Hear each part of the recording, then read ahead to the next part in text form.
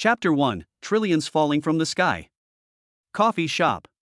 Yiming sat in his seat with a calm expression. Opposite him sat his girlfriend Zhang Wenyi and her parents. Zhang Wenyi has become increasingly cold towards him in the past 2 months. The appointment here today should be a showdown between her and him. Yiming is mentally prepared for this. Zhang's mother spoke first. Xiaoyi, right? We are Wenyi's parents. We came here today mainly because we have something to tell you. Her tone was very cold and her face was gloomy. Aunt, please go ahead.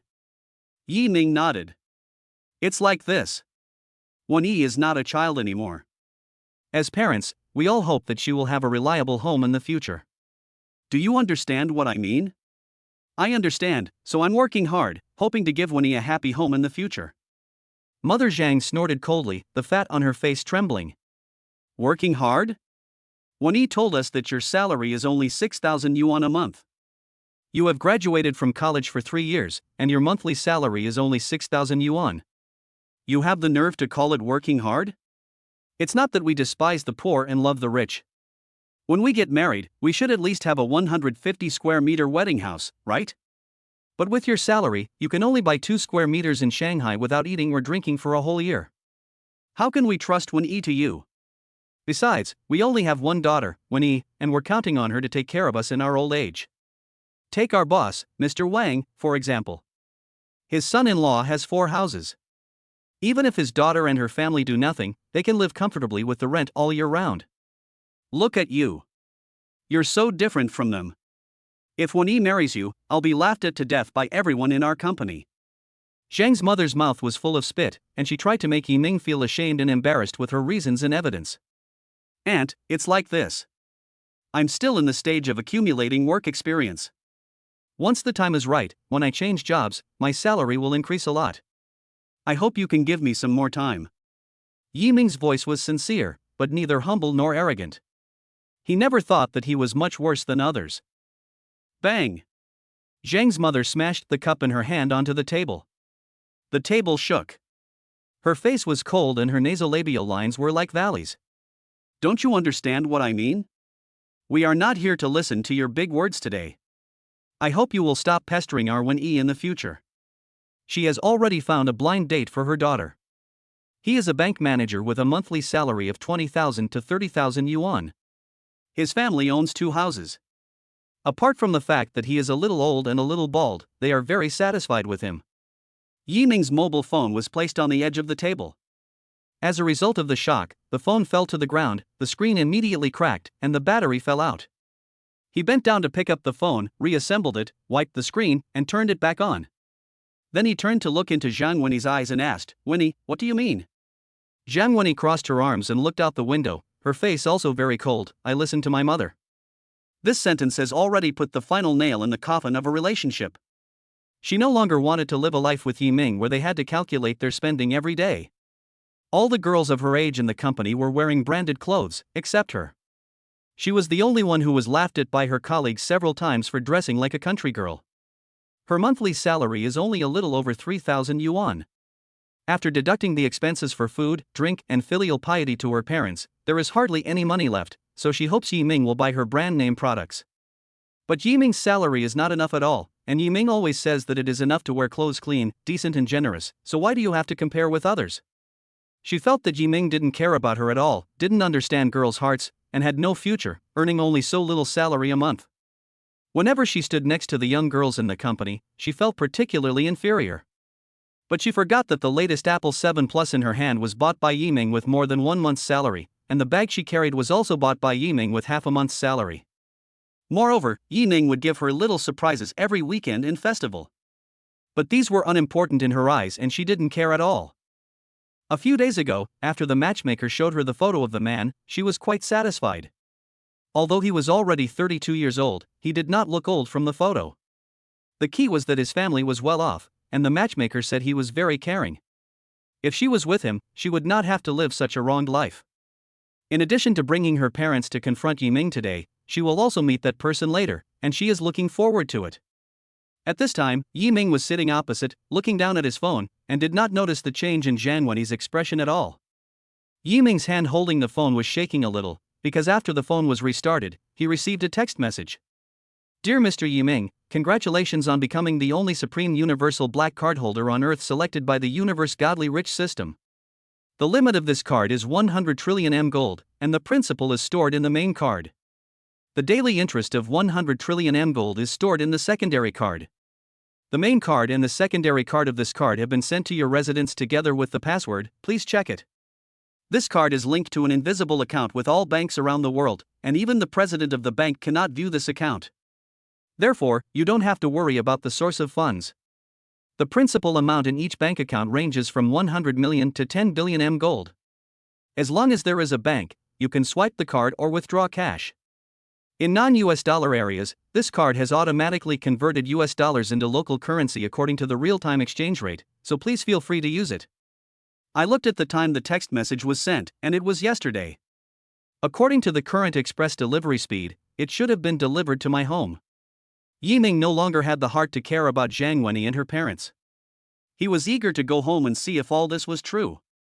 He stood up and drank the coffee in the cup. Okay, Wenyi, I wish you happiness. Then he turned around and walked to the bar to pay the bill and left.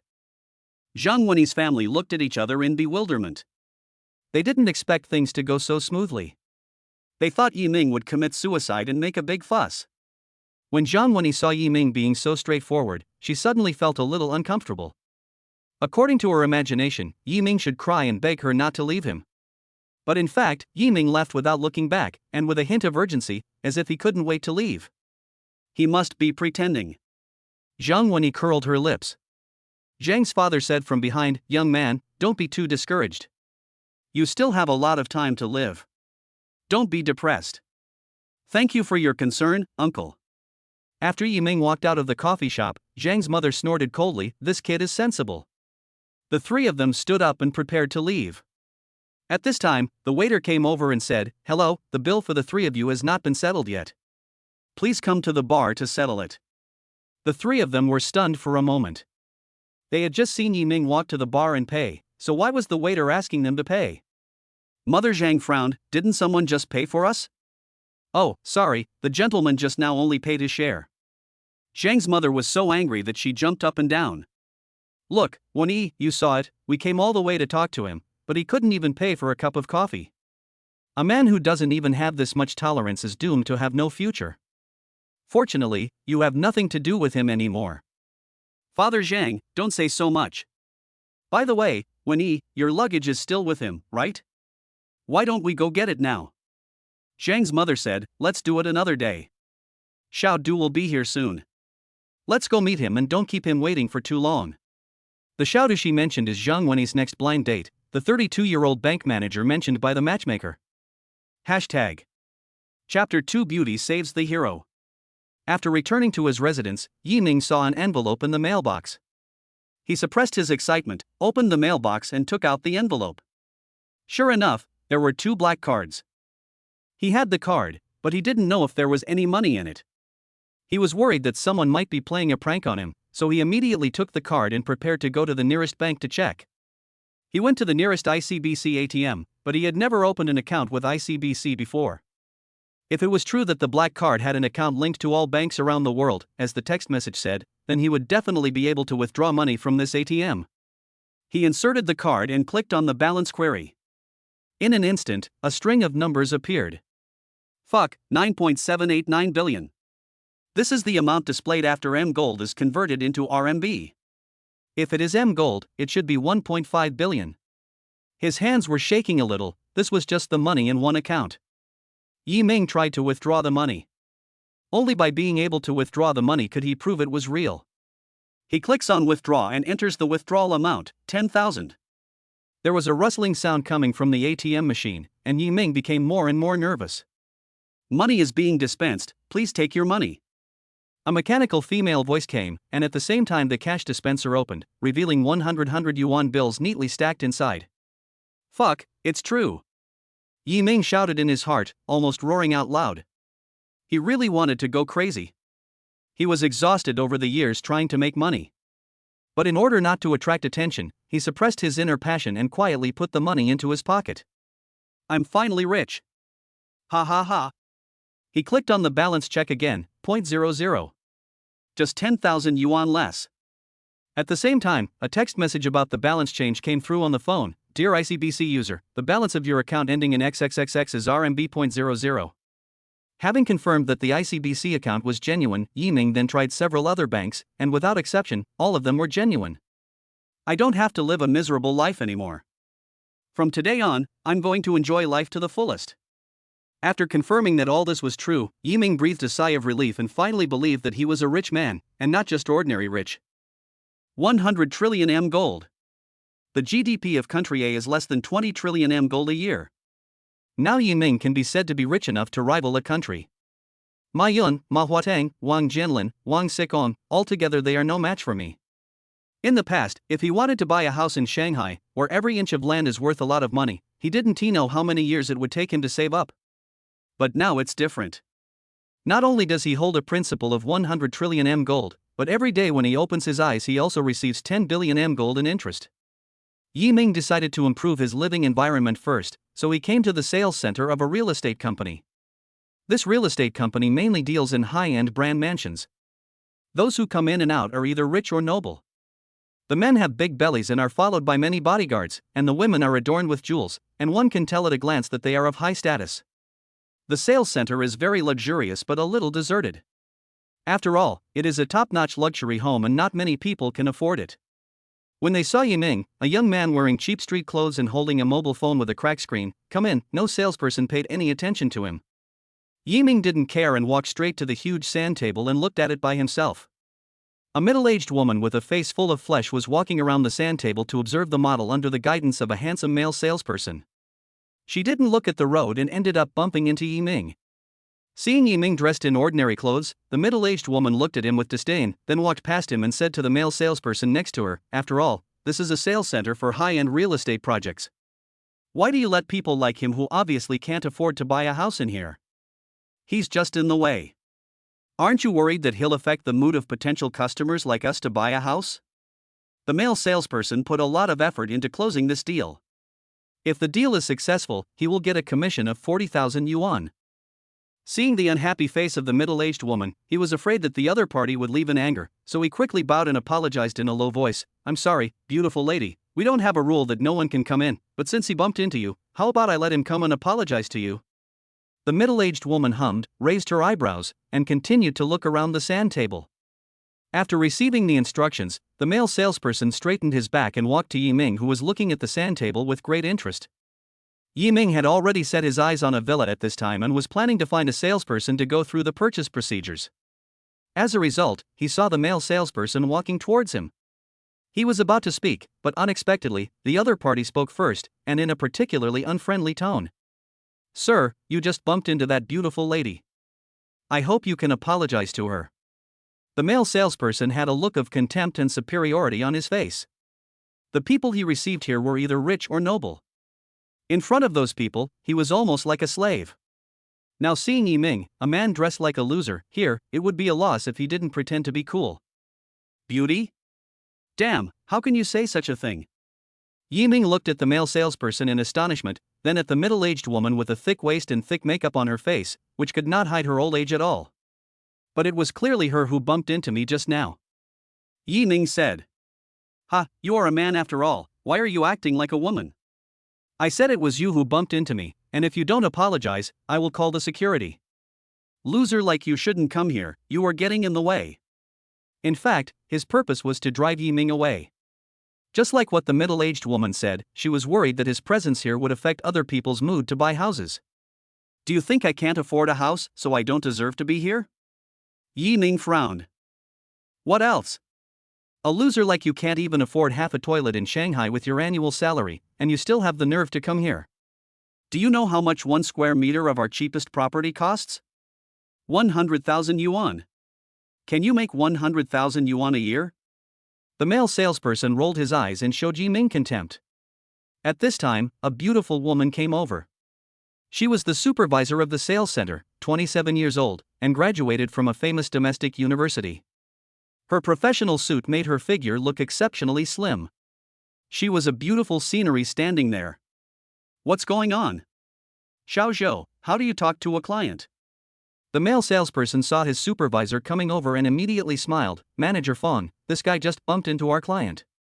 I asked him to apologize. I just saw her bump into this gentleman. Why are you looking at me like that?" The beautiful manager was very dissatisfied with the male salesperson for lying with his eyes open.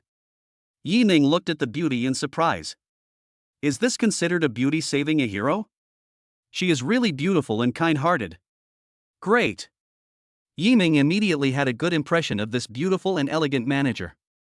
Hashtag. Chapter 3, Is 10 million a big deal? The middle-aged woman felt very uncomfortable when she saw her supervisor scolding the male salesperson who was serving her. She immediately came over to support the male salesperson. "You are the supervisor here, right? I was thinking that your salesperson was warm and attentive, so I was planning to buy an apartment worth about 10 million yuan from you. But since you have this attitude, I'm sorry. I think I should really reconsider whether I should buy it or not." Manager Fong really wanted to say, "It's up to you whether you want to buy it or not. The houses here are easily sold." However, she is just a manager after all, and she cannot be so willful. Yi Ming stood up at this time, with a smile on his face. "Is it amazing to be able to afford a 10 million apartment? I didn't say it was amazing, but a poor loser like you definitely can't afford it." The middle-aged woman crossed her arms with an infinite sense of superiority on her face. Yi Ming said nothing. He walked to the sand table, pointed at the villa he liked and asked Manager Fong, "How much is this villa?" Manager Fong's eyes lit up. The villa had been here for more than half a year. Many people came to ask about the price, but most of them fell silent after asking the price. Because that villa is too expensive. The selling price is 399 million renminbi, full payment required, no installment payment accepted. 399 million renminbi may not seem like a lot, but the wealth of the rich people on the Forbes rich list is far more than this number, but most of their assets are virtual shares and cannot be cashed immediately. Apart from the top few super rich people, there are only a handful of people in the country who can come up with so much cash at once. Although Manager Fong did not think that this ordinary young man could afford this luxury house, she still gave a brief introduction out of good professional ethics. "This villa is the most expensive luxury home here. It is decorated in a European classical style. The decoration materials are all made of the world's top materials. It is fully equipped with furniture and electrical appliances.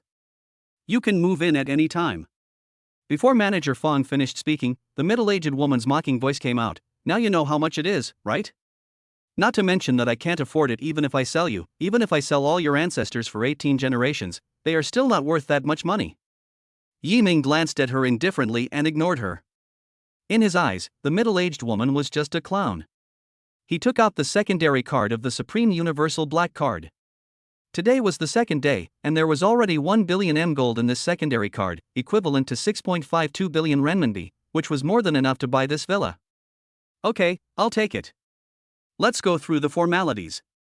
Yi Ming calmly handed over the card and his ID card. "What?" The middle-aged woman's eyes widened immediately. This guy must be showing off.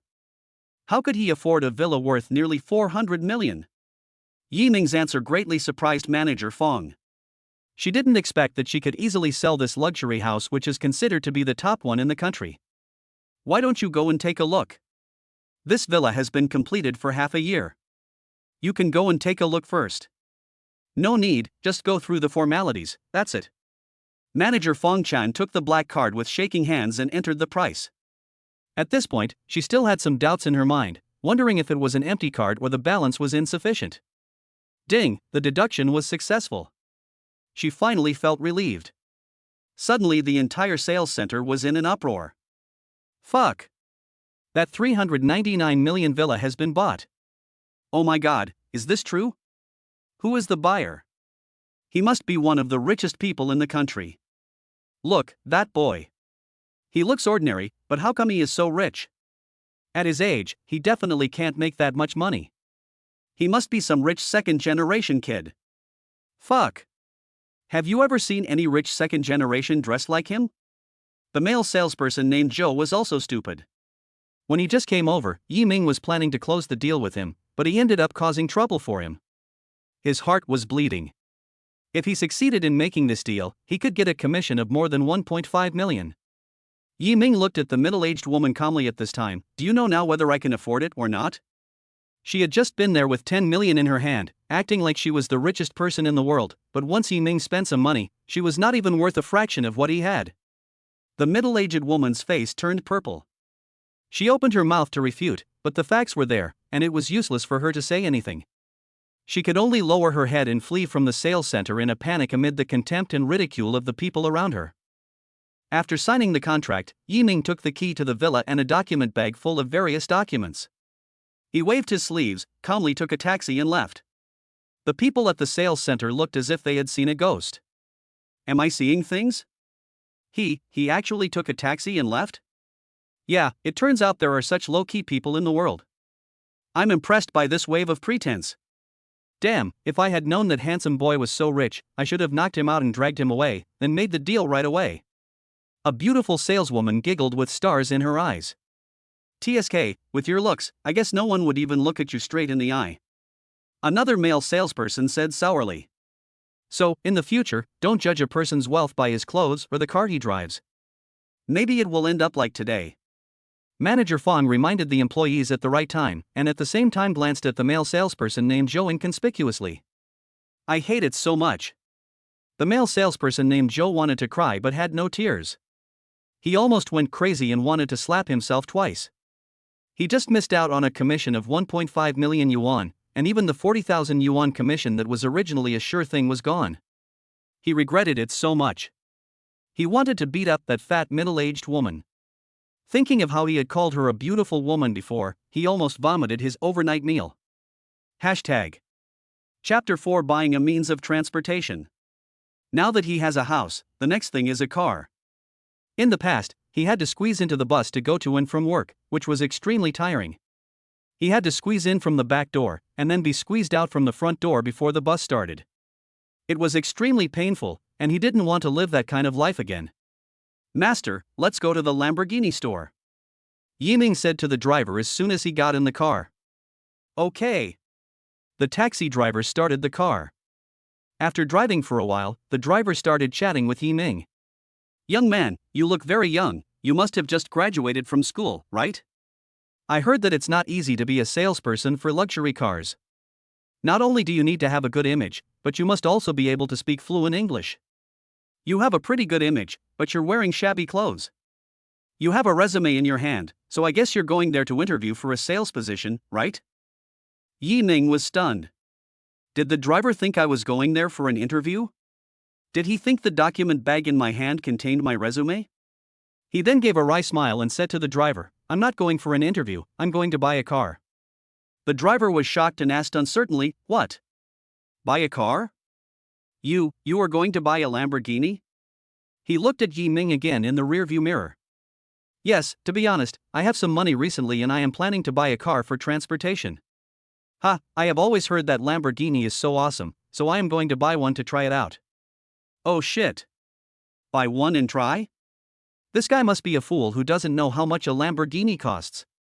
The master was an experienced driver who knew the prices of various luxury cars. He felt it necessary to enlighten this ignorant young man so that he would not be embarrassed. Young man, not everyone can afford a Lamborghini. There are currently 2 models on sale in China. The cheapest one costs 3 million yuan. With all the taxes and insurance, it will cost almost 3.5 million yuan. Are you sure you want to buy one and try it out?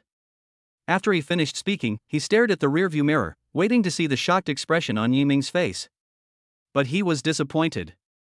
Yiming just stared at the scenery outside the window, his face showing no change at all. It's okay, not expensive. The driver was even more shocked by her pretentious demeanor. He said unwillingly, besides, the annual maintenance cost of a luxury car like this is hundreds of thousands. The money we earn from working so hard all year round is not even enough to cover the maintenance cost of a car. No big deal. Yiming smiled faintly again. The driver vomited blood. If this guy wasn't pretending, he really had some money. He swallowed and stopped talking. The car quickly arrived at the Lamborghini store. The fare was 68 yuan. Yiming directly handed the driver a Mao Zedong note. No need to look for it. These words touched the driver. Looking at Yiming's slightly thin back, the driver decided to wait outside. He wanted to see if this guy was just pretending to be cool. Several people came to take a taxi, but he directly refused to take them. Lamborghini store. After Yiming walked in, he was not ignored. Immediately, a young and beautiful girl came to greet him with a professional smile on her face. Hello, what position are you applying for? When she saw Yiming wearing cheap clothes and holding a file bag in his hand, she subconsciously assumed that he was looking for a job. I'm not here to apply for a job. Aren't you here to apply for a job? Then why do you bring your resume with you? The beautiful girl looked at the file bag in Yiming's hand suspiciously. Resume? EXM? Yiming was speechless. If he took out the documents inside, it would probably scare her to death. This is not a resume. By the way, I'm here to buy a car. Please introduce me to the best one you have. The beautiful girl frowned. The young man in front of her looked very ordinary, even a little loser. Because they often come into contact with various rich second generations, the salespeople here have very sharp eyesight. They can tell at a glance which brand and which season's item you are wearing. Looking at Yiming in front of him, he was obviously wearing cheap goods. He seemed to have taken a taxi just now. He didn't look like the type of person who could afford a Lamborghini. Could it be that he was buying it for some rich young master who was embarrassed to show up? He should be running errands for someone. The beautiful girl had the answer in her mind and her expression became relieved. She brought Yiming directly to a Lamborghini Aventador. This is the best car we have here, the Lamborghini Aventador LP 754 Super Veloce, priced at 8.01 million renminbi, with a landing price of 8.87 million renminbi. Okay, I'll take him. Yiming didn't waste any words and directly handed the secondary card and ID card to the beautiful girl without even thinking for a second. The beautiful girl subconsciously took a look at the ID card. She wanted to know which rich second-generation family came to buy the car. As a result, when I saw this, my body trembled. Oh shit, it's this guy's ID card. She took the ID card and compared the portrait on it with Yiming's face several times. The more she looked, the more shocked she became, and her eyes widened. Did you really buy the car? Is the car in your name? The beautiful girl asked tentatively. Yiming smiled bitterly, it was really me who bought the car. The beautiful girl immediately became energetic. Compared with her previous indifference, she was now very enthusiastic. She immediately took Yiming to go through various procedures. Sir, when do you plan to pick up the car? I'll pick it today. There's one right here. This is it. Yiming looked at the all-black supercar and was very satisfied. He had seen it on the street a few times before. The sound was so cool. He couldn't wait to experience the feeling of having a 100% turning head rate. Seeing Yiming being so straightforward, the beautiful girl was so happy that she wanted to hug Yiming's neck and give him a kiss. The commission from this order would be enough for her to spend for half a year. Hashtag. Chapter 5 Zhang Wenyi regrets. When Yiming drove the Lamborghini past the taxi driver, Yiming stuck his head out. Master, you haven't left yet? Are you waiting for customers? The driver stared blankly at Yiming and his Aventador worth more than 8 million yuan. The cigarette in his mouth fell out and he spoke a little unsteadily. Little brother, did you really buy this car? Yeah, how's it going? Is it okay? The driver swallowed and said, sure, that's fine. Master, I'm leaving first, you go ahead with your work. Yiming smiled and waved at him, then he stepped on the accelerator and with a bang, the car rushed out in an instant, leaving only the violent roar echoing in the air, attracting passers-by to look back and exclaim in amazement. Fuck, this is so cool. If I could drive this car, my life would be worth it. Damn it, I wonder which girl is going to get murdered tonight. Ah, don't pull me, I want to scam you. Fake car? Are you looking for death? The people who drive this kind of car are either rich kids or the second generation of officials. Are you sure you want a fake car? Yiming parked his car downstairs of the rental house. He was going to check out of the house and had some things to take with him. At this time, a lot of onlookers gathered downstairs. There was nothing they could do as this car was too rare in their area. Shit, did the young man who just came upstairs live here before? He looks familiar. He should be. He probably made a fortune recently and is moving away. Hey, why is it so easy for others to get rich? I work so hard all year round and still can't afford to buy them a wheel. Hee, go and kneel down to them. Maybe if they are happy, they will help you get rich together. Roll. Yi Ming sorted his things casually. He didn't have much stuff, and it could fit in one box. Most of them belonged to his girlfriend Zhang Wenyi. No, she should call her ex-girlfriend.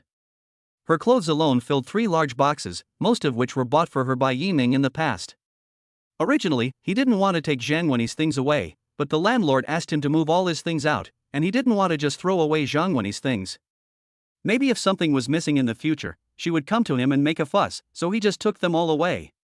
Before leaving, he wrote his current address on a piece of paper and gave it to the landlord, telling him to give the note to anyone who came to see him. A prosperous court. The top villa area in Shanghai, the luxury house purchased by Yi Ming, is located in the prime location of the entire villa area, covering a large area and beautiful scenery. In front of the villa is a large green lawn, which is very soft to step on, and you can tell at a glance that it is regularly maintained. There is a huge circular swimming pool at the back with crystal clear water. When you open the door, you will be greeted by a classical European luxury atmosphere. The exquisite chandelier, the comfortable sofa, and the beautiful closet all demonstrate luxury. Yi Ming watched all this and felt very excited. This is life. I don't have to live in that shabby rental house anymore. Yi Ming couldn't help but shout out. The excitement that had been suppressed for a whole day burst out at this moment. Fortunately, the sound insulation here was very good and the neighbors were far away, so no one could hear his crazy shout. At the same time, in a Chinese restaurant in the city, Zhang Wenyi looked outside nervously. More than half an hour had passed since the agreed time, but the Xiaodu mentioned by the matchmaker had not arrived yet. The matchmaker was quite talkative. She described Xiaodu to Zhang's parents in all sorts of wonderful ways. Zhang's parents were so excited by her words that they wanted to marry their daughter to him immediately. I'm telling you, after your daughter marries Xiaodu, your family won't have to worry about anything. Xiaodu is a very good person, very filial, and his family conditions are among the best. Your daughter will definitely not lose out if she marries him. That's good, that's good. We don't care. It's just that Wenyi is our only daughter. If she can have a good home, we as her parents will feel relieved. Mother Zhang was smiling. At this time, the matchmaker stood up and greeted outside, "Hey! Here!" A bald middle-aged man with a briefcase outside saw the matchmaker and greeted her, then trotted over. Is that him? The first time Zhang Wenyi saw the other person, her original expectations were instantly shattered. It was clearly not like that in the photo. Although she is not a person who cares about appearance, her appearance is really too bad. Compared with the handsome Yi Ming, there is a huge gap between them. If Yi Ming is the handsome Erlangshan, then this Xiaodu is Xu Beiji. But she remembered what her best friend said, what's the point of being handsome? Can a handsome face be used to make a living? Can it be used as a credit card? The most important thing for a man is financial strength. She comforted herself by thinking that as long as he was good to me and his family was well off, it didn't matter if he wasn't good looking. There were so many beautiful celebrities who married ugly men. Xiaodu had already come in. When he saw Zhang Wenyi, his eyes lit up. Hello, my name is Du Mingyi and I'm 32 years old. Du Mingyi extended his hand to Zhang Wenyi and introduced himself. 32 years old? I'm afraid he's more than 35. Zhang Wenyi complained in her heart. Hello. She stretched out her hand awkwardly, but the other person held her hand tightly and seemed reluctant to let go. She had to exert a lot of force to pull it back. Okay, my task is completed, you guys chat. The matchmaker smiled and stood up to leave. Before leaving, she winked at Du Mingyi. Du Mingyi immediately understood, chased after her and stuffed a big red envelope into her hand, then came back and sat opposite Zhang Wenyi. You two should be Wenyi's parents, right? Sorry, I'm a little busy today and the traffic was congested, so I kept you waiting for a long time. It's okay, it's okay. It's a good thing for a man to be ambitious. Zhang's mother immediately smiled. Come on, eat. Du Mingyi waved his hand, looking like a host. The four of them ate and talked, and the more they talked, the more each other's background was uncovered. Zhang Wenyi sat there at this time, feeling increasingly cold in the heart. The matchmaker said he was a bank manager, but in fact he was an account manager without any sales function. In other words, he was just selling insurance to depositors. The title of manager had no value at all. The salary is not fixed. The basic salary is 4,000 yuan, and the rest depends on commission. The salary of 20,000 or 30,000 yuan mentioned by the matchmaker is because the commission is higher that month. The two houses are real, but one of them is a peasant house in the rural area of his hometown in Hunan. Although the other one was bought in Shanghai, that place is in a remote area and is only more than 70 square meters. The key is that the mortgage has not been paid off yet. He is in his 30s and has not paid off the mortgage yet. You can imagine his financial conditions. He spoke in a rather tactful way, and neither Zhang's mother nor Zhang's father noticed. But how could he hide it from Zhang Wenyi, who had already been working in the workplace for 2 years? The more Zhang Wenyi listened, the colder her heart became. With these conditions, they were not much better than Yiming's. At least Yiming was still a potential stock, and his potential would be realized soon. She suddenly felt a little regretful, but when she thought of Yiming leaving without looking back, she felt uncomfortable again. Zhang's mother and father were chatting happily with Du Mingyi, and they seemed very satisfied. Before parting, Du Mingyi took the initiative to call the waiter to come and settle the bill, which made Zhang's mother praise this little Du for being a good person. They were now furious whenever they thought of Yiming, as he only gave them his share of the bill. This Xiao Du is really good. He is well-mannered, cultured, considerate, and has 2 houses. Wenyi, choose him. Mom doesn't expect you to marry a big star or a rich man in this life. It's enough for you to have no worries about food and clothing for the rest of your life and be filial to me occasionally. Zhang Wenyi didn't want to make her mother angry, so she thought about it and shut up. At least Du Mingyi had a house, and with a house she had a place to stay and didn't have to move frequently. Yeah, she responded. By the way, Wenyi, your luggage is still with Yiming, right? It's late today, let's find a time to go with you to get your luggage back. From now on, your father and I will be relieved. How about tomorrow? I'm worried that he might throw away Wenyi's luggage in anger. Father Zhang said. Not tomorrow. I have something to do at the company tomorrow and can't get away. Let's wait a few days. You can also have more fun in Shanghai. He won't abandon my luggage. Okay, since we rarely come here, let's play for a few more days. Hashtag. Chapter 6 Resignation. At night, Zhang Wenyi tossed and turned in bed, unable to fall asleep. She was very unwilling. Was she going to have to marry such a man in her life? After much thought, she decided to tell her parents the truth. When Zhang's father heard Du Mingyi's actual situation, he was shocked and panicked. Ah! What should I do? As the person with the most say in the family, Zhang's mother waved her hand and said, It's okay. Xiao Du is a very stable person. I think he is more reliable than Yiming. Wenyi, don't be picky. Our family conditions are not that good. At least he has a house in Shanghai. That's enough. Think about the current housing prices in Shanghai, right? Zhang Wenyi wanted to say something, but she felt that her mother's words made sense, so she stopped talking. The next day, Yiming went to the company to resign. He now had almost endless money, so why should he continue to work so hard? It was already 10:30 when Yiming arrived at the company. As soon as he arrived at the company, his supervisor, Cha Shanshan, came to him with a nasty look on his face and yelled at him in front of all the employees in the office. Yiming, look at what time it is now. What do you think of the company? Is it your backyard? You can come whenever you want? Also, you asked for half a day off yesterday, but you didn't come for the whole day. You were late for work today. I think you don't want to work anymore. If you don't want to work, get out of here as soon as possible. Don't get me scolded by the boss. This supervisor Cha has been making things difficult for Yiming for no reason since he entered the company. Yiming has always been puzzled. He has been working diligently and conscientiously, and always exceeds the tasks assigned to him. Why does he always make trouble for him? Later, a girl in the same office told him the truth. Manager Cha is afraid of your talent and is afraid that you will replace him, so he has always disliked you. Yiming was also speechless at the time. I work hard and honestly, and you actually play this trick on me? No wonder my salary has not increased. It turns out that he is holding it back. Yiming was about to speak, but Cha Shanshan immediately waved his hand at him. Don't make excuses, I don't want to hear them. If your performance doesn't meet the target this month, I'm sorry, you have to pack up and leave. Then he handed a thick stack of materials to Yiming. I will need this plan tomorrow, please sort it out immediately. If you can't finish it, you can stay and work overtime tonight. Yiming looked at him indifferently, without taking the stack of materials. Sorry, I'm here to resign today. he handed over his resignation. What? Sha Shanshan was shocked and stared at the resignation letter in Yiming's hand with wide eyes. As far as I can remember, Yiming took this job very seriously. Why did he suddenly resign today?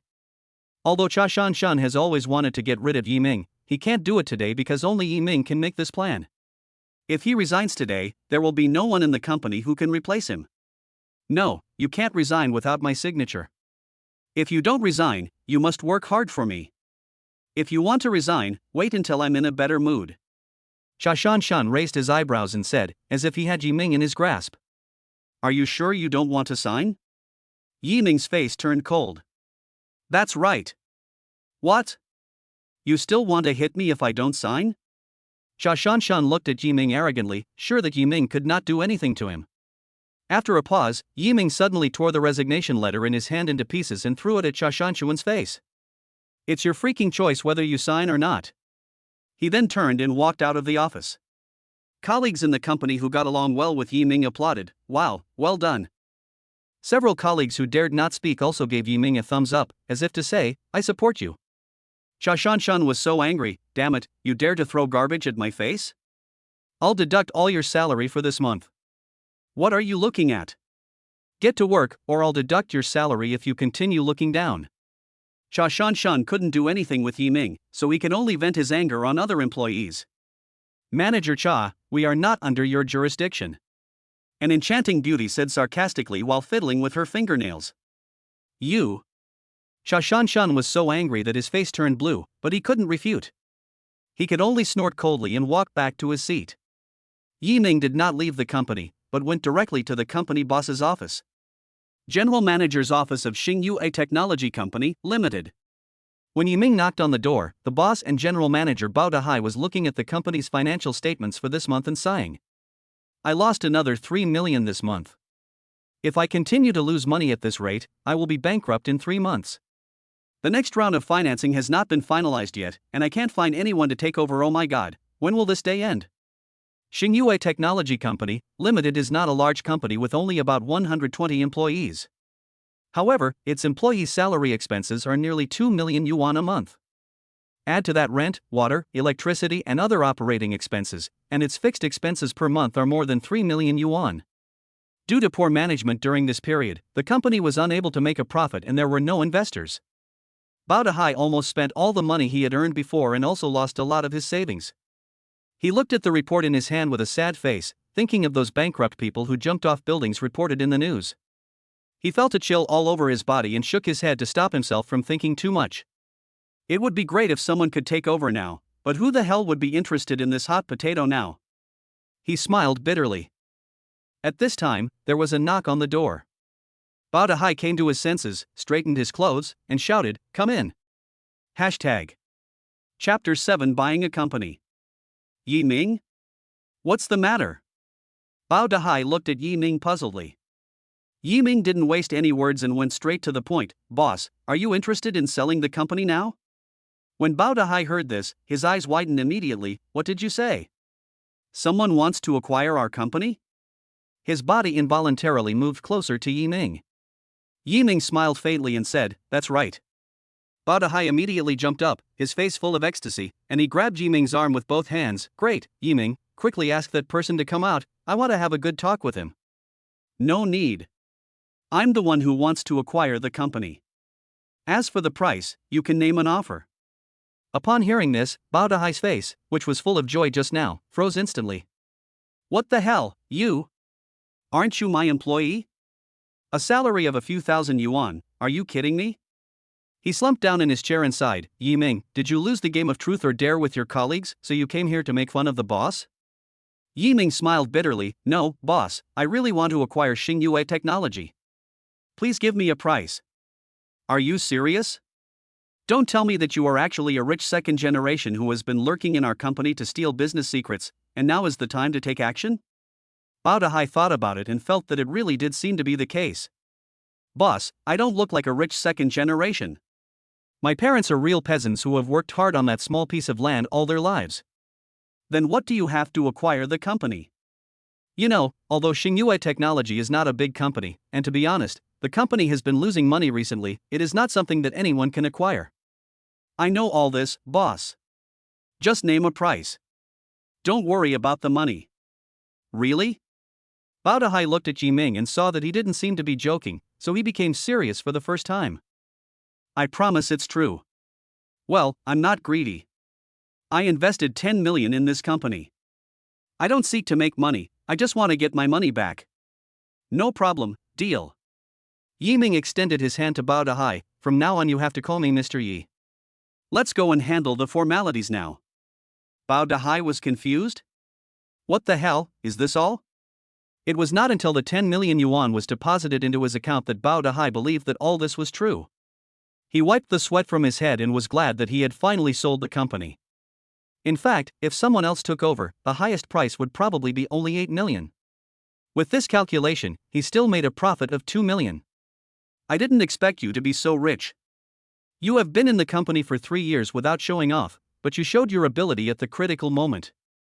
Bao Dahai patted Yiming's shoulder and laughed. Yiming smiled and said nothing. He walked into the office again, and Bao Dahai followed him. He was now particularly grateful to Yiming for saving his life. Before all the procedures were completed, he would fully cooperate with Yiming's work. Seeing Yiming coming in, Shan smiled smugly, thinking that Yiming was here to give in. He glanced at Yiming and said, "If you have the guts, don't come back if you leave. Why don't you just come back and beg me now?" Yiming walked to Shan's seat and said calmly in front of everyone in the company, "Shan, you are fired by the company. Now pack up and leave the company immediately." Instantly, the whole office was quiet for a moment, and then it became lively.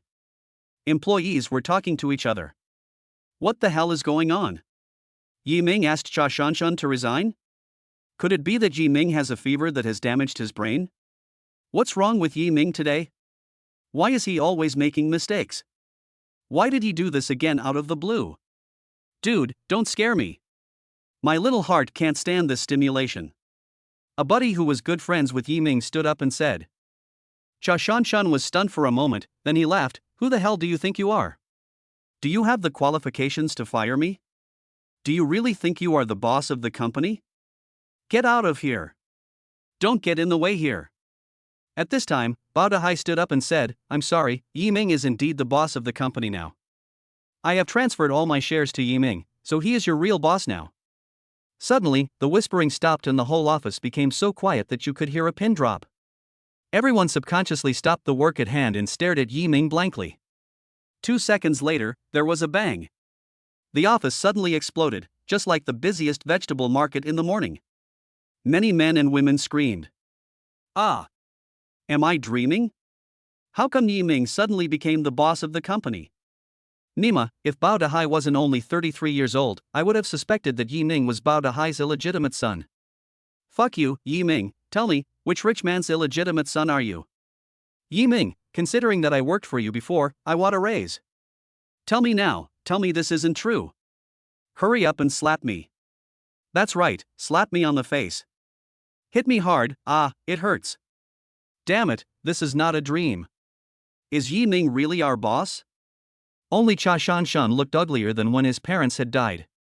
Since Bao Dahai had said so, there was no point in him saying anything more. He could only grit his teeth and pack up his things to leave. At the same time, he was secretly regretting it in his heart. You know, the salary of his job was very generous. With his ability, it was basically impossible to find another job with the same salary level. Yiming looked at the group of crazy colleagues with a smile and waved his hand to signal them to quiet down. Immediately, a buddy who was on good terms with Yiming shouted behind him, "Everyone, be quiet. Boss Yi is about to speak." Yiming smiled at him gratefully, just like before, without any sense of distance, which made people feel warm in their hearts. After everyone quieted down, Yiming cleared his throat and looked around the company. "Thank you all for taking care of me in the past. I remember all your kindness to me in my heart, but I didn't have the ability before, so I couldn't repay you.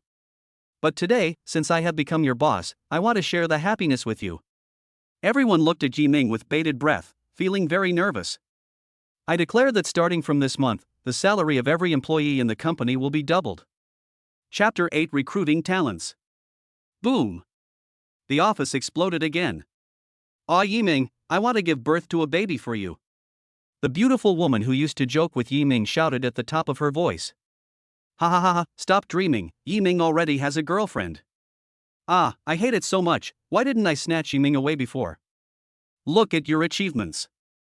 Look at me, handsome Yi, are you interested in changing your girlfriend? If not, do you mind having one more? Ha ha ha, I can finally buy the bag I've been eyeing next month. Damn it, I'm not going to live in that crappy rental house anymore. For a moment, the company was filled with excitement, with people dancing and shouting, and many even throwing things into the air. After everyone calmed down a little, Yi Ming reminded them, please continue to work hard in the future. As the boss of the company, I will not treat you unfairly. As long as you work diligently, you will get what you deserve. Long live Boss Yi. Fuck, Yi Ming. Boss Yi, you are so awesome. Oh, I'm going to cry. Where else in the world can I find a boss like this? Except for Cha Shanshan, Yi Ming has a good relationship with everyone in the company. He is capable at work, and his male colleagues respect him. He is handsome, and all his female colleagues have a good impression of him. So he usually gets along with everyone and talks very casually. Now that everyone said this, he didn't feel it was abrupt at all. Instead, he felt very familiar. Nothing has changed. At this time, the front desk receptionist came in with a confused look on her face. She had been outside and had no idea what had happened in the office. She walked up to Bao Dahai with a resume in her hand and said, Boss Bao, I just received a resume. It looks good to me. Would you like to take a look? Bao Dahai immediately pointed at Yi Ming and said, give it to him. He is the boss now. The receptionist was a little slow to react, stunned for a moment, covered her mouth and exclaimed, Yi Ming? You are the boss of the company? Yi Ming nodded, ignoring the surprised expression on the other person's face, and took the resume and looked at it. The more he read, the more shocked he became. Fuck, this guy is so awesome. I graduated from Harvard Business School at the age of 21, majoring in economics and minoring in law. I am fluent in 5 languages, English, French, German, Italian, and Spanish. I started my internship at Goldman Sachs in my junior year and worked for 2 years. After graduation, I joined JP Morgan Chase. In 3 years, I worked my way up from a grassroots researcher to a senior department manager. At the age of 24, I am about to be promoted to the youngest executive vice president in the history of JP Morgan Chase. However, I felt that there was a lack of challenges, so I resolutely resigned from JP Morgan Chase and returned to China, hoping to start from a small company and demonstrate my value in all aspects. Willful. Too willful. You know, Goldman Sachs and JP Morgan Chase are both top investment banks on Wall Street. Only the best can enter these 2 companies. Every year, countless talented people try their best to get in but fail. However, she left with a simple remark that there was a lack of challenge. How else to describe it except willful? Looking at the photo again, wow, she is still an absolute beauty. This kind of talent must be retained. Yi Ming immediately instructed the receptionist, please ask her to sit in the conference room. I will be there soon. Remember, treat her well. Okay. The front desk receptionist took the order and left. Yi Ming made another speech. It must be said that he does have the talent to be a leader. After listening to his words, everyone was in high spirits and full of fighting spirit. They all expressed their willingness to redouble their efforts to do the job at hand well. Yi Ming nodded with satisfaction, then immediately went to the meeting room. He couldn't let this senior talent wait too long. The first time Yi Ming saw Chen Jiaqing, his eyes lit up. Beautiful girl. An absolute beauty. She is even prettier in person than in the photo. That slender waist, fair and smooth oval face, and bun-like hairstyle make her a top beauty. It turns out that beauties are everywhere among the people. Li Feifei, Zhao Liang, Dilraba Dilmurat, and Guo Shuang are all ugly ducklings in front of her. He calmed down and forced a smile. Hello, Chen Jiaqing, right? I'm Yi Ming, the boss of Xingyue Technology. Chen Jiaqing didn't expect the boss of this company to be so young. She quickly stood up and shook hands with Yi Ming, with a faint smile on her face. Hello, Mr. Yi. Your resume is excellent, and it can be said that it beats most of your peers at home and abroad. Our company is currently at a bottleneck period of development, and we lack talents like you who have vision, pattern, and ability. I hope you can give our company a chance to grow and develop. Of course, salary is definitely not a problem. As long as you can choose our company, all kinds of benefits, options, and shares will ensure that you are satisfied. Chen Jiaqing smiled sweetly, and this smile seemed to brighten the whole world. That extremely beautiful face, coupled with the smile, could melt the heart of the most hateful person in the world. Boss Yi, you haven't asked me what position I'm applying for yet. No matter what position it is, as long as you can stay in our company, I will create one for you even if there is no such position. Well, since Mr. Yi is so straightforward, I won't beat around the bush. I hope to get the position of general manager and handle all the company's operations. And you can't interfere with my work. Yiming really wanted to shout out that God is so damn good to me, everything I need comes to me. No problem, the position of general manager is yours. I am happy to be a hands-off boss. As for salary, just tell me a number.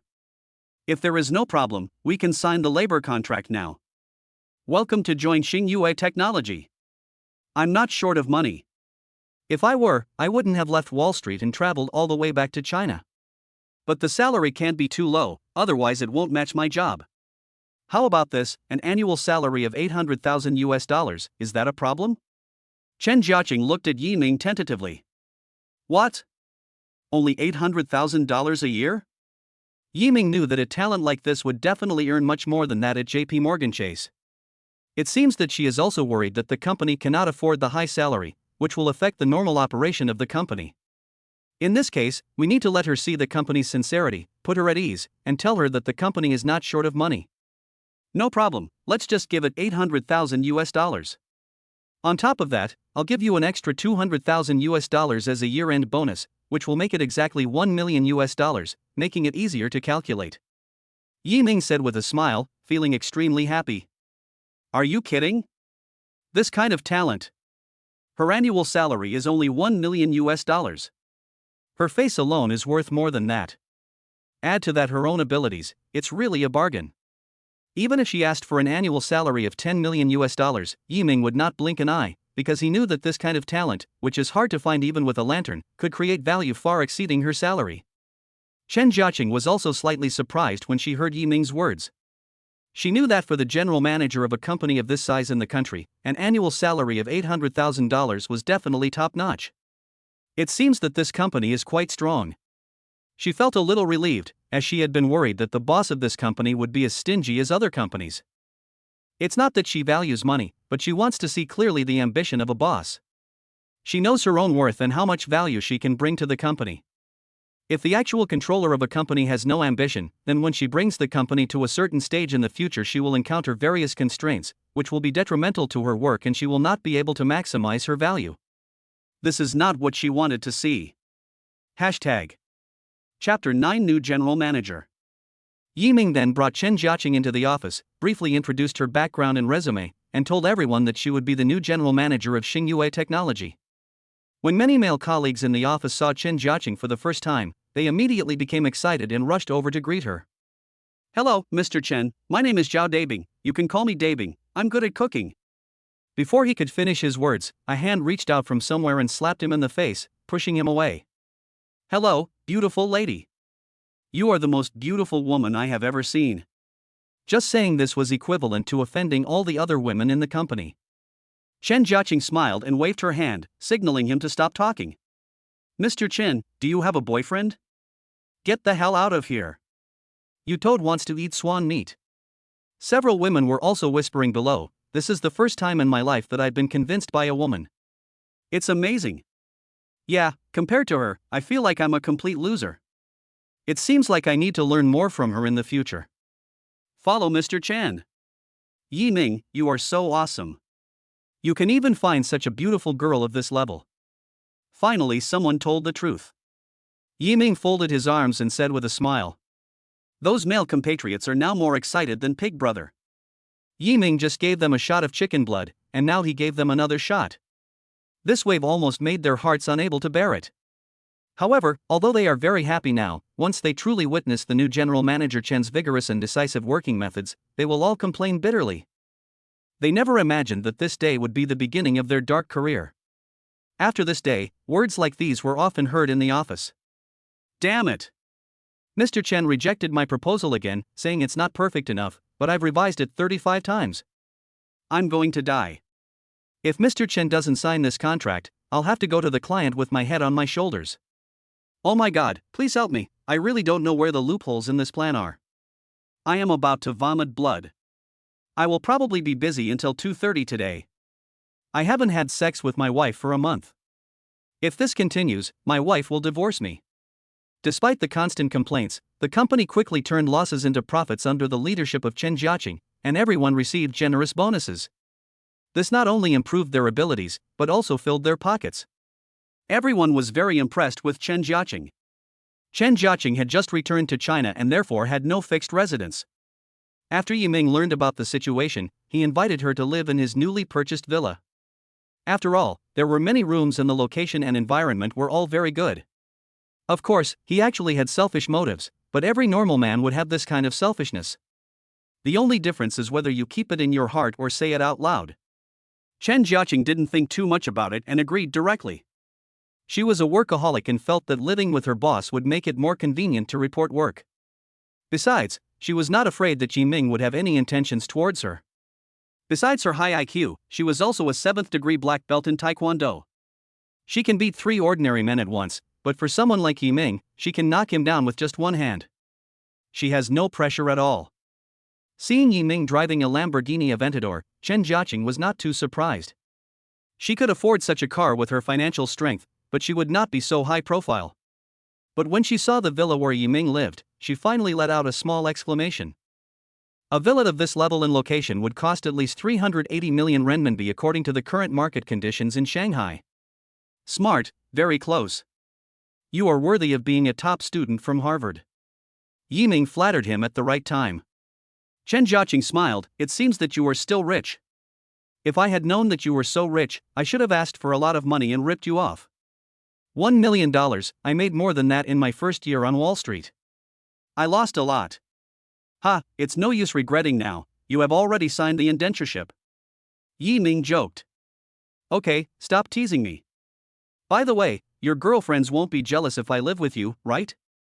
Chen Jiaqing asked with a smile, looking at Yiming's handsome profile. What? Girlfriends?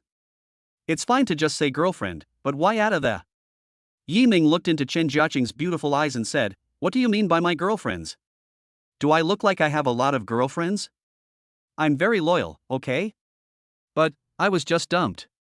Chen Jiaqing looked at him with disdain, not believing his words at all. You were dumped? I don't believe that.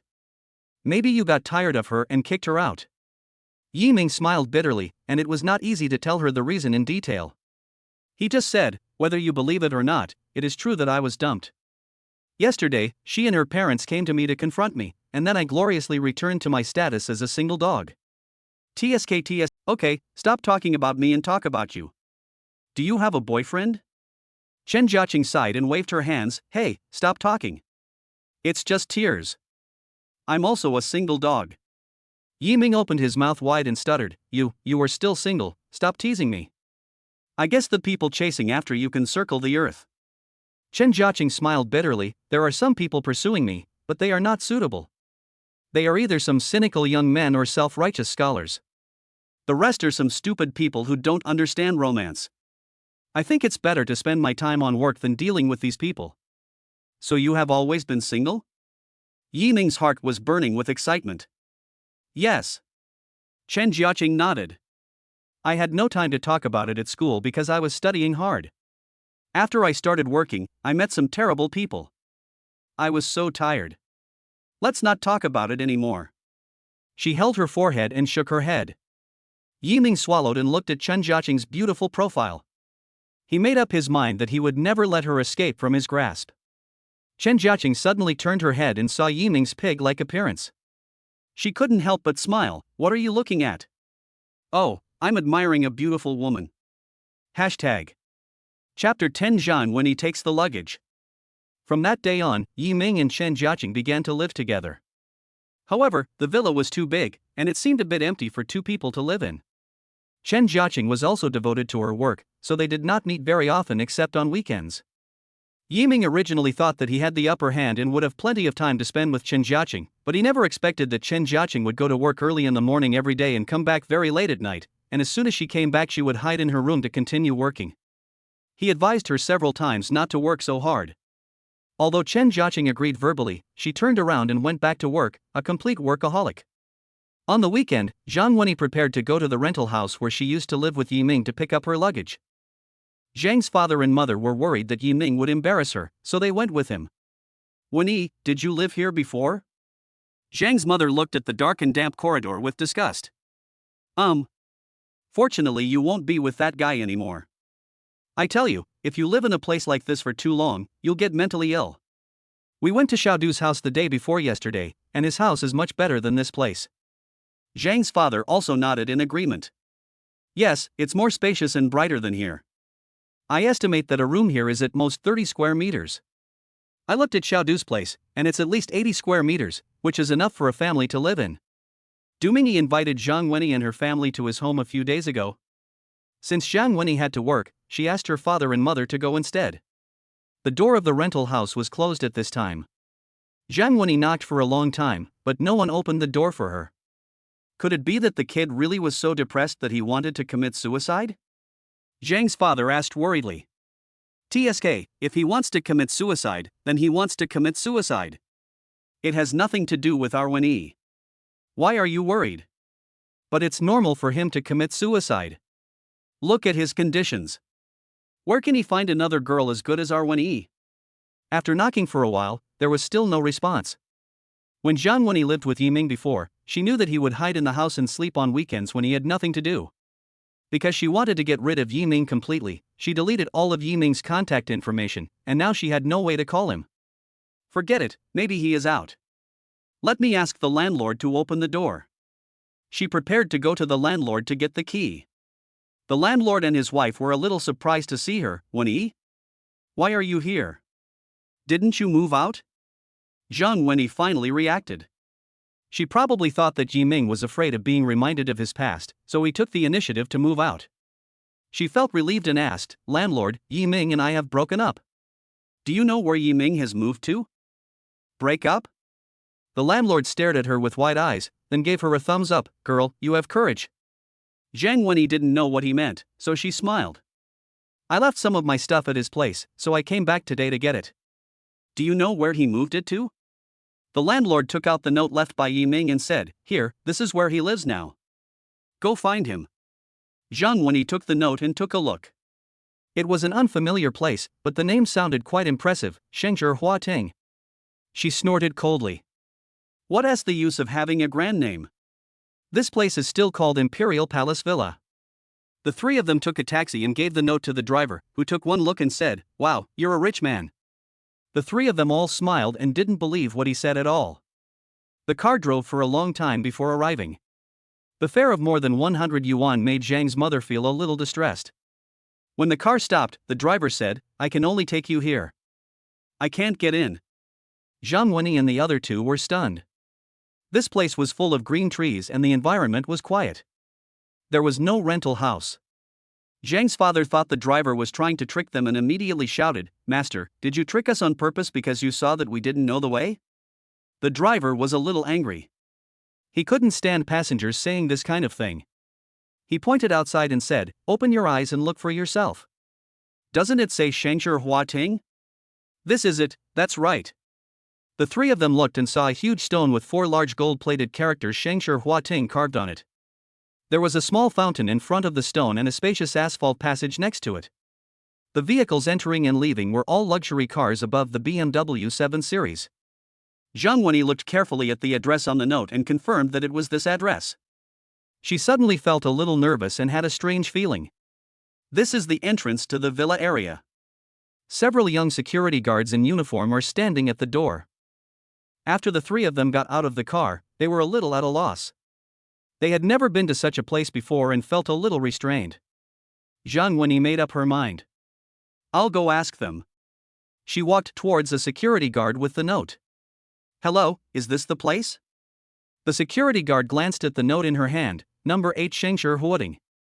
His eyelids jumped. Shit, it was that villa. Hashtag. Chapter 11 Yiming's True Situation. The security guard knew that the villa had just been sold at a record price not long ago and the owner was a very young and handsome man. "Look at the woman in front of me, she is extremely ordinary. Who are you looking for?" I'm looking for Yiming. Does he live here? That's right. The security guard thought that this woman was the owner's former lover, or maybe a one-night stand with whom he had had sex somewhere. Now that she knew the owner's background, she probably wanted to make a big scene and get some benefits. In consideration of the owner, he said calmly, the address above is indeed here, but you are outsiders, so you can't go in. Zhang Wenyi was anxious, but I have my luggage with him, I have to go in and get it. You can go in, and let the owner come out to pick you up. The security guard's face remained calm. This Zhang Wenyi paused. If she had known this would happen, she would not have deleted Yiming as contact information. Brother, I beg you to help me contact Yiming. We are really here to pick up our luggage. The security guard looked unhappy and didn't want to pay attention to her, but another slightly older security guard spoke up, Xiao Lu, call the owner and ask what he thinks. The security guard named Xiao Lu thought for a moment and said, okay, you wait. Then he turned around and went in to make a phone call. Yiming was browsing the antique market alone when he received the call. He picked up the phone and asked, hello, who is this? Hello, Mr. Yi. I'm Xiao Lu, the security guard at Shengshi Huoding. Someone here said he's here to pick up your luggage. You know outsiders are not allowed to enter here without the guidance of the owner, so you see. Xiao Lu spoke carefully into the phone with a smile on his face. Oh, I see. Ask her to wait for a moment. Okay. Xiao Lu waited carefully for Yiming to hang up before hanging up the phone. Yiming turned around and called the workaholic at home who didn't even miss the weekend. Hey, Mr. Chen, someone is outside looking for me to get something. I'm outside now. Please ask them to go in and wait for a while. I'll be there soon. Okay. Workaholic Shen Jiaqing hung up the phone, packed up a little, picked up the car keys and went out. This villa is some distance away from the entrance of the community, and it will take a while to walk there if you don't drive. Shen Jiaqing's car is a Maserati President, which Yiming bought for her to commute to get off work. Yiming originally wanted to give her a Ferrari, but Shen Jiaqing thought it was too high profile and refused. In the end, she chose a lightning red Maserati President.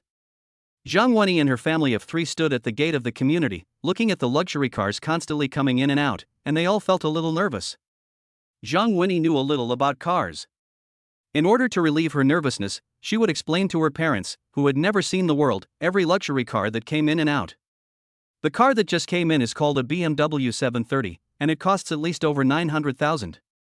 The car that came out is called a Range Rover. It should cost at least over 900,000 yuan. That car is called the Maybach S400, and it's estimated to be worth more than 1.5 million. This one is called the Maserati President, and it costs at least 1.5 million. As soon as she finished speaking, the Maserati President stopped by the roadside. Shen Jiaqing got out of the car. When the security guards at the door saw her, their eyes widened and one of them even drooled. However, they also have self-awareness. Everyone living here has a high status and identity.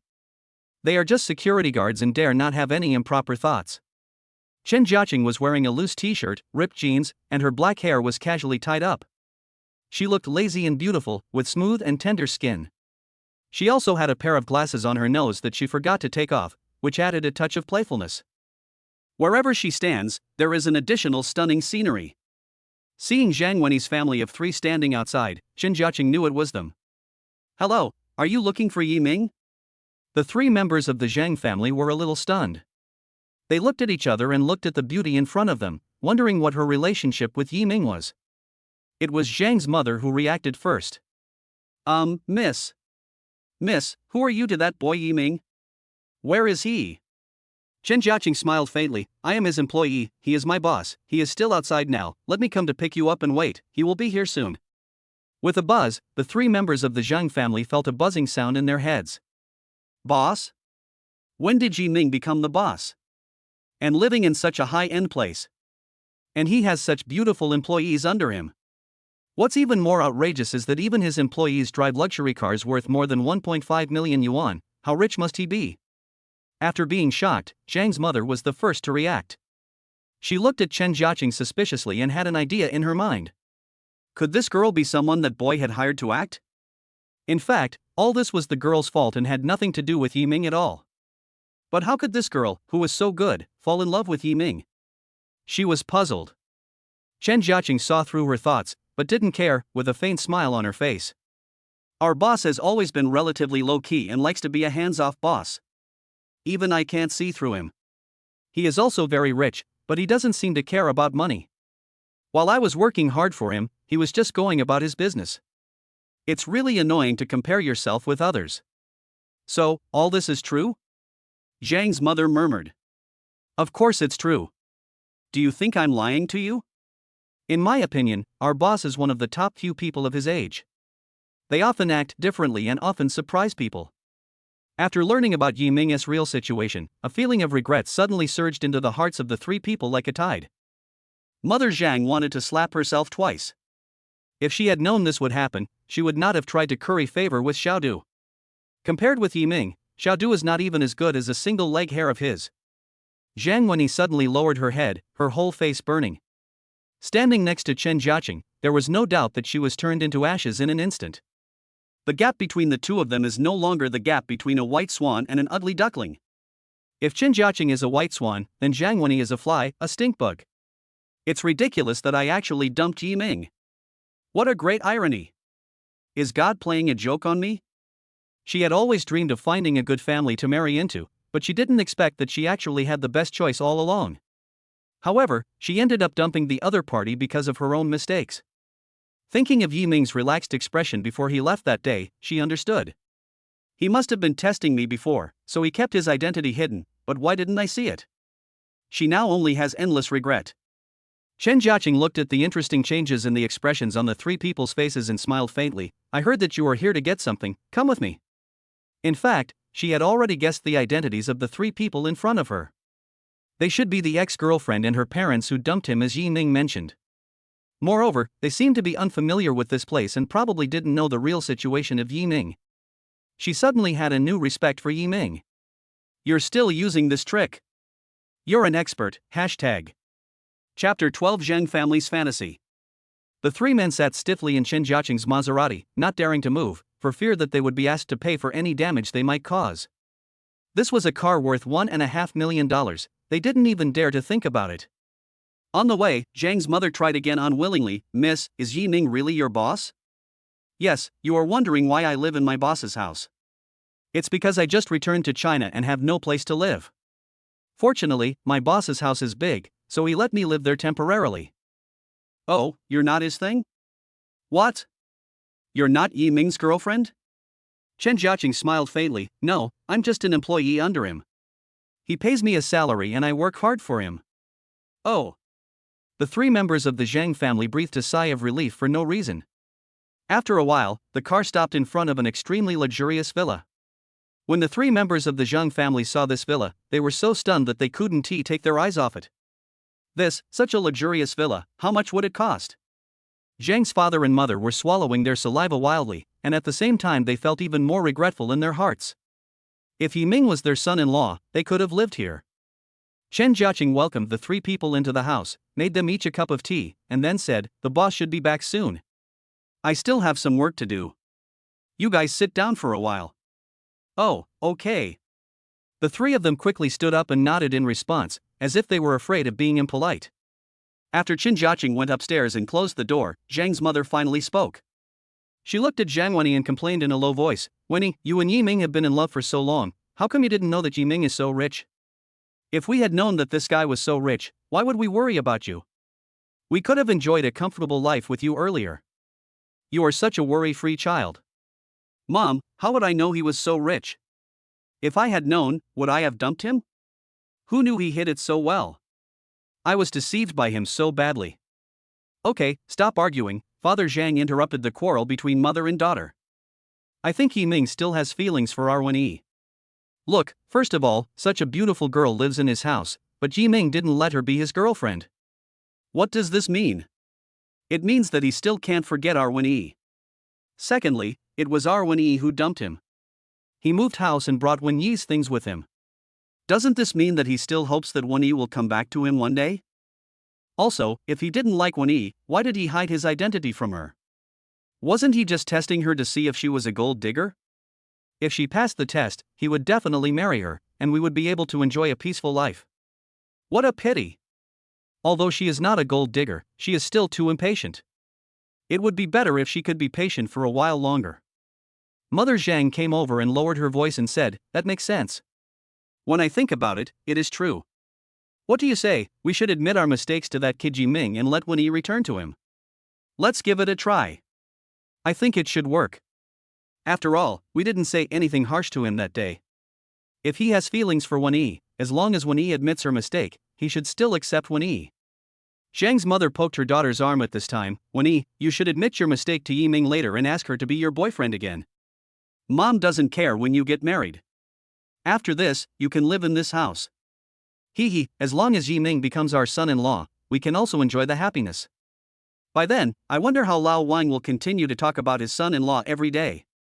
I'm afraid that his son-in-law's 4 houses combined will not be as good as this one." Zhang Wenyi nodded and said She also believed that as long as she admitted her mistake and acted coquettishly, Yiming would forgive her. She has already begun to imagine what it would be like to become the hostess of this villa. "I want to show those people in the company that the villa I live in is something you would never dare to imagine in your lifetime. And I heard from that beautiful lady that he is the boss of the company. Then I must be the boss's wife. I will go to his company and take a look when the time comes, hee." Zhang Wenyi almost laughed out loud when she thought of this. At this time, the violent engine roar of Lamborghini came from far away. Yiming was driving with sunglasses on, and his heart was not fluctuating at all. When the 3 members of the Zhang family heard the voice, they subconsciously looked out the window. "Wenyi, how much do you think this car costs?" Zhang's father asked carefully. Zhang Wenyi's heartbeat quickened. "This car is called Lamborghini Aventador. It should cost at least 8 million. Hiss. Zhang's father and mother took a deep breath. This was far beyond their imagination. At the same time, they were increasingly satisfied with Yiming, whom they considered to be their future son-in-law. Wenyi will be so proud to drive this car back to her parents' home in the future. The car stopped at the door of the villa. Seeing Yiming getting out of the car, the 3 of them immediately stood up and straightened their clothes. Yiming took off his sunglasses and held a painting in his hand. This was a treasure he had just found in the antique market. As soon as he entered the room, Yiming put down the painting, saw the 3 people from the Zhang family, and said calmly, "Sorry to have kept you waiting for a long time." There was not the slightest trace of the struggle that a dumped man would have when facing the woman he once loved on his face. It was very calm, so calm that it seemed as if the 2 people had never had any contact before. No. Zhang's mother waved her hands immediately, her smile a little awkward. Chapter 13. This trick doesn't work.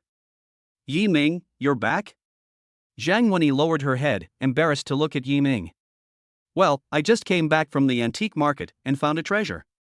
By the way, I have sorted out your things and packed them into several large boxes. I'll keep them for you. Come and see if there is anything missing." Yiming motioned Zhang Wenyi to come over.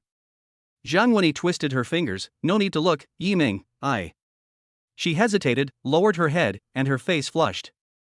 Yiming was stunned for a moment, then he thought of something, smiled and said, "You'd better come over and take a look. Don't let anything important be missing and ask me to compensate you later, I can't afford it." "Ha, Yiming, you are such a joker. If there is anything important that Wenyi has, don't look at it. Keep it." Zhang's mother smiled. Seeing that Yiming was still smiling, she felt that there was a chance. The meaning of her words was also very clear. "Leave the things here so that Wenyi can come back to you and live here together.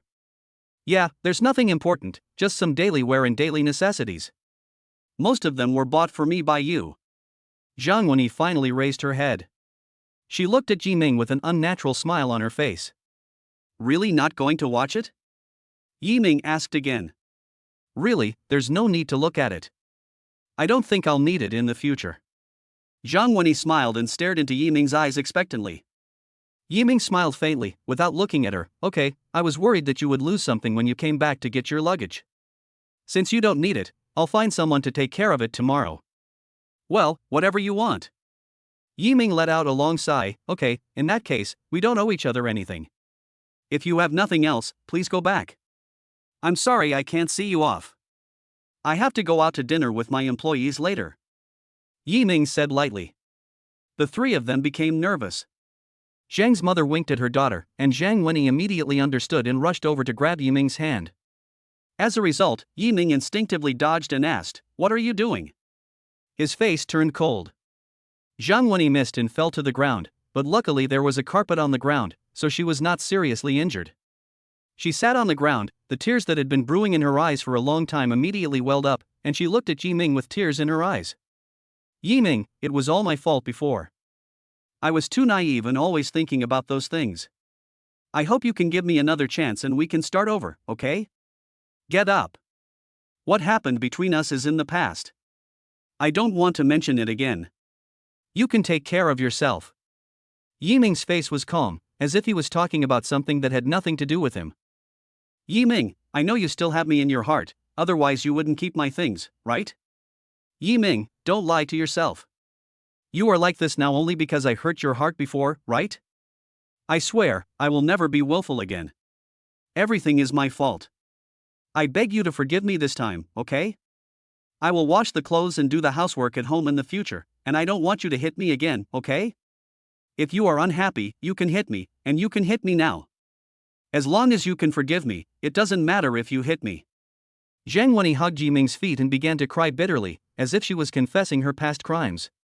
She also slapped herself in the face a few times, half of her face was red, and it can be seen that she really used force. Yiming's face remained calm, and there was no fluctuation in his heart. Hit you? I feel like I'm dirtying my hands if I hit you. It's meaningless to say this now, get up. I won't get up. I won't get up unless you forgive me. Zhang Wenyi rushed over, hugged Yiming's foot tightly, and started to make a scene. Zhang's father and mother watched Yiming's reaction nervously, hoping that he would relax. Yiming finally got angry. What the hell, do you think I'm an idiot? He pulled his feet out of Zhang Wenyi's arms, and Zhang Wenyi fell to the ground. Zhang Wenyi cried even more sadly, Yiming, you were not like this before. You loved me so much before. You bought me whatever I wanted. You would get up at 3 in the morning to buy me whatever I wanted to eat. Yiming, it's my fault. I regret it so much. I shouldn't have been so willful. I'm sorry. Can you forgive me? Yiming sneered and started using memory killing? But he didn't buy it at all. Yiming looked at Zhang's father and mother and said calmly, you should go back and teach your daughter a lesson. If she likes to throw tantrums like this, she will suffer if she marries into another family in the future. When Zhang's father and mother heard this, they immediately became uneasy and their faces looked very ugly. Is there really no room for redemption? They looked at their daughter sitting on the ground crying, feeling somewhat unwilling, but more of annoyance and regret. How come you don't serve such a rich son-in-law well? Zhang's father and mother opened their mouths and wanted to say something, but thinking about their previous attitude towards Yiming and looking at Yiming's expression at the moment, they were too embarrassed to speak. Zhang's father and mother had no choice but to go over and pull Zhang Wenyi up. Zhang Wenyi shook her body and shook off her parents' hands. I won't get up. If he doesn't forgive me today, I won't get up. I'd rather die, woo-woo. Crying, making a fuss, and then threatening to hang oneself were all Zhang Wenyi's usual tricks. But Yiming is no longer the same person he was before, and his face finally turned gloomy. He had already made his point clear and didn't want to repeat it a second time. He walked to the phone and dialed a number. Hello, security? I'm the owner of room 8. There are outsiders coming in to cause trouble. Please come and deal with it. When they heard Yiming calling, Zhang's father and mother suddenly panicked. The little fantasy they had in their hearts was completely shattered. They hurried over to help their daughter up. Zhang Wenyi was stunned and stopped crying. She stared blankly at Yiming's emotionless and cold face, which seemed strange yet familiar. This trick doesn't work anymore? She used to use it every time, why is this happening? Chapter 14 Returning Home. Soon, the security guards arrived. Yiming gave some instructions and the 3 members of the Zhang family fled in panic without the security guards having to do anything. They were supposed to pick up the luggage, but in the end they didn't. The next day, Yiming called a garbage truck and threw all of Zhang Wenyi's things away as garbage. Chen Jiaqing watched the boxes being thrown into the garbage truck one by one, and raised the corner of her mouth slightly. It seems that you are really hard-hearted. The girl has used those 3 tricks, but you are still unmoved. I admire you. That depends on who uses it. If it were you, I would have surrendered long ago. Yiming smiled. Chen Jiaqing's heart skipped a beat for no reason. She turned her head and glanced at Yiming, then shook her head and smiled. I'm not that kind of person. Ah, that's good. Oh, by the way, I'm going back to my hometown soon to bring my parents over. I'll trouble you with the company's matters for the time being. Yi Ming said. Both Ye's father and mother are honest farmers. They have never left the county town in their lives. Their biggest wish is that their son can have a bright future. They had no education or skills, but relying on a few acres of land, they raised their son to become the first college student in the village. Now that Yi Ming has almost inexhaustible wealth, it is time to honor them. No problem. Chen Jiaqing nodded. In fact, after that day, Yi Ming hardly took care of the company's affairs. He bought the company purely on a whim to vent his anger and get rid of that hateful Cha Shan Shun. He didn't think about what to do next, he just planned to take one step at a time. The company's assets were nothing to him now. After all, every time he opened his eyes every day, he would receive 10 billion in interest. Even if the company made no profit at all, he wouldn't care at all. I just didn't expect that I would accidentally recruit such an amazing talent, who would quickly revive the company. He was quite content with being a hands-off boss. Although there is a road to the rural area where Yi Ming's hometown is located, the road is very rugged and difficult to drive on, with ups and downs, twists and turns, and potholes. If he drives the Lamborghini back, the car will probably fall apart before he gets home. Therefore, before returning, he bought a Mercedes-Benz AMG G65 with a total price of more than 4.2 million renminbi, which is the most expensive car of the Mercedes-Benz brand. This car is a big one, with a square, angular appearance, very domineering, and very powerful. It is especially good at climbing mountains and wading through water, and has excellent off-road performance, making it suitable for the rugged mountain roads in Yi Ming's hometown. When Yi Ming arrived home, only his mother was at home. When he parked the car at the door, his mother couldn't believe that it was her son who got out of the car. Yi Ming now has money, and his whole temperament is different from before. She observed him carefully for a while, and after making sure it was her son, she asked tentatively, "Xiao Ming, why are you back? Aren't you going to work?" "Mom, I don't have to go to work anymore. I'm here to take you and Dad to Shanghai to enjoy life." Ye's mother certainly didn't know Yi Ming's situation, and she was a little dissatisfied after hearing this. "Xiao Ming, how can you make money if you don't work? You have to spend a lot of money to marry a wife. Do you know how much your Uncle Nyo's son spent on marrying a wife this year? 80,000, my God, I estimate that the market will go up in the future. Our family doesn't have that much money now, so you have to work harder to make some money, and don't just think about playing all day." Yi Ming gave a bitter smile. This mother was obsessed with money. But he also felt very warm in his heart. When he was studying, she was always thinking about the tuition fees. Now that she has graduated, she is thinking about finding a wife for her son. Perhaps only parents in this world would think about themselves all the time. "Mom, don't worry. I have money. And according to my dad, it's enough money that I can't spend in my entire lifetime." He pointed at the car outside. "That car is mine. Do you know how much it costs?" Mother Yi glanced at the car and looked at Yi Ming complainingly. "Kid, why are you imitating others to buy a car? But this car looks very big to me. I think it must cost tens of thousands, right? Hey, if you have this money, it would be great to save it to marry a wife." Although her tone was complaining, her face was full of pride. Several tens of thousands? Yi Ming almost laughed out loud, but he was afraid that if he told his mother the price, her heart would not be able to bear it, so he simply kept his mouth shut and gave her a thumbs up. "You guessed it right." Ye's mother looked around the car and regarded it as her son's big toy. Since her son liked it, she didn't mind him spending money recklessly. "By the way, Mom, where is Dad?" "Oh, your father went to the brick kiln in town to carry bricks." "What?" Upon hearing this, Yi Ming's eyes widened immediately. "Didn't I tell him not to do that job? Why did he go again? Wasn't the lesson from last time enough?" As he said this, he immediately walked out, opened the car door, started the car and drove towards the town. Behind him was a group of villagers who came to watch Yi Ming's car. "What kind of car is this? Why haven't I seen it before?" "Hey, Lao Lu, you are well informed. Do you know what kind of car this is?" "I don't know.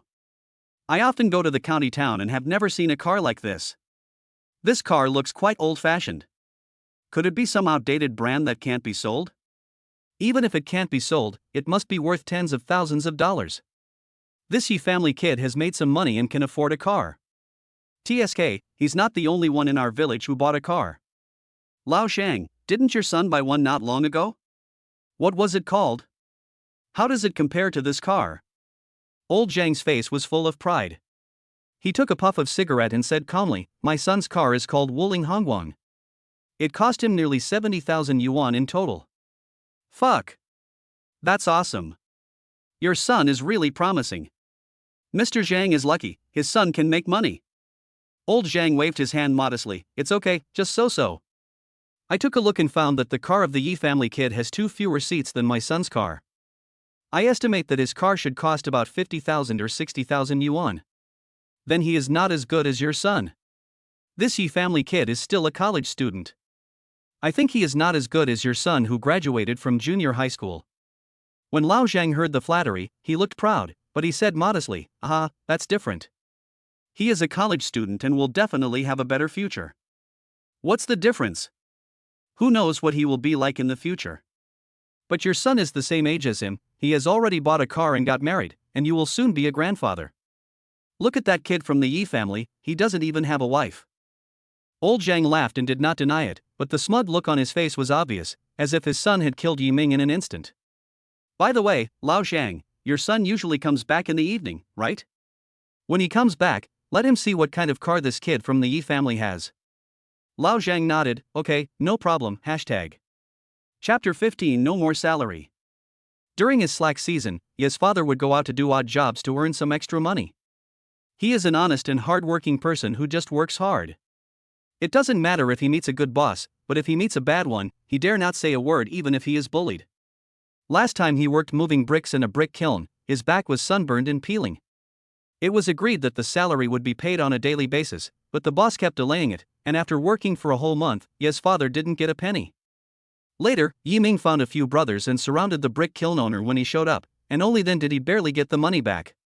Later he told his father not to work there, but he didn't expect that after a while, Ye's father couldn't find other odd jobs and went back to the brick kiln to move bricks. Brick kilns are the town's pillar industry, requiring a large amount of labor every day. During the slack season, villagers from surrounding villages would come to the brick kilns to do odd jobs. 3 huge chimneys were emitting white smoke. As you approached the brick kiln, you could smell a pungent smell in the air and the heat wave hit you in the face. Working conditions here were extremely difficult. Yiming searched for a long time before he found his father in the crowd. In just a short while, he felt uncomfortable all over and could hardly bear it. "Dad, why are you working here again? Didn't I tell you not to come? Xiaoming, why are you back?" Father Yi was surprised to see Yiming suddenly appear and stopped pushing the cart. "Dad, come back with me and stop doing this job." Yiming went over and tried to pull his father away. Father Yi was a little embarrassed. "Xiaoming, you go back first. I have been working for most of the day. If you go back now, all my work today will be in vain. You go home and wait. By the way, what dishes do you want to eat? Dad will bring them back for you when he returns." Yiming was moved.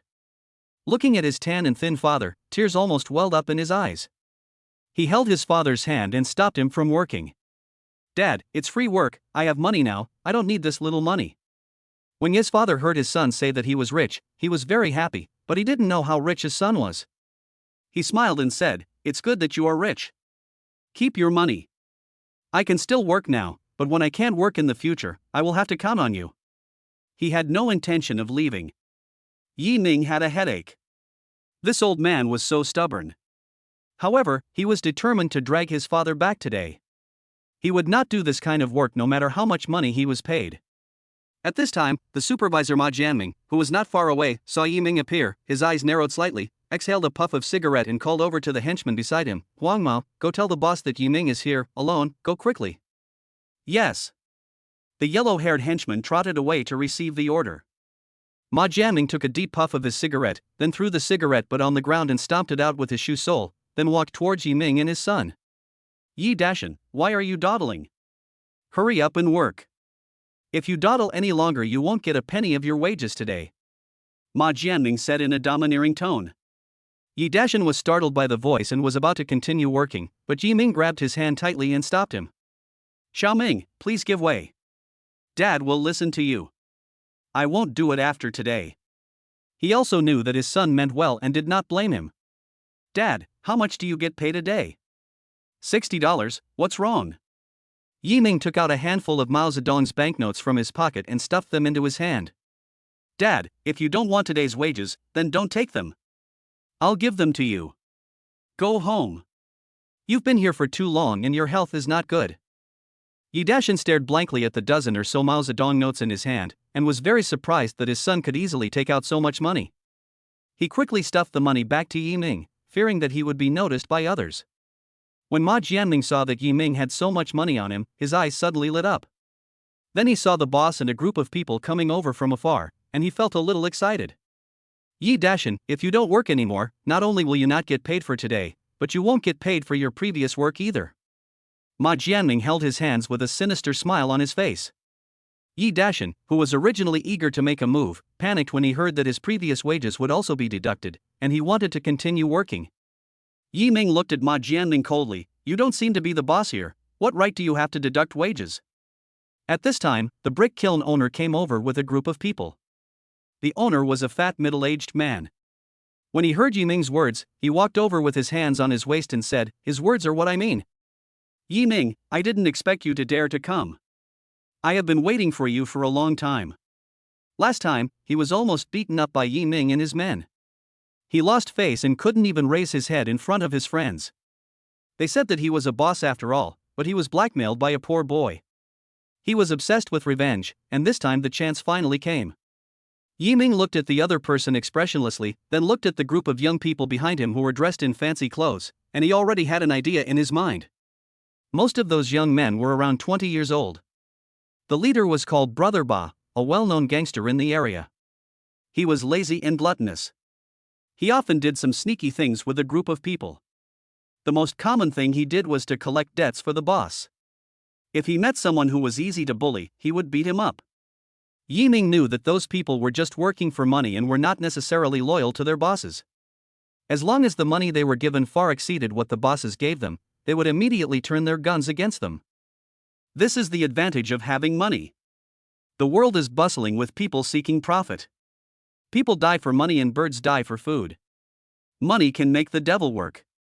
Yi Ming suddenly laughed and said, Fatty Lu, I didn't expect you to still hold a grudge. I just asked you to pay my dad's wages. I didn't do anything to you. If I had known, I should have beaten you up. Ha, Yi Ming, I'm afraid you don't have this chance. It's useless to be stubborn now. Look at these people behind me, they are all my subordinates, and they have bad tempers. I will give you a chance now. Kneel down and kowtow to me, admit your mistake for what happened last time, and pay 1,000 yuan for cigarettes and alcohol, and I will let it go. Your little brother? Yi Ming almost laughed out loud. Chapter 16 Lu'er. Your little brother? Just because you, Fatty Lu, run a brick kiln, can you afford so many subordinates? You'd be dead if you didn't. Yi Ming directly pushed away Fatty Lu's shoulder, walked up to the leader of the group, raised his eyebrows, and whispered, Brother Ba, can I have a word with you? The guy called Brother Ba was a little surprised that Yi Ming was not nervous at all when he saw their group, and thought that this guy was some important person. He nodded and followed Yi Ming to a secluded corner. Brother Ba, how much money did Fatty Lu give you? Yi Ming took out a pack of Hiti Angxia and handed him a cigarette. When Brother Ba saw that Yi Ming was going to fight the world, his eyelids jumped. This cigarette is not cheap. Anyone who can afford this kind of cigarette must be a big boss. This guy is so young and has such a style. Could he have some special background? Brother Ba's mind became active. He took the cigarette and said, It's not much, just to make a living. This trip today only makes about 1,000 yuan. I'll just give it to my brother for a meal and that's it. Brother Ba, to be honest, I've been disliking Fatty Lu for a long time. How much do you think it would cost to beat him up? Brother Ba was stunned for a moment. He just thought that Yi Ming just wanted them to stop taking action and let him go. He didn't expect that this guy was going to make a comeback and beat up Fatty Lu. He was a little surprised. He took a puff of his cigarette, closed his eyes and savored the taste of the world, then said, Today, Fatty Lu paid us to come out and support him. If we beat him up instead and this gets out, it will be difficult for us to do business in the future. It seems that Brother Ba is a man of honor. So, no matter how much money I pay, I can't do anything to Fatty Lu today? Brother Ba laughed, That's not the case. This is a business matter, and we are here to support Fatty Lu. We are here today, so we have done our duty. If you pay us to beat him up, it's not impossible, but the price may be a bit high. After all, this is a bit unethical. If it gets out, some bosses will have some opinions about us, and future business may be affected. Can you give a number? Yiming said lightly.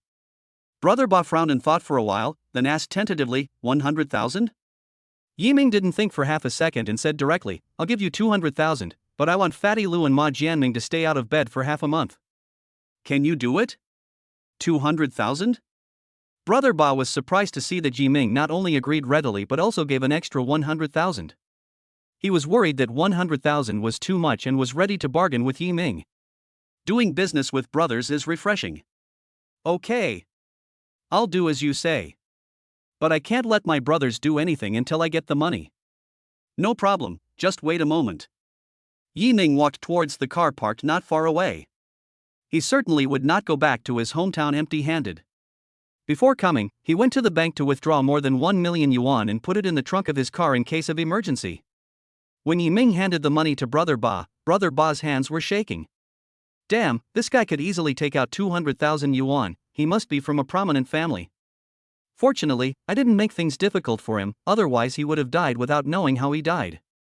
Brother Ba's calves felt a little weak. He had never seen so much money at once before.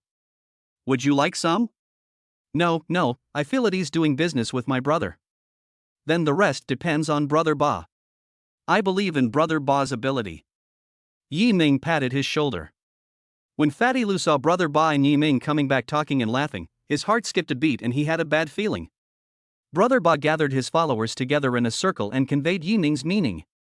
Those people are all money-hungry guys. When they heard that there was so much money, their eyes instantly turned green and they started to work without saying a word. Fatty Lu was completely confused, and so was Ma Jianmin. What the hell was going on? This painting was not right. Hit him hard. Damn it, you dare to disrespect my brother. If I don't teach you a lesson today, I'm not Brother Ba. Brother Ba yelled from behind. The youngsters were even more excited and beat them without restraint. Fatty Lu and Ma Jianming were beaten so hard that they cried out in pain and finally lay on the ground like dead dogs. Yiming had already returned home with his confused father. After returning home, Yi Dashan finally calmed down and asked, Xiaoming, what happened? Yiming smiled and said, it's nothing. Didn't Brother Ba say that I'm his brother? If Fatty Lu dares to deduct your wages, I'll beat him up and teach him a lesson, so that he knows that you can't take advantage of just anyone. Yi Dashan said as if he understood something, and didn't think any more about it. Fatty Lu was beaten so badly this time, he was too embarrassed to ask for his wages. At this time, a pretty girl appeared at the door. When she saw Yiming, she exclaimed, Brother Ming, you are really back? I just heard from my mom, but I didn't believe it. Yiming turned around and saw that it was his neighbor Lao Tian's daughter, Tian Luer. Tian Luer is 18 years old today. When she was a child, she always followed Yiming and called him Brother Ming, Brother Ming. She was a real follower. Sometimes, in order to get rid of this follower, Yiming would give her a little sweetness from time to time, such as giving her a candy and then disappearing when she was eating it with great enthusiasm. What Yiming didn't know was that because he had been giving the little girl all kinds of sweet things for a long time, a seed had quietly sprouted in the little girl's heart at some point. Tian Luer has been a beauty since she was young. She received many love letters with childish handwriting when she was in elementary school. However, every time she received a love letter, she would save it up and show it to Yiming when he came home at the end of the month when he was in high school. Brother Ming, here, this is what I received this month. Luer said cutely. Every time Yiming saw those love letters that were so childish in both handwriting and content, he would laugh so hard that he would slap his thighs, then scratch Tian Luer's pink nose and say, our Luer will definitely be a big star when she grows up. Everyone will like her. Luer's big eyes were filled with determination. Okay, then I'll listen to Brother Ming and become a big star when I grow up. Later, she showed it to Yiming more and more times, and Yiming felt a little strange, so he asked her, why do you always show me the love letters given to you by others? Tian Luer blushed and said, because every time Brother Ming sees these things, he laughs happily. When Brother Ming is happy, I am happy too, hee hee. Chapter 17 Taking Luer to Shanghai. After not seeing her for a few years, the former follower has grown into an even more beautiful girl. Her big watery eyes seem to be able to speak, her skin is as white as jade, and her petite oval face is only the size of a palm. She is very cute. When Yiming saw Luer for the first time, he was a little dazed, but he always regarded Luer as his sister and did not think too much about it. Lure? You should be in your third year of high school now, why aren't you going to school? Yiming walked over and asked puzzledly. When Lu'er heard this, her expression darkened, she pursed her lips, and her eyes suddenly turned red. My father is sick, and we spent a lot of money on his medical treatment. All our savings are gone. He hasn't recovered yet, and he needs to take medicine to recuperate. How can we afford to let me continue my studies? My mother said that I am a daughter and will get married in the future. It doesn't matter whether I study or not. When did your father fall ill? Wasn't he fine last year? Yiming frowned. Old Tian's family has always had a good relationship with the Yi family, and they are also very good to Yiming. When Yiming did not have enough tuition for college, old Tian took out his savings of many years and lent it to him without saying a word, saying that it was not easy for a village to have a college student, and he should not let him have difficulty in getting money. Although the debt had been repaid long ago, the heavy friendship always remained in Yiming's heart. Now that the Tian family is in trouble, he certainly won't stand idly by. I gave birth half a year ago. I saw many doctors and took a lot of medicine. I'm finally feeling better, but I still need to take medicine to recuperate in the future. Yiming pondered for a moment and asked, Lure, do you still want to study? I do, but my family has no money. Lure twirled her little white fingers. My brother is still in primary school. I can go to high school, which is good enough. When I enter the society in the future, I will not be considered illiterate. Lure, if you want to continue studying, Brother Ming will help you with the money issue, so just study with peace of mind. Lu'er looked at Yiming with her big eyes like lanterns. Brother Ming, you will pay for my education? No, I haven't been to school for half a year. I'm afraid I can't keep up. I guess I won't be able to get into university even if I study. It's not easy for you to make money, so don't waste the money. I'm helping with housework at home now, and I'm used to a life without education. Lure said this, but her disappointment was obvious. She was a sensible girl. No, Lure, didn't you say before that you wanted to be a big star? Then apply to an art school. Art schools have lower academic requirements and will be easier to pass. Don't worry. Lu'er smiled bitterly. Brother Ming, to apply to an art school you must at least have a skill. I don't know anything, and I heard that the tuition fees for art schools are very expensive. My family can't afford it. Yiming patted his chest and showed a warm smile. Didn't I tell you, don't worry about the money. Leave it to your brother Ming. I tell you, your brother Ming has endless money now. Even if you continue to study until you are 80 years old, there will be no problem at all. Lu'er burst out laughing. Brother Ming, are you really kidding me? How can someone study until he is 80 years old? Yiming has decided that he wants to send Lure to the best school and hire the best teachers. However, educational resources in his hometown are scarce. If Lure wants to apply to an art school, she must take an art course. So he plans to take Lure to Shanghai to continue her studies and do his best to help Lure realize her dream. He has always treated Lure as his own sister. It is natural for a brother to help his sister. He went to visit Uncle Tian again and secretly gave Uncle Tian hundreds of thousands of yuan so that he could rest and recuperate without worrying about money. Uncle Tian had never seen so much money in his life. He was so scared that he almost jumped out of bed and refused to accept it. However, Yiming forced it into his pocket and told him not to let anyone else know. This amount of money was just a drop in the bucket for him. He had no money to pay for tuition at the beginning, and his relatives were unwilling to lend him money. Only Uncle Tian took out his savings of many years without hesitation, and he has always kept it in mind. Uncle Tian couldn't refuse later, so after accepting the money, he thanked Yiming again and again with tears in his eyes, and almost kowtowed to Yiming. Yiming told Uncle Tian that he wanted to take Lure to Shanghai to study in a better school. Uncle Tian was worried that it would be too much trouble for Yiming and did not want to agree. Yiming said, Uncle Tian, I have a company and a big house in Shanghai, so it's not a problem at all. Lure is my sister. You lent me money so that I could continue to study. As the saying goes, a drop of water should be repaid with a spring. Leave Lure's schooling to me. Uncle Tian and Mother Tian later discussed it and agreed to Yiming. After Yiming left, the old couple secretly discussed whether to give Lure to Yiming as his wife. Tian's mother said, now Xiaoming is rich, and he has all the money to find a wife. I'm just afraid that he doesn't like our Lure. It's better not to mention it, or he won't be interested. How embarrassing it would be if you mention it. Uncle Tian finally sighed and murmured, if Xiaoming can become my son-in-law, I will die with peace of mind in this life. Luer, who was hiding outside the house, heard her parents' conversation. Her little heart was beating fast and her face turned red. When Yiming was still in the Tian family, many villagers gathered around his car and kept staring at it, and even praised Yiming for his promising future and ability to make money. Yi Dashan felt honored when he heard other people's praises. At this time, Lao Zhang said, "Lao Yi, how much did your son spend on this car?" Yi Dashan smiled innocently, "I don't know either. I haven't asked yet, and my Xiaoming hasn't told me either."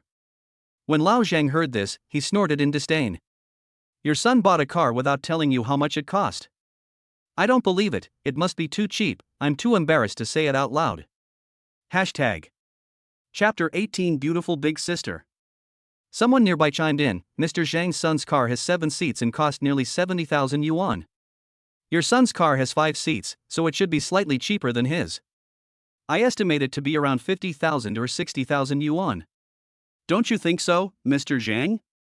Old Zhang laughed, his face full of pride, but he waved his hands modestly. "If they don't know, how should I know? But my son's car really cost nearly 70,000 yuan, and my son can't afford a very good car, he can only drive a 7-seater car." Everyone understood the meaning of his words and they all laughed, looking at Yiming's car with a hint of contempt in their eyes. At this time, Lao Zhang's son came back.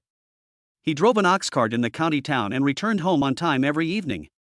When he drove his Wuling Hongguang past Yiming's car, he suddenly stuck his head out and shouted, "Fuck, a Mercedes-Benz. Whose is it?" When everyone heard this, they were all shocked. "What the hell? What's going on?" Old Lu said, "Yiming's." Old Zhang's son, "Fuck, Yiming is so awesome, this Mercedes-Benz is worth at least several million." The villagers who had just been discussing the car with great interest were stunned in an instant. Then there was a bang and everyone stared at Lao Zhang's son with wide eyes. "Are you telling the truth? It can't be wrong. If you don't believe me, I'll check it online for you." He took out his phone, searched it, and then shouted, "Oh my god, more than 4 million, look." Everyone crowded over to look at his phone and found that the car in the picture was exactly the same as the one in front of them.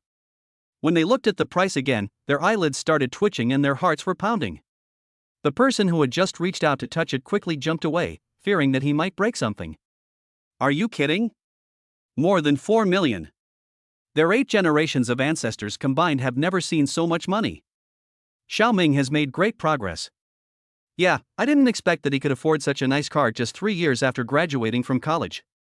When I get back, I will make sure that kid of ours studies hard and learns from his brother Xiaoming."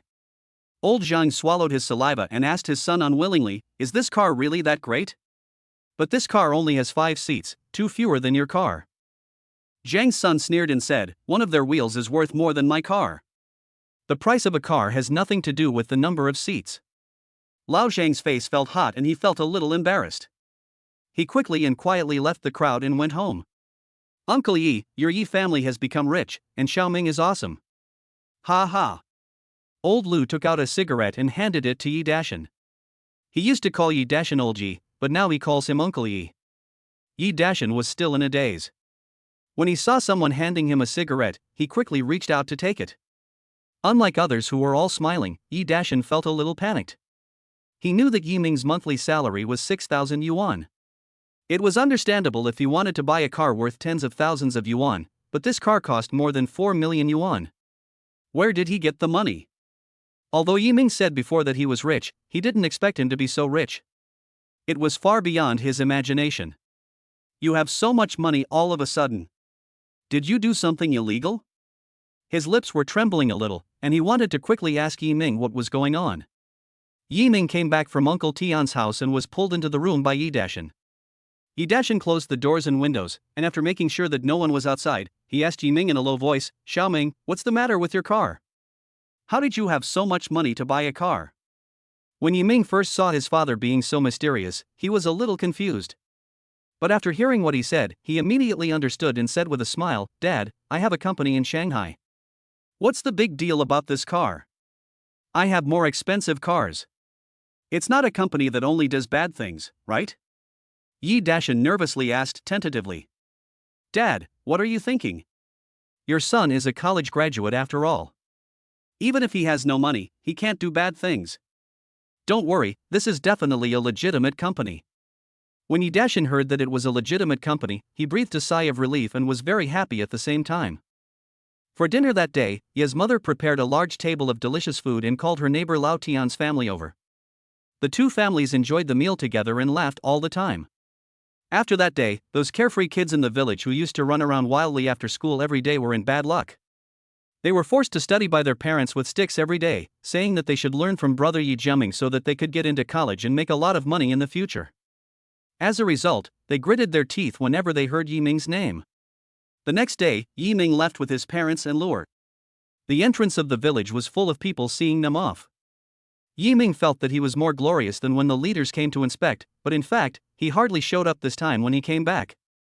Ye's father and mother had never left the county in their lives. They were very nervous about following their son to Shanghai this time. Fortunately, the lively Lu'er was with them, easing their nervousness.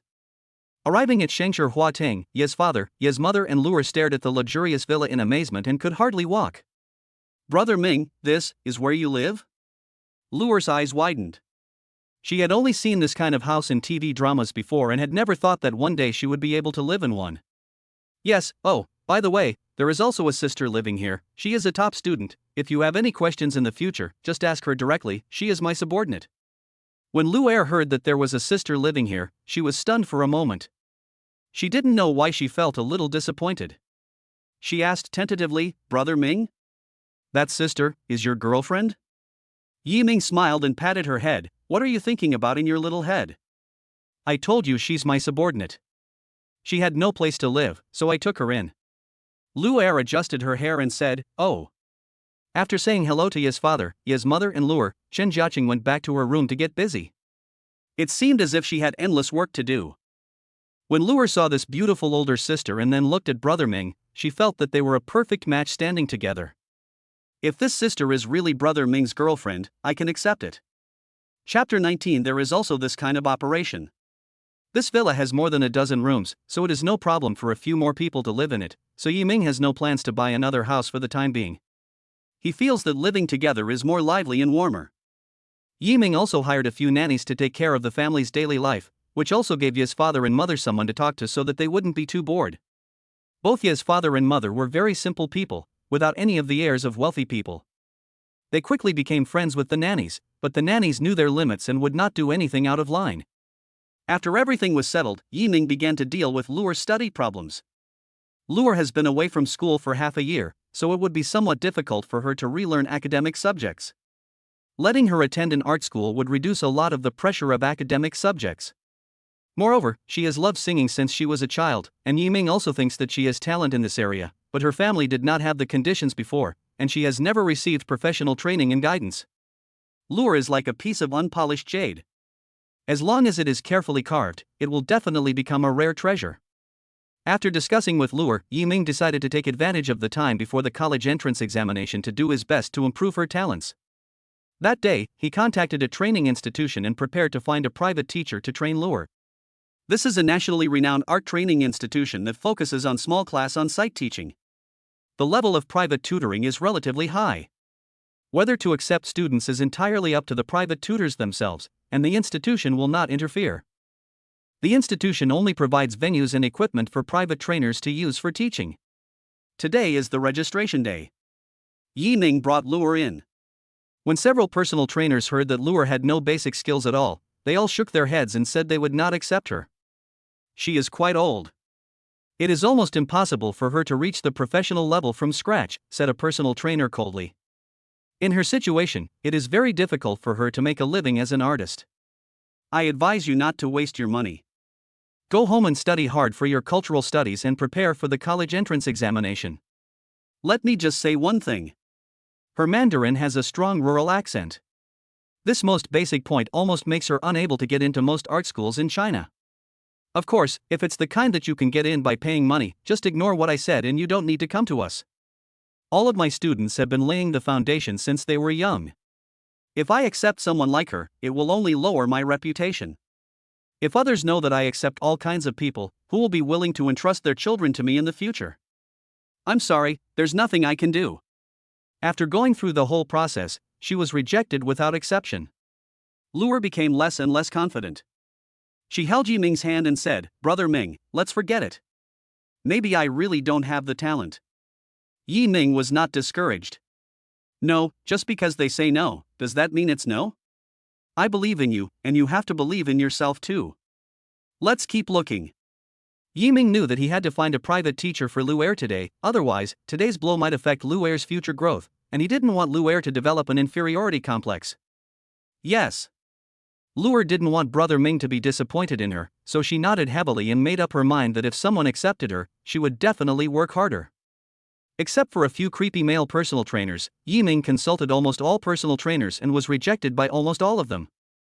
The last private instructor said jokingly, "Given her situation, I think only Nun Miju would accept her." "Master Miju? Who is she?" Yi Ming asked the other party subconsciously.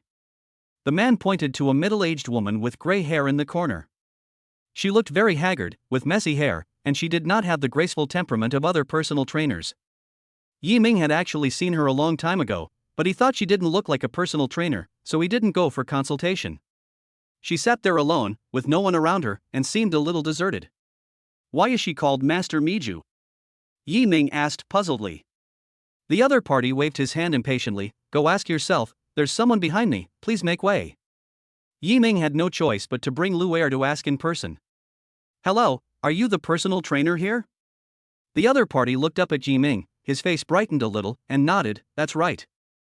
I want to ask, my sister has no artistic skills before, will you accept her?" Nun Miju asked Lu Er to sing a few lines of a song, and then asked her to turn around and walk a few steps like a model, and then she spoke. "I will, but my tuition is very expensive. If you can't afford the tuition, I won't accept you." Yi Ming was very happy. Finally someone accepted it. In this world, anything that can be done with money is not a problem. "That's great, as long as you accept it, money is not a problem." Yi Ming breathed a sigh of relief. The other personal trainers looked at him like he was a fool. Damn, was the name of Master Miju called that for nothing? This kid really doesn't know his place. I bet $50 that he'll be scared to death when he hears Nun Miju's offer. I bet 100 that he'll curse. I bet $250. Under the expectant gazes of the crowd, Nun Miju spoke. "For ordinary people, my tuition is 100,000 yuan, but her foundation is too weak, so the tuition is 500,000 yuan. If she is okay, then it's okay. If not, then I'll find someone else." Shit, it's indeed Nun Miju. This offer price is indeed worthy of her reputation. You should know that the highest tuition fee of other private trainers is only 5,000 yuan, and some less famous ones only charge 1,500 yuan.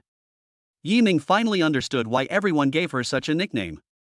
Her price was indeed too inhumane for ordinary people. When most people hear this offer, they will be so scared that they will get as far away from this crazy woman who was asking for such a high price as possible. 500,000 yuan for tuition. Why don't you go and grab it? Just when everyone was sneering and ready to laugh at Yi Ming's joke, Yi Ming didn't care at all. He smiled and said, "Okay, no problem. But I'll add another 500,000 yuan, and I hope you can come to my house for one-on-one guidance." When the other personal trainers heard this, they were stunned. Is there such an operation? Chapter 20, Fighting for Lu Er. The pens fell from their hands and they all stared at Yi Ming and Lu Er blankly. Damn! This is simply inhumane. A private training class costs 1 million. How rich is this person? Several personal trainers whispered, "Fuck. Judging from this amount of money, he must be someone on the rich list." But since he is that kind of person, which child in his family is not trained to develop in all aspects from a young age? How come there is no basis at all? Everyone was puzzled and began to regret. Several personal trainers secretly hated themselves for having such a big piece of fat meat in their mouths, yet they were forced to reject it. If it wasn't in public, they would have wanted to slap themselves a few times. They didn't accept it before because of a face issue. After all, everyone refused. If I accepted it, wouldn't that mean I was just picking up what others had left? If I had known that the other party was so generous, I would have been willing to take her in as a student, not to mention having her as a personal nanny. Why do these private trainers come here? To put it bluntly, they are here to make money. Teaching and answering questions is bullshit. Now that you can make so much money all at once, why not do it? Nun Miju also looked at Yi Ming in shock. She had previously thought that Yiming would most likely give up when faced with difficulties, but she didn't expect that the other party not only did not take it seriously, but also doubled the money. Faced with such conditions, she certainly would not refuse. She had not originally planned to receive many students, so one would be good enough. Okay, but I want to pay half of the advance first. No problem, tell me your bank account number. Everything went much more smoothly afterwards. Amid the envious gazes of the people around him, Yiming directly brought the personal trainer back to the villa and asked her to teach Lure at a fixed time every day. I have to say, being rich has its advantages. This nun Miju is indeed quite capable. Under her guidance, Lure has grown rapidly in all aspects, and even her Mandarin, which originally had a strong rural accent, has become standard. Of course, cultural studies cannot be neglected either. After Yiming found an art instructor for Lure, he also selected a private aristocratic high school for her. Originally, all class teachers did not want a senior high school student who had not studied for half a year, for fear that he would drag down their class. But under Yiming's unparalleled financial offensive, the principal surrendered. Yiming said in front of him in the principal's office, "As long as your school accepts my sister, I will sponsor your school 10 million. In addition, I will give an additional reward of 1 million to the head teacher of that class. If it still doesn't work, then fine, Shanghai is so big, there are so many schools, I will just change one." When the principal heard that Yiming wanted to change schools, he refused to agree. Although they were an aristocratic high school, the 10 million sponsorship that fell from the sky was a huge sum of money for them. If someone lets a cooked duck fly away, he is a fool. He quickly called the class teachers together and gave them a lecture. Teaching and educating is the mission given to you as a teacher. The famous educator Mr. Tao Xingji once said that there are no students who cannot be taught, only teachers who cannot teach. If you feel that you cannot bear this responsibility and do not have the ability, then fine. Our school does not want such incompetent teachers. Those class teachers became nervous. This was an aristocratic high school, and the benefits and salary levels were among the best in the industry. If they were expelled, they would never be able to find a second one. They were not so noble as to give up such good treatment for the sake of class performance, and they all began to murmur in low voices. The principal was silent for a while, then decided to drop a bombshell. He continued, "And Mr. Yi also said that if a class accepts Tian, the head teacher of that class will be rewarded 1 million. When the class teachers heard this, they were shocked and stared at the principal with wide eyes, swallowing their saliva continuously, as if the principal was a delicious piece of fat meat that they couldn't wait to swallow in one gulp. One class teacher decided to take the initiative and said, "Principal, there is an extra seat in my class. Why don't you let her come to my class?" "Ha, Teacher Lu's class has the worst learning atmosphere. It's better to come to my class than to her class. When it comes to studying, the top student in the school is in our class. I think our class is the most suitable for Tian. The first place in the whole school is in your class, but this is not representative. According to the class average score in the last exam, our class was first. Your class is just lucky. You got first place in average score once. Our class is different. We have always been in the top 3. So I think it is most suitable for Tian to come to our class. TSK, your class has always been in the top 3, but has never won first place. You have always been the second best student in the school. What is there to brag about? Who is showing off? What's wrong with the 1,000-year-old second normal school? Without the second normal school, could your father have given birth to you?" The head teacher exploded. "Fuck, can you have some manners? You are a teacher after all." She is the one who speaks in an irritating and sarcastic way, and she won't allow others to fight back? How am I being sarcastic? Just explain it to me clearly.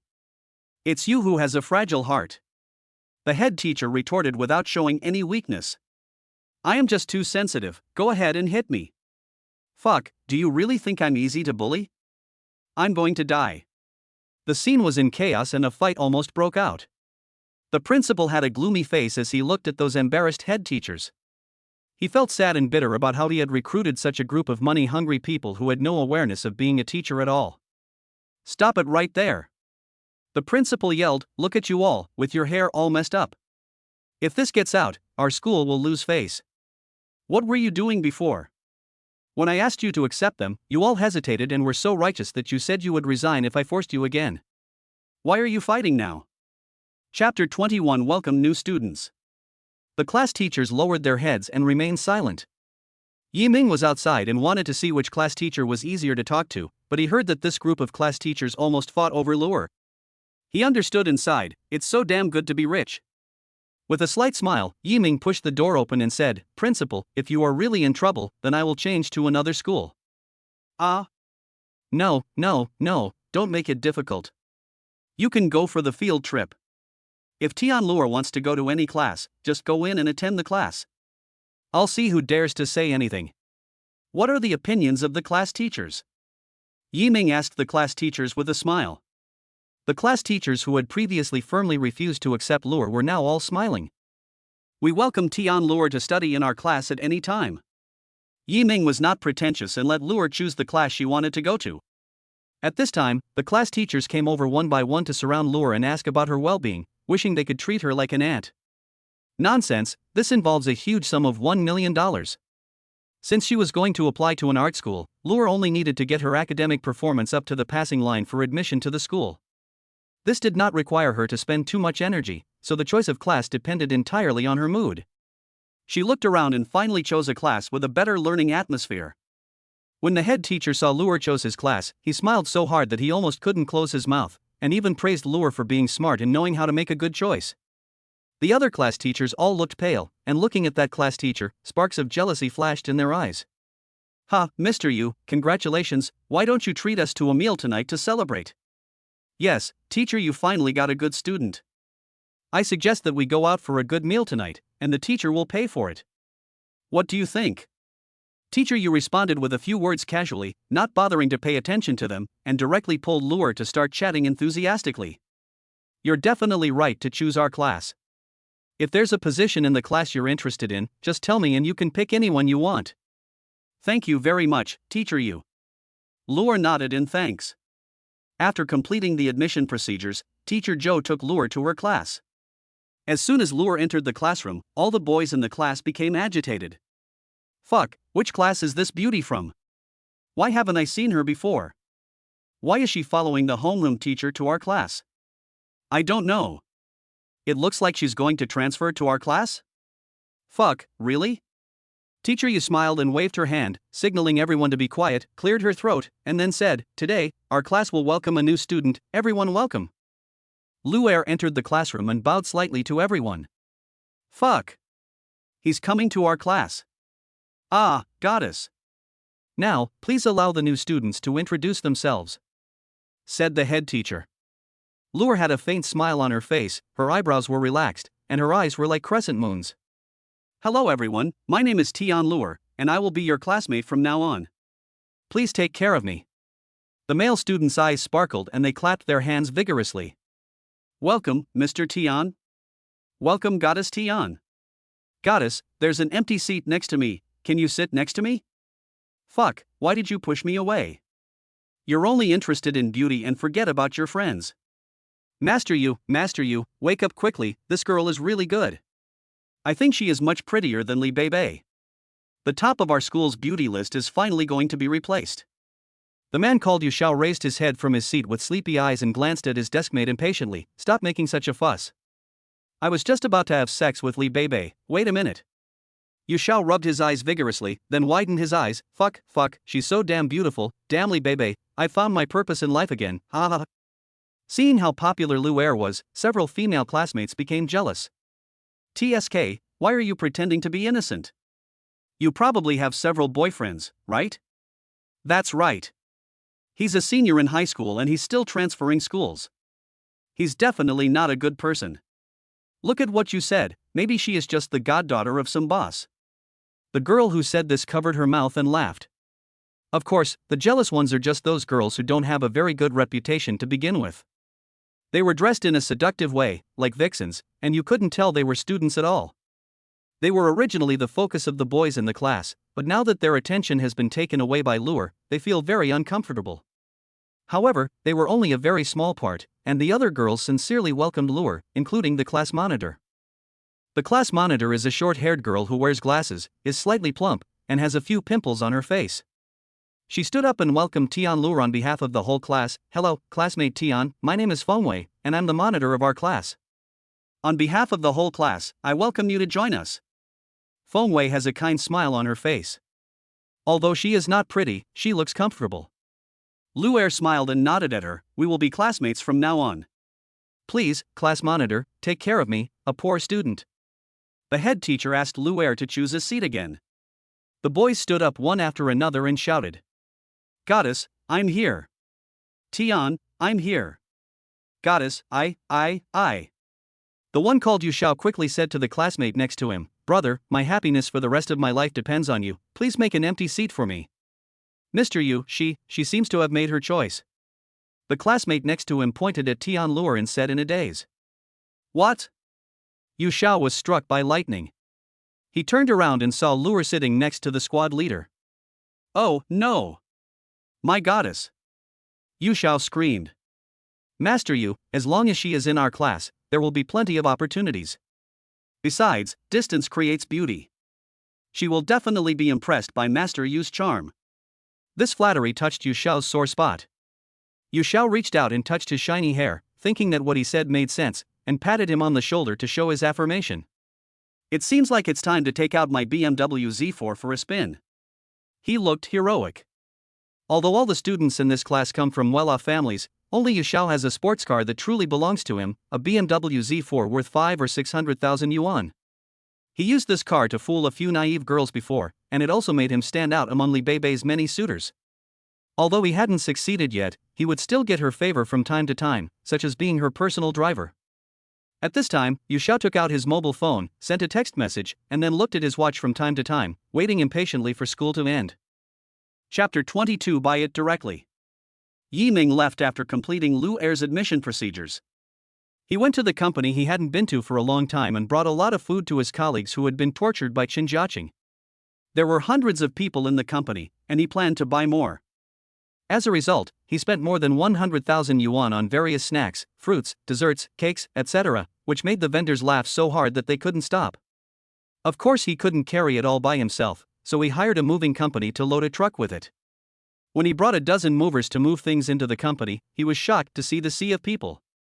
Fuck, when did the company have so many employees? How come I, as the boss, didn't know anything about it? It seems that the company is developing well under Qin Jiaqing's leadership. It has expanded so quickly. When former colleagues saw Yi Ming show up, they were like seeing a savior and complained to him about how inhumane CEO Chen was. Since she joined the company, overtime had become commonplace at Xingyue Technology. They hoped that Boss Yi could restrain CEO Chen a little and not let him develop in the direction of Nunmiju. Yi Ming looked at them calmly and said, If you feel tired and work too much overtime, then just quit. Suddenly, everyone fell silent. Resign? Only someone with a mental disorder would resign. The company is currently in a stage of rapid development, and there are many opportunities. Moreover, their salaries and benefits are among the best in the industry. It would be better to kill them than to ask them to resign. Of course, they were just complaining and were not really dissatisfied with Chen Jiaqing. If it weren't for Mr. Chen, they might all have been starving. After seeing Yi Ming bringing so much food, they all pounced on the food like hungry tigers pouncing on sheep, leaving their previous complaints behind. In an instant, the office, which was originally bustling with employees working hard, turned into a sea of foodies. Yi Ming came to the general manager's office and knocked on the door. Chen Jiaqing was processing documents at the moment.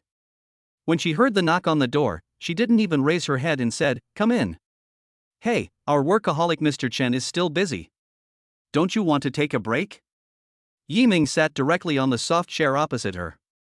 Chen Jiaqing smiled sweetly, her beautiful eyes sparkling. You are here to make trouble for me. Yi Ming raised his hands in surrender. God and God, I am here to comfort the employees. Can I go out and have something to eat with my colleagues? I'm losing weight. Fuck, you're still losing weight? With your figure, you can definitely beat those Victoria's Secret supermodels. Chen Jiaqing glared at him, then said sternly, The company has been developing rapidly recently. As you can see, there are many more employees than when I first came. The office is almost not enough. Well, that's a problem. Shouldn't we change places? I have just invested in several new projects. Currently, there is not much cash surplus in the company's account. After deducting daily expenses and reserving 3 months' salary for employees, there are only 5 million funds available. Yi Ming was surprised. There was a profit so soon? He remembered that when he first took over the company, he was still in debt of several million. It seems that this workaholic's ability is really amazing. Just tell me what you are going to do. You don't have to worry about the money.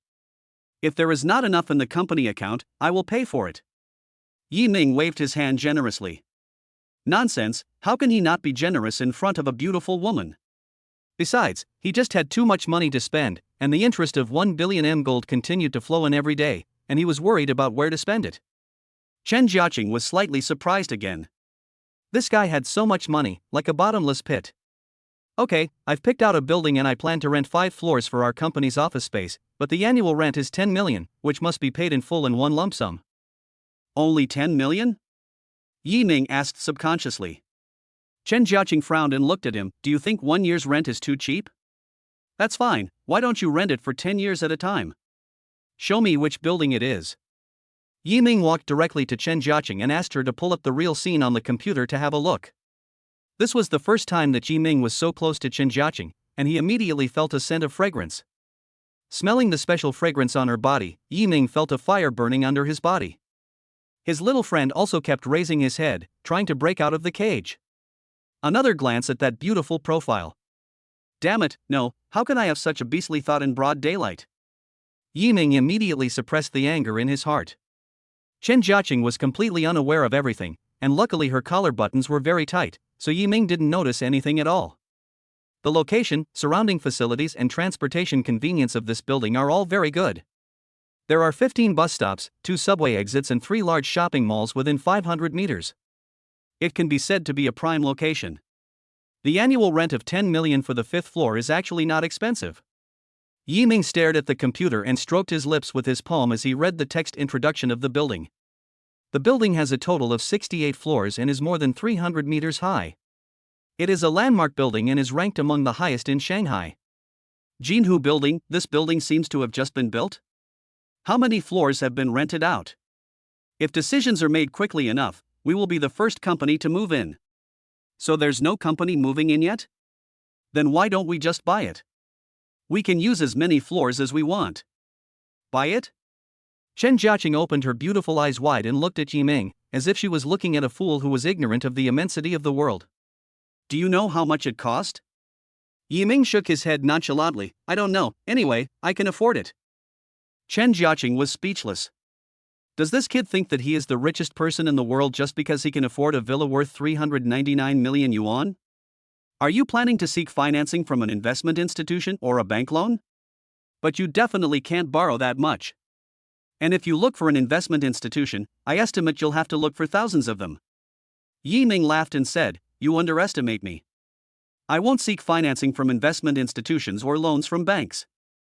You just need to tell me what the expected selling price of this building is. Chen Jiaqing looked at him intently, wondering if he was pretending, but seeing how relaxed and comfortable he looked, she actually believed it a little. According to publicly available information, the total cost of building this building is over $1.5 billion. If you want to buy it, it is estimated that the various expenses will cost at least $2.5 billion. This is a preliminary estimate without any competitors. To be safe, prepare $3 billion. I thought Yi Ming would be shocked when he heard the price, but he didn't even frown. That's not bad. Chen Jiaqing collapsed. Damn, $3 billion. Is that okay? Chapter 23, Master Yu's Relief. Yi Ming certainly thought it was okay. $3 billion was just 3 days' interest for him, and he didn't need to use the principal at all. He has already accumulated more than 10 billion M gold from interest alone, so a mere 3 billion is no pressure at all. At this moment, Chen Jiaqing was shocked and also wondering how much money this guy had. He is a young second-generation farmer with no family background, no power, and a complete blank background. Where does he get so much money? If he was a puppet of some super family, then he certainly had no decision-making power over the operation and investment of such a large amount of funds. But in fact, he made the decision without even thinking about it, which shows that he was not an open spokesperson for any family. Could it be that she had to rely on Xingyue technology? But after she took over Xingyue technology, she found that even if she sold the entire company, she couldn't afford to buy the villa he lived in, let alone the Jinhu building.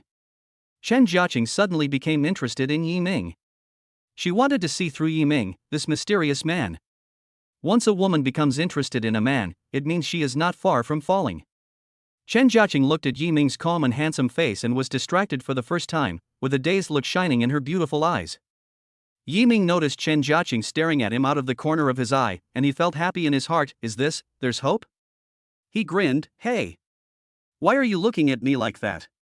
Could it be that Miss Chen has been fascinated by my handsome and elegant demeanor?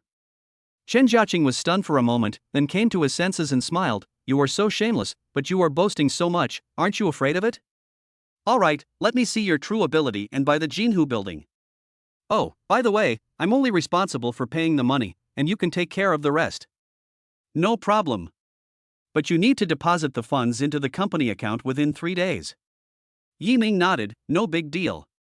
Also, with such a large amount of funds flowing, you need to communicate with the relevant regulatory authorities to avoid any trouble. Yi Ming recalled the content of the text message when he first received the money. It was an invisible account and no one had the right to view it. Since no one has the right to view it, the regulatory authorities have no way to supervise it, so he doesn't need to worry about this issue at all. Okay, I know. You continue with your work. I'll leave first. Yi Ming left the general manager's office. The group of foodies outside seemed like reincarnated hungry ghosts, finishing more than half of the food in an instant. Yi Ming shook his head as he saw how happy they were eating. After you finish eating, keep working hard and don't hold Mr. Chen back, okay? Yes. Boss. Everyone shouted in unison. Looking at the time, it was almost time for Luer to get out of school, so Yi Ming left the company and prepared to pick her up from school. At school, as soon as Yu Xiao heard the school bell, he rushed out of the classroom like a flash. His family had already driven his BMW Z4 over. At this moment, he was leaning against the car door, looking forward to seeing who was coming out. Not far away, many nanny cars were lined up to pick up young masters and young ladies from school. Most of the students in this school come from well-off families, and most of them have special cars to pick them up and drop them off at school. However, those cars are mostly ordinary sedans, which are much inferior to the cool sports cars. So Yu Xiao had a BMW Z4, which made him very popular in front of his classmates. When Li Beibei saw Yu Xiao, she thought he was waiting for her. Although she had a good impression of Yu Xiao, she was not ready to let him succeed, so she walked straight past him like a peacock, proudly. She thought that when Master Yu saw her, he would come up to her immediately like a pug, but the result surprised her. Master Yu didn't even glance at her. Li Beibei was full of doubts.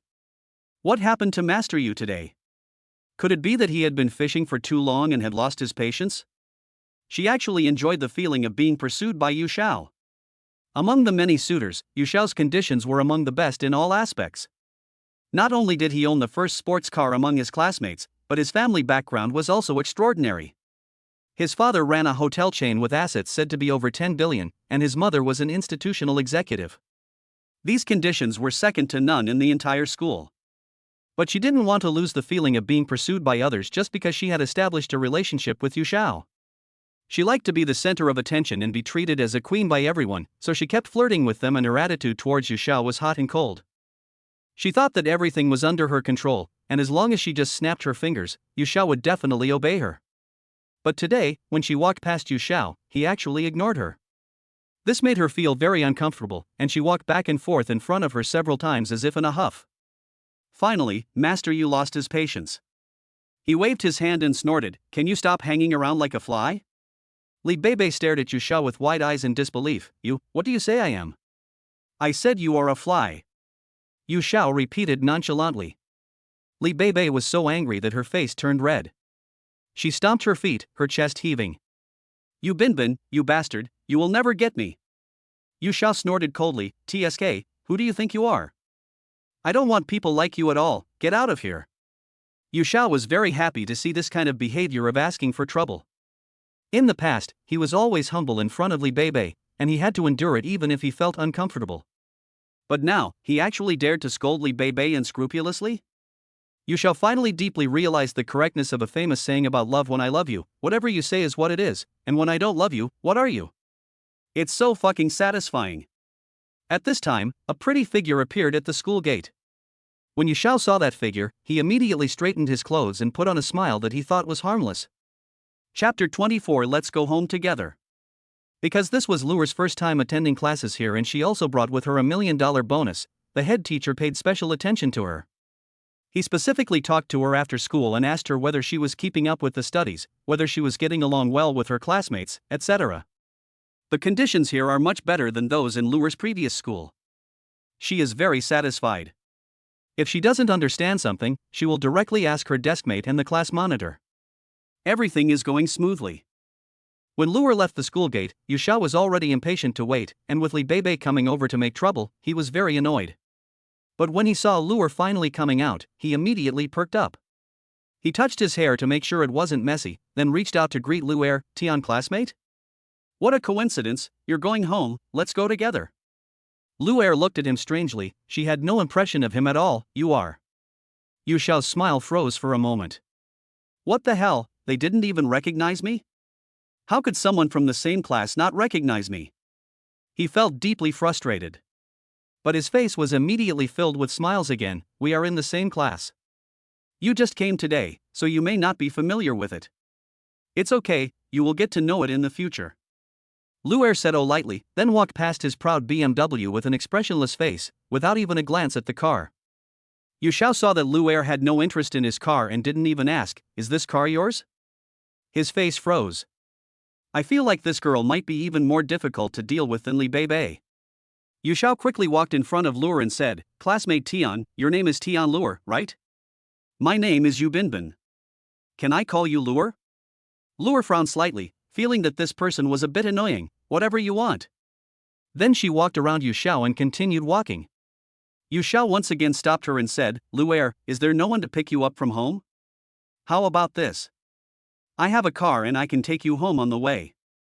Luer glanced at him and said, "You don't even know where I live, how do you know it's on the way?" Yushao was stunned again, then scratched his head pretending to be silly. "Oh, it's okay, even if it's not on my way, I can take you home directly. However, although you don't have to pay for the gas, you have to treat me to a meal." "Hee, I wonder if I can have the honor of having dinner with classmate Luer?" Luer crossed her arms and looked at Yushao as if he were an idiot, and almost scolded him for being so shameless. Seeing Luer staring at him, Yushao thought his plan was successful and he was immediately delighted. He pointed at his car, his face full of pride. "My car is just average. Although it's a sports car, it's only about 600,000 yuan. If Luer doesn't mind, I'd like to give her a ride." "No need, someone is here to pick me up." Luer looked into the distance indifferently. Yushao smiled. He felt that if someone came to pick her up, they would have arrived long ago. Why would they wait until now? "Classmate Luer, don't lie to me. You're embarrassed, right? Ha, at worst you don't have to treat me to a meal." "I'll do it. I was just joking." Yushao thought he was very humorous. Li Bebe came over at this time. "Hey, who has young master you been obsessed with recently? It turns out to be you." Her words were full of thorns, how could Luer not hear it? After thinking about it for a moment, she knew that this person might be interested in Yushao, but Yushao looked down on her. "I think he and you are a good match. I'm optimistic about you too." Luer blinked at her and whispered. Li Bebe was stunned. What was going on? However, combined with Luer's previous attitude towards Yushao, she immediately understood what Luer meant. She would not compete with her for Yushao. She immediately breathed a sigh of relief, and the look in her eyes when she looked at Luer became much gentler. She had already brought out the I-country artillery and was ready for a tough battle, but she didn't expect it to be a friendly force and she almost hurt her own people by mistake. "Thank you." After looking at Luer with gratitude, Li Bebe rolled her eyes at Yushao and left. Yushao came up to him and said, "Student Luer, it's getting late. Look, the person who came to pick you up hasn't arrived yet. How about you condescend and let me take you back? Here it comes." Luer looked into the distance. She had already heard the familiar and violent roar of the Lamborghini Aventador, and a smile appeared on her face. "What?" Yushao still didn't understand what was going on. "I said my brother Ming is here to pick me up." Luer smiled at Yushao for the first time, then walked straight past him. Yushao felt his heart melt. "Ah. So beautiful, she is indeed a goddess, I must." At this time, he also heard the sound of the engine coming from far away. As a sports car fan, how could he not tell what car it was? Yushao turned his head and a black Lamborghini Aventador appeared in his sight. The slender body, domineering front end and elegant body lines all showed its nobility. Yu Xiao stared at the car blankly and almost drooled. Damn, when can I have a car like this?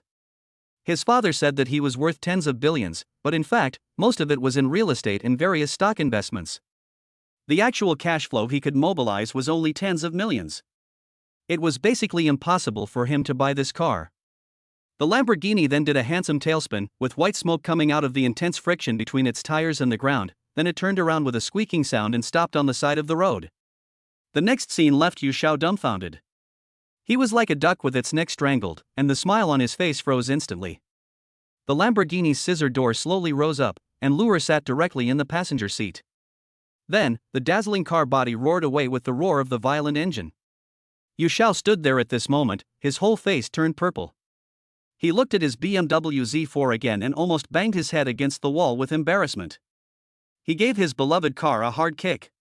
Fuck you, you think you're so cool just because you have a junky car, but in front of others, you're nothing but scum, fuck you. Chapter 25. There is already a new target. That day, 3 billion M gold, equivalent to 19.56 billion renminbi, was transferred into the company account of Xingyue Technology. The flow of such a large amount of funds indeed attracted the attention of regulatory authorities. However, when they checked Yiming's mysterious invisible account, they found that they could not view any information even with the highest authority. What does this mean? It means that the person who used this money was of an incredibly high status, and the flow of this money was not under the control of the regulatory authorities at all. Do you want to continue investigating this? The staff member asked the leader with a complicated expression. The leader thought for a long time and finally shook his head. No need. We won't find anything even if we check. Besides, if we continue to check, we might end up in trouble if we touch something we shouldn't. Let's just give up. Yes. Chen Jiaqing was very surprised when she received the funds. She did not expect that such a large sum of money would arrive in her account the next day, and no relevant department came to the company to investigate. Who is this guy? What is his background? And apart from Xingyue Technology, he doesn't seem to have any other companies under his name. There are only a handful of people in the world who can mobilize billions of dollars of funds overnight by themselves. Just because Yiming was able to come up with so much money so easily, his power should not be underestimated. But this is also a good thing, she can save a lot of trouble. The acquisition plan was quickly launched, and Xingyue Technology formally expressed its purchase intention to the owner of Jinhu Building. Of course, there are other companies that are very interested in buying Jinhu Deshao, most of which are group companies with a market value of over 10 billion M gold. Compared with those companies, Xingyue Technology's strength on paper can be said to be completely defeated. They were really confused by the fact that a little-known company, Xingyue Technology, had mixed in among so many well-known companies. Many companies began to investigate this mysterious competitor. After all, if they wanted to participate in the purchase, they would definitely have to understand the competitor's background. Business is like a battlefield. Only when you know yourself and your enemy can you win every battle. Of course, Xingyue Technology is still a wholly owned company and is not as transparent as a listed company. All they can find are some necessary public information, and a lot of confidential information will definitely not be disclosed to the outside world. They can only speculate on the strength of Xingyue Technology and the approximate bottom line price of the other parties' offer from the public information. However, when the competing companies learned of the information, they immediately started cursing. Fuck, this little lousy company wants to buy the Jinhu Building? Where the hell do they get so much money to buy it? Who gave them the confidence to bid for it?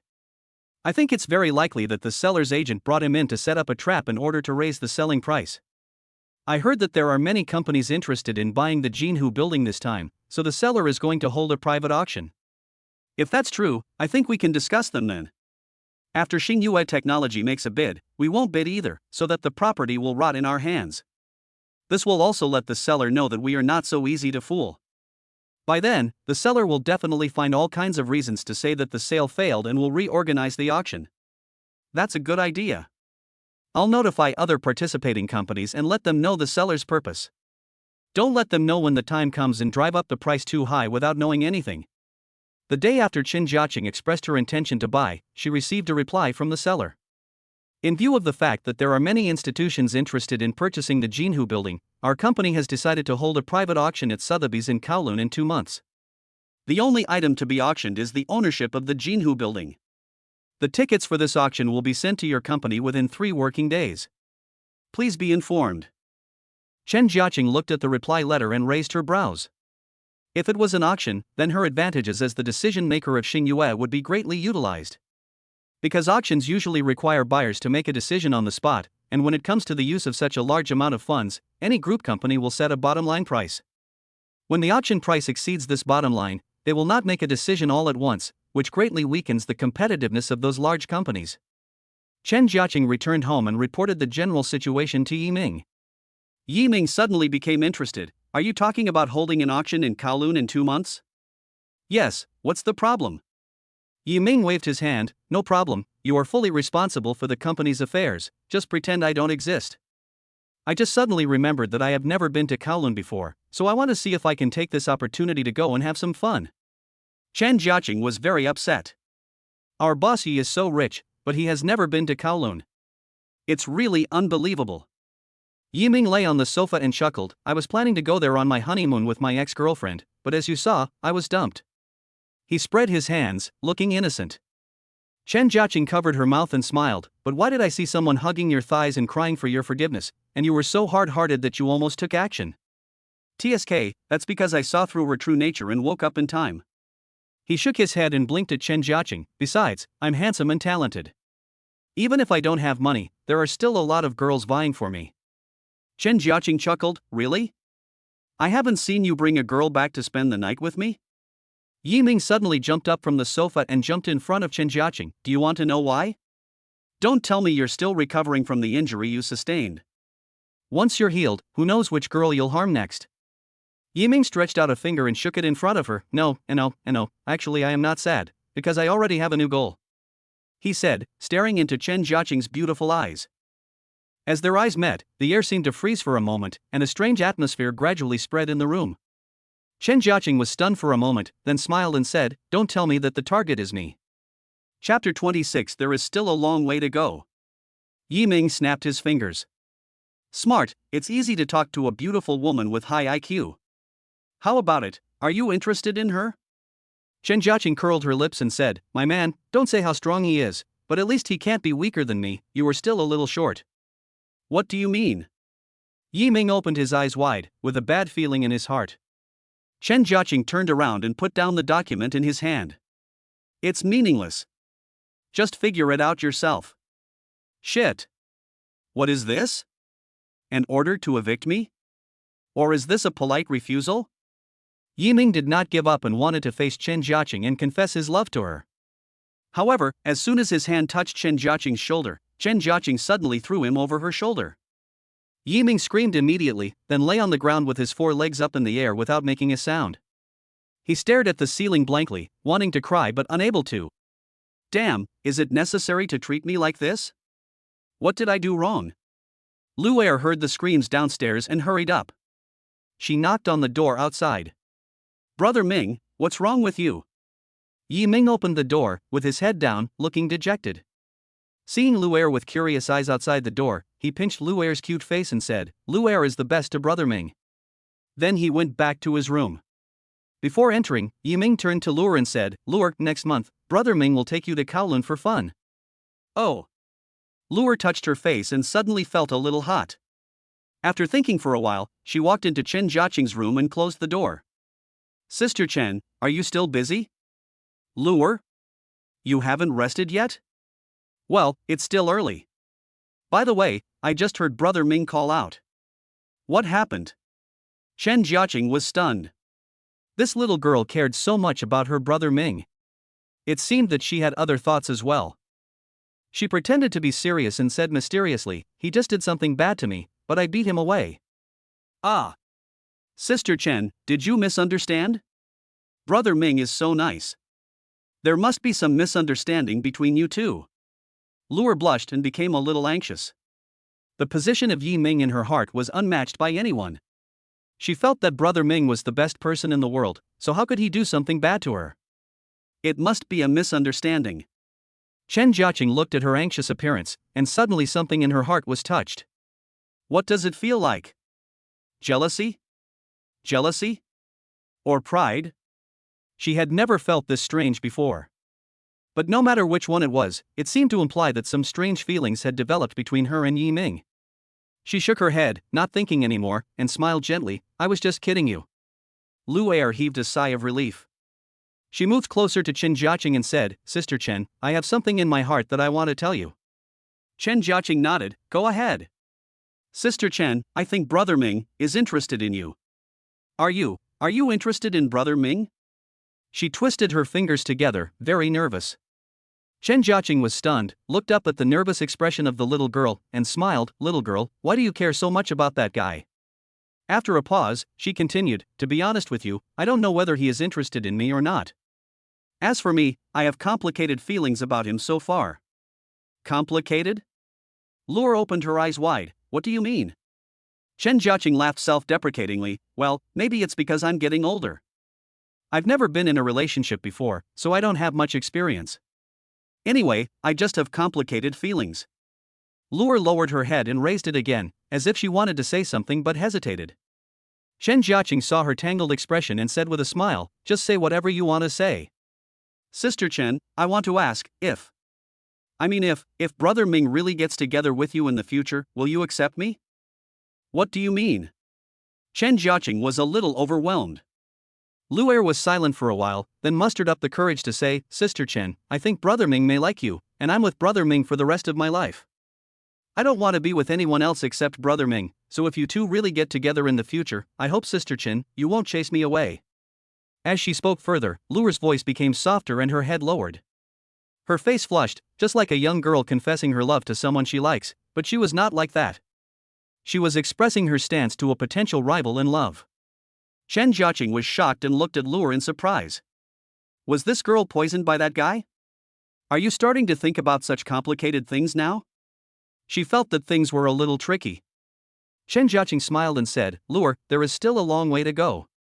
No one can predict what will happen in the future. When you see a wider world and meet more people, maybe you will have different ideas. Lu Er immediately shook her head. No, Sister Chen, Brother Ming is my whole world, I will never leave him in this life. Sister Chen, what if you are really together with Brother Ming? Will you chase me away? Chen Jiaqing sighed. This child is so silly and cute, she doesn't know why she is so devoted to that guy. She knows that Lu Er must be different from that Zhang Wenyi. Lu Er has feelings for Yi Ming, she will never leave him even if Yi Ming is a beggar. Silly girl, if you really like your Brother Ming that much, Sister Chen won't compete with you for him, don't worry. Lu Er continued to shake her head. No, Sister Chen, I think Brother Ming likes you. If you like him too, then you should be together. I don't want you to be separated from your love because of me. Brother Ming will also be very sad. I just hope that by that time, Sister Chen, you can let me stay with Brother Ming and don't drive me away. Chapter 27, Sports for the Rich Kids. Chen Jiaqing's heart was deeply touched. Lu Er's feelings for Yi Ming were deeply rooted. Yi Ming was like the source of her life. She sighed inwardly, but imagine if she was really with Yi Ming, could she allow another woman to follow Yi Ming so devotedly? Sharing a man with another woman was something she had never thought of before. But if she really loves someone to the core, would she be as desperate as Lu Er and turn her whole world into one person? She suddenly felt a little envious of Lu Er, who could do anything for one person, even if she had nothing. Maybe this is the deepest love. Chen Jiaqing smiled. This question was difficult to answer. If she said that she had no feelings for Yi Ming, that would be fine. But when she really had to make a choice, she hesitated. Yi Ming had occupied a small corner in her heart without her knowing. Although it has not yet risen to the point where she has to marry him, he is indeed there and she cannot control it, nor can she deceive herself. She avoided Lu Er's expectant gaze and said, Silly girl, what are you thinking about? You still have classes tomorrow, so go to bed early. Lu Er's eyes dimmed instantly. She felt a little disappointed as she didn't get a clear answer. However, she didn't want to embarrass Sister Chen anymore for fear of making her feel disgusted, so she lowered her head and left Chen Jiaqing's room. When she returned to her room, she was no longer sleepy. She tossed and turned in bed and simply turned on the computer. After accidentally clicking on a website, Lu Er suddenly opened her eyes wide because she saw Li Beibei. Later she understood that Li Beibei was singing live on a live streaming platform. She was wearing heavy makeup, and although her singing was not very good, there were many people watching her, and many people gave her gifts. Lu Er became interested. She also liked singing, but she usually just hummed by herself and had never performed in front of anyone else except Brother Ming. Based on her interests, Yiming has already planned her future path in advance, which is to enter an art school and become a star in the future.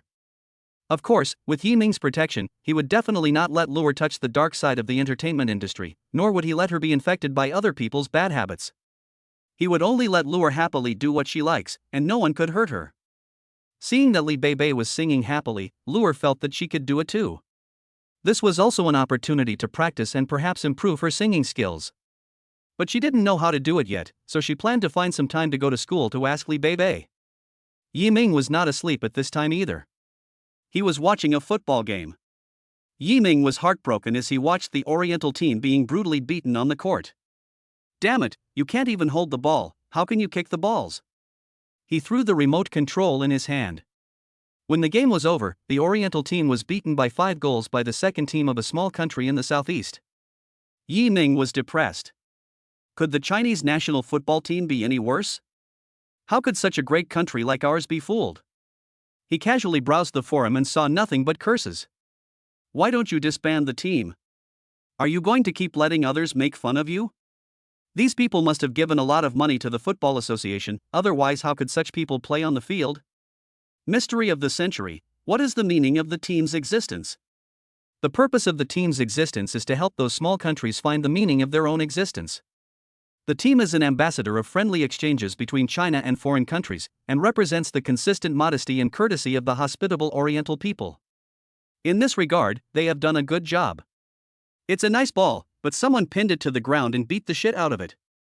No, I didn't get the shit beaten out of me. I was pinned to the ground and fed shit. Look at how those idiots don't care. It's like they don't care at all. They don't care. They make a lot of money and have a lot of girls. The reason why the team is so bad is that the problem lies at the root. Yiming frowned as he looked at the comments. He wanted to go up and say a few words, but after thinking it over, he gave up. Out of sight, out of mind, he chose to go to sleep. The next day, on the way back from sending Luer to school, Yiming made a special detour to the nearest youth football school to visit it. After all, the future hope of the Chinese national football team lies in those children. He parked his car in a garage farther away and walked over. At the school gate, he suddenly saw a little boy of about 11 or 12 years old crying while holding a football, with his parents sitting next to him sighing. They were all dressed very simply, and it was obvious that their families were not well off. Yiming was a little confused. Could it be that the child wanted to go to football school but his parents didn't allow it? Little boy, why are you crying? Yiming walked over and asked. The little boy didn't say anything and continued to cry sadly. The boy's father next to him took over the conversation. Hey, we didn't pay the money, so the coach won't give our kid a chance to play. Our kid is worse than everyone else, but our family has no money and can't give the coach a gift, so the kid can only watch other students who are not as good as him play in the game. But the coach came to our house some time ago and told me that my son Xiaoxia is very skilled and talented. If he plays more games, he might be able to play football abroad in the future. He just wanted us to give him hard work money, saying that it is not easy for him to teach him. But it is already very difficult for our family to raise Xiaoxia's tuition every year, so where can we get the money to give him a red envelope? If the child didn't really like football, I would have wanted him to go home to attend a regular school, alas. What? There is such a thing? Yiming frowned. But he soon understood in his mind, because he had heard such rumors before, saying that football was a sport for rich kids, and if they didn't pay the coach, they wouldn't be given the opportunity to play in the game. Many talented children from ordinary families gradually become mediocre because they never have the opportunity to play. As for those kids who paid to play, since their families are relatively wealthy and they have been spoiled since childhood, they easily lose confidence when faced with difficulties. However, they have no shortage of opportunities to play, and they keep playing even if they keep losing. In the long run, one can imagine what level the team composed of these people will be at. Thinking of the football game he watched last night, Yiming was very angry. It would have been fine if he didn't have the ability before, but now that he had encountered it, he decided to take care of it. At least he couldn't disappoint the children who really liked football, like the little boy in front of him who was crying sadly while holding the football. Chapter 28. Don't cry then. Mingda Football School. This is a privately run football school with very expensive tuition fees, costing around 70,000 to 80,000 yuan a year. It is quite difficult for an ordinary family to afford this tuition fee. In fact, some football school founders are not aiming to train talents for the national football team. They simply treat those football-loving kids as money-making machines and turn a blind eye to the coach's overt and covert requests for various gifts. This is the case with the principal and founder of this football school. Because coaches are the foundation of football schools, especially famous coaches, who are the living advertisements of football schools. For example, a certain star once played football for him, was coached by him, and finally made it, joined the club, became a main player and made a lot of money, etc. With them in charge, more children who love football will come here led by their parents, and the school will receive more students. Over time, a chain of interests has been formed. If anyone does not understand the rules and destroys this chain of interests, he will become the public enemy of this circle. Therefore, those parents can only swallow their anger. Those whose family conditions are good will pay the fees obediently. Those whose family conditions are poor and have no money will just wait to sit on the bench and don't even think about playing in the game. Anyway, losing the game has nothing to do with them. Yiming took the boy's family to find the boy's coach, who was a middle-aged fat man with bulging ears and narrowed eyes and a sparse beard on his chin. At this time, an intra-school competition was being held on the field. The coach named Han Dongjiang was sitting on a stool with his legs crossed, a cigarette in his hand, and occasionally yelling at the court. Yiming found him and pointed at the little boy. "Are you Xiao Xia's coach?" Han Dongjing took a puff of his cigarette and looked at Yiming in confusion. "Who are you?" "It doesn't matter who I am. What matters is, why don't you let a boy who loves football and has excellent skills play football?" Han Dongjing sneered. "What do you know? He has no skills.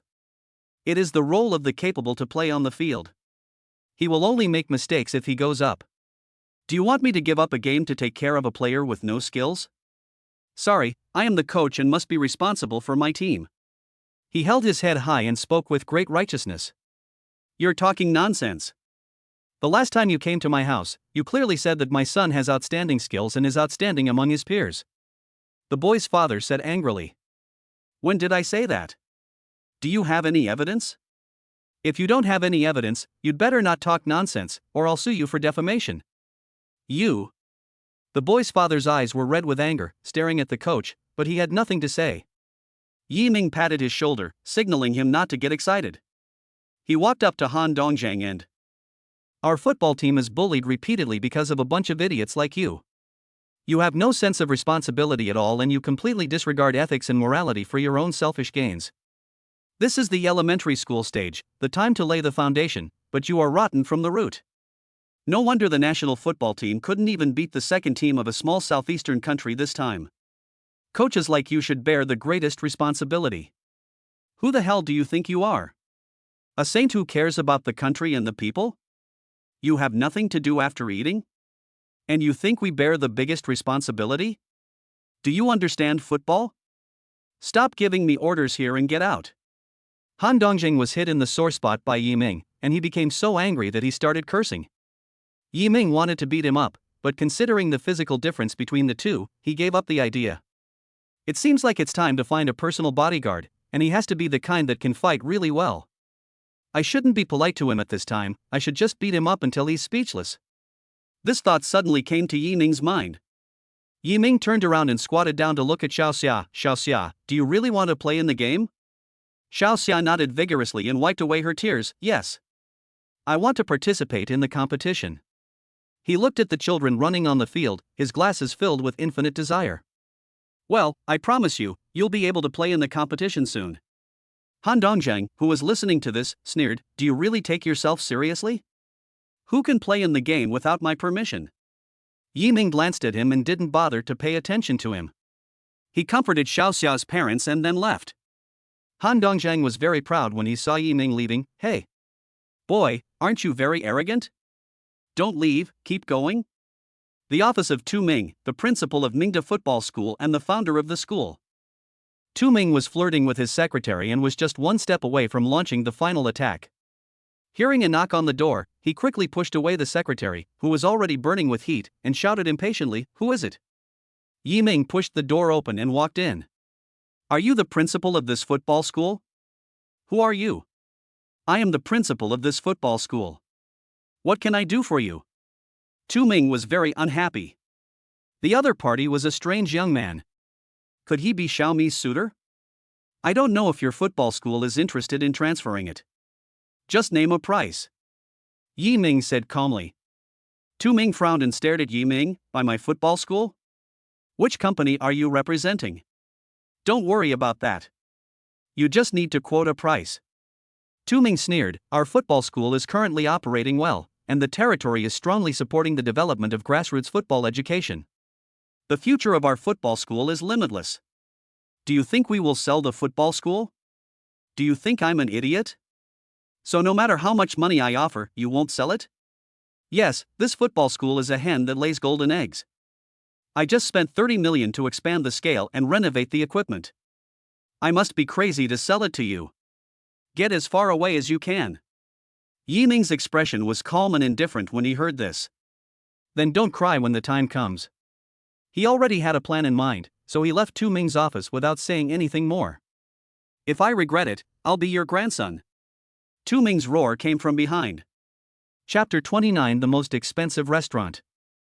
Yi Ming already had a plan when he left. He found Chen Jiaqing and asked her to assign someone from the company to handle the matter. The person who came to assist Yi Ming was Chen Jiaqing's newly recruited assistant, named Jean Ruirui. She was 22 years old and had just graduated from the Guanghua School of Management of Peking University. She was fluent in English, Spanish and Italian and had strong working ability.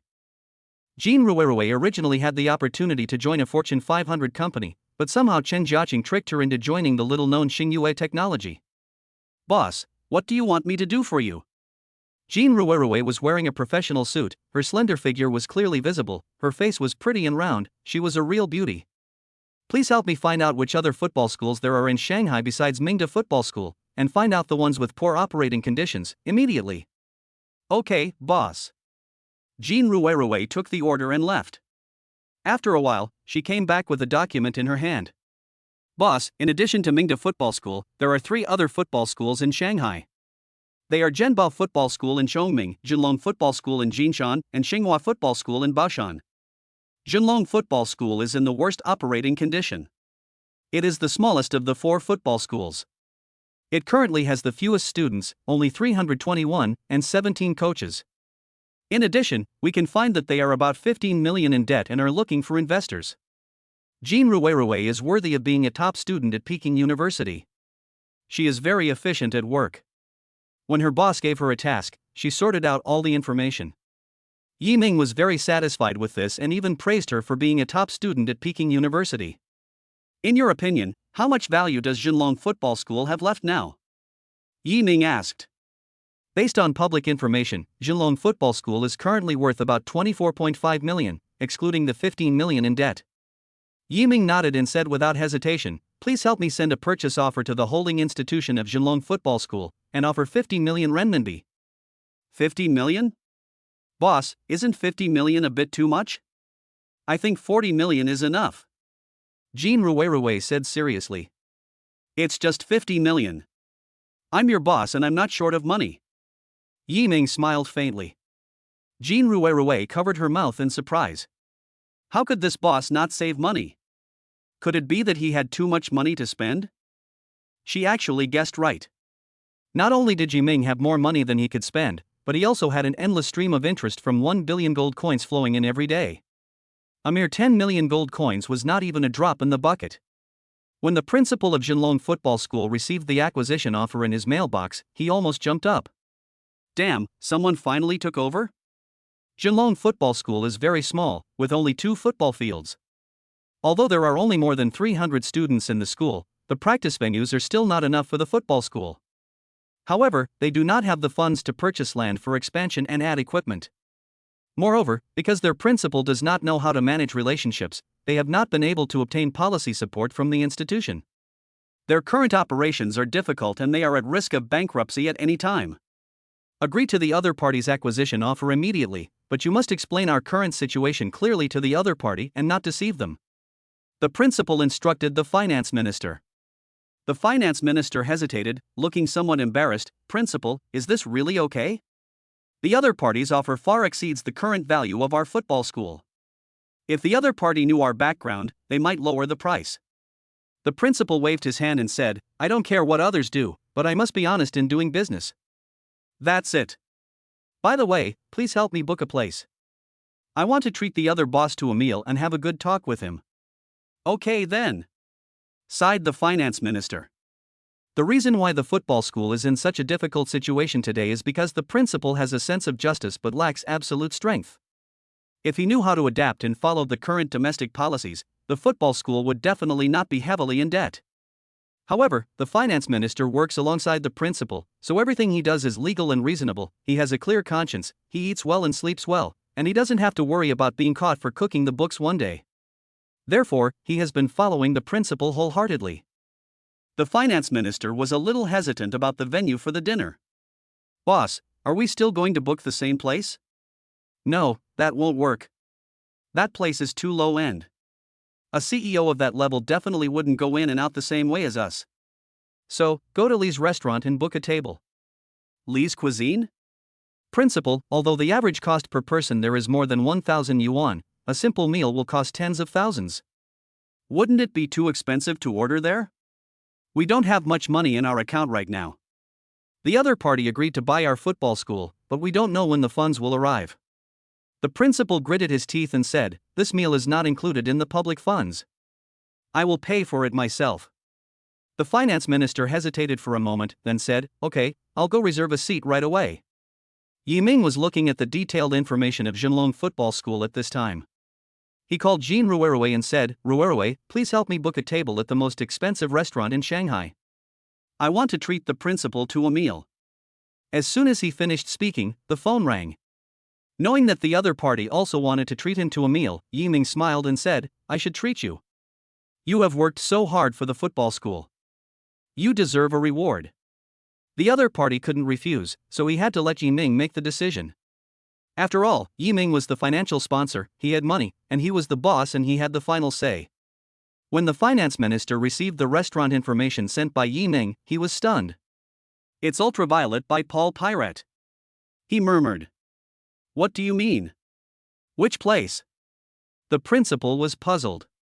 He didn't know English and had never been to that place.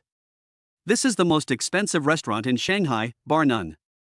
A meal here can easily cost hundreds of thousands, or even millions if you're a bit more extravagant." "Fuck!" the principal gasped. Usually, even the most expensive restaurant they had been to would cost no more than $1,000 per meal. "It's a good thing I didn't go to that Lee's restaurant, or I would have been so embarrassed." He smiled awkwardly. Hashtag. Chapter 30, all dropped out. The acquisition of Jinlong Football School went smoothly. After Yiming had a conversation with the principal, he recognized the principal's work ability. He had a heart that loved football, but lacked financial support. He was also excluded by the other 3 football schools and could not receive institutional funding, which put the football school in trouble.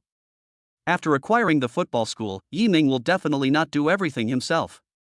He plans to still hire a principal to take charge of management, but the coaches must be re-examined and there must be no corrupt people like Han Dongjeng.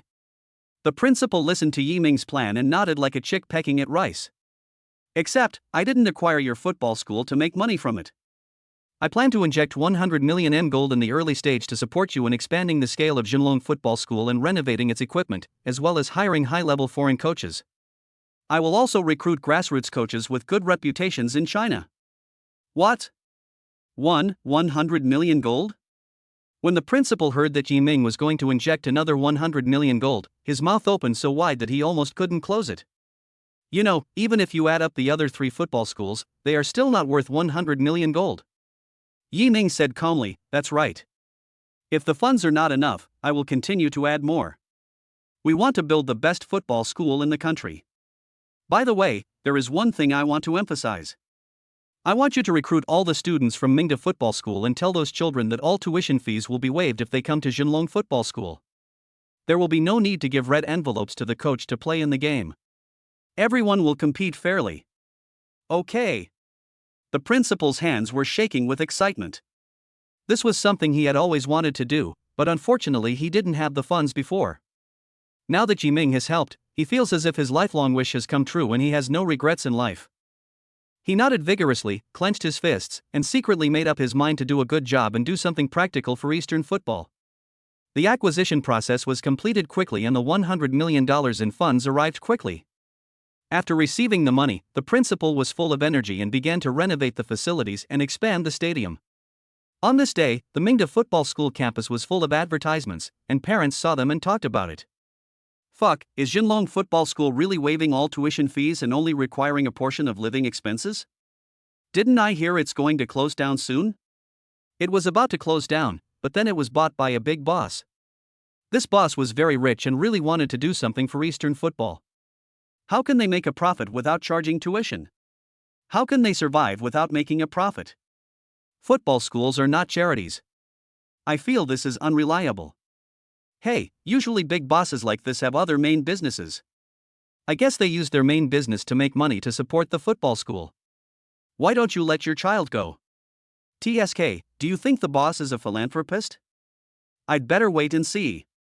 If I leave rashly, I feel I will offend the coach. When Jinlong fails, he won't let our kid play in the game. Who can I cry to? You know, being able to play in the game is the most important thing. I heard that Jinlong Football School is going to Zono to hire many high-level foreign coaches, as well as many well-known domestic coaches. I think this is a reliable thing. Really? If that's the case, that's great. Our family is almost broken because of our child's football. Now we finally see hope. Just because it was written on the ad that you won't have to pay a red envelope to the coach to play in the game, I decided to let my kid give it a try. At this time, Lao Xia appeared with Xiao Xia. Xiao Xia had become the first student poached by Jinlong Football School from Mingda Football School. Of course, they came to speak from their own experience and give those hesitant parents a reassurance, telling them that everything said in the advertisement was true. After listening to the description of Lao Xiao's family, the parents who were originally a little hesitant immediately made up their minds. Next, the principal's office of Mingda Football School became a mess, with a sea of people gathered inside, and many parents of children from poor families requested to withdraw their children from school. Tu Ming is already extremely worried. If this trend continues, the number of students at Mingda Football School will be reduced by more than half. If they drop out, the annual tuition will be drastically reduced. He has just invested 30 million to expand the scale of the football school. If a large number of students drop out at this time, he will not be able to recover the cost at all, which will undoubtedly be a fatal blow to him. Parents, please be quiet. I think this is a conspiracy by Jinlong Football School to sow discord between you and Mingda Football School. Please don't be fooled. Think about it, is there any school in the world that doesn't charge tuition? Not to mention a professional school like a football school. I don't care. Even if it's a conspiracy, we accept it. I'm tired of your kind of black-hearted school that requires you to give red envelopes to the coach before your kids can play in the game. That's right. Drop out. Drop out. Drop out. Drop out. Drop out. Drop out. If parents want to withdraw their children from school, the school must not refuse, otherwise it would be illegal. After a group of parents who tried the school confirmed that Jinlong Football School does not charge tuition and does not require red envelopes to the coach. All of a sudden, all the students of Mingda Football School transferred to Jinlong Football School, and the remaining children who originally came from well-off families also dropped out of school. Tu Ming looked at the empty campus and suddenly remembered the words left by the strange young man before he left last time. He felt a chill on his back and wanted to bang his head against the wall. Now, let alone crying, I even want to die. He had completely lost everything, his secretary had left him long ago, and his wife was wanting to divorce him. After Han Dongzheng lost his job, he was blacklisted by Jinlong Football School, and all football schools across the country were informed that this coach had misconduct and was not recommended for employment. With sufficient financial support, Jinlong Football School quickly grew from a small school with only more than 300 students to a large school with as many as 3,000 students. The number of courts increased from 2 to 50, so that students have sufficient venues, the number of matches has increased, and every student has gained competition training. Chapter 31 Goddess Lu Live. Next, Yiming assigned Jean Ruerue and the principal to form a team to recruit some high-level youth training coaches from the well-known clubs in Zono. It has to be said that money makes things easier, and they recruited 10 high-level coaches at one time. Yiming felt very satisfied as he looked at the thriving Jinlong Football School. When these kids grow up, I hope they can produce their own Messi or Ronaldo. He paid special attention to Xiao Xiao's competition and found that his level was indeed higher than that of his peers, which made him very pleased that he did not miss such a good seedling. After Luer asked Li Beibei that day, she immediately started to tinker with the live broadcast. She randomly chose a live streaming platform and named it Willow Tower, Because I was a newcomer, no one paid attention to me at the beginning, and the comments were very quiet, with only one or two comments occasionally. But Lure didn't care at all. She was just immersed in the joy of singing, occasionally checking the comments and chatting with netizens from time to time. Some people like to look around when watching live broadcasts. If they accidentally click on a live broadcast room called Luciaor, they will suddenly not want to leave. Fuck, how come I haven't seen such a beautiful girl before? Goddess. An absolute goddess. Goddess is not popular? No, I need to go to the commercials. Fuck you, goddesses should be admired quietly, don't let those losers disturb our goddess. I've decided not to watch Chen Yifar and Feng Timo's live broadcasts anymore. I'm just going to stay here, and no one can chase me away. After being deserted at first, Luair's live broadcast room quickly gained popularity, with many fans spontaneously going to other anchors' live broadcast rooms to advertise. Everyone, come and look at the willow branches. Who is Willow? First goddess. Come and fight me if you don't agree. Bah! You're the number one goddess, but you're nothing but trash in front of me, Chen Yifar. The man upstairs, when did you go blind? Of course, with more fans, gifts started to flow in like crazy, and Willow Tower soon topped the gift list. Another female anchor named Momi, who has been dominating the gift list of this live broadcast platform for many years, was so jealous when she saw that she was surpassed by someone else. When he looked again, he found that it was a newcomer. He was immediately furious. It must be a scam. I think so. No one has ever topped the gift list on the first day, let alone a newcomer with no fame. She must be someone who is being kept by a rich man. Humph. What's so great about that? Don't think that you are the only one who can do it. Momi humped to herself. She immediately sent a voice message to her godfather in a coquettish tone. Godfather, someone has knocked me off the top of the gift list, please help me get it back. After a while, she received a reply. A middle-aged man's breathless voice came from the phone. Baby, Godfather is busy, please wait a moment, Joe, Godfather loves you. Momi threw the phone away. Humph, he must be with that vixen again. All men are bad. Momi watched as fewer and fewer people came to her live broadcast room and the gifts dropped sharply. Her mood became worse and worse.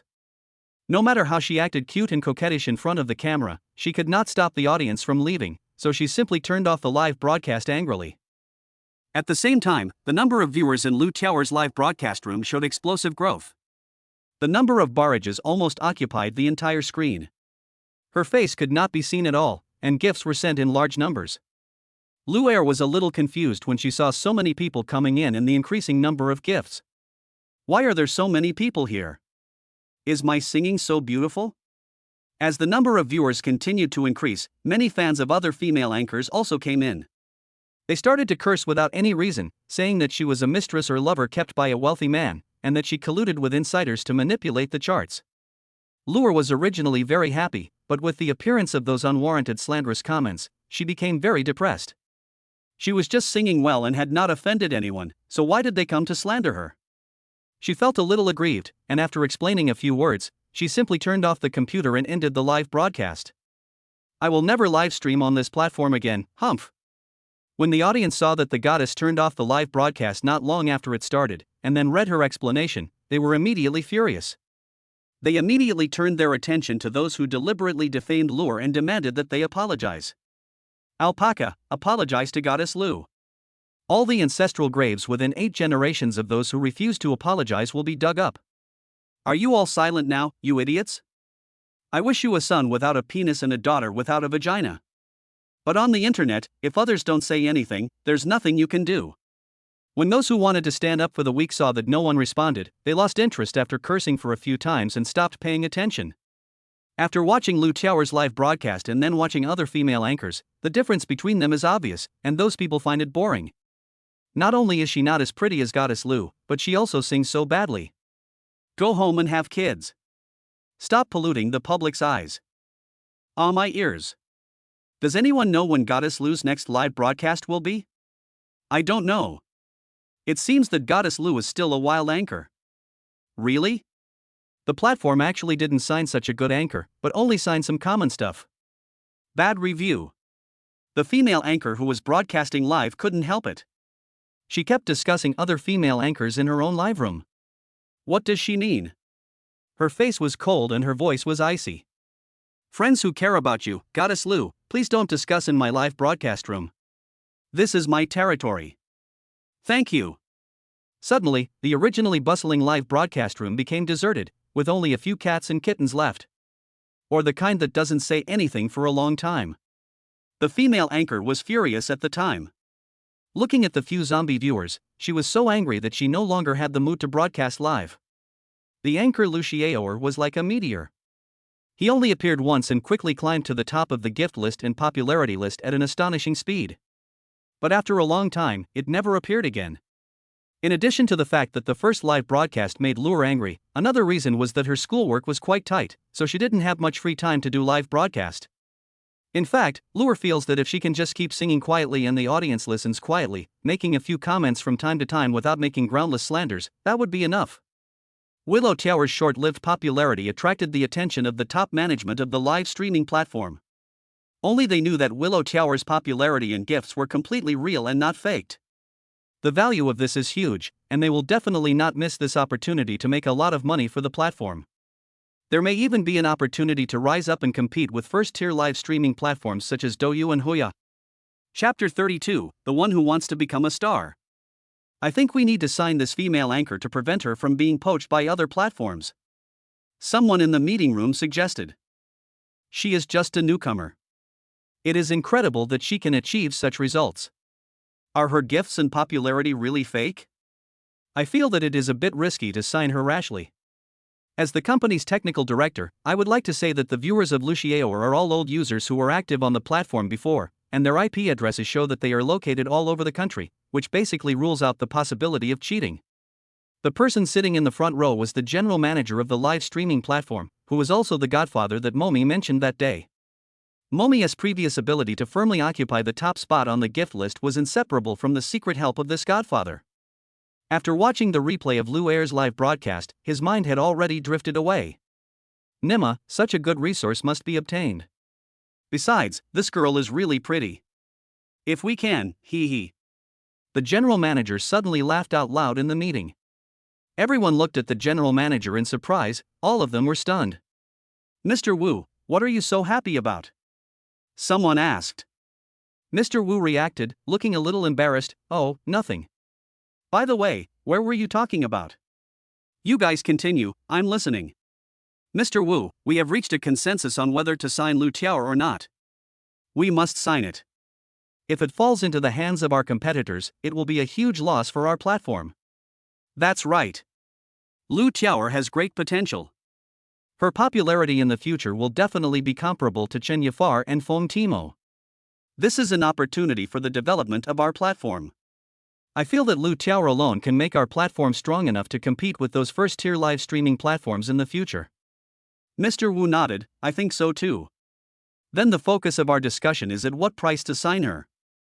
A vice president said, Mr. Wu, I think we should sign her for 10 or 8 years at a low price while she is still unknown. This will greatly create value for the platform. Oh? How can you be sure that she will agree to sign the contract at a low price? Another vice president asked. Mr. Wu looked at them with interest, so what price do you think we should sign her for? 1 million in 10 years. 1 million in 5 years. The two vice presidents have different opinions. Mr. Wu nodded. Considering the interests of the company, we should sign her at a low price if possible. After all, she has only live streamed once, and there are still variables as to how she will develop in the future. How about this, we will offer 1 million for 10 years as the first offer. If that doesn't work, we will offer 1 million for 5 years. Okay. Unknowingly, Lure created a record, that is, she was able to get signed by the platform with just a short live broadcast. If this were to get out, it would definitely make those anchors who pose and sing in front of the camera on time every day but have no popularity feel unfair. When Lure registered on the platform, she left her mobile phone number, so they contacted Lure through this mobile phone number. 1 million in 10 years, which means 100,000 a year. When Lure received the text message, she tilted her head and was slightly surprised. She had never thought that she could earn so much money in a year. Although Brother Ming was very good to her and had enough money to spend, the sense of accomplishment of being able to earn money on her own was very different. I want to give Brother Ming a surprise and tell him that I can also make money. Lure was very happy. Let Sister Chen help me see if it's reliable first. She went upstairs and knocked on Chen Jiaqing's door. Chen Jiaqing was rarely busy this time. She was holding a cup of coffee and watching the BBC's economic news. When she heard the knock on the door, she went to open it herself. Luer? What's the matter? Sister Chen, I received a contract invitation from a live broadcast platform. They offered me 1 million for 10 years. Can you give me some advice? Is this reliable? Show me which platform you have broadcast live on and how popular you were during the live broadcast. Chen Jiaqing also knows a little about this industry. Luer directly found the platform where she was live streaming on her computer. Chen Jiaqing looked at her popularity list and gift list and found that she was ranked first in both the same period. I think I only live streamed for about an hour. Luer said. You can top both the popularity list and the gift list in just 1 hour, and they'll give you 1 million for 10 years? Chen Jiaqing's eyes widened. What kind of live streaming platform is this? It's really shady. Luer was a little confused. What do you mean? Chen Jiaqing looked at her steadily. With your potential, you will be able to compete with or even surpass those famous female live streamers in the live streaming circle in the future. This company obviously wants to take advantage of your lack of fame to rip you off. You must not sign this contract. We can give Brother Ming a surprise. Luer said with her head down. But you absolutely can't sign a contract with them at this price. 1 million for 10 years? You're dreaming. What should we do then? Chen Jiaqing covered her mouth and thought for a while, then said, Luer, don't rush to sign a contract. You are not short of money anyway. With your potential, you can sign a contract at a high price at any live broadcast platform. They are just bullying you because you are a newcomer and don't know anything, so they offer such a low price. Sister Chen can guarantee that you will definitely be able to easily sign a live broadcast contract with an annual salary of tens of millions on a big platform in the future. However, our Luer is going to be a big star in the future. How can she be a full-time anchor? It's too low. Chapter 33 Not interested. Annual salary of tens of millions? So much? Sister Chen, you are not kidding, right? Luer was shocked. No kidding. From your short 1-hour live broadcast, I can see that you will be extremely popular after entering the entertainment industry in the future. You will earn more than tens of millions a year, hundreds of millions will be no problem. By then, you will earn much more than Sister Chen. Chen Jiaqing said with a smile. Luer covered her mouth in surprise. Am I really that powerful? Chen Jiaqing patted his chest and said, Who is your Sister Chen? If I say yes, then yes. Well, ignore the invitation from this live broadcast platform to sign a contract. 10 years and 1 million, let them dream big. Oh. After getting Chen Jiaqing's explanation, Luer understood and no longer paid attention to the signing invitation from the live broadcast platform. She went to school, went home and took private lessons as usual every day. When the live streaming platform saw that Lu Tiaoer did not reply, Wei Hui, the person in charge of the contract, became a little anxious. He sent a text message at first. Lu Tiaoer then explained that she was busy with her studies and had no intention of signing a contract. She ignored the other party's further text messages. Seeing that text messages were useless, Wei Hui started bombarding her with phone calls, and Luer simply blocked the other party's phone number. Live streaming platform company conference room. Mr. Wu, the other party has no intention of signing the contract. Is the price of 1 million for 10 years too low? What should we do? You said she is still a high school student. If she is a high school student, $1 million would definitely be a lot in 10 years. Could it be that she comes from a wealthy family and doesn't care about this little money at all? Mr. Wu frowned. In fact, Mr. Wu still couldn't suppress the anger in his heart. He already regarded this anchor as the same as other female anchors, and he could play with her as he pleased in the future. When he thought of that beautiful face, he couldn't help but feel excited. He touched his chin and continued, No, we must not miss this anchor. If we lose this opportunity, it will take us a long time to compete with Douyu and Huya. Please help me make an appointment with her. I want to have a face-to-face meeting with her. Wei Hui smiled bitterly. Mr. Wu, the other party didn't even bother to pay attention to us, let alone ask her out for a meeting. When Mr. Wu heard this, he was immediately furious. The company paid you to come and eat for nothing? Ha! No matter what method you use, you must make an appointment. If you can't make an appointment, you'd better pack your bags and get out. Wei Hui felt a chill on his back, but he couldn't stop cursing in his heart. Damn it, who the hell doesn't know your dirty thoughts? You act like you're doing so much for the company. However, in order to keep the job, Wei Hui still did as Mr. Wu asked. Since text messages and phone calls don't work, just find out her specific information and go to her home or school to meet with her. He paid a hacker and quickly got Luer's specific information through the clues she left on the internet. Your real name is Tian Luer, you're from the countryside? Your parents are farmers, unemployed, and you're currently studying at ZU Noble High School? This is a bit contradictory. After he got Luer's background information, he was a little confused. All the information you want is here, there is no more. As for why there is such a contradiction, it is not within the scope of my work. The hacker said lightly. At the gate of ZU Noble High School, Wei Hui was waiting at the school gate on time for school to be over. Yiming has been busy with football school matters recently, so he comes to pick up Luer a little late every day. Luer always deliberately waited until later to go out, so when she left the school gate, there were basically no people around. Wei Hui didn't see Luer come out at first and was about to leave, but he saw Luer for the last time before leaving and was immediately overjoyed. Wei Hui is 35 years old this year. Most of the anchors he has seen before have plastic surgery zombie faces. But when he saw the pure and lovely Luer, he felt a fire rising in his heart. He felt that this Luer was more beautiful than when she was live streaming. He walked up quickly and stopped in front of Luer. Excuse me, are you Tian Luer? I am the person in charge of signing the contract for the live broadcast platform who contacted you before. Our boss wants to talk to you. Wei Hui smiled and stretched out his hand to shake hands with Luer. Luer looked at him warily, her eyebrows furrowed, and ignored his outstretched hand. Didn't I say I wouldn't sign a contract? How did you find me? Wei Hui stared at Luer's beautiful face, chuckled, and took his hand back to wipe his buttocks. We have our own way to deal with this. Please consider it, Mr. Tian. After all, this is a rare opportunity. If it were someone else, we would not even consider it. Sorry, I've thought it through. Please go back. Luer's pretty face was cold and she turned around and was about to leave. Wei Hui quickly stopped Luer. Don't worry, classmate Tian, you can go to such an aristocratic high school, so I think your family is well off. How about this, we offer 5 million. How about this? You should be satisfied with this price. You should know that once you sign the contract, you will be the one that our platform strongly supports. We will mobilize all resources to promote you, and your popularity will be greatly improved. This is a benefit that many anchors dream of. Why don't you consider it more? Sorry, not interested. Luer still didn't consider it at all.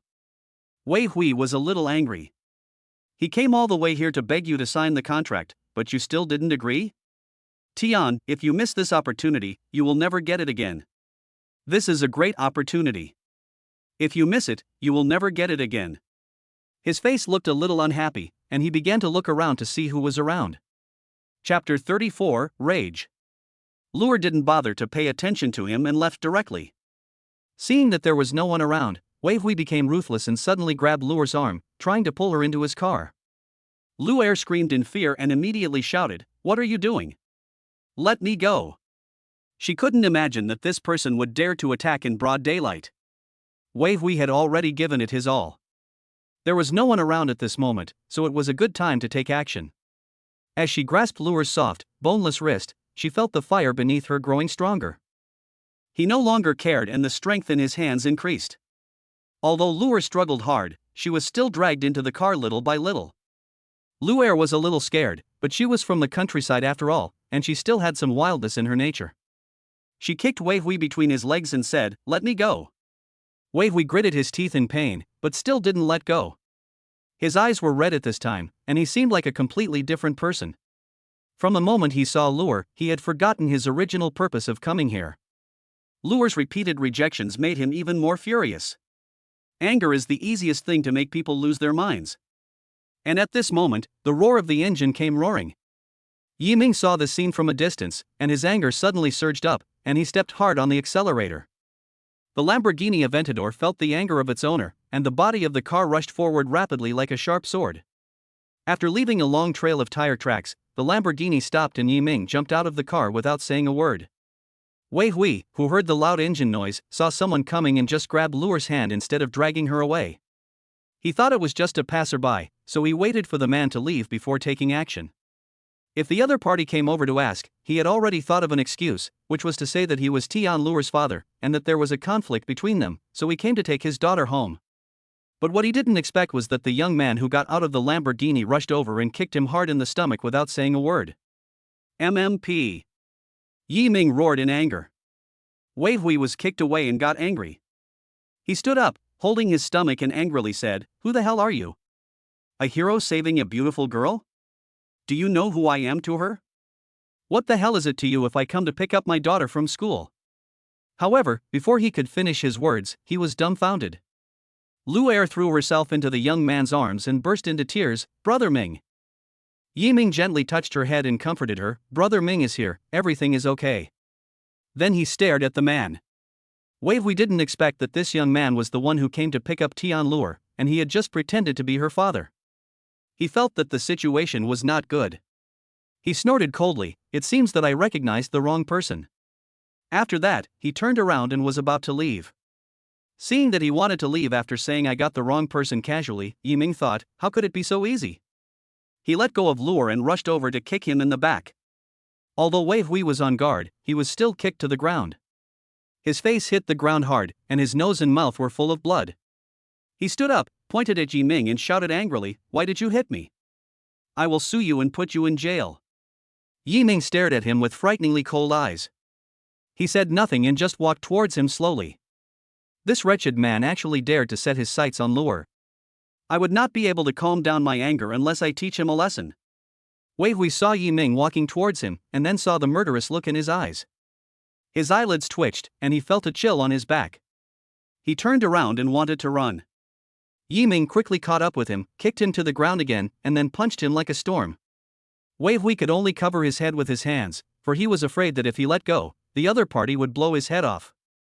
In his heart, he already regretted provoking Luo. Just by looking at the car that the person who picked her up drove, a Lamborghini Aventador worth more than 8 million, he knew that Tianluo came from a wealthy family. He just said that he wanted to sue Yi Ming, but he was just trying to show off his eloquence and scare the other party. Not to mention that he had ill intentions first. Even if he didn't, as a commoner, he would only end up dead if he wanted to fight against such a wealthy family. Wei Hui was already feeling guilty and wanted to escape, but Yi Ming pinned him to the ground and punched him wildly, leaving him completely unable to resist. Screams continued to be heard. Yi Ming didn't get up until he was sweating profusely. Wei Hui had become a pig's head by then, with a bruised face and nose that made it almost impossible for him to open his eyes. He didn't know how many bones were broken in his body. He lay on the ground like a dead dog, covering his head, not daring to move. "If I see you again, I'll beat you up." Yi Ming left a word, kicked him hard on the head, and then left with Luo. In the car, Yi Ming frowned. Fortunately, he arrived in time this time. If he was a little later, the consequences would be disastrous. He felt a little guilty, blaming himself for coming to pick up Luo so late. But he also knew that he couldn't stay with Luo forever.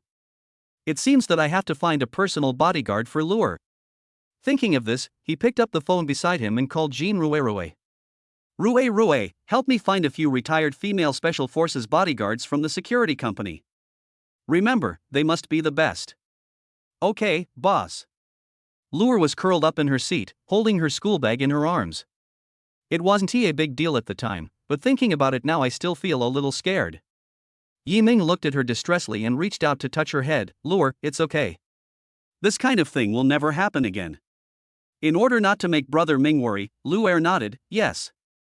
Chapter 35, Destroying the Live Broadcasting Platform. Back at Shengshi Huating, Yi Ming asked Luo who that person was and what had happened. Luo told Yi Ming the whole story. After listening to it, Yi Ming's face became terribly gloomy. He thought about it, turned around and went upstairs to find Chen Jiaqing, told her the brief story, and then asked, "It's a disaster if we keep this kind of company. Do you have any way to bring it down?" Chen Jiaqing frowned slightly, pursed her lips and thought for a while. "There is a way, but it may be rather despicable." "Who cares?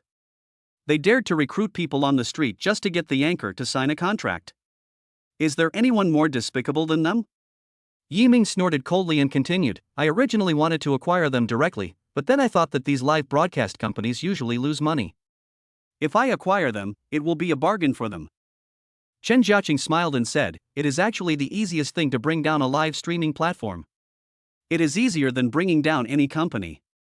For example, you can just go to the red light district and spend money to find a few prostitutes, then register a few more accounts on that platform, and let them do bigger things during their live broadcasts. You know what I mean, right? Then you report it to the regulatory authorities, and the live broadcast platform will be blocked in minutes. Fuck. This is amazing, why didn't I think of it?" Yiming slapped his head, then gave Chen Jiaqing a thumbs up, as expected of a beautiful lady with a high IQ. "Amazing. I surrender." Chen Jiaqing waved his hand, not caring about his compliment. Of course, you have to find a powerful hacker so that their company can't block those live broadcast accounts. Otherwise, they will find you as soon as you start broadcasting, and they will force you to close the live broadcast room, and you will have no way to do anything. Okay, I got it. I'll find someone to do it right away. Everything went smoothly after that, and the live streaming platform was soon blocked by regulatory authorities for being pornographic. After Wei Hui was beaten that day, he took some leave to recuperate. When he returned to the company, he found that everyone had a serious and worried look on their faces. What happened in the company? He asked a colleague next to him.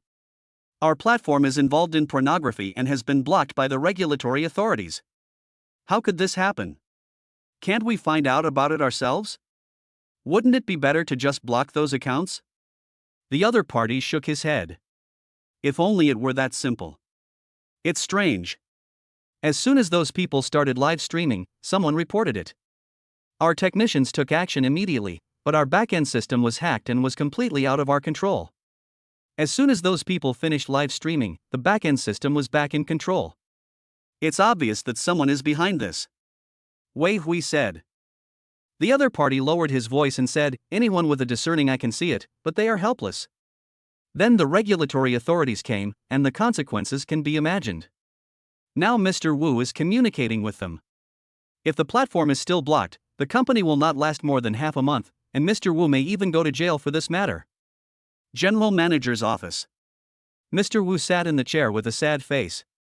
He had no idea how to solve the current predicament. Their company relies on commissions from tips given to anchors by viewers on the live streaming platform and profits from advertising. Once the platform is blocked, not only will they lose the commissions from audience tips, but they will also have to pay huge sums of money to advertisers for breach of contract. He now wanted to kill Wei Hui because he had received a text message from an unknown source, telling him that their company's current situation was entirely caused by Wei Hui. That day, Wei Hui followed his orders to ask Lu Tiaoer to come out and meet him, but he didn't expect that not only did he fail, he was also inexplicably injured and hospitalized. At the time, he thought Wei Hui was an idiot for getting hurt just by meeting a host. Later, he thought that Wei Hui must have done something that the people behind the host could not tolerate. Not only was he beaten and hospitalized, but the company was also implicated. Wei Hui came to report to Mr. Wu today. As soon as he entered the room, Mr. Wu saw that it was him and immediately picked up the cup in his hand and threw it at him. Why the hell don't you just go die? Huh? You even came back. Look at what you've done. You've ruined the entire company. Wei Hui originally felt that he was very wronged. After all, he was working for the company and did not get any benefits. He was also beaten and hospitalized, and he did not receive any comfort from his leader. At this time, he heard Mr. Wu's accusation again, and his temper suddenly rose. He threw the documents in his hand and yelled, "Fuck you, I've worked so hard for the company and got hurt, and I still have to endure your anger. Who the hell do you think you are? Is it great to pay me a salary? Do I deserve to be bullied by you?" When Mr. Wu saw that Wei Hui dared to talk back, he was so angry that he picked up everything around him that could be thrown and threw it at him. "Fuck you, you've ruined the company so badly. And you're here to vent your anger, who the hell do you think you are? You're just a dog I raise. Fuck you, get out of here, as far away as you can." Wei Hui gritted his teeth and said, "You can ask me to leave, but you must reimburse my hospital bills and compensate me for 3 months' salary. Otherwise, we will never be done." When Mr. Wu heard this, he laughed out of anger. "You've messed up the company like this and you still want the company to reimburse your medical expenses? And give you 3 months' salary? Have you been fed shit in your head?" Wei Hui snorted coldly, "If you don't reimburse me for my medical expenses and 3 months' salary, I will expose your affair with the female anchor. We'll see what happens." After hearing this, Mr. Wu calmed down surprisingly. He stared at Wei Hui, and the coldness in his eyes seemed to corrode the bones. After a moment, he slowly approached Wei Hui, with his hands behind his back and a pen in his hand. Chapter 36, Live Snail Broadcast. Mr. Wu was in his 40s and was originally no match for Wei Hui, who was in his 30s. However, Wei Hui had just recovered from a serious injury and was rather weak, so the two were evenly matched at this time. Mr. Wu approached him and suddenly stabbed him with a pen. Wei Hui subconsciously reached out to block it. The sharp tip of the pen immediately pierced Wei Hui's arm, and blood immediately flowed out. He cried out in pain and took a step back. "Do you want to kill someone?" Wei Hui roared, covering his bleeding arm. Mr. Wu wiped the corner of his mouth, his fat face distorted. "I didn't intend to do anything to you today. You were looking for death, you asked for it." As he said that, he took the pen and stabbed Wei Hui fiercely.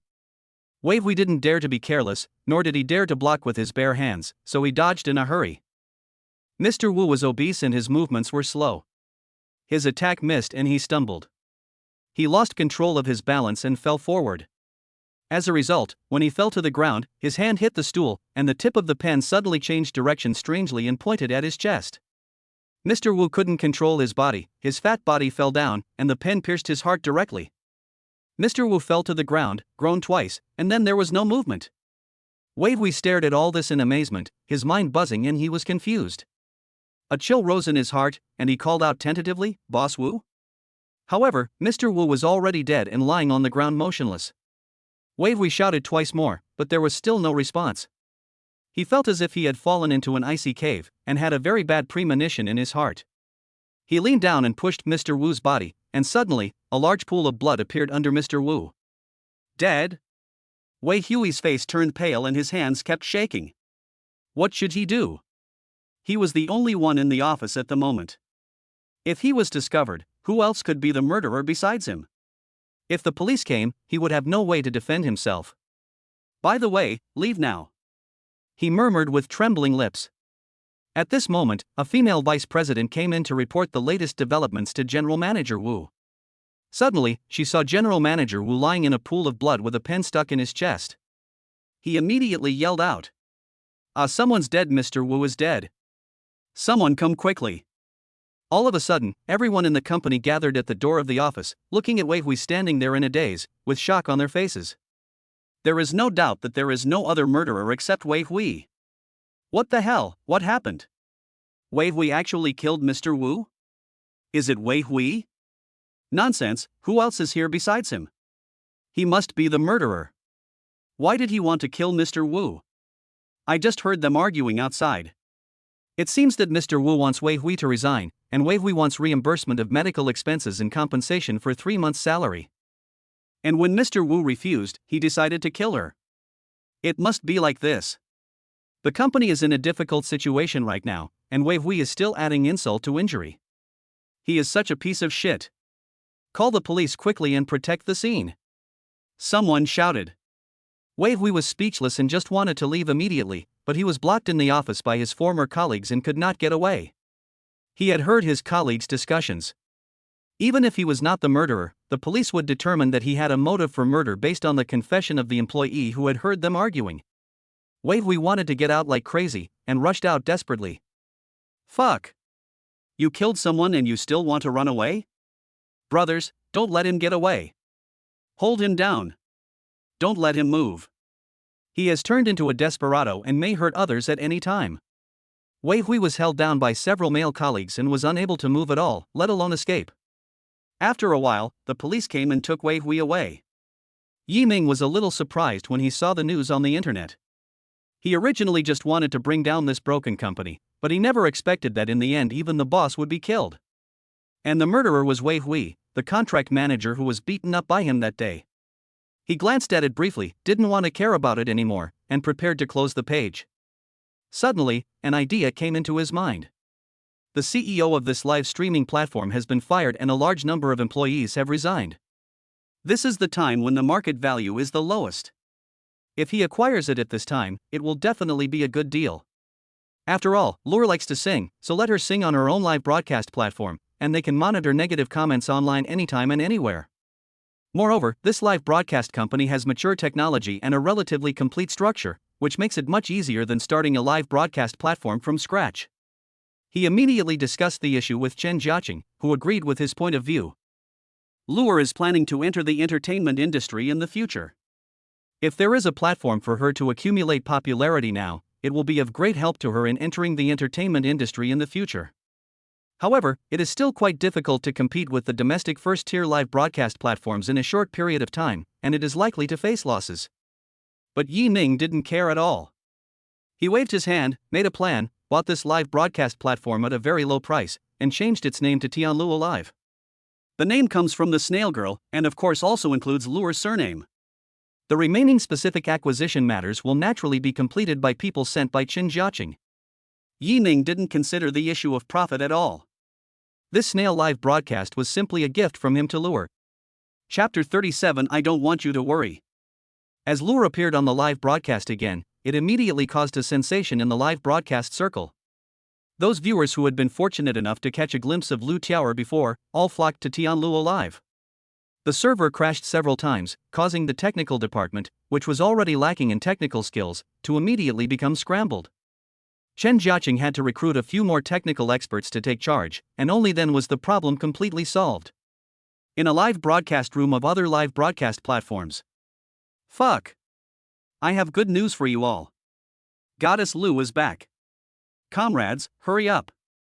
Holy shit, is this true? Ah, that's great. I can finally see my goddess again. I'm going to give her 100 cruise ships and 500 rockets. Don't brag. If you don't give Goddess Lu 100 yachts and 500 rockets by then, you'll be a grandson. Fuck. I'm going right now. If I kill you, you'll be my grandson. Rich man, are you short of leg hair? Get lost. You want to use me to get closer to the goddess? No way. The goddess Lu that I've been thinking about day and night finally showed up again, haha. When the female anchor in this live broadcast room saw that everyone in her barrage was discussing giving gifts to other female anchors, 1,000 horses galloped through her heart. Why the hell are you telling me here that you want to give others yacht rockets? Why don't you leave some for me? A similar scene took place in the female live broadcast rooms of other major live broadcast platforms. In order to avoid causing a large-scale loss of viewers, other live broadcast platforms directly set words such as willow branches and Goddess Lu as sensitive words and blocked them directly.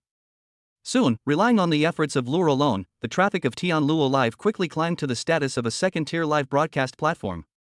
This was far beyond Chen Jiaqing's expectations. She believed that as long as this level was maintained, in a period of time, Tianluo Live would definitely be able to become one of the first-tier live streaming platforms. However, Lure does not broadcast live very often. During the two time periods when she broadcasts live and when she does not, the traffic on the platform is completely on a completely different order of magnitude. Originally, Chen Jiaqing could have ignored this matter.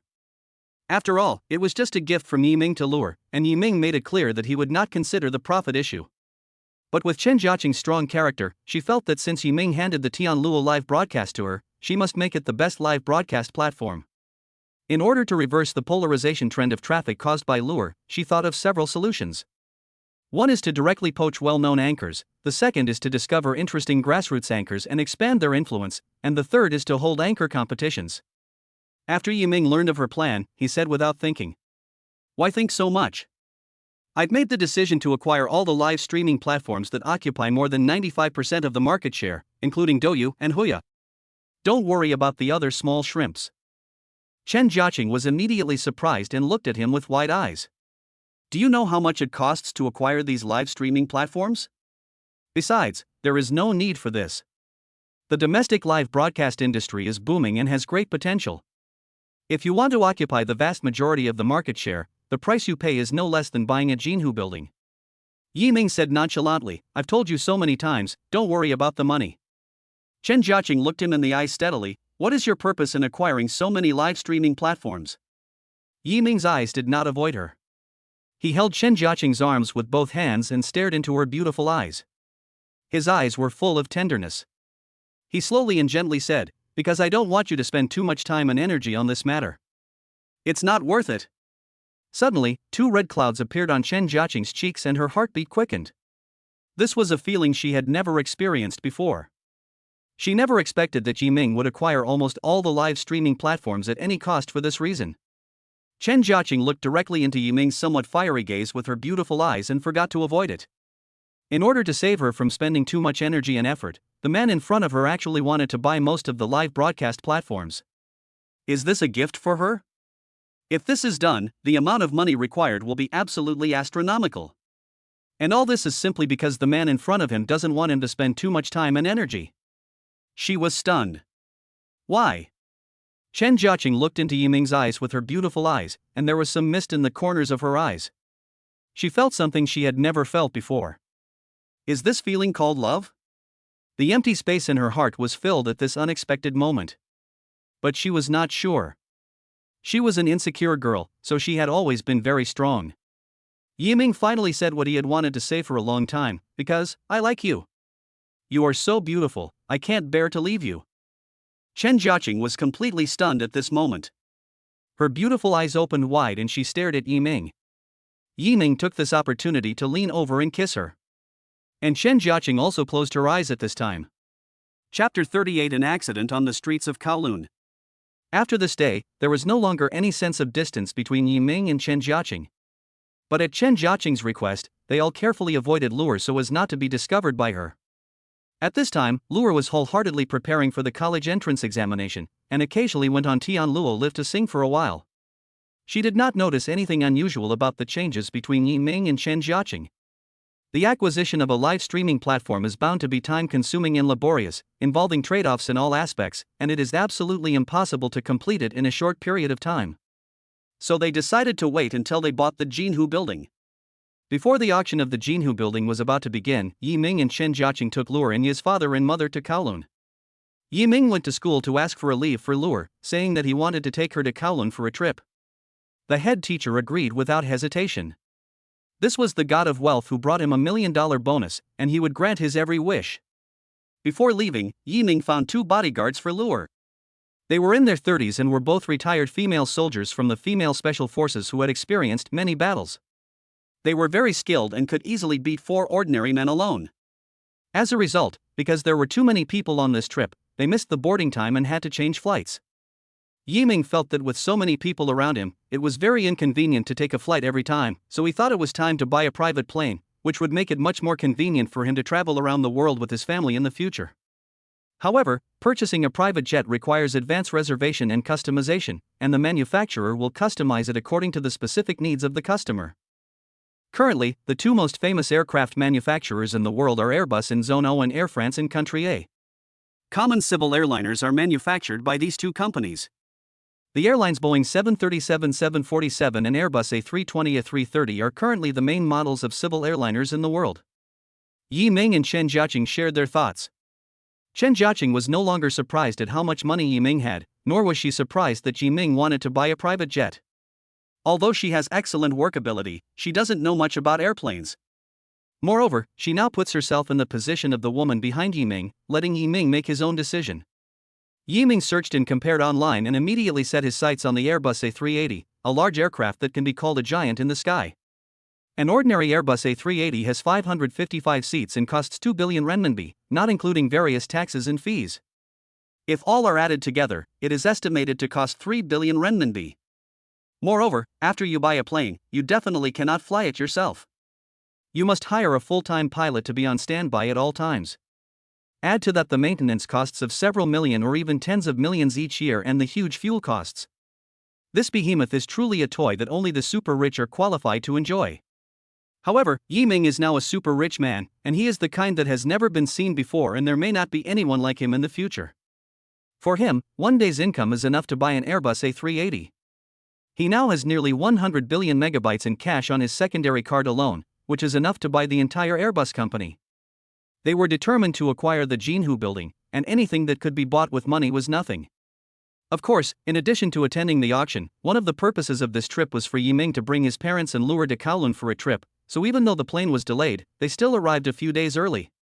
After living in Shangshi Huating for some time, Mr. and Mrs. Yi were no longer surprised by the prosperity of Kowloon. Luer was only interested in Disney, so she specially took 2 female bodyguards to have a visit. On this day, Ye's father and mother were resting in the hotel, while Yiming, Chen Jiaqing, Luer and 2 female bodyguards were shopping. Suddenly, a thief rushed towards Luer, intending to tear the necklace off her neck. Lure's two female bodyguards reacted quickly and subdued the thief before he got close. One of the female bodyguards named Yu Kaihua was very surprised when she saw the thief, because she actually knew him. A Feng? Why is it you? Sister-in-law? The thief named Afeng was also surprised. A complicated expression appeared on Yu Kaihua's face. Ah Feng, you have hands and feet, how can you do this? Yi Ming came over with a cold face and asked, what's going on? He was in a very bad mood right now, and he actually dared to snatch Lure's things in the street. Not to mention that he didn't get it, the mere thought of scaring Lure was enough to make him very angry. Yu Kaihua suddenly knelt in front of Yi Ming and said, Boss, this man is my ex-husband's younger brother. I know him.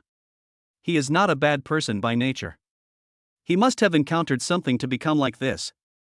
She turned her head and looked at the thief again. Afeng, tell me why you came to do this. If you can't give a reason, I won't let you off easily. Yi Ming looked at the two people calmly. His good mood for playing was disturbed by the sudden change, and he felt very unhappy. If the bodyguard hadn't pleaded for mercy, he would have definitely beaten the thief severely. He stared at the thief for a while and said calmly, I don't care what your reasons are. You are breaking the law by robbing things on the street. Since your sister-in-law is pleading for you, I will listen to your reasons for the time being. If you can't explain it clearly, I will hand you over to the police. Thank you, boss. Yu Kaihua thanked him, and then she questioned the thief. Afeng, tell me, why did you do this? Afeng lowered his head tightly, and after a long while he raised his hand to wipe away his tears, and slowly said, Sister-in-law, Shanwan is sick and needs money. What? Yu Kaihua's face suddenly changed. She suddenly became crazy and grabbed Afeng's arms tightly and shook them hard. What's wrong with Shanwan? How is she now? Where's your brother? She turned to Yi Ming and explained, Shanwan is my ex-husband and I's daughter. After the divorce, we gave her to him. Shanwan is still in the hospital and needs a large sum of money for surgery and a kidney transplant. I have already had more than a dozen underground boxing matches, but still can't raise enough money. I also want to help him. Afeng lowered his head and sobbed. You fought more than 10 games but still haven't made up your mind? Is your brother so weak now? Yu Kaihua asked doubtfully. No, he won all the games, but the lion's share went to his manager. Every time we fought, I worked so hard but could only get a small portion of the commission. Afeng said angrily through gritting his teeth. Chapter 39, Ahu. Yi Ming roughly knew the whole story. In order to raise enough money to buy Shanwan a kidney, the brothers, one of them fought crazily in underground boxing matches, and the other went to the streets to try to rob things. In the end, before he could succeed, he was defeated by Lure's two bodyguards. This man named Afeng had good intentions and he didn't succeed, so Yi Ming didn't intend to pursue the matter. He frowned and asked, why do managers get the lion's share of the competition fees? Afeng pounded his fist on the ground. Because without a manager to guarantee, the underground boxing organization would not let my brother participate. If he can't participate in the boxing match, he won't get a penny. And the manager knows that my brother is in urgent need of money, so he tries his best to squeeze my brother. Yi Ming suddenly remembered the thoughts he had when he went home last time and picked up his father from the brick kiln, as well as when he went to Mingda football school to reason with the coach named Han Dongjun. He wanted to beat them up, but he couldn't beat them, so he could only hold back. Although I retaliated against them later, it was not as satisfying as fighting back right then and there. At that time, he wanted to find himself a bodyguard and thug with strong skills, but he had not found a suitable candidate. Perhaps Afeng's brother would be a good choice. After all, if he really fought in more than a dozen underground boxing matches and won them all, then his strength would definitely be top-notch. Those who participate in underground boxing matches are basically a group of desperate criminals. In order to survive, each of them must fight for his life. People who have had this kind of experience usually don't care much about life and death. If they are asked to be your bodyguards, they will definitely be very loyal and will not hesitate to take bullets. Thinking of this, Yi Ming asked anxiously, where is your brother now? He is in the underground boxing club. He should be fighting at this time. Afeng said. Take us there. Yi Ming decided to see with his own eyes the strength of this brother Afeng. If he was really powerful, he would definitely recruit him at all costs. Afeng told Yu Kaihua which hospital ward Shanwan was in, and Yi Ming allowed her to visit her daughter alone. The venue for underground boxing matches is very secretive. After all, it is not something that can be seen in the open, and the organization will never allow such events to exist. Therefore, the club often changes locations, and without someone familiar to lead the way, it is impossible for ordinary people to find the place. The group took 2 taxis, with Afong and Yiming sitting in the front car to lead the way. Chen Jiaqing, Lure and Lure's remaining female bodyguard followed them in the car behind. The taxi passed through the busy streets of Kowloon and slowly drove into the relatively remote and desolate suburbs. After getting off the car, Afong took them into a place similar to a village in the city. There are many old houses here. When you walk in, it is dark and damp. The low buildings are very old. Moss grows on many walls, and dense electric wires are tangled across the sky. After passing through several alleys, they entered the basement of a house. After paying the entrance fee, they heard noisy sounds coming from inside. There were a lot of people, men and women were shouting at the top of their lungs. It seemed like everyone was crazy. The air was filled with a pungent smell, and a few people who looked like waiters came up to ask them what they would like to order. Yiming simply gave him a tip and let him leave. You can't just drink the food in a place like this, especially for a stranger like him who was accompanied by 2 beautiful women. The boxing ring is a high platform that is 3 meters long and wide, and is covered with a steel wire cage. The players inside are like 2 fighting beasts, constantly biting each other in the cage until one falls down or announces defeat. A boxing match is currently taking place, and Afong introduces that one of the opponents is his brother Ahu. Since Ahu had never lost a boxing match since he started, he became the target of challenge from other players. He received many competitions every day, and in order to make money, he accepted all of them without exception. Ahu looked to be in his 30s. He was shirtless, muscular, and sweating under the cold light. He looked like the bronze arhat that one often sees in movies. The opponent was a bearded man who was half a head taller than Ahu. At this time, the 2 sides were fighting fiercely, but Ahu was clearly in the upper hand. Although he was not as strong as his opponent, Ahu was more agile and light. Every punch the big man threw was either blocked or missed. Ahu's fists hit the big man's flesh, and the man soon collapsed. His bruised face and nose looked like a pig's head. When the big man fell down again, the referee counted to 10 seconds, but he still didn't get up. The referee immediately announced that Ahu was the winner of the game. The audience was shouting Ahu's name like crazy, Ahu, Ahu. It seems that after playing so many games, he has gained a certain popularity in the club. After the game, Afong took Yiming and others to find Ahu. Brother, congratulations on winning another game. Ahu smiled, glanced at Yiming and the others beside him, and asked Afong, who are they? Did you bring them here? Yiming reached out his hand at this time. Hello, my name is Yiming, Afeng's friend. Ahu shook hands with him politely, with a simple smile on his face. Hello, is it Afong who brought you to watch the game? Yiming smiled and nodded and was about to speak when his manager came over. The manager laughed and patted Ahu on the shoulder. Ahu, you did a great job. Then he handed a paper bag to Ahu and said, this is your commission for this match. Your performance has been getting better and better recently. I have decided to increase your commission for each match to 5,000 Hong Kong dollars starting today. Keep up the good work. Thank you, Boss Yang. Ahu took the paper bag and nodded to Boss Yang. Afong was staring at Boss Yang with his fists clenched tightly. It was obvious that he really hated Boss Yang. Boss Yang was completely unaware. He looked at Yiming, then saw Chen Jiaqing and Lu Er, and suddenly his eyes lit up. He was about to speak with a smile on his face, but Ahu immediately walked up to block his view, with a blank expression on his face, and lowered his head as he slowly put away his gloves. Chapter 40, Be My Personal Bodyguard. Boss Yang smiled knowingly when he saw this. Haha, your friend? You guys chat, I won't disturb you. He turned around, shaking his fat body and left. Afong watched Boss Yang leave, his eyes filled with anger that seemed to be bursting out, and he spat fiercely on the ground. Bah! Ahu blared at him and said, how many times have I told you not to do this? Brother, this guy is so abominable.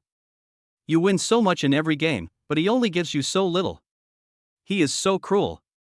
Ahu smiled bitterly. What can we do? We need money. Shanwan's surgery can't wait any longer. We are still short of money. Afong, you said you could get some money together. How about that? How much did you get? Afong glanced at Yiming awkwardly and shrank his neck. Brother, I didn't get close enough. Ahu smiled and patted his shoulder. It doesn't matter if you don't get the money, as long as you don't do anything bad. Yiming stepped forward at this time and asked, how much money can you make from playing a game? Afong immediately took over the conversation. The prize for winning a game is 30,000 Hong Kong dollars, but Boss Yang only gave my brother 1/10 of the prize money and took the rest. Yiming was a little surprised. Since he is so evil, why doesn't he change his manager? Ah Hu smiled bitterly and said, there is no way to change. This is how it is in this industry. Once you choose a manager, no one else will accept you if you want to change. This is the unspoken rule of this industry. I think all the managers have united to exploit you boxers, right? Yiming said. Ah Hu sighed, so what? They are desperate and have to participate in this kind of boxing match. They are the only ones who have the qualification to participate, so they have the final say. Yiming looked at him steadily. Are you interested in being my personal bodyguard? Ah Hu looked up at him suddenly, then smiled and shook his head. No, if I could be a bodyguard I would have done it a long time ago, and I can earn more than participating in this kind of competition. Why? Because my daughter needs my care. If I become your personal bodyguard, I won't be able to take care of her. You didn't remarry after your divorce? Ah Hu was a little confused. How did you know I was divorced? He looked at Ah Feng. Did you tell them? Yiming said directly, I will pay for your daughter's treatment. After she is cured, you can always take care of her. Ah Hu's Adam's apple moved, but he didn't say anything. Yiming continued, and your ex-wife Yu Kaihua is now my sister's bodyguard. I can guarantee that at least one of you can take care of your daughter. What did you say? Kaihua, she is your sister's bodyguard? When Ah Hu heard his ex-wife's name, there was a hint of panic in his eyes. Luer stood up and said, yes, she is my bodyguard now, but she just went to the hospital to see her daughter. Ah Hu was a little hesitant, as if he had some concerns. Yiming guessed that it might be related to his ex-wife, but this was not a problem he was considering. He just wanted Ah Hu to be his bodyguard. How much will your daughter's surgery cost? Yiming asked.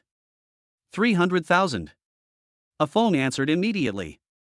As long as you become my bodyguard, I will pay you the 300,000, and you can ask the hospital to arrange someone to perform the surgery immediately, and I will also give you an annual salary of 5 million RMB.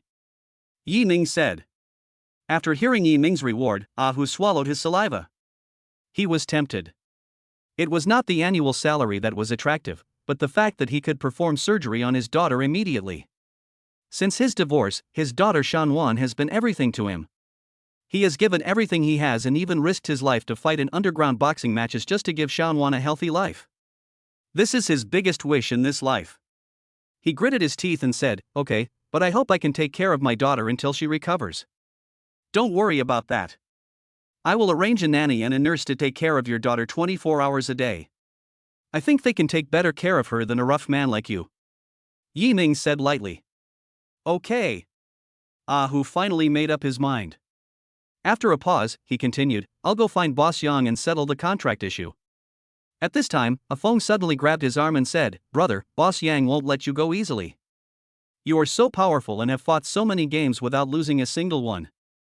He has long regarded you as his money-making machine. How can he bear to let you go? Let me go. What's going on? Yiming was a little confused. It's like this. I signed a 1-year agency contract with him, and it's only been less than half a year. If I don't fight, it would be like breaking the contract. Chen Jiaqing smiled and shook his head at this time. Underground boxing matches are something that cannot be seen in the light. They are illegal in themselves, and the contract based on them is of course invalid. It is estimated that Boss Yang took advantage of Ah Hu's ignorance of the law and used a contract to scare him. Yiming asked curiously, what are you laughing at? You don't have to worry about the contract. It has no binding force at all. Besides, even if it is a labor contract, as a worker you have the right to terminate the contract early. He can't do anything to you. Chen Jiaqing said to Ah Hu. Real? Really, you can rest assured. If we go to court, they will definitely lose. Chen Jiaqing's tone was firm. She minored in law in college, so she was naturally very sure. Ah Hu heaved a sigh of relief and shouted, that's good, that's good. Okay, let's go now, I don't want to stay in this place for even a second. He had fought life and death battles here more than a dozen times and had long been tired of the depressing and dark space here. The group was about to leave when a few people came out and shouted to Ah Hu, there is a boxing match tonight, get ready. Ah Hu replied, tell Boss Yang that I won't come anymore. Ask him to find someone else. When the man heard this, he frowned and asked, what do you mean? Do you want to break the contract? If you want to break the contract, then according to the contract, you have to pay a breach of contract fee of 1 million. After he said that, he whispered to a follower beside him to notify Boss Yang. That contract is totally useless, and I've already made so much money for Boss Yang, isn't he satisfied? Haha, you say it's useless? If everyone is like you, then are there any rules or laws? You should have been aware of this when you signed the contract. The man was obviously stalling for time. Ah Feng quickly pulled Yi Ming and signaled him to take Chen Jiaqing and lure away. Yi Ming didn't want to stay here and get in the way, so he nodded to Ah Hu and said, "We'll wait for you outside." Before he could finish, Boss Yang came out, followed by a dozen men in black, each holding an iron rod in their hands, and they quickly blocked the exit. Obviously, he had been prepared for a long time, otherwise it wouldn't have been so fast. Boss Yang held 2 shiny iron balls in one hand and kept turning them, with a fake smile on his face. "Mainland boys, I don't care what you said to Ah Hu, but this is Kowloon, it's my territory, and in my territory, everything must be done according to my rules." Chapter 41, Breakthrough. What do you want? Yi Ming stared at him coldly. As soon as you showed up, I knew it was no good. You want to take Ah Hu away, that's not impossible, but you have to compensate me 1 million for breach of contract, and leave those 2 women behind. He pointed at Chen Jiaqing and Lure and said with a smile, his eyes flashing with greed. Hearing this, Yi Ming's face immediately became extremely gloomy, and a cold murderous intent flashed in his eyes. There would be nothing wrong with giving him 1 million, just as a redemption fee for Ah Hu. But Chen Jiaqing is his woman now, and Lure is his sister. These 2 people are his Achilles heel. The dragon has a reverse scale, if you touch it you will die. Boss Yang dared to set his sights on the 2 of them, which undoubtedly touched his bottom line. So in Yi Ming's eyes, this Boss Yang is now no different from a dead person. However, the current situation seems to be somewhat unfavorable to them. The other side has a total of 15 big men in black clothes holding iron rods. On Yi Ming's side, there are only 6 people: Ah Hu, Ah Feng, Chen Jiaqing, Lure and Lure's bodyguards. Ah Hu and Lure's bodyguards are both very skilled, and Chen Jiaqing is also a 7th degree black belt master in Taekwondo. Although Yi Ming and Ah Feng are ordinary people, they should have no problem dealing with 1 or 2 people. In fact, they can already fight against the opponent with these people, so Yi Ming is not particularly nervous. But there is still Lure who has absolutely no fighting ability. Once the fight starts, fists and feet are indiscriminate. In this chaotic place, no one knows what will happen. It is also unknown whether others will take advantage of the situation. Yi Ming didn't want to do anything that might pose the slightest danger to Lure, so he couldn't fight unless it was absolutely necessary. Ah Hu then stood up and said, "Boss Yang, this matter has nothing to do with them. Let them leave and I will give you an explanation." He thought that the key point of this matter lay with himself, and if he didn't leave, Boss Yang would not be able to make things difficult for Yi Ming and the others. But he obviously overestimated his own weight. Boss Yang snorted coldly and shook his head. "You want to give me an explanation? I don't want it, and I'm not interested in it. It's not so easy to take back what I said." Yi Ming looked around and found that all the men in black had expressionless faces. These people are not like Brother Ba's gang last time, who were just hired by Fatty Lu, the owner of the brick kiln, to keep things going. These people are almost thugs hired by Boss Yang. However, since they are human, they have weaknesses. As long as you hit their weaknesses, the other side will be defeated even if they seem to have more people. He already had a plan in mind. Looking around at the men in black again, Yi Ming said calmly, "You are following Boss Yang just to make a living. Boss Yang is lucky to have a group of loyal followers like you. But you must be worried every day for him, right? After all, what you do are all shady things." Boss Yang smiled sarcastically, "You don't need to brainwash them. It's useless. Each of them has killed someone. There is no place to take them in except here." Yi Ming smiled faintly, "That's because they don't have enough capital to leave you. If they have a lot of money, do you think they will still be willing to listen to you and run away?" Boss Yang paused for a moment, then sneered, "Although I can't give them a lot of money, at least I took them in and gave them food to eat. Once they leave me, they will definitely have nowhere to stay." Seeing Boss Yang's argument, Yi Ming understood in his heart that, judging from the attitude Boss Yang had at that moment, it was hard to say how loyal these men in black were to Boss Yang. In fact, everyone has a heart that yearns for freedom. Even if they have committed heinous crimes, they are unwilling to be bound in this dark and narrow place for the rest of their lives, relying on being thugs to make a humble living. If they were given a large sum of money, enough to allow them to leave here, go far away to a foreign country and completely break away from the past, they might be tempted, and this is Yi Ming's breakthrough point. Yiming looked at the group of men in black, with his hands behind his back, looking very calm. I'll give you a chance. How about 10 million each in exchange for you not taking action? With this money, you can go anywhere you want, completely bid farewell to the past, and start a new life with a new identity, instead of living like a rat here, working as a thug just to make a living. 10 million.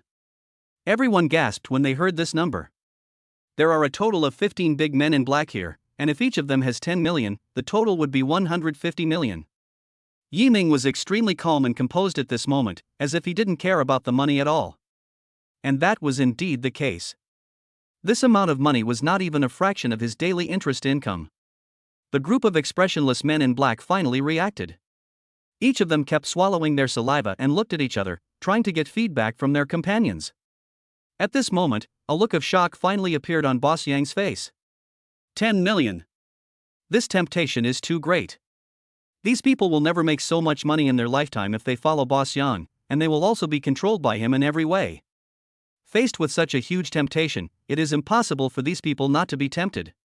At this time, a man in black boldly asked, "How do we know if you will give us 10 million after you leave? What if it's just a bad check?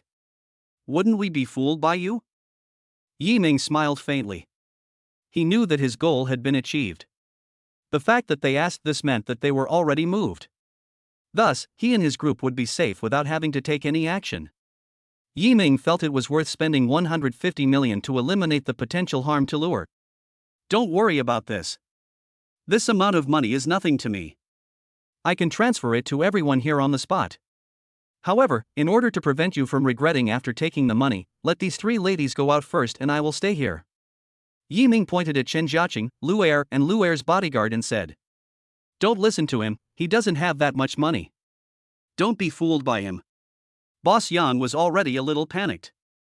If these people really left him, not only would he not be able to survive here, he would also be hunted down by his enemies. He never expected that someone could easily take out so much money to bribe his people, and bribe them in front of him. This is a blatant humiliation. But this can only be blamed on the fact that he is too greedy towards these people.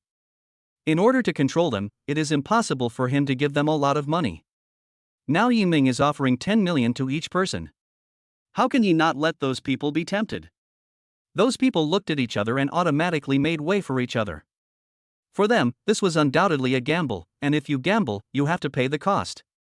Letting Chen Jiaqing, Lu'er, and Lu'er's bodyguards leave was the cost, and it was also their way of showing their sincerity. Yiming turned around and said to Chen Jiaqing and Lu'er, "You leave first." Chen Jiaqing understood the situation and what should be done, but Lu'er still wanted to stay with Brother Ming. Chen Jiaqing pulled her aside and whispered in her ear, "If you stay, it will only make your Brother Ming worry. It's better to leave first and don't let your Brother Ming be tied up." Lu'er understood and followed Chen Jiaqing and the bodyguard out. After they left, Yiming heaved a sigh of relief. He looked at the men in black and smiled faintly. "You all have murder cases on your hands anyway, so why not do this?" He pointed at Boss Yang. "Whoever hits him with a stick, I'll transfer 10 million to him right away." Chapter 42, Escape.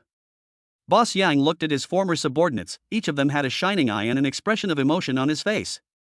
Suddenly, a piercing chill rose up and his face looked extremely ugly. He was a decisive man, and when he saw that the situation was not right, he wanted to leave.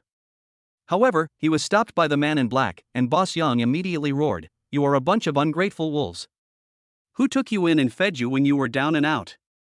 Without me, Yang, would you be where you are today? Ha! We've been your thugs for so long, we've already paid it back," said a man in black calmly. "That's right. It has been paid off long ago." Others also echoed him. Yiming sneered. Seeing that the men in black did not take any action, he knew that they still had some doubts in their hearts. He found an iron rod and handed it to Ah Feng. "Go and hit him with the rod, and I will give you 10 million. "Me too?" Ah Feng's face suddenly showed ecstasy. Yiming smiled and nodded. Ah Feng immediately took the stick. He had been fuming with Boss Yang for a long time. Now that he had such a good opportunity, there was no point in talking nonsense. Without saying a word, he rushed over and hit Boss Yang. Boss Yang's face turned pale and he wanted to escape, but there was no way to escape. "What are you doing? Get out of my way." Boss Yang panicked, but the men in black stood there, motionless. With a bang, Ah Feng hit Boss Yang hard on the back with a stick. Boss Yang was hit hard by the stick. The iron ball in his hand flew far away and he fell to the ground in pain. He did not choose to hit the head, because such a swing of the iron rod would definitely explode Boss Yang's head. After all, he had never killed anyone and was still somewhat afraid in his heart, so he just hit Boss Yang hard on the back with the iron rod. But even though he was hit on the back by an iron rod, Boss Yang almost vomited blood. Yi Ming transferred 10 million to Ah Feng on the spot.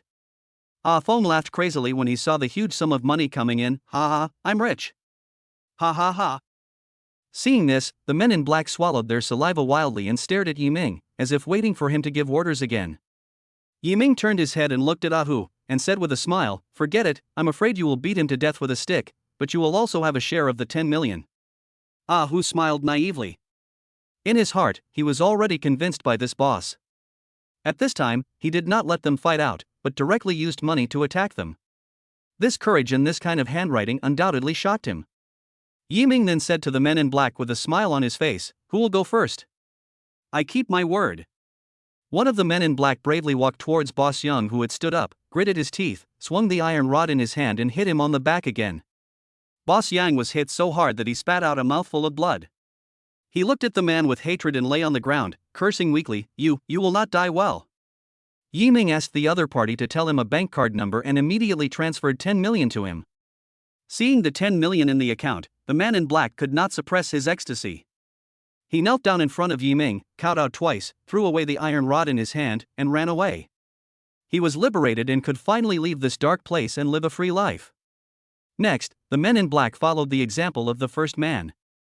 Almost all of Boss Yang's bones were broken. He lay on the ground, breathing out but not in.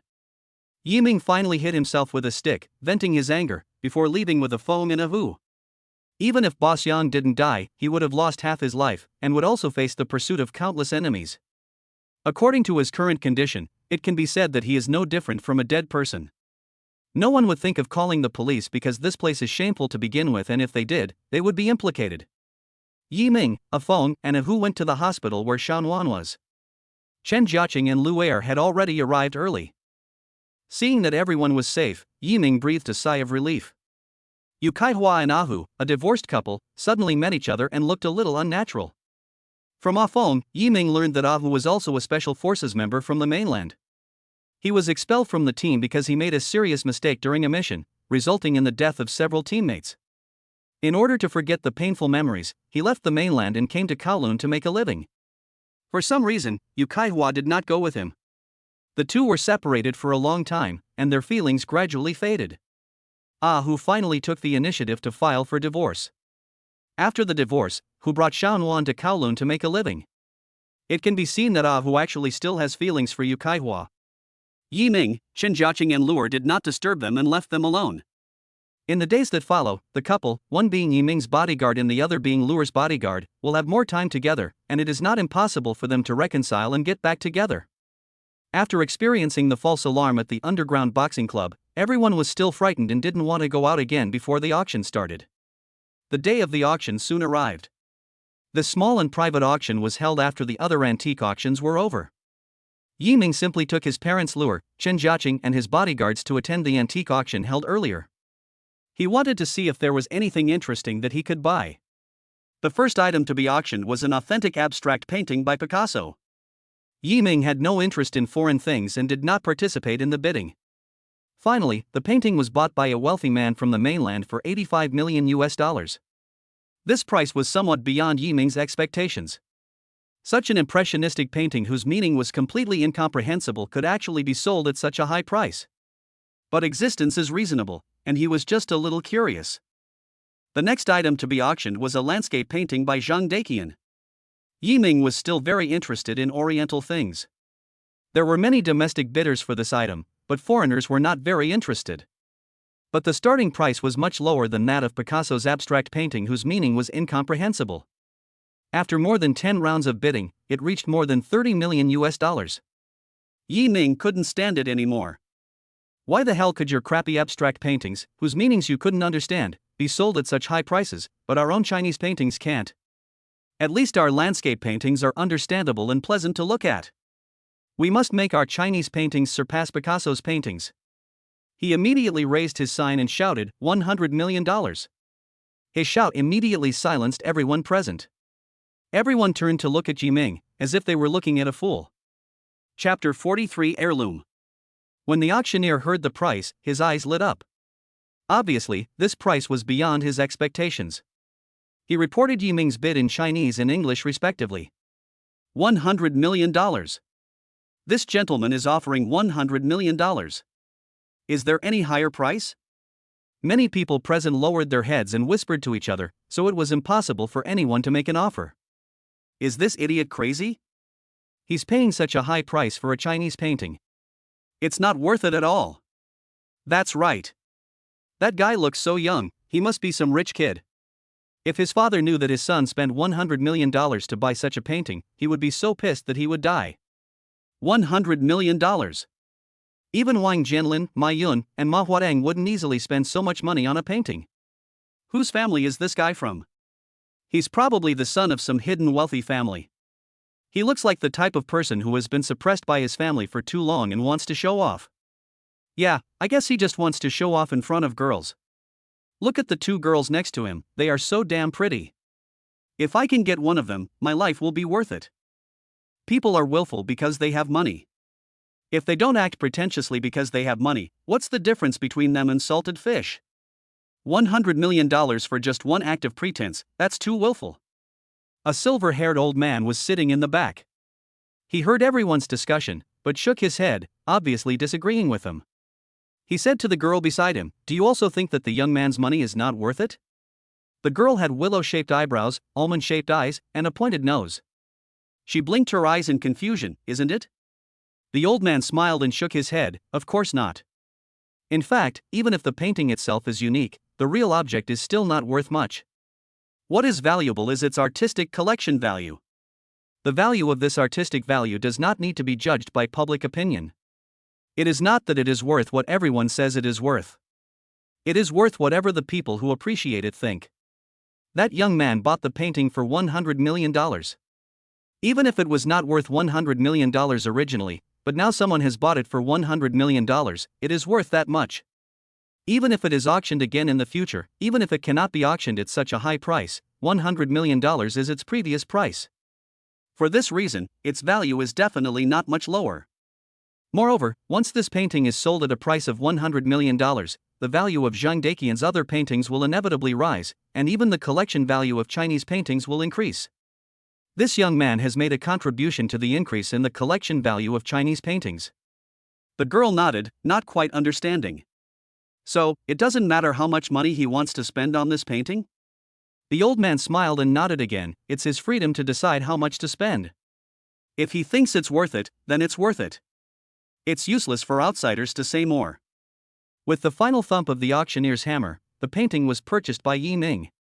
In fact, he had no other ideas when he bought the painting, nor was there any question of appreciating it from a different perspective. He simply didn't want foreign paintings to be more expensive than Oriental paintings, that's all. The next few items were foreign cultural relics, none of which Yiming was interested in, but the bidders on the scene became more and more intense in their bidding. Now we will auction the last item of this auction. The auctioneer stretched out his hand, and the staff came up with a tray and placed it on the table. After the tray was placed, the auctioneer continued to introduce, this item is a bronze wine cup from the Shang dynasty in the East. It is said that Shang Tang once used this cup to drink wine. This bronze wine cup of this shape is the only one left in the world.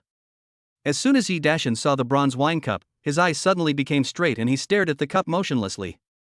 When he heard the auctioneer announce the starting price, the reserve price was $50 million, he immediately gasped. Yiming noticed his father's strange look and asked in a low voice, "Dad, are you interested in this wine glass? If you are interested, I will take a picture of it for you." Yi Dashan was stunned for a moment, shook his head, pointed at the cup and said, "This cup is very similar to the one we had before. Do we have this kind of cup at home? Why have I never seen it before?" Yi Dashan sighed and said slowly, "We had an identical cup in the past. It was a family heirloom. Later, you had no money to pay for your tuition at university, so I took it to the county town and sold it. I remember it very clearly at the time. I sold it for 3,000 yuan. The boss even said that it was fake. I didn't expect it to be sold for so much money here." "Oh. What?" Yiming was a little surprised. The auctioneer just said that there was only one of this cup in the world, so it was most likely the one in his home. In order to raise tuition for himself, his father sold all the heirlooms, which made him feel very guilty. But it doesn't matter, now there is a chance to return it to his hands. Yiming patted his father's hand. Dad, since this is our family heirloom, I will never let it fall into the hands of others. Chapter 44 The Secret of the Heirloom. As the finale item, this bronze wine cup caused a stir at the scene. A representative of a well-known domestic wine company was determined to get this wine cup. I think he was going to buy it and take it back as the treasure of the store. As soon as the auctioneer announced the reserve price, he immediately raised his placard and shouted, 55 million. 56 million. Another person followed. 60 million. The wine company representative looked at the man with a very provocative look. After all, his bids were always several million higher than the original ones, so he would naturally look down on those who raised the price by 1 million at a time. Yiming decided to let them fight over it for the time being. Anyway, he already considered the wine glass as his own, so he would buy it no matter how much money it cost. 61 million. Cried another. 63 million. Everyone was very interested in this wine glass, and it was worthy of being the finale item. The bidding was very intense, with bids coming one after another. 90 million. The wine company representative was already a little nervous. He looked around after he shouted. It was obvious that this price was almost reaching his bottom line. After a while, no one stood up to bid. Just when the wine company representative was about to breathe a sigh of relief, the silver-haired old man who had previously agreed with Yiming's purchase of the painting made the first bid of this auction. 95 million. The old man said calmly. The wine company representative's face flushed red. He looked at the silver-haired old man with bloodshot eyes and gritted his teeth. 95,500,000. The old man didn't wait for him to finish his words, and directly raised the sign, saying calmly, 100 million. The wine company representative finally gave up, and he looked like a deflated balloon. He sat down dejectedly, like a defeated rooster. $100 million. The old gentleman is bidding $100 million. Is there a higher price? The auctioneer shouted excitedly. This is the second item in this auction to reach a bid of $100 million, which is rare in the past. Although high-priced items are occasionally sold, sometimes even in a year, you may not see an item with a bid of up to $100 million, but today there were two items in one auction. This will definitely be on the headlines of tomorrow's news, and he will also be able to show off his face. After all, the photo was taken by him. The old man narrowed his eyes slightly and had a calm expression, as if he didn't care at all whether anyone was competing with him. $100 million at a time. Is there a higher price? The people below were whispering, and some had even begun to congratulate the old man on winning the bronze wine cup. At this moment, a sudden voice sounded. 150 million. Yiming finally shouted out the first offer at this time. The originally tranquil auction hall became somewhat agitated. This time the bid was raised by 50 million? And it was the young man who bought Zhang Daqian's ink painting for $100 million at the beginning. Who is this person? Everyone was puzzled. Those who knew the silver-haired old man looked at Yiming with mocking eyes. The old man's calm expression finally showed some movement. He glanced at Yiming from a distance and found that Yiming was looking straight ahead with a calm face. He felt a little angry. It seemed that he had met his match, but he was not going to give up. 160 million. The old man raised the sign again. 200 million. Yiming did not hesitate and did not give anyone a chance to breathe. The atmosphere in the auction hall gradually became heated. This amount of price increase was simply aggressive. When the wine company representative heard Yiming's offer, he looked at the silver-haired old man with a playful smile on his face, as if to say, "Aren't you awesome? Keep on being awesome." He felt a burst of pleasure, and wanted to yell, "Now you know how I felt just now, didn't you feel awesome just now? Keep going." The young girl next to the old man was very unhappy. That guy actually snatched the thing that her grandfather liked. But she had no choice. After all, this was an auction house and everything went to the highest bidder. 210 million. The old man came here today just for this, so he called out the last price with the mentality of making a last-ditch effort. Yiming's momentum was growing stronger and stronger. His voice was calm, but it contained a force that could oppress people. 250 million. The old man looked unhappy and shook his head to show his surrender. As the auctioneer banged the hammer 3 times, "Congratulations to this gentleman for winning this lot." The auction ended here, and Yiming won the opening and closing 2 items. And the 2 lots together amount to $350 million US, plus the 10% commission, that is $385 million US. This has set a record for the highest transaction amount by a single buyer in a single auction, and many people came to congratulate Yiming. Young man. Congratulations. Congratulations on receiving 2 great things. Yiming also bowed and thanked them one by one. The silver-haired old man came over last and congratulated him. "Young man, I didn't expect you to like this bronze cup so much that you would spend a huge amount of money to snatch it from me. I guess you have almost figured out the secret. I thought it was a sure thing, but you still managed to get it." Secret? Yiming frowned and glanced at his father, and found that Yi Dashan also had a puzzled look on his face. What secrets could there be in a cup like this? Wasn't it used by Shantang and later became a family heirloom of the Yi family? Seeing Yiming's confused look, the old man made up his mind and said no more. He asked this question just to test the young man's reaction. Seeing that the other party didn't seem to know, the old man bowed and said goodbye. "Yiware, let's go." The girl accompanying the old man glared at Yiming fiercely, then left with the old man. Her murderous look made Yiming a little confused. When the hell did I offend her? After the old man and the girl left, Yiming looked at the bronze cup over and over for a long time before asking his father in confusion, "Dad, he said there is a secret in this cup? What is the secret?" Yi Dashan also kept shaking his head. "I looked at this cup. It's the one we had before. I recognize it. Your grandfather gave it to me before he left. But he didn't tell me what secret this cup held. Could it be that Grandpa died before he could tell you the secret?" Chapter 45. You can't rely on yourself. Yi Dashan shook his head. "I don't know." Seeing that his father was also unclear, Yiming simply stopped thinking about this issue. After all, this was the Yi family's heirloom, so it was normal for it to have some secrets. The next thing to be held was a private auction of the Jinhu building, and the auction venue was in another room, which required an invitation to enter, so Yiming only took Chen Jiaqing with him. At this time, there were already quite a few people in the auction venue. Yiming and Chen Jiaqing handed the invitation letter to the waiter and were about to go in when a voice suddenly sounded in their ears. "Hey, isn't this Chen Jiaqing? Miss Chen is also here to attend this auction? I wonder which company Miss Chen represents."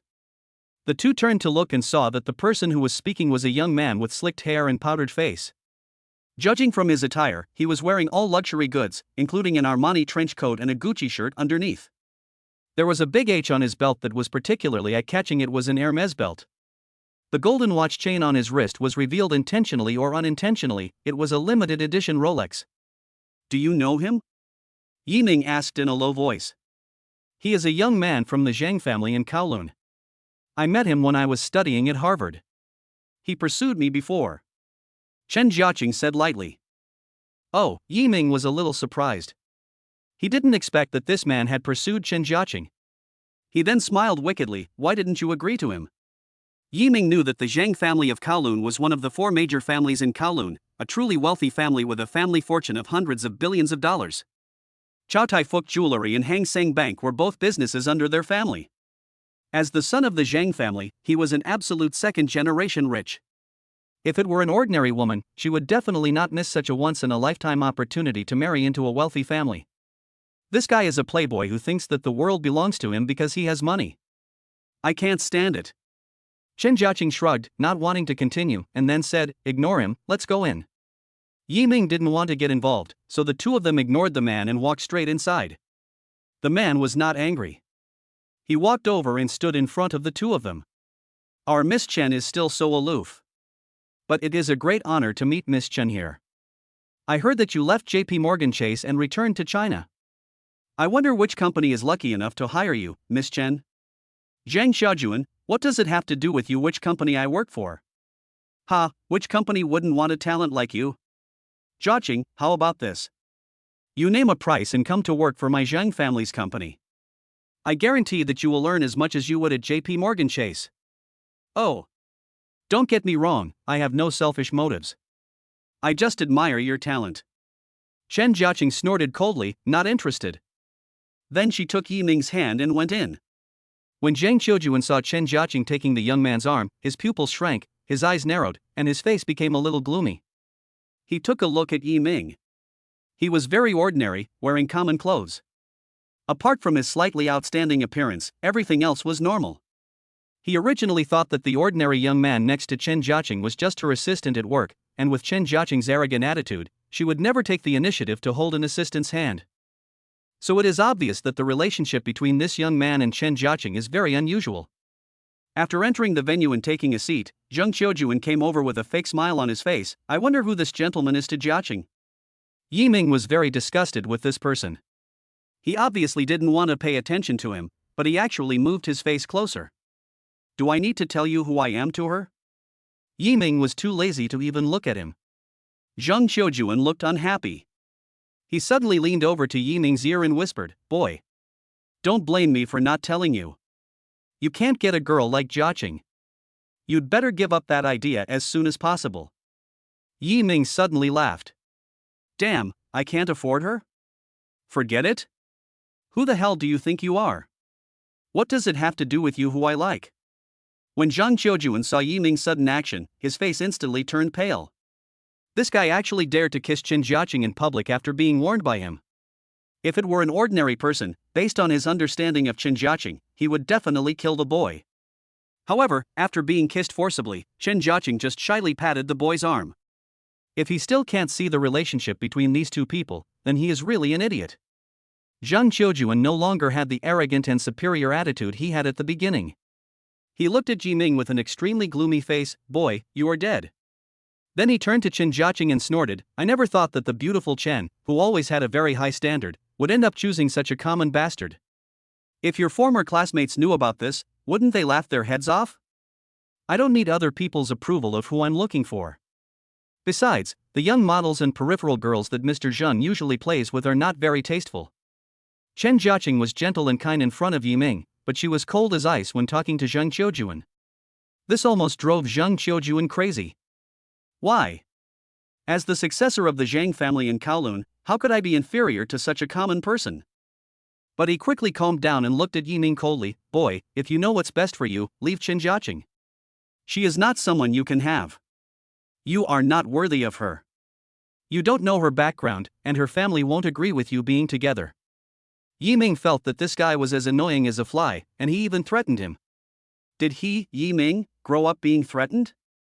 Mr. Zhang, you are such a coward. At first you used your family background to argue that it didn't work, and now you use Jiaqing's family background. I say that when you chase a woman, you either rely on your own family or the woman's family. What's the difference between you and a loser? Can't you just rely on yourself? Chapter 46, The auction ended hastily. What's the difference between you and trash? Can't you just rely on yourself? These two sentences were like a heavy hammer hitting Zheng Qiujuan's heart, making his face turn pale instantly. At this time, there was blatant contempt, disdain. Zheng Qiujuan was on the verge of exploding. As the successor of the Zhang family in Kowloon, when had he ever been subjected to such ridicule? His veins were exposed, his lips were trembling, and he really wanted to take action. But this happened in public. If he started the fight first, it would definitely tarnish the reputation of the Zhang family and make people say that he had no manners. If his father knew about this, he would definitely break his legs. He gritted his teeth and pointed at Yi Ming fiercely, snorted angrily, and walked away. Someone nearby came over to greet him. Hey, Mr. Zhang, nice to meet you. Zheng Qiujuan didn't even raise his head and shouted, Get lost. The man was stunned, not understanding how he had offended the other person. However, since the other person had already told him to get lost, he couldn't continue chatting with him with a shameless face. The man thought about how he greeted him, but he asked him to get out for no reason, and he immediately got angry. The corporate representatives who came to bid for the Jinhu building were no ordinary people. Your Zhang family is big and powerful, and we are not bad either. We don't need to flatter you. It seems that we need to think twice before cooperating with Zhang family companies in the future. The auction hadn't started yet, but bidders were already coming in one after another. Those who knew each other kept greeting each other, and several people formed a small circle and talked in low voices. Mr. Liu, nice to meet you. I heard that more than 30 companies will participate in the auction. It seems that Jinhu building is indeed a piece of fat meat that everyone wants to eat. Of course not. This is a prime location among prime locations. Taking it will definitely take our group to the next level. I heard that this time the seller has found someone to bid the price. Who do you think it will be? Someone whispered. It's obvious. I looked at the list of all the bidders for this auction, and almost all of them are well-known large companies, with only one exception. Which one? It seems to be called Xingyue Technology Company, Limited. I sent someone to investigate. The company's assets are only about 100 million renminbi at most. It's participating in the auction of Jinhu Building. There must be something fishy going on. This seller is so disgusting. With such a big business, he actually did something like this. When this company bids for the product later, let's not raise our placards. Let them let the product rot in their hands first. This way, they will know that we are not someone who can be easily fooled. Okay, that's settled. The auction began, the venue became quiet, and the auctioneer gave a brief introduction to the Jinhu Building. Everyone present already knows all of this, and no one cares what the auctioneer says. After the introduction, the auction officially began. The only item in this auction is the Jinhu Building. The reserve price is $2 billion, and each bid increase must not be less than $10 million. The auctioneer said with a smile. It was a great honor for him to host a private auction of this level. If he could get an unexpectedly high price, he would also receive a generous commission. Many auction houses like auctioneers who can mobilize buyers' emotions and liven up the atmosphere at the venue. These people can often enable buyers to make decisions in an excited state and then bid at a price higher than expected. After he finished speaking, someone raised a sign, 2 billion and 10 million. 2 billion and 10 million. Number 87 bids 2 billion and 10 million. Is there a higher bid? The auctioneer shouted. Chen Jiaqing didn't want to play any tricks, so he just raised his sign, 2 billion and 50 million. When everyone saw that it was Chen Jiaqing, they all knew that she represented Xingyue Technology Company, Limited, and they all tacitly stopped holding up the signs. 2 billion and a half billion. Number 36 bids 2 billion and a half billion. Is there a higher bid?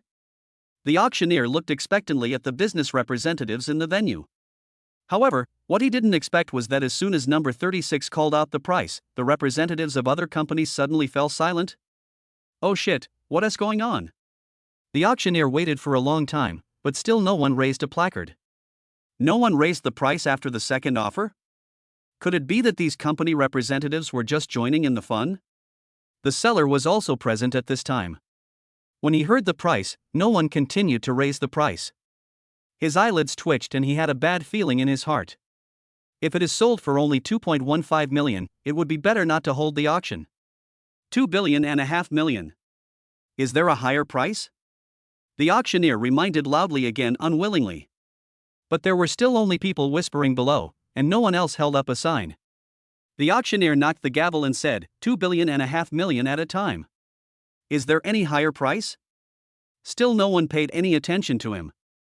Yi Ming and Chen Jiaqing were also confused. No one raised the price the second time?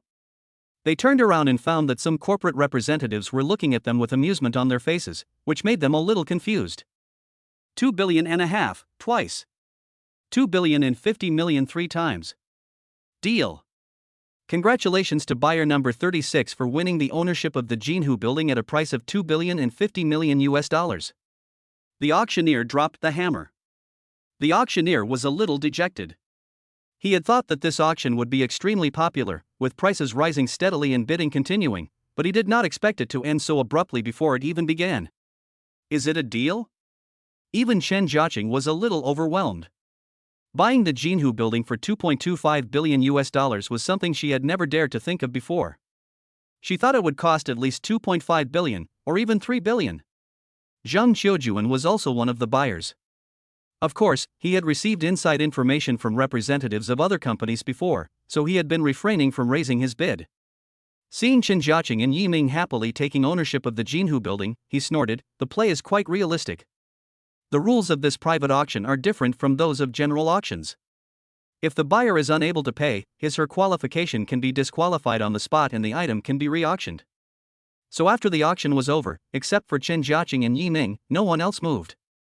They believed that Xingyue Technology Company, Limited represented by Chen Jiaqing was just a proxy and would definitely not be able to pay.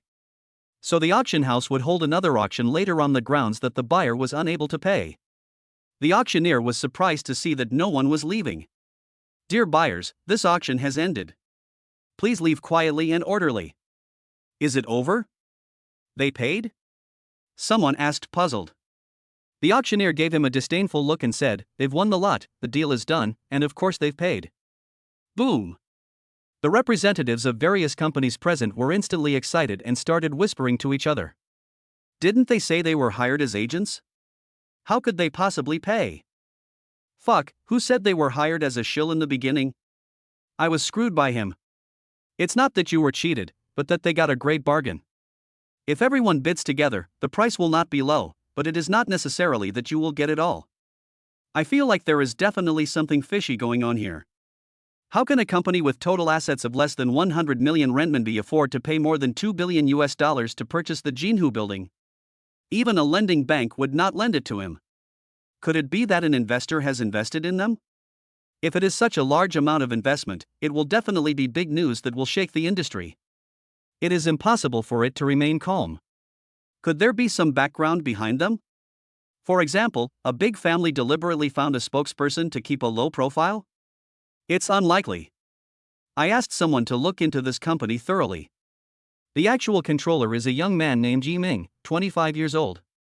His ancestors were farmers for 3 generations. His background is very ordinary. Perhaps those big families want to find such ordinary people to be their spokespersons so that they can keep a low profile? You are stupid. If a big family chooses such an ordinary person as a spokesperson, it means they don't want to be exposed. But such a large amount of money enters their company account. The source of funds will definitely be investigated and controlled by the regulatory authorities. It is impossible to transfer it secretly. If it is made public at that time, wouldn't it be obvious that they are exposed? That's strange. In addition to wanting to curse, everyone also had questions in their minds. Zhang Qiujuan also felt something was wrong. Could it be the Chen family behind Qin Jiaqing? Chapter 47, Dragon Transformation Vase. After coming out of the auction hall, Yiming and Qin Jiaqing met up with Ye's father and mother, as well as Luer and others who were waiting outside, and then went back to the hotel together. They didn't notice at all that someone was following them from a distance. At the same time, in a hidden luxurious villa on the top of Victoria Peak, the highest peak in Kowloon, an old man stood respectfully under the bed. This man was the silver-haired old man who competed with Yiming for the bronze wine cup at the auction. His name was Feng Jidao, and he was a feng shui master active in Kowloon. On the couch in front of him, sitting cross-legged, was an even more haggard old man. His hair was 3 feet long and completely white, without a single strand of black hair. He looked much older than Feng Jidao. If there are older people here, they will recognize this white-haired old man. He is Chen Badang, the feng shui master and martial arts expert who was famous in the southeast 30 years ago. He and the Singaporean magic master Su Xuanjai were both outstanding figures of the time. However, ever since the two of them retired together for unknown reasons 30 years ago, their reputations have gradually faded, and today, few people know much about them. At this time, Chen Buotan's eyes were slightly closed, but after hearing Feng Jidao's report, he suddenly opened them. Jidao, you said that the wine glass was bought by a young man from the mainland? Yes, and that young man probably doesn't know the secret of the wine glass either. Feng Jidao paused, then asked carefully, Master, what secret does that wine glass have that you value so much? Chen Badang shook the withered hands full of age spots, his eyes full of vicissitudes. He sighed slightly and said slowly, the bronze wine cup is called the Hualong Zun. Legend has it that it was accidentally obtained by Shang Tang, the founding emperor of the Shang dynasty. After Shang Tang obtained the Hualong Zun, he won victory after victory and eventually overthrew the Xia dynasty and established the Shang dynasty, which lasted for more than 600 years. Master, are you saying that Shang Tang's successive victories are related to the dragon transformation vase? Chen Badang shook his head. If that's the case, then the dragon transformation jar is of little use to me. However, the fact that Shang Tang lived to be nearly 100 years old in the Shang dynasty, where the average age was around 30, is said to be related to the dragon transformation jar. What? Feng Jidao was shocked. At this moment he finally understood why his master valued the wine glass so much. Chen Badang continued, Jidao, your master is already 130 years old now, and this is because your master has reached the peak of dark power, which is why he can barely hold on until now. But if you can reach transformation power, you can enjoy a lifespan of 500 years. However, your master cannot surpass dark power in a short period of time, so you need the dragon transformation jar to prolong your life. If the legend is true, it can extend the lifespan of ordinary people to 3 times the average age, so your master can live to at least 240 years old. By that time, your master will have already surpassed dark power and entered transformation power. Do you understand your master's painstaking efforts? Fang Jidao bowed his head and said, "Disciple, I understand." At the same time, he was also very shocked that this dragon transforming jar could actually prolong life. Chen Badong seemed to know the question in his mind. He closed his eyes again and said, "However, I don't know the secret of why the dragon transformation bottle can prolong life. Only when I get it can I solve the mystery. Therefore, I don't have much time left for you and me. Go find that young man again and see if you can buy the dragon transformation jar. If he refuses to sell it." Disciple understands. Fang Jidao clasped his fists heavily and said in a low voice, his voice extremely cold. Chen Jiaqing had never expected that this trip would go so smoothly. When she returned to her hotel room, she couldn't help but happily take credit for it to Yiming. "I saved you at least $500 million this time. Shouldn't you reward me?" In fact, Yiming didn't care about the $500 million at all. It was just half a day's interest for him, but he couldn't show that he would disappoint Chen Jiaqing. So he waved his hand and said proudly, "No problem, our boss Chen has done a great deed this time. We must reward him greatly. Tell me, what do you want?" The contract stated that Chen Jiaqing's annual salary plus year-end bonus was $1 million. Yiming felt that it was too low and was determined to make up for it. This time he took this opportunity to make up for it. Chen Jiaqing propped her chin with her right hand as if thinking, "It seems like there is nothing I want. Alas, it's not good to have a perfect life." She sighed deliberately, looking very playful. It can be seen that being able to acquire the Jinhu building at such a low price really gave her a sense of accomplishment. She didn't know why those corporate representatives suddenly stopped bidding, but who? Chen Jiaqing was startled by his sudden kneeling. She never thought that Yiming had planned it. She had imagined such a scene many times, but at that time, the faces of the people in front of her were blurry and she couldn't see what they looked like clearly. But this time, looking at this handsome face that was no less handsome than that of a movie star, the scene in her mind was finally perfect. Even though it came late, it was not absent after all. She covered her mouth, and suddenly warm tears welled up in her eyes. "You have a conscience." Chen Jiaqing extended his hand. Yiming gently held her hand and put it on her carefully. The size was just right. It was obvious that he had secretly measured the size long ago. Looking at the sparkling diamond ring on her middle finger, Chen Jiaqing looked at it over and over again, her heart filled with warmth. At this moment, Yiming suddenly held her little face and kissed her. Chen Jiaqing was still a little frightened, but this time she didn't dodge. "Brother Ming." Suddenly, the door of the room opened. The young girl's childish voice appeared at the door. When she saw the scene in front of her, her eyes widened and she was a little dazed. Chen Jiaqing was also startled by Luer's sudden appearance. She quickly pushed Yiming away, her face as red as an apple. "Oh, you guys continue." Luer immediately came to her senses and hurriedly closed the door again. The two people in the room looked at each other awkwardly, and suddenly laughed, but they were suppressing their laughter and didn't dare to make any sound. "This girl really knows how to pick the right time to ruin my plans." Yiming smacked his lips unwillingly. Chen Jiaqing patted him gently and said, "Go and see what she wants to see you about. In fact, she is feeling a little complicated now." Thinking back to when Luer talked to her, she didn't know how to face this silly girl who only has her brother Ming in her eyes.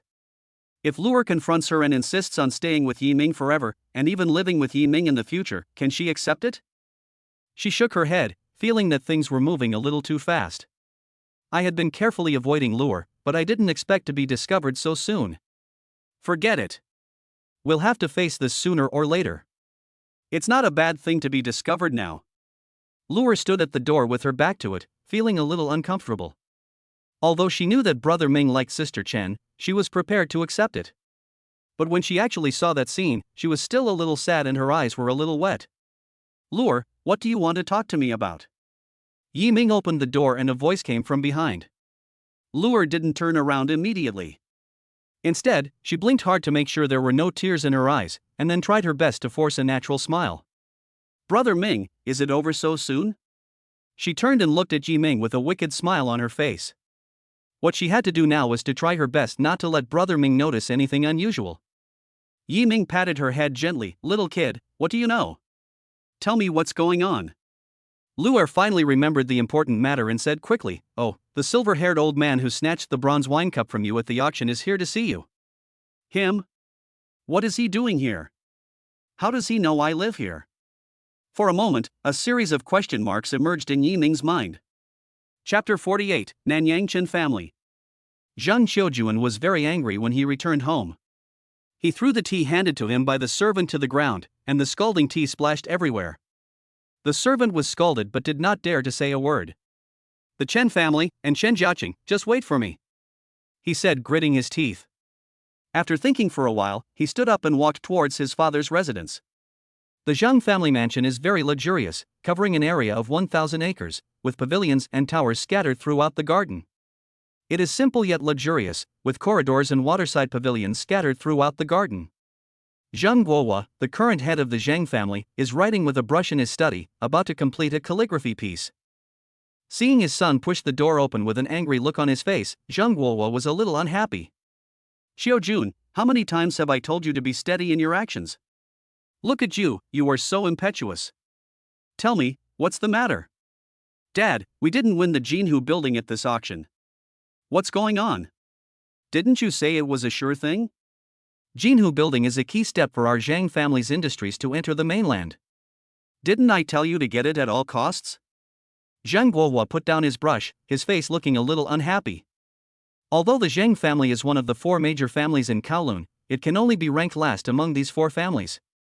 This time, it was rare that there were no other 3 companies competing, and I thought I could easily take over the Jinhu building, but unexpectedly something went wrong. The intelligence is wrong. This time it's not just us, the big financial groups in the inland areas have also been tricked. What's going on? What was the final transaction price? $2.5 billion. Zhang Qiujuan was a little depressed. $2.5 billion? Isn't the bottom line I gave you $3 billion? According to market forecasts, the transaction price should be around $2.78 billion.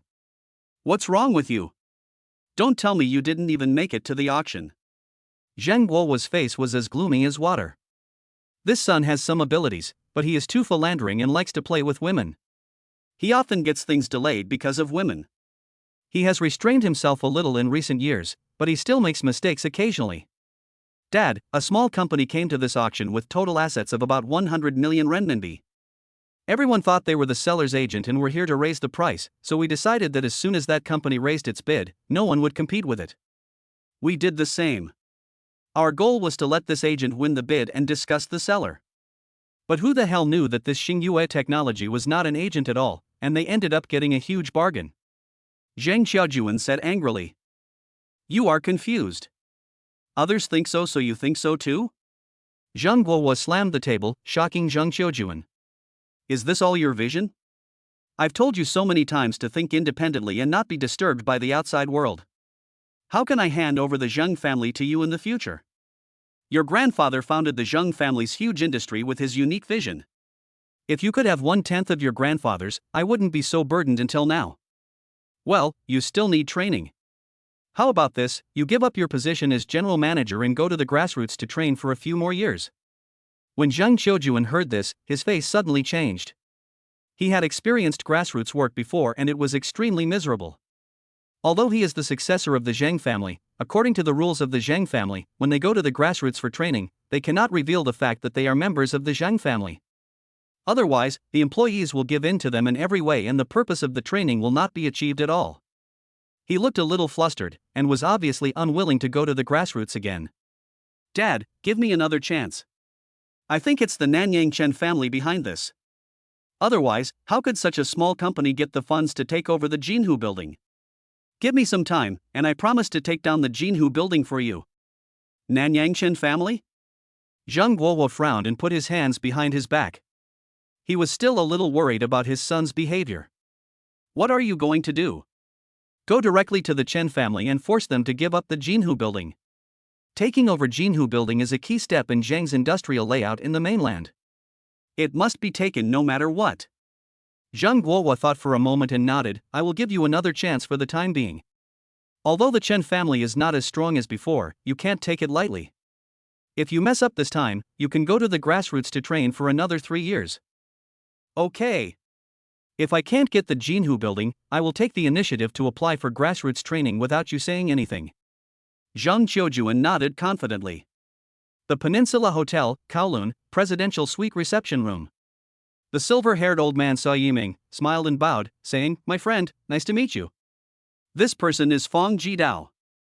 Yiming had a blank expression on his face. This old guy knew that he lived here so quickly. He must have followed them.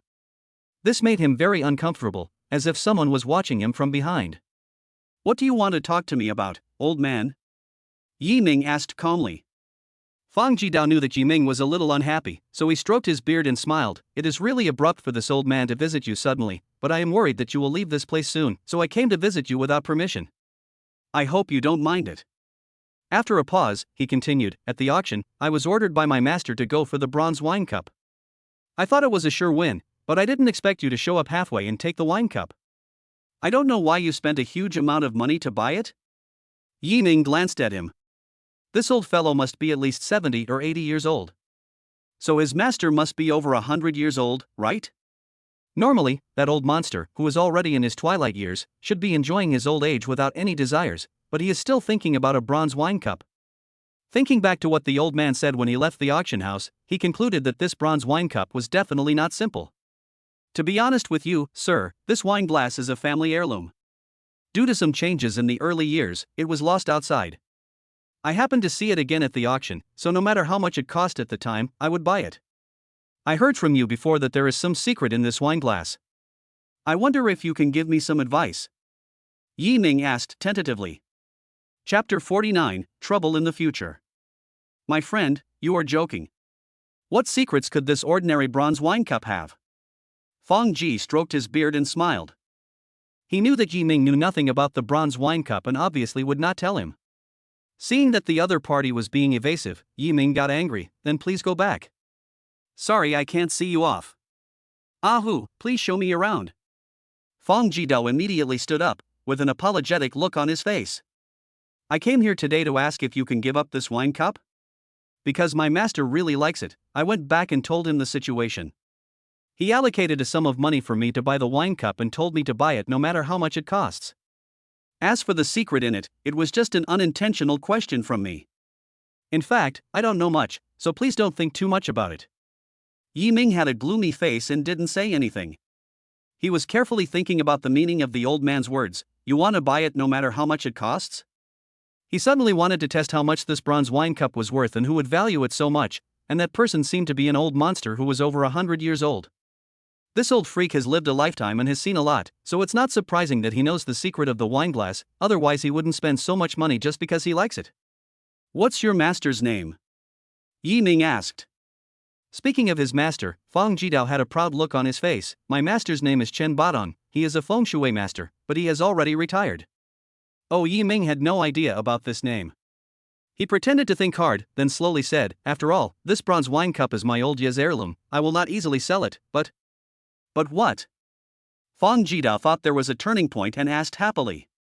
"But I want to know how much money your master, Master Chen, is going to pay for this heirloom of mine?" Yiming's eyes turned, always paying attention to the changes in the old man's expression. "If you are interested in selling it, my master is willing to pay $1 billion US. Fong Jidao crossed his index fingers to form a cross. $1 billion? Yiming was a little surprised, although $1 billion was just a matter of one day for him. But it is absolutely incredible for an ordinary person to spend $10 billion to buy an ancient bronze wine cup. And judging from his appearance, if Yiming raised the price, he would definitely agree to it. Yiming became more and more curious about the secret contained in the bronze wine cup. What kind of secret could make the other party spend such a price? Fong Jidao nodded. "At the previous auction, I had about 240 million available. Your second bid exceeded my bottom line, so I had to go back and ask for my master's opinion. After learning about this, my master immediately allocated $1 billion US to me in an effort to buy the bronze wine cup from you. I wonder if $1 billion US can make you give up your love."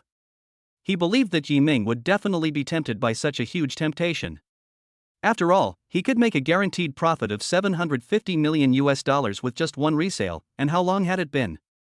Heirlooms are indeed precious, but they are only symbolic or commemorative in nature, while $750 million is real money. I'm afraid that in this world, except for the big guys at the top of the Forbes rich list who can ignore this money, ordinary people will definitely be tempted. But Yi Ming is naturally different. Let alone a mere 10 billion US dollars, even if 10 billion, 100 billion, or 1 trillion were placed in front of him, he would refuse without hesitation. This thing is of great significance to him and the Yi family, even if there is no secret. It cannot be measured by money. Besides, he is not short of that little money. I'm sorry, old sir. I have no intention of selling this bronze wine cup. I hope you will forgive me. Yi Ming said with a fist salute. The silver-haired old man was very surprised by Yi Ming's answer. $1 billion won't change hands? Do you think $1 billion is too little? Yi Ming smiled and shook his head. I really have no intention of selling it. The significance of this bronze wine cup to our Yi family cannot be measured by money. It was once lost because of me. Now it is back again. It can be regarded as a kind of fate. I will not let it leave the Yi family again. Even if it's 10 billion, it won't work? Even if 100 billion was placed in front of me, I wouldn't even blink an eye. Fong Jidao was a little unhappy. Today's trip was destined to be in vain, and the other party also realized the preciousness of the bronze wine cup. He now understood that Yi Ming was just trying to trick him and had no intention of giving up the wine glass. The old, skinny face no longer had the kindness it had before, and it spoke with a hint of coldness. Why did you ask me how much my master was willing to pay for your wine cup? Did you want to find out how much the bronze wine cup was worth? I can tell you clearly that apart from my master, there is no other person in the world who likes your wine cup so much. If you don't sell it today, the most someone else can pay for it in the future is $100 million. Yi Ming shrugged indifferently. It's up to others to offer as much as they want. Anyway, I won't sell it, and I don't need that 1 billion. Fong Jidao's expression became more gloomy. Young man, are you really not going to sell it? That's right. This is a family heirloom and will not be sold to anyone else. Fong Jidao narrowed his eyes and stared at Yi Ming for a moment. He knew that today's trip was in vain, and the other party also noticed something. It seems that we have no choice but to use other methods. To be honest, if you don't sell the wine glass today, you may get into trouble in the future. Are you threatening me, old man?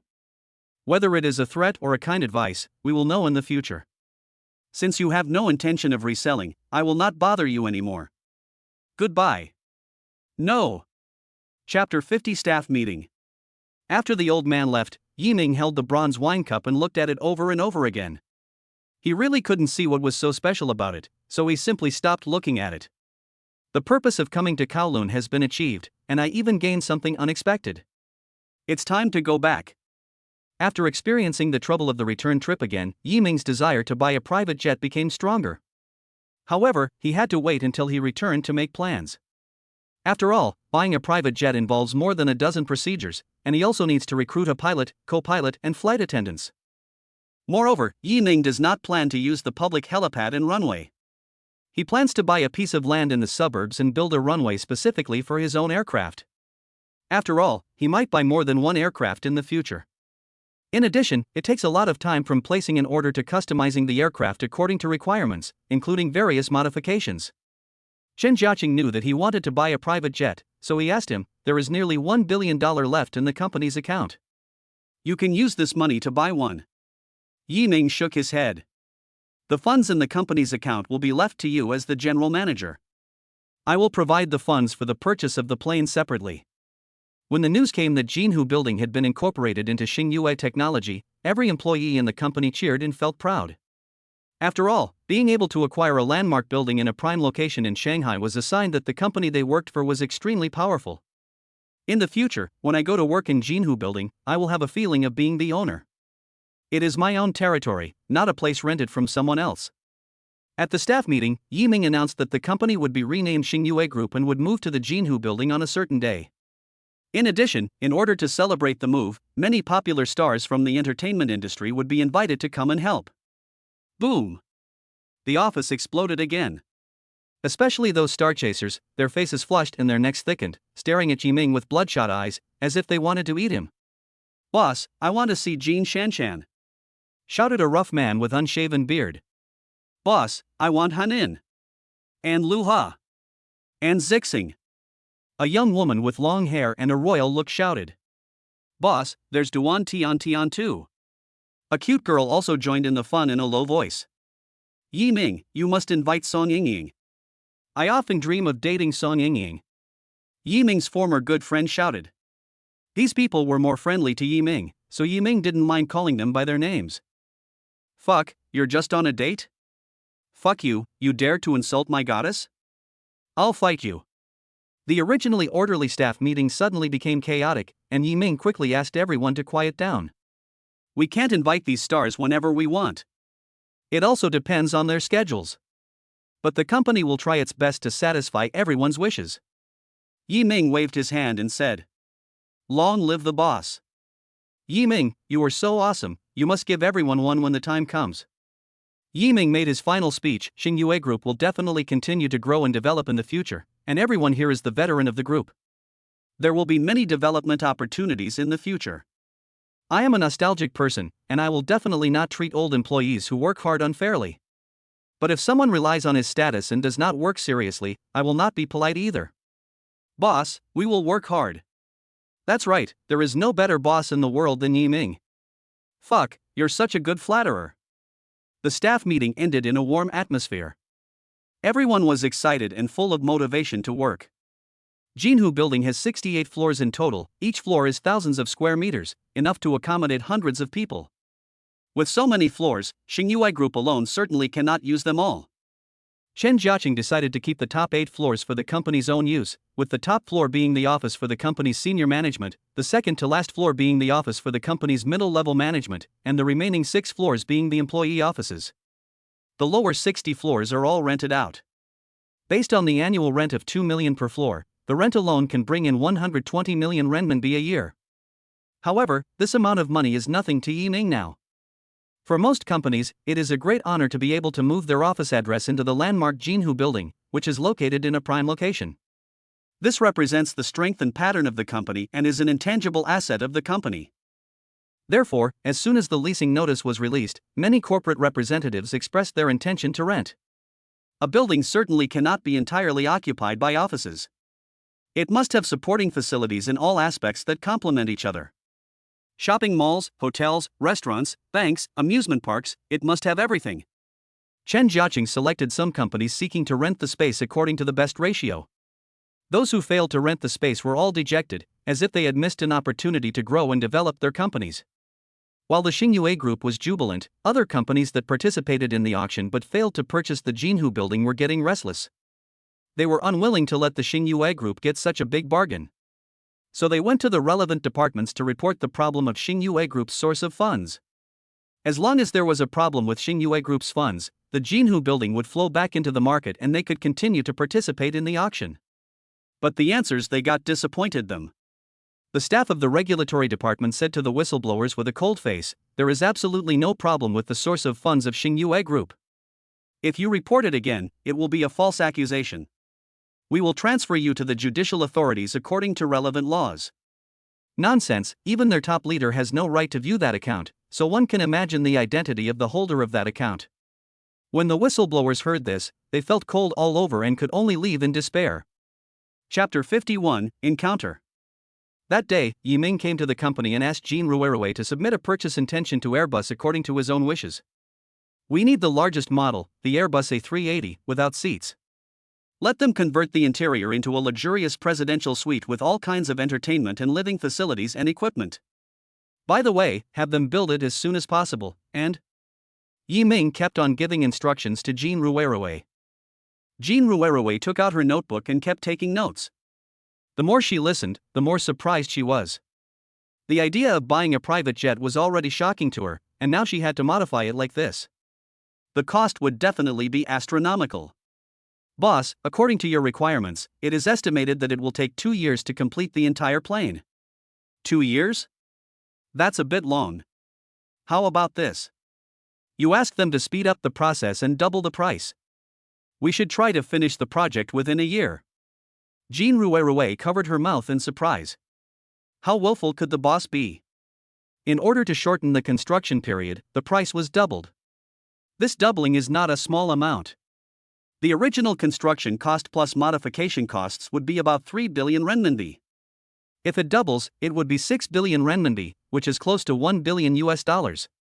Even the most expensive aircraft purchased by the Crown Prince of Qatar, the richest man in the world, was only $500 million. Our boss is even richer than the Crown Prince of Qatar.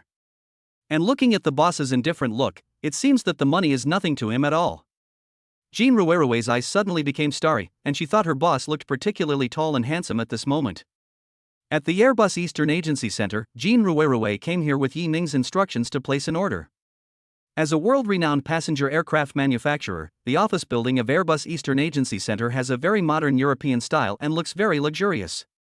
As soon as she entered the door, Jean Ruerue received a call from Chen Jiaqing. She picked up the phone immediately. Rue, have you sorted out all the information about Chunfan technology and Ruebo technology that I asked you to sort out yesterday? It's already been sorted out. It's all in the computer I carry with me. Then send it to my email now and I'll take a look first. Okay, Mr. Chen, please wait a moment. Chunfan Technology is a company with profound attainments in big data in China. Although it has not yet been listed, after 5 rounds of financing and development, it has already become a first-tier domestic internet company. Their technical capabilities in cloud computing have made even Ma Ying's AliCloud very wary, and will most likely have a huge impact on the domestic cloud computing market in the near future. Although Ruebo Technology is also engaged in big data, it developed later than Chunfan Technology. The company is much smaller in scale and its capabilities in all aspects are one level lower. It has only 3 rounds of financing and is still in the position of a follower. However, they have greater potential. Chen Jiaqing plans to choose one of these 2 companies to invest in, laying the foundation for Xingyue Group's future layout of big data business. Jean Ruerue found a corner where there was a table and chairs for guests to rest. She turned on the Mac Air she carried with her, preparing to find information about Chunfan Technology and Ruebo Technology and send it to Mr. Chen. At this time, a middle-aged man with broad shoulders and a beer belly like an 8-month pregnant woman came in with a coquettish secretary in his arms. The secretary had a thick layer of makeup on her face, and her face was terribly pale. She hugged the middle-aged man's arm, wishing she could stick to him. Honey, my feet still hurt. These high heels are really uncomfortable. Let's take a rest first. The middle-aged man scratched her nose with a doting look on his face. Okay, we've already arrived. Does the place you twisted just now still hurt? It hurts. It hurts so much. It hurts here too. The secretary pointed to her chest, looking like she was about to cry. Oh my little darling, what happened? Last time I asked you to buy the latest model from Prada, but you insisted on buying me this crappy Daphne. My feet are so painful from wearing it. The secretary pouted and said coquettishly. Okay, it's my fault. I'll buy you Prada next time. Humph, I'll forgive you this time. The secretary looked like a vixen, making the middle-aged man drool. His mind had already flown to the hotel in the evening. Look, there are seats there. Husband, help me sit over there. The little mistress saw that there were a few seats next to Jean Ruerue's table. The middle-aged man looked in the direction the secretary pointed and saw a woman in a black hip-hugging uniform sitting there, working with her back to them. Seeing that beautiful back, the middle-aged man's eyes suddenly lit up. That slender waist could be held in the hand, and the straight long hair was draped over the shoulders. She was a real killer from behind, but he had no idea what her face looked like. The secretary was immediately unhappy when she saw the middle-aged man was so absorbed in looking at another woman in front of her. She snorted, shook off the middle-aged man's arm, and walked towards Jean Ruerue angrily. She thought Jean Ruerue was a staff member here. After all, she was wearing a professional suit, so it was normal for her to be mistaken. The secretary sat down next to Jean Ruerue, folded her arms, and said in a very cold tone, I am your honored guest, go and get me a glass of water now. Jean Ruerue was stunned and looked up at her. Are you talking to me? Are you blind? Who else is here besides you? Jean Ruerue's face also turned bad. Why did this woman order her around and even curse her for no reason? No one could tolerate this. She said coldly, I'm sorry, you're wrong. I'm not a staff member here. If you want water, you can do it yourself. The secretary paused, looking as if she had eaten a fly. She wanted to say something, but could not. At this time, the middle-aged man also rushed over. He heard Jean Ruerue's words from behind and hurried over to bow and apologize. Sorry, we made a mistake. When he looked up and saw Jean Ruerue's pretty face, a gleam of light flashed in his eyes. Her face was even more charming than her back. Jean Ruerue was stunned when she saw him. It's you? When the middle-aged man heard Jean Ruerue's question, he was immediately overjoyed. It seemed that this little girl knew him, but he didn't know her. Could it be that she is his fan? If this is the case, then it seems that my frequent appearances at various economic forums and salons all year round are not without use. If this is the case, hee. The middle-aged man looked at Jean Ruerue and his heart became hot. The reason why Jean Ruerue knew the middle-aged man in front of her was because the middle-aged man was the CEO of Chunfan Technology, Zhou Qinkuan. Chapter 52 Old Classmates. At this moment, Zhou Qinkuan looked at Jean Ruerue's beautiful face and perfect figure. She was definitely the most beautiful woman in the world. He glanced up and down at Jean Ruerue and swallowed slightly. "Do you know me?" he replied. "Jean Ruerue, of course I know you. You are Zhou Qinkuan, the CEO of Chunfan Technology. I wonder what you are doing here." Seeing that she really knew him and knew that he was the CEO of Chunfan Technology, he thought that this beautiful girl seemed to have been secretly paying attention to him for a long time. Zhou Qinkuan's face was immediately filled with pride. "Yes, I am the founder and CEO of Chunfan Technology. I came here to order a private jet. I wonder what this beautiful girl's name is."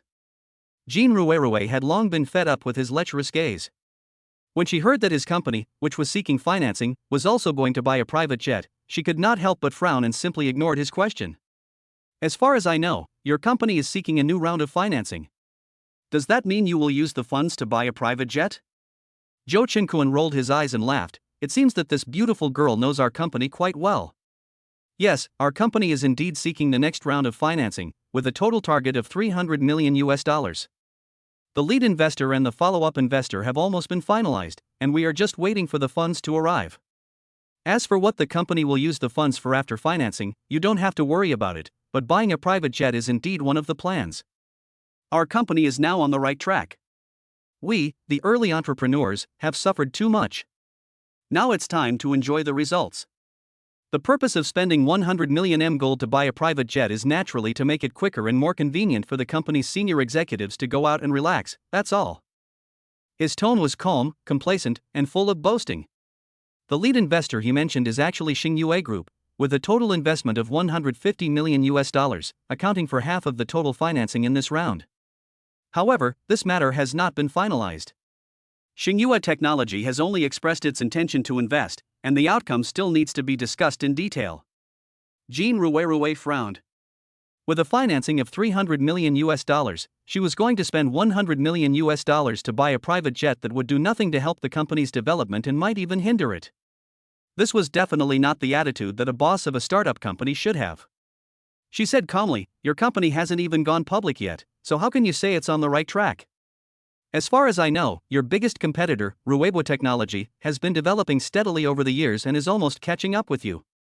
You don't use the funds for the company's technological research and development, but use it for enjoyment. Is this practice worth discussing?" Zhou Qinkuan waved his hand and said nonchalantly, "I don't take a small company like Rebirth Technology seriously at all. Their company is weaker than ours in every aspect, so there is no need to worry." He suddenly felt that this beautiful girl really had a good impression on him and they were easy to talk to. Unlike the slutty vixen next to him, who only acted like a spoiled child and asked for money and had absolutely no interest in her work. Talking to her about work was basically like talking to a cow. If he could become a confidant of this little beauty, or take the relationship to the next level, it would be a blessing from heaven for Zhou Qinkuan. Thinking of this, he didn't care about the secretary beside him who was about to explode, and said to Jean Ruerue with a smile, "My little beauty, since we get along so well, why don't we get to know each other?" He stretched out his fat palm. Jean Ruerue had already sent the information to Chen Jiaqing. She ignored his hand, closed her computer, stood up, and said lightly, "You will get to know me soon." Then she left without looking back. We'll get to know each other soon? When Zhou Qinkuan heard this, it had a different meaning. He stood there wondering, could it be that she was giving me that hint? Looking at the slender figure again, Zhou Qinkuan felt a fire coming out from under him, his eyes sparkled, and he wished he could focus his eyes on Jean Ruerue. The secretary next to him was furious when she saw him like this. Her chest was heaving. She stamped her feet and pouted, saying angrily, "Humph, you are so good at seducing men. You are obviously a vixen." After talking with Jean Ruerue, Zhou Qinkuan was already attracted by her conversation and demeanor. In addition, she also gave him some hints. How could he tolerate the secretary's slander? He immediately frowned and scolded in a cold voice, "Xiaofang, you'd better keep your mouth clean. You can't bite anyone casually." Seeing Zhou Qingquan's unfriendly expression, Xiaofang was so frightened that her face turned pale. She dared not say anything more, but she said bitterly in her heart, "You old thing, I will kick you out sooner or later when I find a replacement." Entering the customer reception desk, Jean Ruerue placed an order with Airbus according to Yi Ming's request. He was received by a middle-aged woman. While she was going through the formalities, a surprised female voice suddenly sounded beside her. "Rue. Is that you?" Jean Ruerue turned around and saw that it was her college classmate Deng Meiqi. When she was studying in college, Jean Ruerue was a well-known beauty and top student in the whole college, and she was better than Deng Meiqi in both academic performance and appearance. Therefore, Deng Meiqi had always been hostile to her for no reason. Deng Meiqi was strongly suppressed by Jean Ruerue at that time, and she felt very dissatisfied. It was not until graduation that Deng Meiqi entered the Airbus Eastern Agency Center, while Jean Ruerue entered the little-known Xingyue Technology. Only then did she find a sense of superiority over Jean Ruerue and felt that she had finally surpassed Jean Ruerue. "Now that I see her, I naturally have to show off. Ruerue, I didn't expect that a top student like you who graduated from such a prestigious college would end up joining such an unknown company." When the teacher talked about it with us, he felt very sorry. "By the way, how is your position and salary now?" "Let me tell you, the salary and benefits of the company I work for now are super good. My current monthly salary is 15,000, and there is a 50,000 year-end bonus. Adding up to the end of the year, I can make almost 250,000. How about you? How much do you make?" She looked proud, with an undisguised smugness in her tone.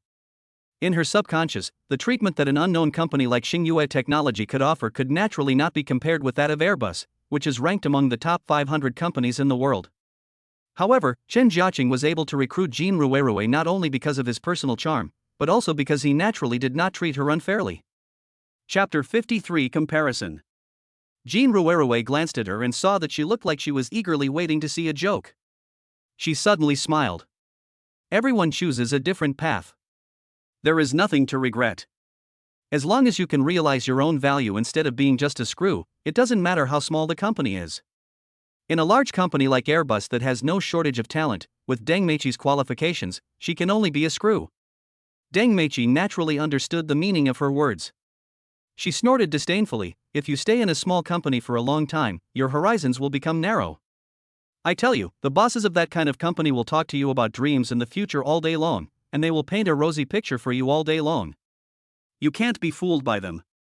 Oh, our boss is fine, he never talks about these things." When Deng Meiqi saw that Jean Ruerue avoided the question about her salary, she thought it must be because her salary was not as high as hers and she was embarrassed to say it. Now she was saying this just to prove herself. She covered her mouth and smiled, her face full of pride. "Then I wonder, how much salary does your boss who never talks to you about dreams or promises you offer you? How much can you get in a year? Is it half of what I get?" Jean Ruerue was writing materials with her head down, without even looking up, and said nonchalantly, "It's okay. Our boss never treats us unfairly. I make about 1 million RMB a year, including the year-end bonus." "What? 1 million? Deng Meiqi's eyes widened instantly. She only made 250,000 yuan a year, but Jean Ruerue made 4 times as much. This was totally beyond her expectations.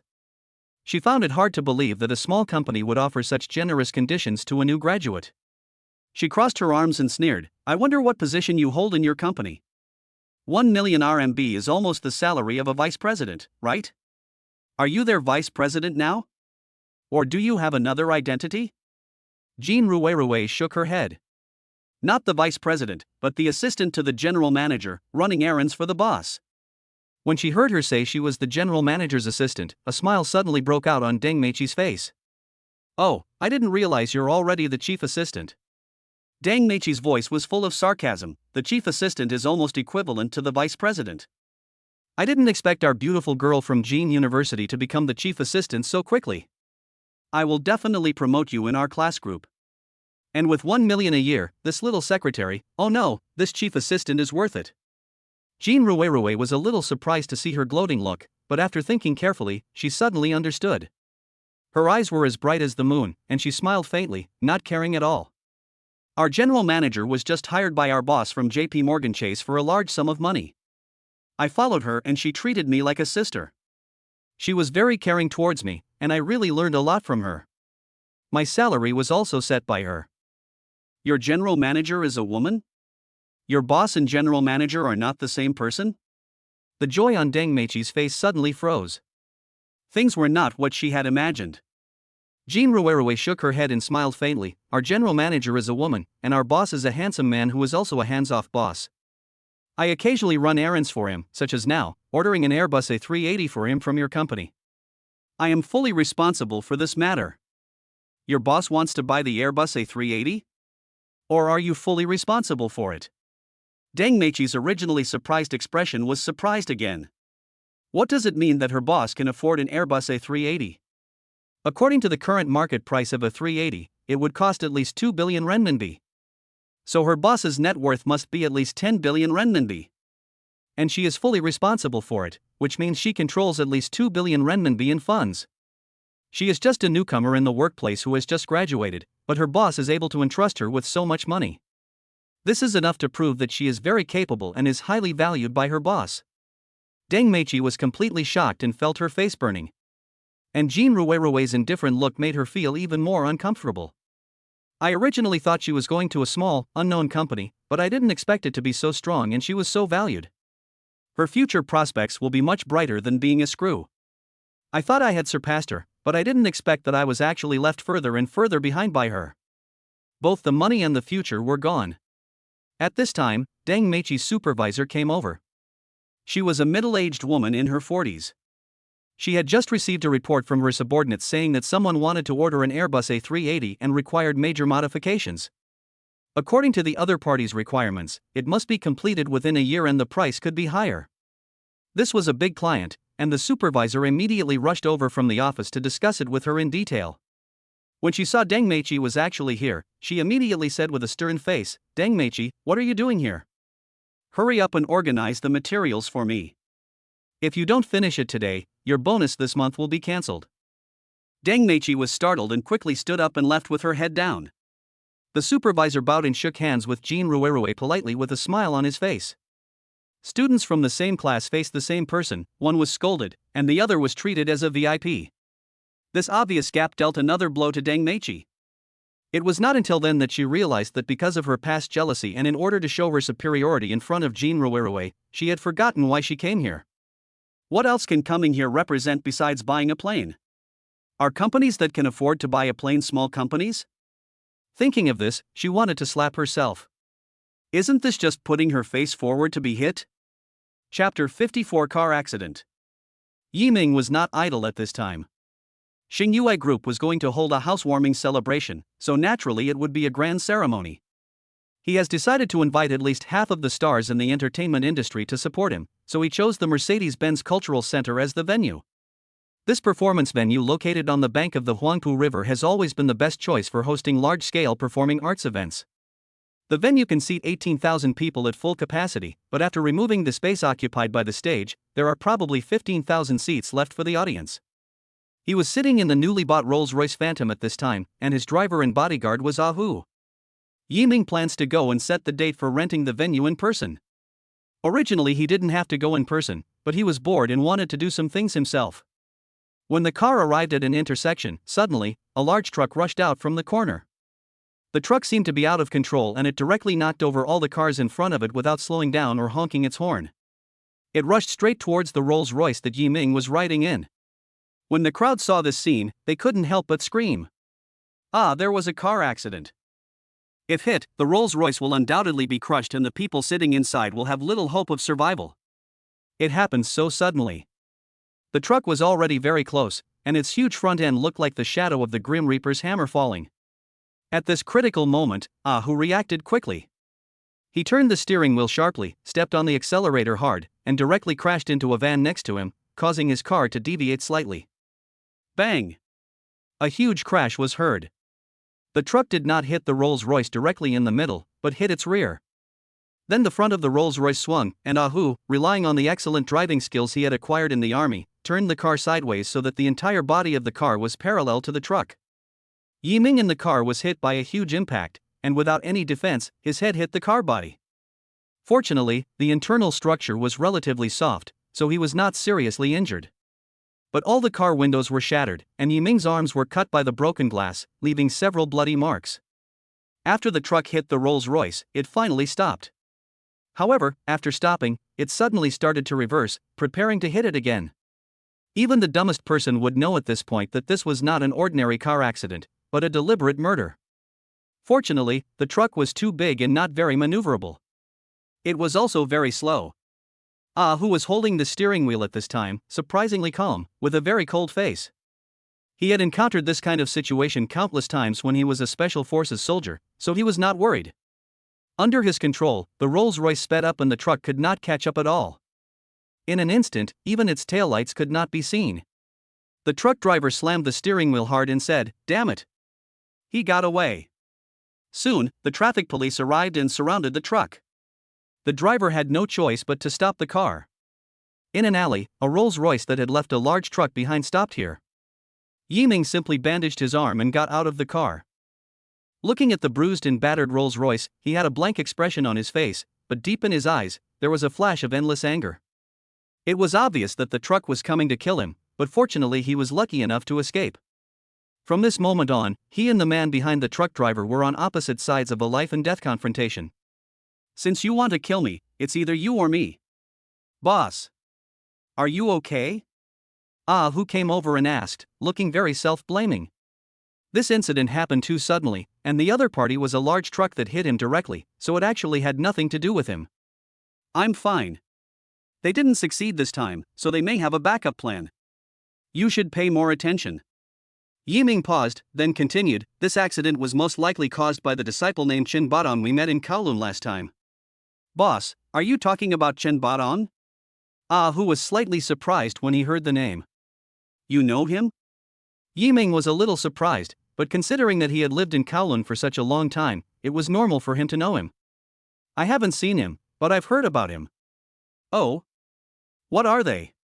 Tell me about them." Chen Badong was once a famous feng shui master in Kowloon. Many wealthy people and high-ranking officials visited him and asked him about yin and yang houses, wealth, official career, and birth year. It is said that his house is full of guests every day. Those guests are of extraordinary status, but when they see him, they all treat him as a junior. And many people who have been instructed by him have good feng shui afterwards. Besides that, he is said to be a martial arts master. He once fought against Muhammad Ali, but Muhammad Ali couldn't even block a single one of his moves. So powerful? Yiming was a little surprised. Yes, it is said that he had already entered the dark energy at that time. What is dark power? Yiming was confused again. He had never heard of this term before. At this moment, he felt that the door to a world was slowly opening to him. This world is wonderful and dangerous, something he had never imagined before. Who continued to patiently explain to the boss, in the martial arts, there is no limit to strength. Generally speaking, it is divided into Ming Jin and Jin, Hua Jin, Xiantian. I don't know what it is called after that, but as long as you know it, more than 99% of the kung fu in the world belongs to Ming Jin, also called external force.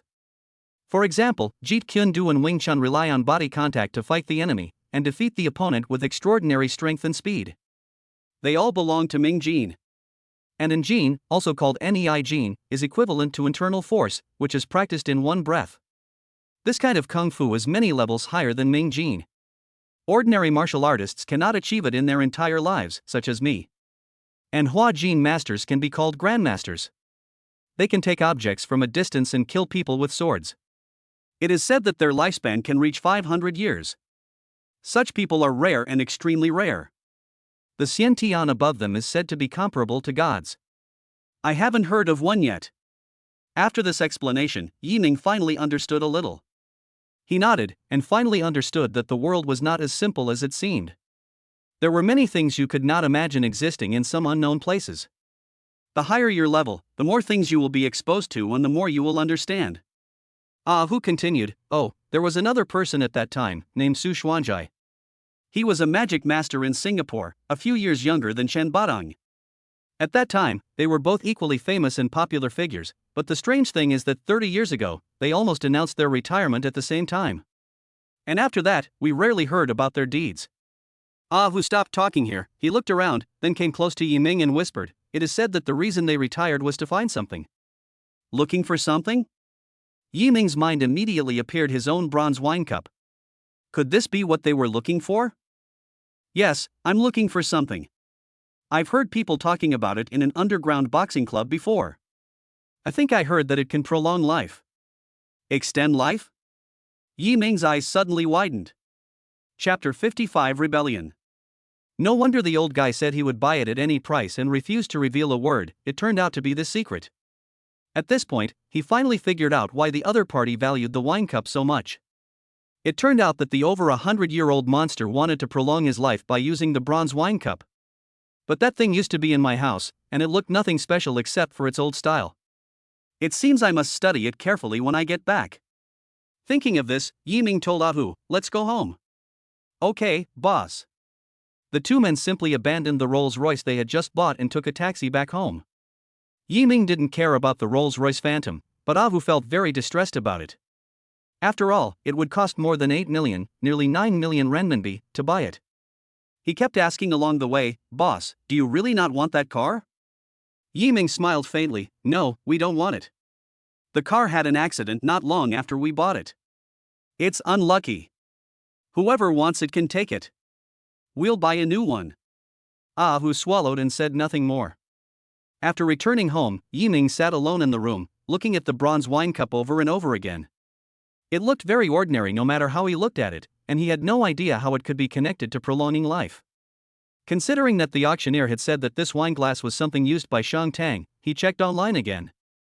There were indeed many pictures of this wineglass online, but they were all artistic photos used for promotion before the auction and had no value to him at all.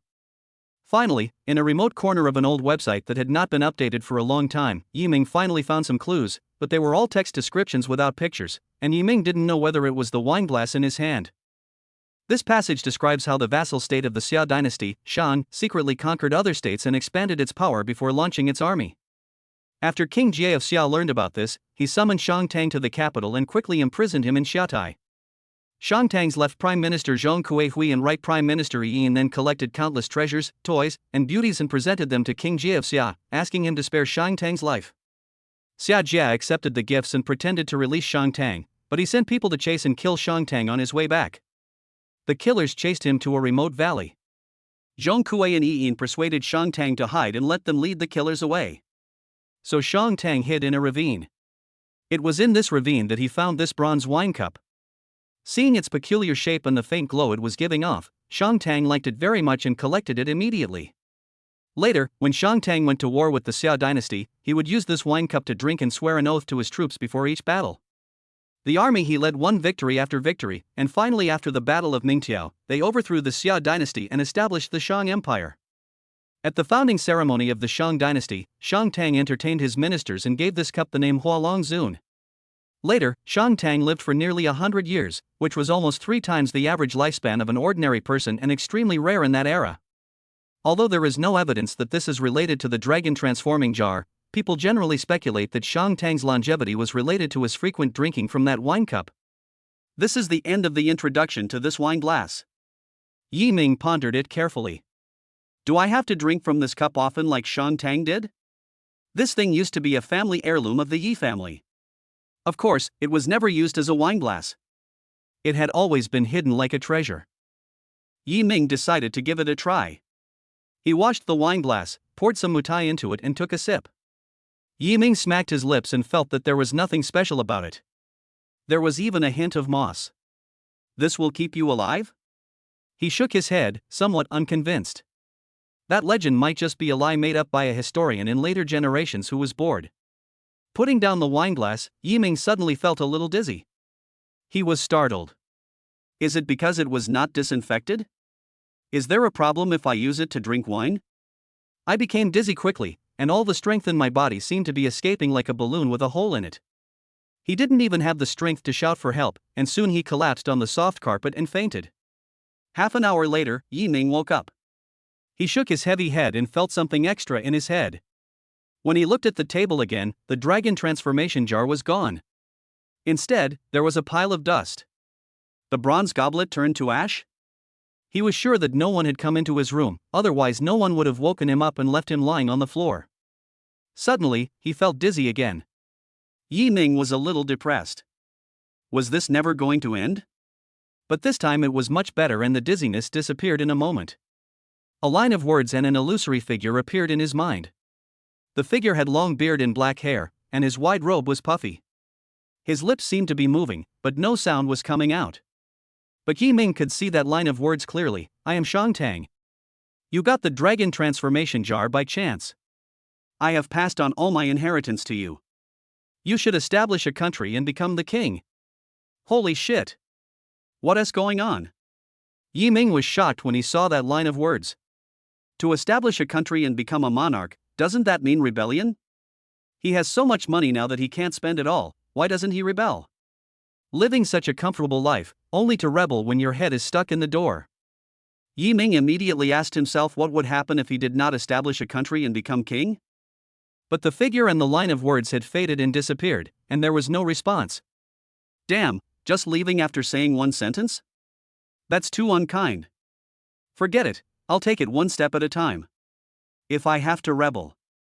Yi Ming was suddenly stunned and thought of something. Yes, he didn't say he wanted to rebel in his own country. The world is so big, there are so many places to rebel. We can even establish a country without rebelling. Thinking of this, Yi Ming breathed a sigh of relief. Anyway, when the time comes, he can spend his own money to buy a piece of land somewhere and establish a small country. He slapped the table happily, and with a bang. The table was smashed to pieces by his slap. Holy shit! What the hell is going on? Yi Ming was stunned again.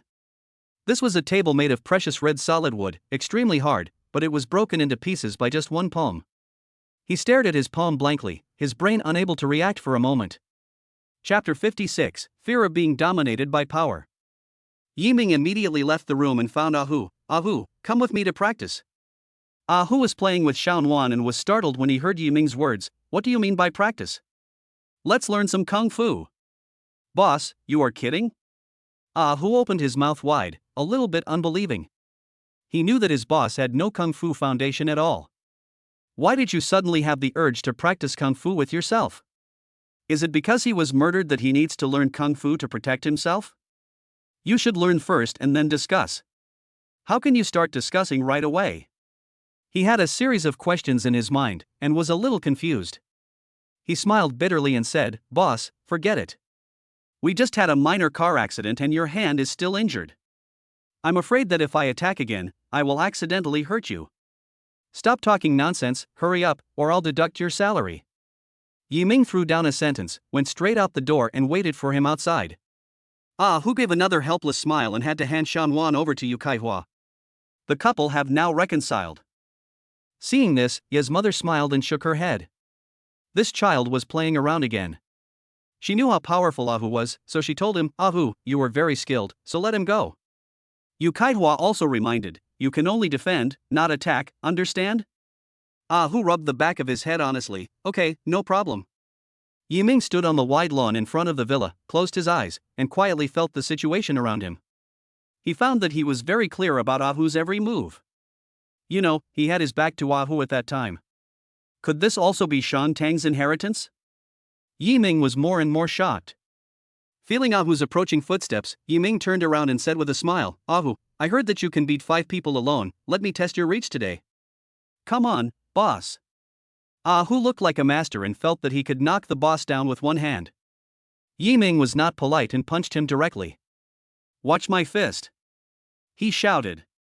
Yi Ming's punch made Ah Hu, who was just pretending to be cool, suddenly shrink his pupils and feel something was wrong. Because he felt the wind from the fist. And the speed was incredibly fast. You know, only a true martial arts master can throw a punch, and even he can only do it with difficulty, but the boss can do it with just a wave of his hand. Is this still an ordinary person without any martial arts foundation? The fist shadow was close before his eyes, and Ah Hu quickly crossed his arms to block it, ready for defense. As long as he could defend against this punch, he could wait for an opportunity to attack. However, in his haste, his arms were hit by Yi Ming's punch, and the whole person flew backwards. What a strong power! Ah Hu was shocked. Just now he was worried that he would accidentally hurt his boss, and how he could spar to satisfy his boss, but at this moment he just felt humiliated. He felt a burning pain in his arms, as if they were about to break, and even his chest felt a little stuffy. However, Yiming actually only used 2 levels of strength in this punch. If he knew about this, he would be so depressed that he would want to vomit blood.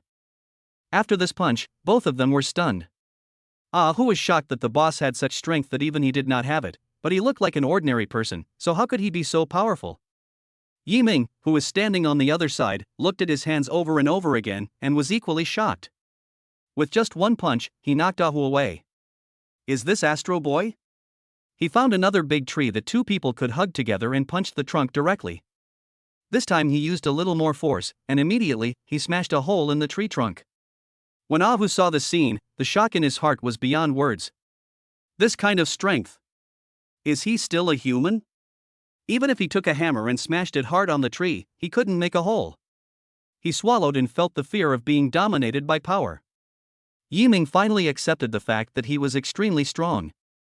He believed that even if there was a cow in front of him, he could knock it away with 1 punch. Perhaps this is a blessing in disguise. However, Shang Tang's inheritance is indeed overbearing. If he himself possesses such power, wouldn't it be easy for him to kill people in a war? With successive victories, it was only a matter of time before the Xia dynasty was overthrown.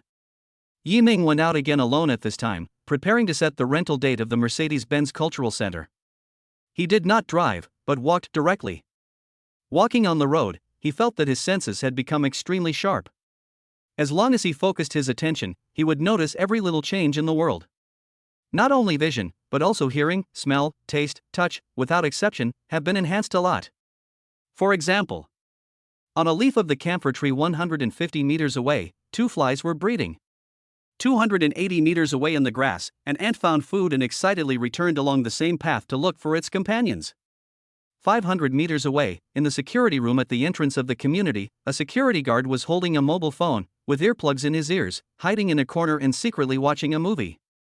But soon, he felt tired, and it seemed that concentrating was not so easy. He shook his head, came out of that state of extreme alertness, and continued walking.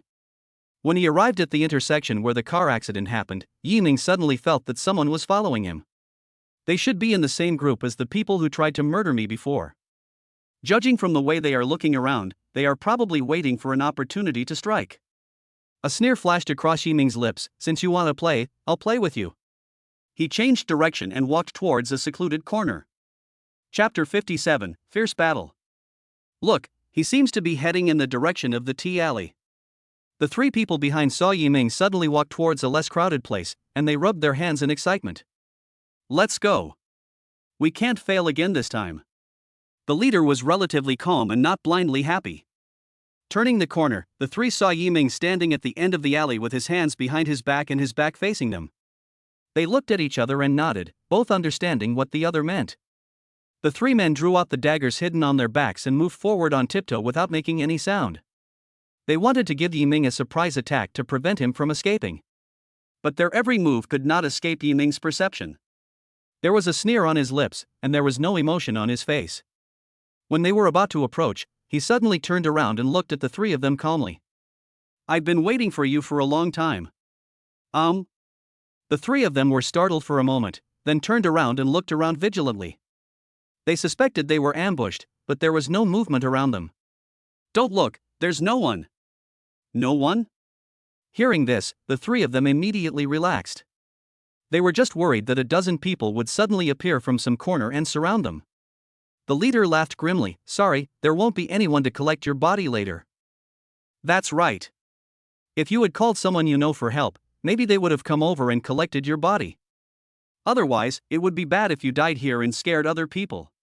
Why waste so much time talking? Let's go together. I'm in a hurry. Yiming Xian became impatient. The 3 men discovered that the boy in front of them not only did not kneel down and beg for mercy, but was even pretentious and spoke arrogantly, asking them to attack him together. This is a blatant insult. Since the 3 brothers debuted, who hasn't been terrified by the news? Today, they actually ran into such a fool. The leader became furious and waved his hand. The 3 men surrounded him, as if to block Yiming's retreat. Yiming sneered, not wanting to waste time with them, and punched the leader directly.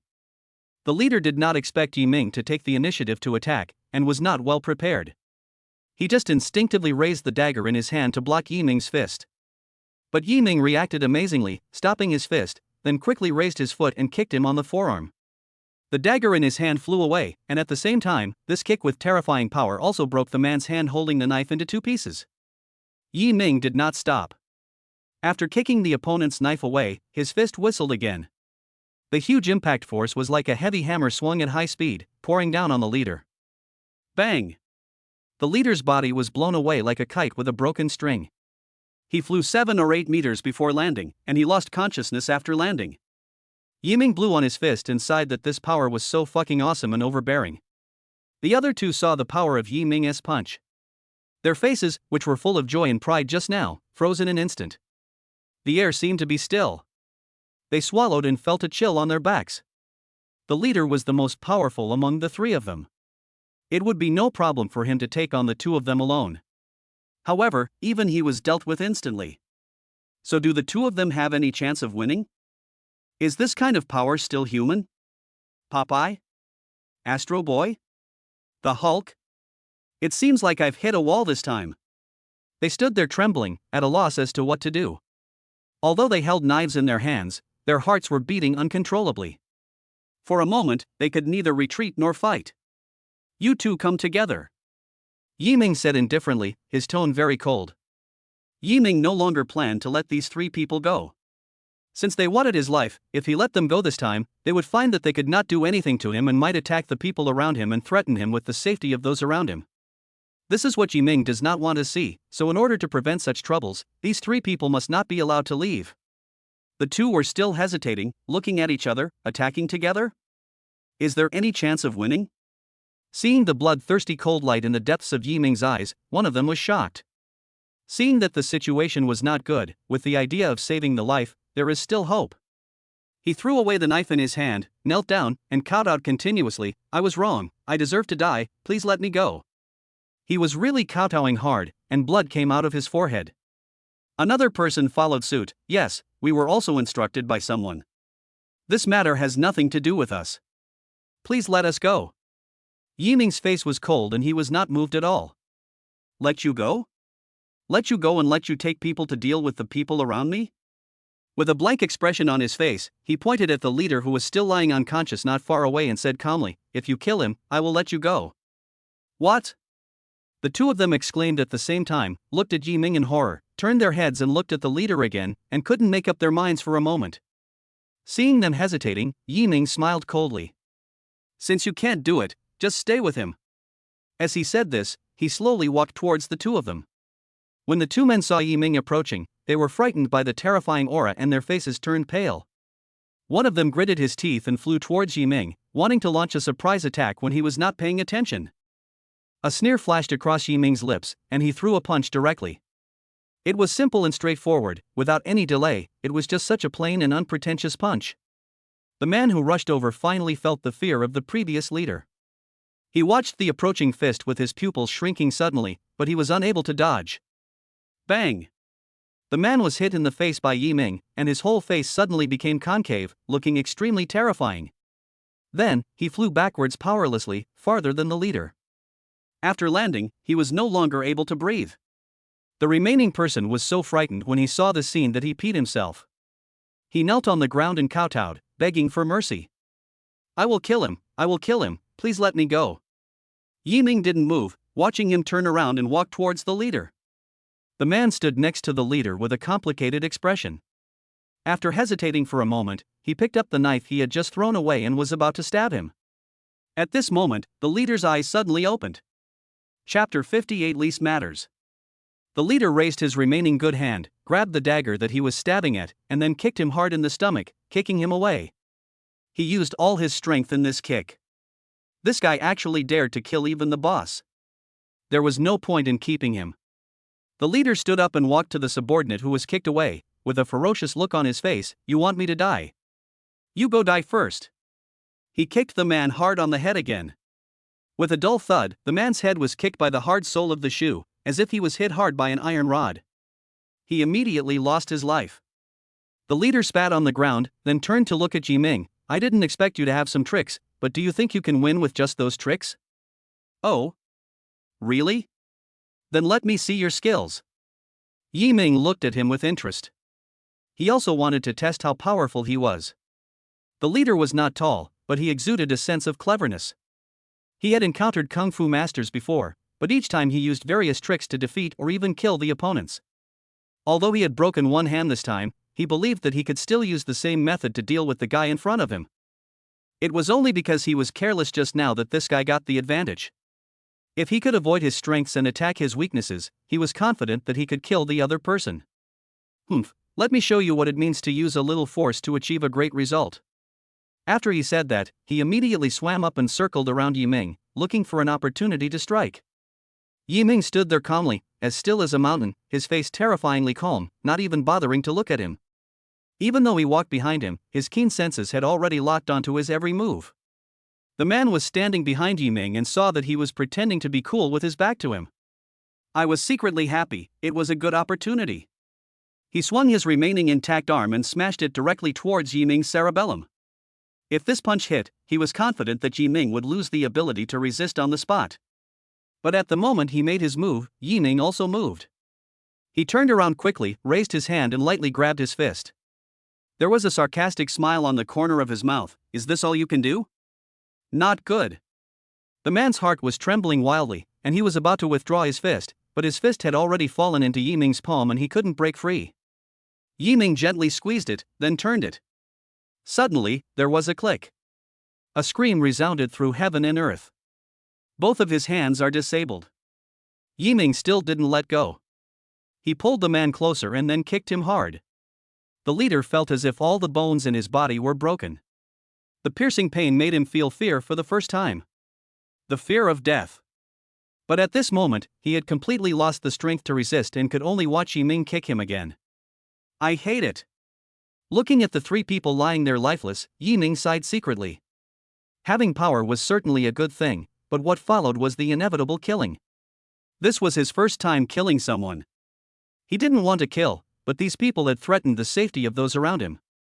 If he didn't kill them, he would be retaliated against, and by then, it would be too late to regret. Therefore, he did not feel too much remorse. Instead, he became more determined in his heart that if anyone wanted to harm him and the people around him, he would definitely retaliate with even more cruel means. Yiming dealt with it briefly, walked out of the alley and continued towards his destination. When he arrived at the office of Mercedes-Benz Cultural Center, Yiming found the relevant staff and began to inquire about the specific rental matters. The staff explained the process to him in detail, and everything went smoothly. He scheduled the party for half a month later. Just as he understood everything and was about to pay and place the order, a middle-aged fat man squeezed over. He smiled apologetically at Yiming and said to the staff, "Is there still a turn at the Mercedes-Benz Center within half a month? Song Fong is going to hold a fan appreciation party. If you have time, please help arrange it." This person is the temporary agent of H-country star Song Fong in the East.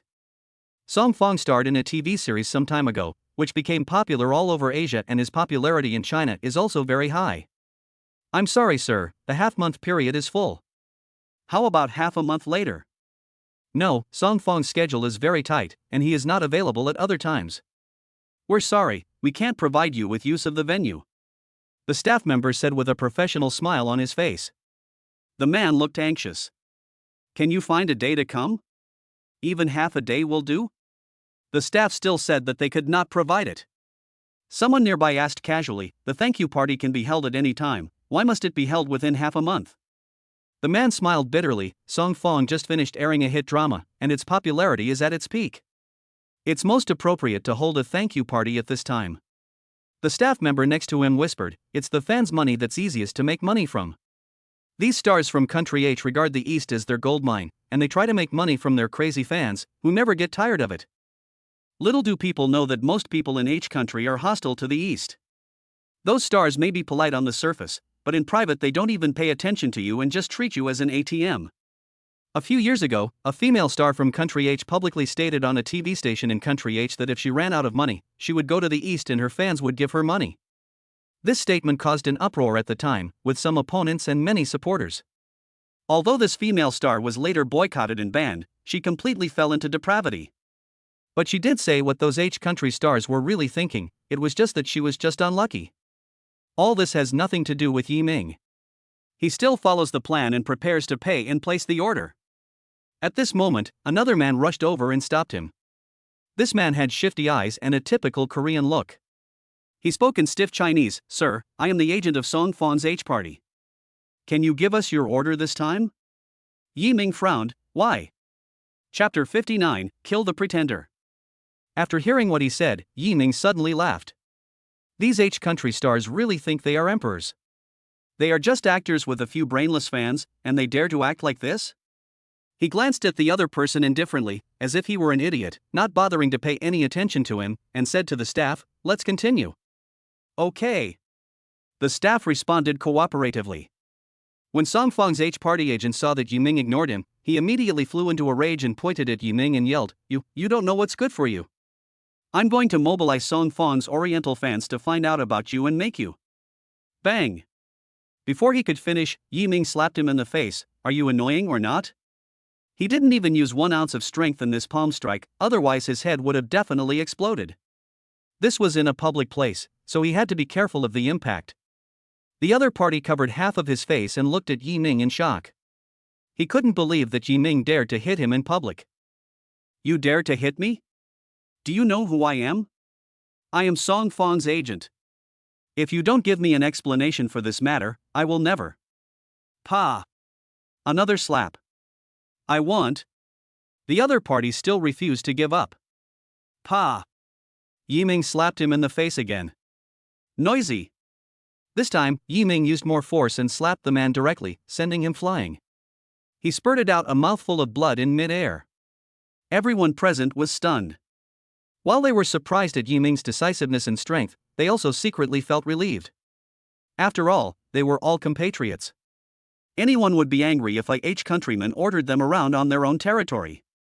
Some people even gave Yiming a thumbs up to show that he did a good job, and some even applauded. Yiming smiled faintly, glanced at Song Fang's agent lying on the ground, walked over and squatted down. "Well, do you have anything else to say?" "Say it all at once." The man looked directly at Song Fang's temporary Chinese agent for help, but the other party looked up at the sky, as if he didn't see it. Everyone present looked at the H party's agent as if they were watching a monkey show. He felt greatly humiliated and was immediately furious, but he did not dare to speak out, fearing that Yiming would be unreasonable and beat him again. He took out his cell phone and called the police directly. "Hello, is this security? I am a VIP from Country H. Someone is trying to assault me here. Come here quickly, or I will file a complaint against you." After the police officer who received the call hung up, he felt very upset. Fuck, do the people of Country H think they are so great? They even deliberately emphasized that they are VIP guests of Country H and even complained about us. Go to hell. The police officer who received the call explained the situation to the security officer who called the police. The person who called the police was a guy from H country. He said that if you were slow to respond, he would file a complaint against us. Fuck. So awesome? Well, I'd like to see it for myself. Soon, the police arrived. Seeing the police coming, Song Fang and H's agent got up from the ground with a look of joy on his face and rushed over to them, as if he had seen a savior. The police officer was startled by him and quickly jumped away. What the hell is this? He missed, stumbled, and almost fell again. "Mr. Sheriff, you are finally here, hurry up and arrest him." He pointed at Yiming and said with gritted teeth, covering his swollen pig-like face. The security guard knew that it was this H countryman who called the police, and he was the one who said that he would file a complaint if the police were slow to respond. He glanced at him and was not moved at all. Instead, he said slowly, "Tell me what happened in detail." He slapped me 3 times. Look, the blood in my mouth was all from him. Song Fang's agent opened his mouth to show it to the police. The police officer frowned, ignored him and walked straight towards Yiming. Song Fang's agent thought that Jian was finally going to take action, so he came up to him and said to him with a smile, "Mr. Jian, before you take him away, can you let me slap him a few times? Look, my face is swollen from his slaps. If I don't slap him back, I'll feel unhappy." The police officer looked at him with a puzzled look on his face. "Did he hit you in the face?" "Yes. But it looks to me like he fell to the ground?" One of the security guards blurted out. Ah. Song Fang's agent was stunned for a moment, not understanding what he meant. Yiming heard it. He smiled and took the initiative to say to the Jian, "Mr. Jian, this man fell down by himself. He is slandering me here just to blackmail me to pay for his medical expenses. In fact, he is full of ketchup in his mouth. You are slandering me. Do I need that little bit of medical expenses?" Party H's agent was furious. Isn't it obvious that he is lying? He pointed at other people and said to the police, "Mr. Police, they all saw it, you ask them." He believed that the onlookers around him would prove his innocence. As a result, the police officer asked, "Did anyone see this gentleman slap him like this?" Everyone looked at each other and shook their heads. "We didn't see it." They said almost in unison. After saying this, several people couldn't help but laugh. The police officer was very satisfied with their answers and turned to look at the agent of Party H. "You saw it, but they all said they didn't see it. There is no evidence. You'd better not frame others, otherwise we will arrest you for false accusation." Party H's agent was so angry that his lungs almost exploded. You can watch the surveillance. The surveillance can reveal the truth. At this time, the staff member said quietly, "The surveillance is broken and cannot be used." You guys? The agent of Party H finally realized that he couldn't get the upper hand from this young man today. He sneered, "So this is how you Orientals treat your guests." Jian's face was not looking good. Yiming stepped forward and said, "Of course we are nice to our guests, but how can we be polite to a dog that only knows how to bark?" "That's right, beat to death the pretentious H-country dog." Someone echoed directly. Chapter 60 Song Fong's anger. Song Fong and H's agent didn't get any advantage at all, and was beaten like a pig. He was almost angry to death. Before leaving, he clamored for Song Fong to post on Weibo to condemn Dongfang's public security and the unreasonable way Dongfang people treated their guests. The police officer looked at him and said calmly, "You can try. If the rumor is forwarded more than 500 times, we will arrest you according to Eastern law." "What qualifications do you have to arrest us? We are from H country. We are not under the jurisdiction of your Eastern Security Bureau. What country you are from is none of our business, but if you commit a crime on our soil, then we will be responsible for it. If you don't believe me, you can try it." The security officer looked at him coldly.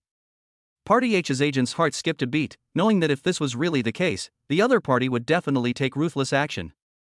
He thought of the female star who was banned many years ago, and he dared not say anything more.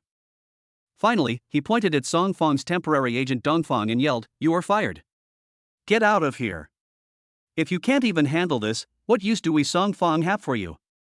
The man spat, "Who do you think you are? Aren't you just a lousy agent? What qualifications do you have to fire me? If the company hadn't sent me here, I wouldn't bother to serve Southerners like you. Hurry up and ask the company to transfer me away." HS agent was so angry that he almost vomited blood again.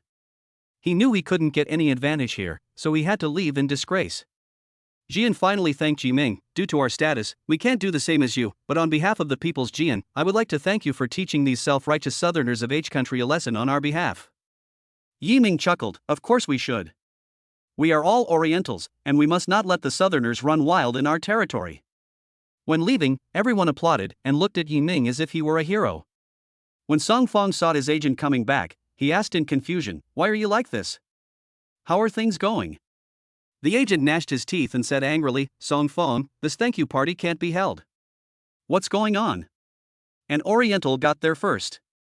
Didn't you tell them my name? I did report it, but they didn't listen at all and beat me up. Look, the wound on my face was caused by them." He pointed at his face. "These Orientals have no manners at all and don't even take you seriously, humph." "Ah. No, I'm going to post on Weibo to condemn them. Strike a pose and I'll take a picture of the wound on your face and post it on Weibo. I'll let my Eastern fans seek justice for you." Song Fong took out his cell phone and was about to take a picture. The agent quickly stopped him. "Song Fong, no. You can't be directly involved in this matter. What should we do? Are we just going to swallow this anger? I'm a celebrity after all. If my agent gets beaten up and I don't have an explanation, how will I be able to maintain my reputation in the industry in the future?" The agent gritted his teeth and said, "Of course we can't just let this go. Just let your fans come forward. We will hide behind and stay out of it. When they want to investigate, they won't be able to find you." "Okay, I'll call the leader of my fan club and ask her to mobilize the fans to cause trouble." Song Fong turned around to make a phone call and sent the photo of his agent's wound to the other party. The leader of Song Fong's Dongfang fan club is a 30-year-old woman named Kong Chang.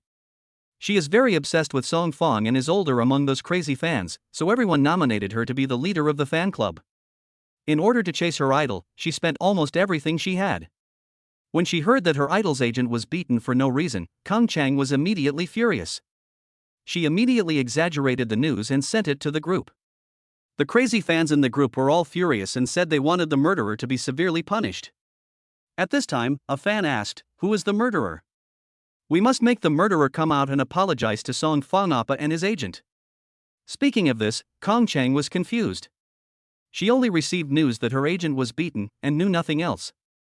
So she contacted Song Fong again and asked him to give them the murderer's information. Song Fong was already in a bad mood, and when Kong Chang asked this question, he immediately became impatient. "How the hell should I know? Mobilize your forces to find him. I can only tell you that my agent was beaten when he went to rent a venue to hold a thank you party. You can find out if you send someone to check it out. Can't you use your brain?" His tone was aggressive, as if he was ordering slaves and maids around. Hearing her idol getting angry at her, Kong Chang felt a little upset. She had been running around for him, and not only did he not get a word of comfort, but she was actually blamed. However, she did not think too much about it, and soon became obsessed with her idol's appearance again. After hanging up the phone, Song Fong threw the phone to the ground and said, "What a bunch of idiots, you can't even do this." The agent consoled him, "Song Fong, calm down. We lost a lot of revenue because the thank you party couldn't be held this time. Someone must bear the loss, otherwise our trip would have been in vain. Who should take the responsibility? Those stupid fans?" The agent said mysteriously, "Of course not. They have a lot of money. They thought we could use this incident of me being beaten up to make a good story and further increase your popularity in the East, and then get more endorsements." "Oh? How do we do that?" Song Fong asked in confusion. "It's very simple. After your fans make a big fuss about me getting beaten up, you can post on Weibo to express your forgiveness for the person who beat me up. I will then find some internet trolls to hype up the incident. Your image will definitely improve significantly, and you will be able to gain more Eastern fans and have greater influence. Advertisements will naturally come to you." Song Fong's eyes lit up. "Okay, but are you willing to just let that person go?" The manager snorted coldly, "Of course I don't want to. That person dared to hit me, so I will make him pay the price. After your fans find out his information, I will secretly take people to teach him a lesson. I will personally take back the 3 slaps he gave me with interest, so that he knows that we in the Republic of Korea are not people he can just hit casually." Humph. Chapter 61. You have the final say. Yi Ming was in a good mood. After beating up the hateful agent, he left the office amid the approving eyes of his compatriots. The rest of the preparations have been handed over to the business manager of the Mercedes-Benz Center. They said that the stage will be built according to Yi Ming's requirements within the specified time. Yi Ming was very satisfied with their one-stop service. He only needed to pay the money and didn't have to worry about anything else. They would hand over a perfect stage to him. After completing the venue rental procedures, the next step is to consider which stars to invite. Yi Ming came to Xing Yue Group and he was going to discuss something with Chen Jiaqing. Although he was in charge of the specific matters of this housewarming ceremony, he would occasionally consult Chen Jiaqing for his opinion. This ceremony must be grand, with a star-studded cast and a lively atmosphere, so there must be no shortage of celebrities. Chen Jiaqing smiled and said, "You like the hustle and bustle, right? It's up to you to decide which stars to invite." "No problem, do you have any comments?" "Oh, I just remembered what you said." Chen Jiaqing slapped his forehead. "Our group has invested in many companies and acquired many startups, so we need a lot of product spokespersons. I think we can choose a few suitable spokespersons from the celebrities invited to this housewarming ceremony. What do you think?" Yi Ming nodded. "No problem. You make all the decisions." Then he smiled ashamedly. "Jiaqing, you've worked so hard. As the boss, I don't even know how many people and businesses the company has now. All this is thanks to you." As he said that, he was about to go over and hug Chen Jiaqing's waist. Chen Jiaqing quickly slapped his hand away. "What are you doing? It's working hours now. It would be embarrassing if someone found out." Yi Ming smiled playfully. "If they found out, then they found out. What's the big deal? If anyone dares to say anything, I'll be the first one to not forgive him." Before he could finish his words, the door was pushed open. The girl who came in was pretty and had a perfect figure. She was startled to see the general manager and the boss seeming to be intimate, and quickly closed the door. "I'm sorry, I didn't see anything." Yi Ming was a little depressed. "Why did you come to play with Bu Lao earlier, but chose to come at this time? Did you do this on purpose?" He had no choice but to withdraw his hand honestly. "Who is this? How can you be so ignorant of the rules? Don't you know you have to knock before entering the general manager's office?" Chen Jiaqing smiled and excused the person outside the door. "My second assistant is Zhao Rongrui. My first assistant Jean Rui has been ordered around by you recently, so I hired a new one. I told her not to knock on the door. As a general manager, you really don't have any airs at all." Yi Ming raised his lips. "Okay, go ahead and get busy. I'll take care of the housewarming ceremony, and you can focus on the company's affairs." After Yi Ming finished speaking, he suddenly kissed Chen Jiaqing on the face. Chen Jiaqing was startled by him and patted Yi Ming on the shoulder. "What are you doing? You're so frivolous." She lowered her voice, fearing that people outside would hear it. She spoke in a complaining tone, but a shy look appeared on her face. Yi Ming looked as if his conspiracy had succeeded. He smiled and left the general manager's office. Outside the door, Zhao Rongrui was holding a document in his hand. When he saw the boss coming out, he suddenly became extremely nervous. Seeing her nervous look, Yi Ming became playful and decided to play a trick on this girl. "You are new here, right? Why don't you know the rules? If you do that next time, I will fire you." Zhao Rongrui was so frightened that his face turned pale. He lowered his head and said nervously, "I'm sorry, boss, I was wrong. I will definitely knock on the door next time." "Okay, but you are not allowed to tell anyone about this. If I hear anyone in the company gossiping about it, I will come after you." Yi Ming threatened deliberately. "No, boss, I didn't see anything and I don't know anything." "Well, that's it. Just focus on your work." As for which stars to invite, Yi Ming had already decided that it would be up to all employees of the company to decide. After all, they are the main body of the company, and the housewarming ceremony is mainly for them to see. Holding a party for them to relax after busy work can help them better devote themselves to work in the future. He came to the office and clapped his hands. Everyone stopped for a moment. As soon as everyone saw the boss speak, they all looked at him expectantly. "Boss, do you have any good news to announce?" "I guess it's a welfare distribution. The snacks I had last time were so enjoyable it would be perfect if I could have it again." A foodie girl smacked her lips and said expectantly. "You only know how to eat. Look at how fat you are. How are you going to find a boyfriend in the future? If I can't find him, then I can't find him. Anyway, there will never be another man as perfect as the boss." Alas, the foodie girl sighed in pretended disappointment. "Fuck, are you still trying to attract the attention of our boss Yi? You are so bold. Aren't you afraid that Boss Chen will kill you? TSK, you sound so righteous, but you yourself are still drooling over your boss's photo every day." As soon as the foodie girl said this, there was a burst of laughter in the office. Yi Ming also smiled, not taking it seriously and thinking they were just joking. He coughed and said, "I told you last time that our company is about to move into the Jinhu building. To celebrate the move, the company has decided to invite many celebrities from the entertainment industry to hold a grand party. The time and place for the party have been chosen. It will be held at the Mercedes-Benz Cultural Center in half a month. As for which celebrities to invite, you have the final say." Chapter 62 Sell It. As soon as he finished speaking, the office became excited again. Those stars were usually so far away from them that they could only see them on TV and in movies, but now they actually had the chance to see them live. "Wakaka, boss, I want to see Song Yingying. I want Eddie. I want Gold and Glitter. I want Guo Shuang. I want Hanin and Lua." At one time, more than half of the popular stars in the Eastern entertainment industry were called out. "But we definitely can't invite so many people to this party. If we invite them all, there will be at least 100 people, and we won't be able to arrange enough time for a party. Another thing is, just because you invite someone doesn't mean they will come. After all, popular stars have very full schedules. If the other party really can't spare the time to attend, you can't force it. Therefore, you must first determine which stars you want to invite, then send out the invitation and see if the other party's time is suitable. If the other party cannot attend, choose other stars." Yi Ming waved his hand, signaling everyone to be quiet. Which stars to invite is up to you, but not all of them can be invited. How about this? Everyone find a piece of paper and write down your 5 favorite stars. Then let the public relations department count and select the top 50 stars with the most votes. We will try to invite these 50 stars to our party. If there are not enough people, we will push them to the back until we reach 50. What do you think? For a general evening performance, it is quite good to invite more than a dozen stars to perform, and usually a few first-tier big names are paired with a few second, third, and fourth-tier smaller stars to make up a performance.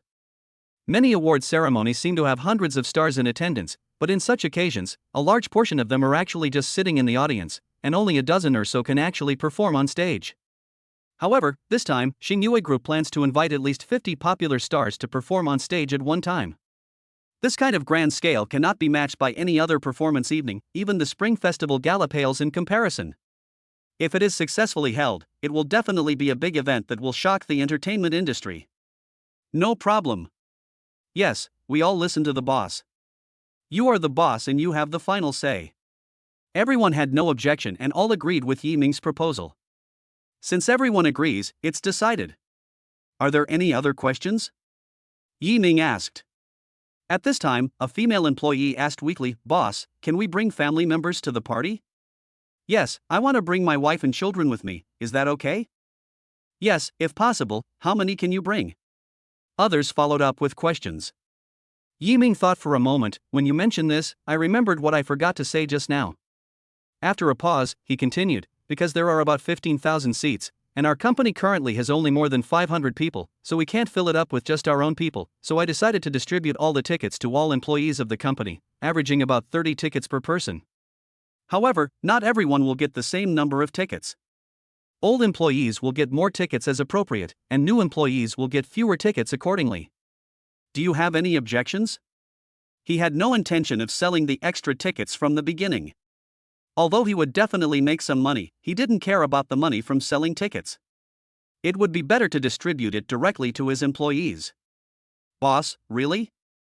30 tickets per person on average? Ah, that's great, I can bring my whole family. That's right. After the tickets are handed to you, it is entirely up to you to decide how to deal with them. Yi Ming said with a smile. Ah, that's great. Someone else asked, "Boss, there aren't that many people in my family, can the extra tickets be given to other people?" "Sure, but I suggest you sell the extra tickets. After all, it's rare to see a party with so many celebrities. You can definitely make a lot of money by selling them." "Really? Ha, that's great, I'm just short of money recently, and this kind of ticket that you can't buy even if you have money is worth at least $1,000, and by the way, if I speculate on it, maybe I can even go up to 5,000. Fuck, is that true? If we count 30 tickets at 1,000 yuan each, that's 30,000 yuan. If I can sell them for 5,000 yuan each, that's 150,000 yuan. Ha, I'm rich, I'm going to sell them." "Wait, you're going to sell it? That doesn't sound right." Boom. Another round of laughter. For a moment, the entire Xingyue Group was filled with a joyful atmosphere, and everyone was looking forward to the arrival of that day. As soon as the news came out, all the employees of Xingyue Group became popular and the objects of everyone's fawning. They were so popular in their respective circles of friends. There was a male employee who had been pursuing a goddess. The goddess always ignored him, but when he posted the news in his circle of friends, the goddess actually took the initiative to ask the male employee out on a date for the first time. This moved the male employee so much that he burst into tears, and he kept thanking his boss Yi Ming in his heart. Chapter 63 Small Company. After statistics by the Public Relations Department, the top 50 stars to be invited were determined. Unsurprisingly, most of them are the hottest stars in the current entertainment industry, but there are actually a few Southern H stars among them. Yi Ming took a look and crossed out those names without saying anything. Is there no one in our own territory? Why invite people from the South? I don't want them to come even if they want to. The head of the Public Relations Department had no choice but to add a few more domestic celebrities. Huai Entertainment Company is one of the top entertainment companies in China, with a large number of artists and many popular stars. Li Junruo is one of them. Because he played the leading role in a web drama, he has been very popular recently and has many so-called fans. Wherever he went, there were crowds of fans watching him, which made him feel like he was already a top domestic superstar and he was always a big star wherever he went. He acts like a big shot when he's slightly dissatisfied, which makes the organizers complain bitterly, but because he's quite popular, the organizers can only swallow their anger. That day, when he received the invitation letter and the appearance fee quotation from his agent, he frowned. Performing at their company's housewarming ceremony? What kind of company is this? One of the Fortune 500 or the Fortune 500 in China? He had never heard of this company before. It seems to be called Xingyue Group. It has more than 500 employees. It's a small to medium-sized company. A small or medium-sized company is moving to a new location, and they want me to perform for them? That's too cheap of a deal. Li Junruo snorted coldly, fiddling with a bunch of hair on his forehead with fingers whiter and thinner than a woman's. If it's a big company like Dada, Tong, or Hihi, I can consider it. Forget about this unknown company. It will only make me lose face. I guess they just want to use me to support them and increase their fame because of my popularity. If they want me to endorse their products and pay them a fee, I can still consider it. But if they want to achieve their goal with just one performance, it's wishful thinking. Don't pay any attention to it. Okay, I'll reject them right away. The agent replied, and then sent a rejection email to the public relations department of Xingyue Group, citing the reason being that there was no schedule. At this time, Zixing, who had a good relationship with Li Junruo, came in. Zixing was once a member of a multinational group. Later he returned to China to develop his career and starred in several TV series and movies, all of which received good reviews. His popularity is much higher than that of Li Junruo. Therefore, Li Junruo likes to interact with Zixing very much. In fact, he wants to use him to expose more people in front of the media and increase his popularity. Li Junruo saw that Zixing was also holding the invitation letter, and immediately became interested. Oh, you also received an invitation letter from this company? Yeah, how come you received it too? Zixing answered casually. Here, Li Junruo pointed at the invitation letter that he had thrown into the trash can. I just turned it down. I'm embarrassed to go to such a small company. It's embarrassing. Zixing, do you want to go? Zixing was a little surprised by his behavior, but he didn't think much about it. He smiled and said, I'll go. I don't have any other announcements that day anyway. Upon hearing that Zixing was going, Li Junruo came over immediately and said, Zixing, you're going to an event organized by such a small company? Aren't you afraid that your fans will think you're low if they see you? Let me tell you, many fans nowadays have fragile hearts. If you go to such an event, you might lose fans. I advise you not to go. What is your status in the entertainment industry now? Since there is no announcement that day, I think you might as well take a rest. Zixing looked at him strangely. Who said it was a small company? As far as I know, many artists in the entertainment industry have received performance invitations from this company, and they are all the popular ones at the moment, such as Song Yingying, Li Feifei, Eddie, etc. Do you think a company that can afford to hire these people is a small company? Li Junruo was surprised for a moment, but then shook his head, looking as if he felt sorry for Zixing. Then you shouldn't go even more. Think about it, how much are these people's appearance fees? Can the company really invite all of them? Can they afford it? I think this company also knows that it can invite many big-name stars. Doing this is just a blind cat catching a dead mouse. Have you ever seen a company that invites so many stars to help out just because it's moving? Not to mention a small company like theirs with a few hundred people. Even a Fortune 500 company with tens of thousands of employees wouldn't do this, right? After hearing what he said, Zixing frowned and thought that it seemed to be the case. Seeing that he hesitated, Li Junruo continued to come over and persuade him, if it were you, you should reject them immediately like I did. Instead of supporting them, you might as well take a vacation and rest. You are so busy every day and work so hard. Sooner or later, your body will collapse. Didn't you faint at the airport last time? Just take this opportunity to take a rest. Zixing smiled and shook his head. Isn't it like this for artists? Since you have eaten this bowl of rice, you have to endure the hardships. But this company invites such a top-tier person. I think it's unreliable. I'll go discuss it with my agent. Li Junruo slapped his thigh and said, That's right. The small shabby company still wants to hire our Zixing. It's just a dream. At this time, Zixing's agent Zhang Mo came in. When Li Junruo saw him, she was delighted and waved at Zhang Mo. Sister Zhang, you came at the right time. I have something to tell you. I helped Zixing turn down the invitation to perform at the housewarming ceremony of Xing Yue Group. It would be a loss of face for Zixing to perform at such a company. Zhang Yamo is 36 or 37 years old, very capable, a typical strong woman. Under her leadership, Zixing's career is on the rise and his popularity is rising step by step. This is mainly due to her massive connections and resources in the circle. Hearing Li Junruo say this, Zhang Yamo frowned, who said it was a small company. The domestic high-end clothing brand that recently contacted us and wanted to invite Zixing to endorse it is a product of their holding company. So Zixing must go to this performance. Really? That clothing brand belongs to Xing Yue Group? Li Junruo was shocked. He also knew something about the clothing brand. Many artists wore their clothes at various award ceremonies, and the brand's reputation was quite high. That's right. Moreover, Xing Yue Group recently bought the Shanghai landmark building, Jinhu Building, for more than $2 billion. Do you think they are a small company? By the way, it seems that our company has also rented a few floors in Jinhu Building as office space. Oh shit. Li Junruo exclaimed again, his eyes almost popping out. Also, as far as I know, the high-end cosmetics brand that wanted to invite Song Yingying to endorse not long ago was also a product of Xing Yue Group's holding company. Moreover, their company has many products that are looking for suitable spokespersons.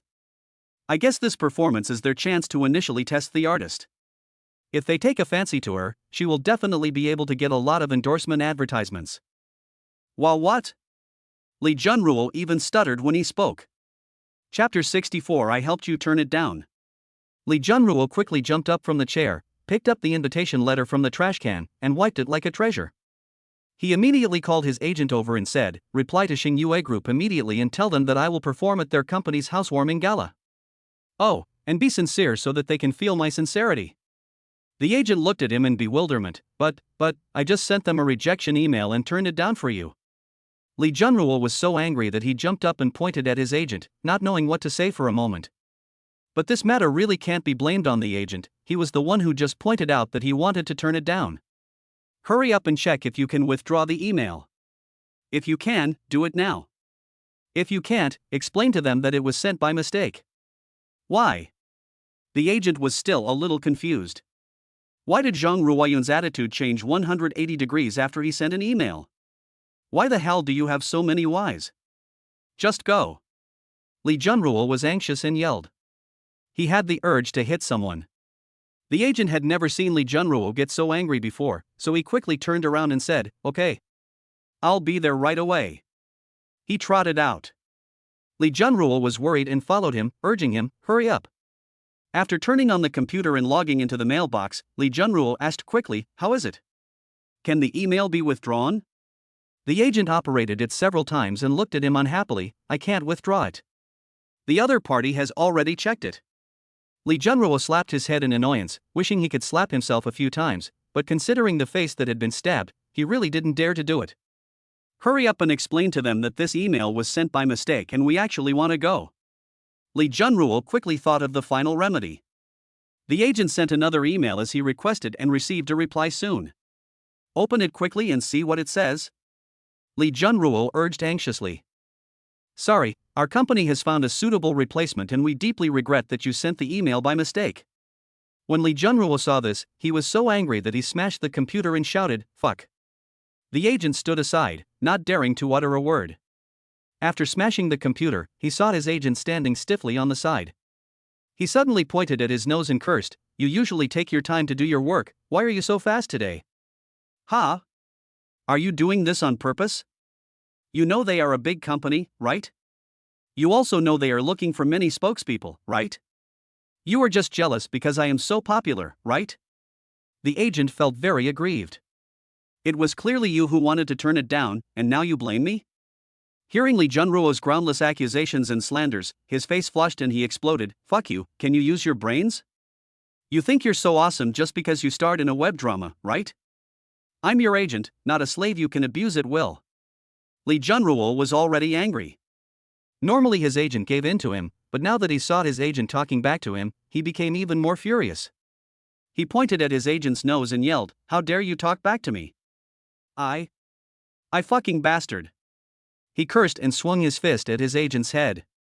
When the manager saw that Lee Junruo was actually going to hit him, his heart went cold. Disappointment, anger, and regret lingered in his heart. From that moment on, he completely gave up on Lee Junruo. This guy is such an ungrateful person. He asked himself, he had spent countless efforts to pave the way for Lee Junruo in the entertainment industry. Just for the role of the male lead in the web drama, he had no idea how many times he vomited after drinking before he won it for Lee Junruo. I thought that now that I'm famous, my future would be smoother, but I didn't expect that he would be so excessive to me. The agent stretched out his hand to block Lee Junruo's fist and cursed, "Lee Junruo, would you be where you are today without me? From today on, I will no longer be your agent. If you hit me again, I will call the police and have you put in jail." Lee Junruo came to his senses after being yelled at. His hand stopped in mid-air, his face flushed red, and he stared at his agent. His facial muscles trembled, and he looked like he wanted to eat someone. Seeing that he really didn't dare to move, the agent snorted coldly, "Lee Junruo, I just got you the second male lead in a big-budget theater movie, and wanted to give you a surprise on your birthday, but you actually scolded me without any reason and even wanted to hit me. Sorry, your chance this time is ruined." "What?" Lee Junruo's eyes suddenly widened, his face full of disbelief. The only work he has that is worth mentioning right now is the leading role in that web drama, and web dramas are usually synonymous with low quality. In the entertainment industry, people who act in web dramas are actually not looked up to by people in the industry, because almost anyone can act in a web drama, there is no threshold. You can just take a video with your mobile phone and post it online, and it can also be called a web drama. It's just a matter of quality. So generally speaking, after becoming famous, online drama stars are usually eager to take on TV dramas or movies in order to gain a foothold in the entertainment industry and gain mainstream recognition. When Lee Junruo heard that his agent had secured him the opportunity to play the second male lead in a big-budget theatrical movie, he was shocked, but then a look of joy appeared on his face, and he forgot the urge to beat up the other person. He quickly apologized to his agent with a big smile on his face, "Brother Zhang, I'm sorry, I was impulsive just now, I apologize to you, and I promise I will never do it again. Please forgive me this time, I do have a bad temper sometimes, but I definitely don't have any bad intentions, since we have been working together for so long, you can't abandon me." However, the agent was obviously fed up with his mood swings and ungrateful nature, and ignored him completely. He snorted coldly, his face full of sarcasm, "Lee Junruo, I've heard this kind of talk so many times that my ears are already numb. You're not the only artist under my command. From today on, you go your way and I go mine. You take care of yourself." After saying that, he slammed the door and left. Lee Junruo stood in the room, his face livid, and kicked the stool hard. As a result, he kicked too hard and didn't control the angle well, and his fibula hit the stool directly. The piercing pain made him scream and tears came out. Chapter 65, Changes in Public Opinion. Song Fong Fan Group. After a period of human flesh search, the perpetrator who beat the idol's agent was finally found. Yiming's photo was also exposed in the group. This was a photo of him being secretly taken from the side when he was beating up Song Fong's agent. The photo was taken very casually, Yiming's face is very blurry, and only a rough outline can be seen. However, the agent's face was clearly visible, from which we can conclude that the idol's agent was indeed beaten. This emboldened those fans who previously thought that there was no truth without pictures. He actually dared to beat someone up in public. Is there any justice in the world? Is this the guy who beat up our Song Fong's agent? Isn't it clear yet? This photo says it all. The perpetrators must be severely punished. That's right, the perpetrator must pay the price and let him know that our Song Fong is not someone who can be bullied. Look at those people watching. They are so indifferent. Has the quality of our countrymen fallen to such a low level? That's right, but this photo is a bit blurry, and I can't see the face of the perpetrator clearly. Is there a clearer one? Wait, let me ask someone to look for it. Found it. I'll post it right away. Quick! At this time, a clear frontal photo of Yiming appeared in the group. No one knew where the other party found it from. One could only admire the power of human flesh search. As soon as Yiming's photo was sent into the group, the heated atmosphere that had just been clamoring for severe punishment of the murderer suddenly stagnated. This guy doesn't look like such a violent person? Could this be a mistake? Yeah, compared to the photo of the murderer, the person in this photo seems quite gentle. He looks quite handsome. Yeah, he's so handsome, how could he be the murderer? I think there must be some misunderstanding here. All of a sudden, the direction of the discussion in the group changed, from fiercely condemning the perpetrator to discussing Yiming's handsome appearance, and the discussion was getting more and more intense. Who do you think is more handsome, him or Song Fong? I think each has its merits, right? This guy looks much younger than Song Fong. I never thought there would be such a handsome guy in our country. I'm almost becoming his fangirl. I feel like this guy is a little more handsome than Song Fong. Yes, he has a great temperament too. Compared to him, those male stars in China are just losers.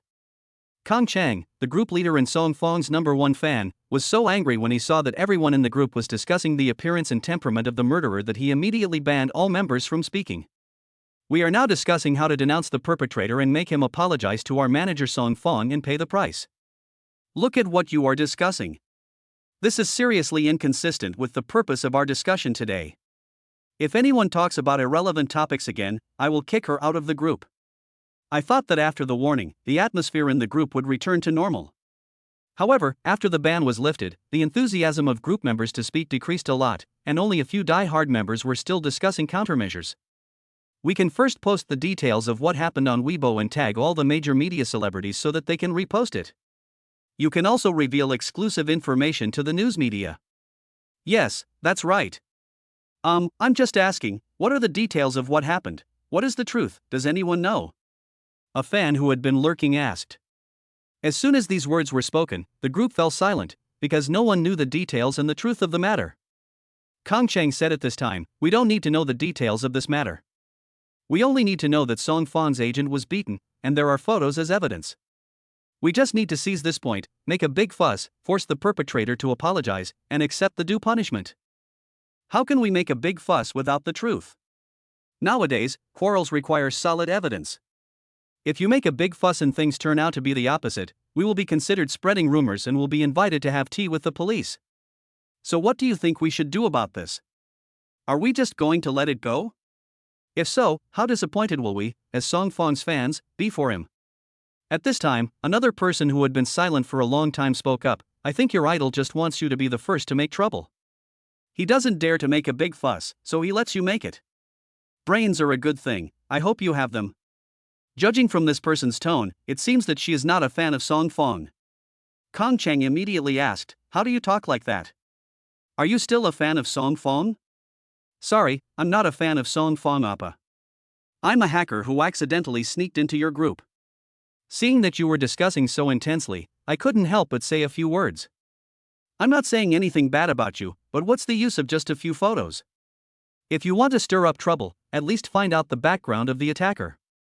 Don't offend someone you shouldn't offend, or you'll suffer. This person's background is very ordinary. He is just an ordinary employee of Xingyue Technology Company, Limited. What is there to be afraid of? Ordinary employee? Your information is so damn outdated, you are such a short-sighted bunch. Let me tell you who he is. Who? Yiming, the boss of Xingyue Group, the owner of Jinhu Building. Jinhu Building is a landmark building in Shanghai, worth more than $2 billion. Fuck. This guy is definitely a rich second generation. He's handsome and rich. I find I've fallen in love with him. I suddenly realized that his beating posture is so handsome. Yeah, so manly. I declare that I have turned from a passerby to a fan of him, and no one can stop me. And me. Kong Chang looked at the gradually lively atmosphere in the group and his face turned blue with anger. These so-called fans were too weak-willed. Couldn't they be like me? In her final words, she angrily said, you people are not worthy of being Song Fong's fans. And then disbanded the fan group. The plan to use the power of fans to denounce the murderer Yiming was declared bankrupt. Not only that, a large number of fans were also lost. When Kong Chang told Song Fong what happened, he was so angry that he threw his phone down. What the hell, a bunch of idiots who only know how to follow the crowd. Chapter 66 We Meet Again. Kong Chang is a die-hard fan and remains loyal to her idol. She originally wanted to tell Song Fong the background and identity of the attacker, but before she could open her mouth, the idol in front of her smashed her phone. This made her a little depressed, so she simply didn't bother to say anything more. Song Fong was sitting there sulking when his agent came in from outside. The agent came over with a happy face and said, Song Fong, I just heard a piece of news. A big company in Shanghai is going to hold a housewarming ceremony and has invited 50 popular stars to help out. This is an extraordinary big deal. I took a look and found that there is no star from country H among these 50 stars. I think if you can participate in this performance ceremony, you will be the only star from country H. You will definitely stand out among those Eastern stars and it will be of great help to your popularity in the East. Song Fong frowned, but we don't seem to have received an invitation from the other party? The agent looked smug. Song Fong, you are an Asian superstar, they must think your appearance fee is too expensive and they are afraid they can't afford you. Also, they may be worried that you don't have time, so they didn't send you an invitation. Really? Believe me, there will be no problem. Isn't it because I paved the way for you to get to this point now? Why don't you give it a try? No, Song Fong, I think in order to show our sincerity, you should go there in person with me. I heard that the general manager of that company is a beautiful woman. With your looks, maybe she will fall in love with you. By the way, I searched online and found her photo. I'll find it and show it to you. Song Fong came over, and the agent quickly found Chen Jiaqing's photo. Look, that's her. The general manager of Xingyue Group. That's right, that company is called Xingyue Group. When Song Fong saw Chen Jiaqing's ticket, his eyes lit up immediately. Oh my god, it's so beautiful, I have to go this time. Well, it's decided. The agent said, and heaved a long sigh of relief. Suddenly he remembered something and frowned. Song Fong, have you found the person who beat me? What are your fans going to do? Hearing this, Song Fong's face instantly turned ugly. Don't mention it. I get angry when I talk about this. Those idiots actually betrayed us. They only found the photo of the man who beat you, and they know nothing else. Forget it, let's put this matter aside for now. It's more important for you to attend the gala. Go and get ready, and we'll go to the company right away. If we're slow, other H country stars might get there first. Okay. In the Xingyue Group's conference room, Chen Jiaqing sat in the first seat, holding some materials in his hands and looking at them expressionlessly. Sitting on both sides of the conference table were representatives from Chunfan Technology and Ruibo Technology. Because Xingyue Group is preparing to choose one of these two companies to invest in, the current negotiations have entered the final stage. Today's meeting will decide which company Xingyue Group will invest in, so both companies are putting in their best efforts. The CEOs of both companies personally served as representatives. Zhou Qinkuan, as the representative of Chunfan Technology, spoke eloquently about the advantages of his own company. Our company has many years of experience in big data and has made great achievements. Apart from Aliyun, our company has the strongest technical force in China. We have cooperated with institutions to lead dozens of projects, all of which have been successful. Therefore, I think your company's choice to invest in us will be an extremely correct and wise decision. Chen Jiaqing nodded with a calm expression, but continued to look at the materials in his hand without looking up at him. Representative of Ruibo Technology, please explain what you have to impress us to invest in your company? Wu Dun, the CEO of Ruibo Technology, is a slightly bald man wearing thick glasses. He is dressed very simply. Compared with Zhou Qinkuan, who is wearing all branded clothes, he is an absolute loser. However, this also shows that he is the kind of person who does not care about appearance and is obsessed with technology research and development all day long. Although our company is not as good as our competitor Morning Sale Technology, every member of our company is determined to make progress and explore. In recent years, the gap between us and Morning Sale Technology has become smaller and smaller. In terms of development potential, I think we have an advantage in this regard. When Zhou Qinkuan heard Wu Dun say this, he snorted coldly and said with disdain, if they are not as strong as our company, then they are not as strong as our company. What's the point of having potential? Moreover, potential is something that cannot be seen or touched. Whether it can be realized is another matter. Mr. Zhou, what you said is not right. Our Ruibo technology is gradually catching up with Chunfan technology every year. This is a real thing. Wu Dun's face was a little anxious. Obviously, business negotiations were still a little unfamiliar to him. Unlike Zhou Qinkuan, he could talk about any argument fluently. What's wrong? You are developing fast because your current base is small. As far as I know, your current market share is about 2 points, while our company has 27 or 28%. Even if you can grow by 100% a year, it will only be 4% next year. As long as we grow by 50%, we can have 30%. Zhou Qinkuan was very proud. Chen Jiaqing almost laughed out loud when she heard what he said. It was obvious that Mr. Zhou was talking nonsense. Anyone with a little knowledge of business would know that it was not the case at all. However, she did not point it out, but let them continue to debate freely. Wu Dun's lack of business negotiation skills was once again clearly revealed. He was no match for Zhou Qinkuan and was left speechless several times. Zhou Qinkuan looked at the embarrassed Wu Dun and said confidently, "Mr. Chen, based on the above, I think your company has no reason to consider other companies except investing in us." He was feeling very proud and confident at this moment. He looked at Chen Jiaqing's beautiful face and swallowed silently. After getting this investment, I must invite this beautiful Chen to dinner, he thought secretly in his heart. Just then, Jean Ruerue pushed the door open and came in. When Zhou Qinkuan saw Jean Ruerue, his face suddenly changed and he quickly lowered his head and pretended not to see her. Jean Ruerue leaned over and said something in Chen Jiaqing's ear. Chen Jiaqing nodded to indicate that she understood. When Jean Ruerue went out, she saw Zhou Qinkuan. She smiled faintly. "Mr. Zhou, we meet again. Am I right?" Chapter 67 Investment Company. Zhou Qinkuan's face turned pale at this time. He felt a chill down his spine and didn't dare to look directly into Jean Ruerue's eyes. Yes, we meet again," he replied in a nod. From the moment Jean Ruerue appeared, he knew that the financing was gone.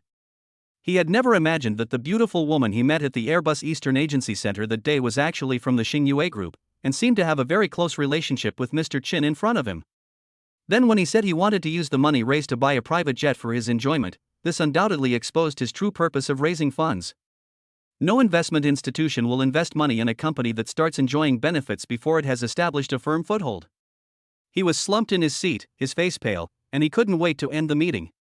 However, the reactions of other attendees of Chunfan Technology and their own boss were completely opposite. When they heard that their boss actually knew the senior management of Xingyue Group and seemed to be very friendly, they were all delighted. It seemed that this financing was almost certain.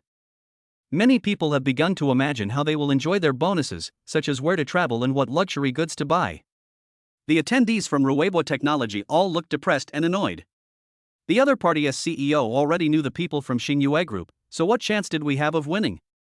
In the Eastern society where personal relationships are important, their clean background undoubtedly led to their disastrous defeat in this confrontation. Chen Jiaqing looked at the different expressions on everyone's faces and found it very interesting. She wondered how they would react when the results were announced later. She tapped the table with the tip of her pen, signaling everyone to concentrate. Except for Zhou Qinkuan, everyone at Chunfan Technology looked at her expectantly, while the people at Ruebo Technology all lowered their heads, mentally prepared to accept failure. Chen Jiaqing summarized the proceedings of the meeting and made some polite remarks to the participants from Chunfan Technology and Ruebo Technology, thanking them for taking the time out of their busy schedules to attend the meeting. Then he stood up and flipped open the information card that he had prepared long ago. "The company that our company has decided to invest in is Ruebo Technology. Congratulations to Ruebo Technology." As soon as she said this, the meeting room, which was originally filled with whispers, suddenly became quiet, and everyone looked at Chen Jiaqing with disbelief. "What? Did I hear it right?" Wu Dun, the CEO of Ruebo Technology, scratched his ear and whispered to the person next to him.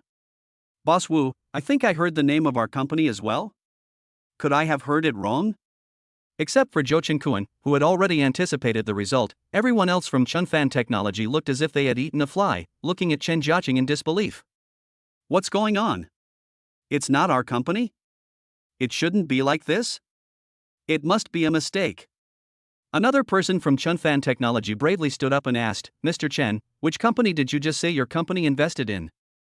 Chen Jiaqing stared at him with a look of great oppression, which was a skill that only experienced businessmen would have. After a while, she said calmly, "You heard it right. The target of our company's investment is Ruebo Technology." "Why?" The man asked unwillingly. "Our company is stronger than Ruebo Technology in every aspect. Why did you choose to invest in them instead of us?" And he wanted to say that his President Zhou is very familiar with the senior management of your company. Chen Jiaqing smiled faintly. "About this, your President Zhou should know best." The other people in Chunfan Technology finally noticed that their boss had an extremely ugly expression on his face, and they all suddenly realized what had happened. Zhou Qinkuan picked up the document and stood up. "In that case, we'll take our leave first." Others followed the boss out of the meeting room. The people at Rebirth Technology still couldn't believe what had just happened and they remained in the conference room. Chen Jiaqing smiled and said, "Although your company is not as good as Chunfan Technology at present, I am optimistic about your potential and hope you will not let me down."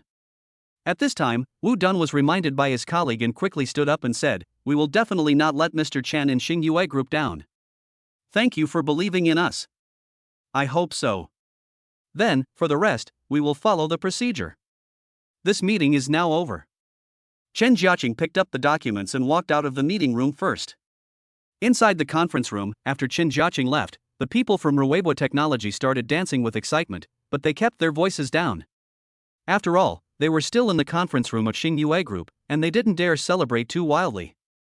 Wu Dun clapped his hands at this time. "To celebrate the success of this round of financing, I decided to treat everyone to a spicy hot pot meal." "No way, Mr. Wu, you raise so much money and you only treat us to a spicy hot pot meal. That's too stingy." Wu Dun frowned. "Xingyue Group's investment is not for us to enjoy. It is used to develop the company's business and technological research and development." Okay, you're the boss and you have the final say. Spicy hot pot is spicy hot pot." Just now, Jean Ruerue came into the conference room and whispered in Chen Jiaqing's ear that a celebrity from Country H heard that Xingyue Company was going to hold a housewarming ceremony and hoped to be a guest performer at the ceremony. Chen Jiaqing returned to the office and found Jean Ruerue. "Isn't the boss in charge of this? How do you tell me?"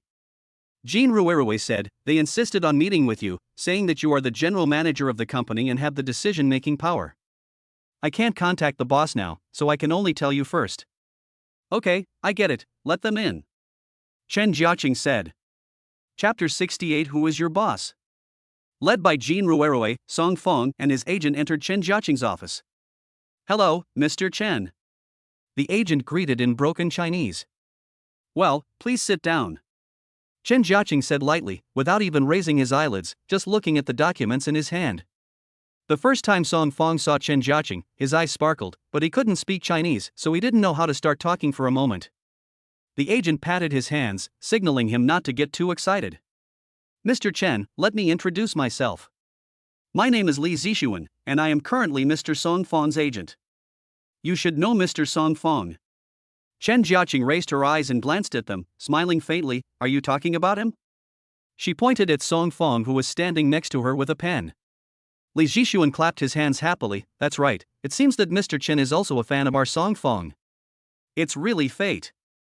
There is an old saying in the East that goes, if you are destined, you will meet even if you are thousands of miles apart, but if you are not destined, you will not meet even if you are face to face. Our Song Fong." Chen Jiaqing was too lazy to listen to him and waved his hand. "What do you want from me?" Li Zixuan's expression froze for a moment, then he smiled brightly. "It's like this, we heard that your company will hold a grand housewarming ceremony in half a month, and your company has invited most of the popular stars in the Eastern entertainment industry. But I found that there are no stars from Country H among them. I think that as a large international company, we should pay more attention to cultural diversity. If our Song Fong can participate in this ceremony, I think it will be of great significance to your company's reputation throughout Asia." Chen Jiaqing smiled, raised her beautiful eyes, glanced at Song Fong, who had been staring at her, expressionless. "I am not responsible for this matter. Our company's boss is handling it personally. Therefore, you should go and talk to my boss." Li Zixuan did not give up. "You are the general manager of Xingyue Group.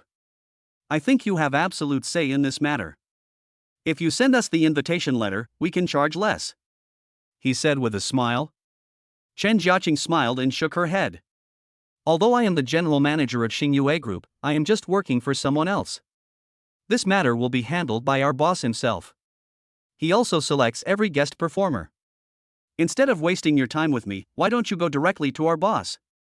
Li Zixuan's smile was a little stiff. "In that case, may I ask who your boss is? Can you tell us his contact information? In fact, we also admire your company's strength. If we can reach this cooperation, it will be a win-win choice." Although Song Fong didn't understand the conversation between the two, he guessed from his agent's expression that things didn't seem to be going well. He stood up, forced out a smile that he thought was handsome, and said directly in Korean, "Mr. Chen, I have many fans all over Asia. I think if I attend your party, my fans all over Asia will know about your Xingyue company. This is a great advertising opportunity for your company, and the sales of your company's products will also increase steadily." Li Zixuan translated Song Fong's words. After listening to them, Chen Jiaqing smiled faintly and said, "I'm sorry, the purpose of our company's housewarming ceremony is just to hold a party with celebrities and idols to reward our hardworking employees. It is not to increase the popularity of Xingyue Group, so there is no such thing as advertising." "Is there no fan of our Song Fong among your company's employees?" Li Zixuan said anxiously. Chen Jiaqing smiled and said, "I don't know about that. Anyway, which celebrities our company invites is decided by employees voting, and the boss makes the final decision. If you haven't received an invitation letter, it means that our company has not invited you. Then please tell us your boss's contact information. I want to question him in person. I don't believe that there are so many employees in your company who are not fans of our Song Fong. I'm sorry, our boss's contact information is confidential information of the company and cannot be disclosed to outsiders at will, but I can notify them for you," Chen Jiaqing said. "Then I'll have to trouble you, Mr. Chen," Li Zixuan replied. From beginning to end, Chen Jiaqing's gaze never stayed on Song Fong's face for more than 1 second. It was not because she was shy and didn't want to look, but because she completely ignored him. This made Song Fong, who had always been confident in his appearance, feel deeply frustrated. Back then, when he faced the national beauty Song Guichou of Country H, he was not so powerless. When Yiming received Chen Jiaqing's call, he was walking with his parents in Shengshi Huoding. "Hey, Jiaqing, what's going on?" "It's like this. There's a star from Country H named Song Fong who wants to attend the housewarming party held by our group. Let me ask for your opinion." "Song Fong?" Yiming asked puzzledly. "Yes." A smile suddenly appeared on Yiming's lips. "Is he trying to recommend himself?" However, all the stars from Country H have been blacklisted by him, especially the male stars. If they are female stars, perhaps he can still consider them. Please help me reject them directly. Chen Jiaqing sighed, "I'm afraid it's not that simple. They seem very confident. You should come by yourself." "Okay then, I'll be right there." Yiming smiled maliciously, "This is interesting, I wonder how they will react when they see me later." Chapter 69. You're finally here. Song Fong and his agent were waiting comfortably in Chen Jiaqing's office, looking here and there, and muttering in Korean from time to time. This made Chen Jiaqing unable to concentrate on her work. She frowned and tapped the table with her pen. "Please go to the reception room and wait. Our boss will be here soon." When the agent heard this, he smiled and said, "Ah, Mr. Chen, we are very interested in the furnishings in your office. Do you mind if we take a look? You have affected my work here. Please go to the conference room and wait." Chen Jiaqing's face looked a little ugly. Li Zixuan whispered in Song Fong's ear and translated Chen Jiaqing's words. Song Fong raised a smile, put his hands on his waist and slowly walked to Chen Jiaqing's desk. "Our CEO Chen is such a workaholic. Since your boss hasn't come yet, how about this? As guests, CEO Chen buys us a cup of coffee. I can consider further reducing my performance fee." He came out of his previous frustration and put on a smile that he thought was very lethal, just like the same smile he showed to the fans who came to pick him up at the airport, which would instantly charm a lot of people. Li Zixuan came over and translated his words. Chen Jiaqing didn't bother to pay attention to him. She picked up the phone in front of her and dialed a number. "Rue, come in for a moment." Jean Rue came in immediately. "Mr. Chen, what's the matter?" "Take these 2 people to the reception room and wait for the boss to come." Jean Rue received the order and made a gesture of invitation to Song Fong and the other man. "You two, please follow me to the reception room." Song Fong didn't expect that Chen Jiaqing simply ignored him, and his face looked a little unhappy. Since his debut, he has been smooth sailing, and he is always good at picking up girls. When has he ever met a woman who doesn't treat him well? However, it was not easy for him to lose his temper in someone else's territory. After all, the other party's identity was not ordinary. He gritted his teeth and followed Jean Rue to the reception room. As soon as they left, Yiming walked into Chen Jiaqing's office. "Where are the people? Didn't they say they were here with you?" Chen Jiaqing saw Yiming finally arrived and smiled. "You are finally here. I asked Rue to take them to the reception room to wait." Yiming went straight to the reception room without saying a word. In the reception room, Li Zixuan was very upset that he and Song Fong were kicked out of Chen's office. "I'm saying that the boss of your Xingyue group is so arrogant that he made our Song Fong wait for so long. Do you know how much money he makes per second?" Jean Ruerue's face was very cold. "We didn't invite you here, you came here on your own accord. If you feel you can't wait, please go back." Li Zhixuan's face turned serious. "Little girl, how can you talk like that? We are here to seek an opportunity for win-win cooperation, not to curry favor with you and insist on attending your party. If you are not happy, I..." Before he could finish his words, Yiming opened the door and came in. "How are you guys?" When Song Fong and his agent saw Yiming, their eyelids jumped immediately. "Fuck, it's him." "It's you? Why are you here?" Although Li Zhixuan had previously threatened to deal with Yiming, when he actually saw him, he was frightened by the cold temperament of Yiming. Yiming pulled a stool over and sat down. "Why, you don't recognize me?" He picked up an orange from the fruit bowl on the table and peeled it, then looked up at him. "Oh, your wound healed pretty quickly. Did you use our famous oriental healing medicine, the golden wound medicine?" Song Fong and his agent looked very unhappy at this moment, and Jean Ruerue saw the boss and quietly left the reception room. "You haven't answered my question yet, why are you here?" With Song Fong present, he felt more confident. After all, when he faced Yiming before, he was the only countryman present. But it's different now. Song Fong is here. If he dares to beat him for no reason again, Song Fong can act as a witness and take photos or videos as evidence. He can then sue Yiming. Yiming shook his shoulders and chewed an orange. "You all can come, why can't I come?" Li Zhixuan looked at Yiming's calm expression, thought of something, and swallowed his saliva. You are the boss of Xingyue Group? What else? Why do you think you are here?"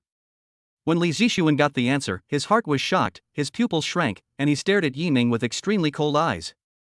Song Fong had seen Yiming's photo and knew that he was the assailant who had beaten up his agent before and also caused him to lose a large number of fans. He whispered in his agent's ear, "He must be the murderer. What should we do now?" Li Zhixuan narrowed his eyes slightly. "He is the boss of this company. Your performance will definitely not be able to go on." But what?" Song Fong asked anxiously. Li Zhixuan patted his hands, suggesting that he should not be anxious. He lowered his voice so low that only Song Fong beside him could hear it. "Since he is the boss of Xingyue Group, then this company is his lifeblood. We won't have a direct conflict with him, but we can take action against this company." "You mean, to discredit or even destroy this company in order to retaliate against him?" Song Fong also understood at this time. "That's right. Using your influence in Asia, you can definitely make this company pay for what it has done. Let's go back now and collect some negative information about this company first. But I feel suffocated if I go back in such a disgrace. I must vent my anger today." Song Fong was somewhat reluctant. "You can't beat him, he's very strong." Li Zhixuan looked anxious. He had been slapped by Yiming and knew how powerful he was. "Don't worry. When I was in the army, I trained hard.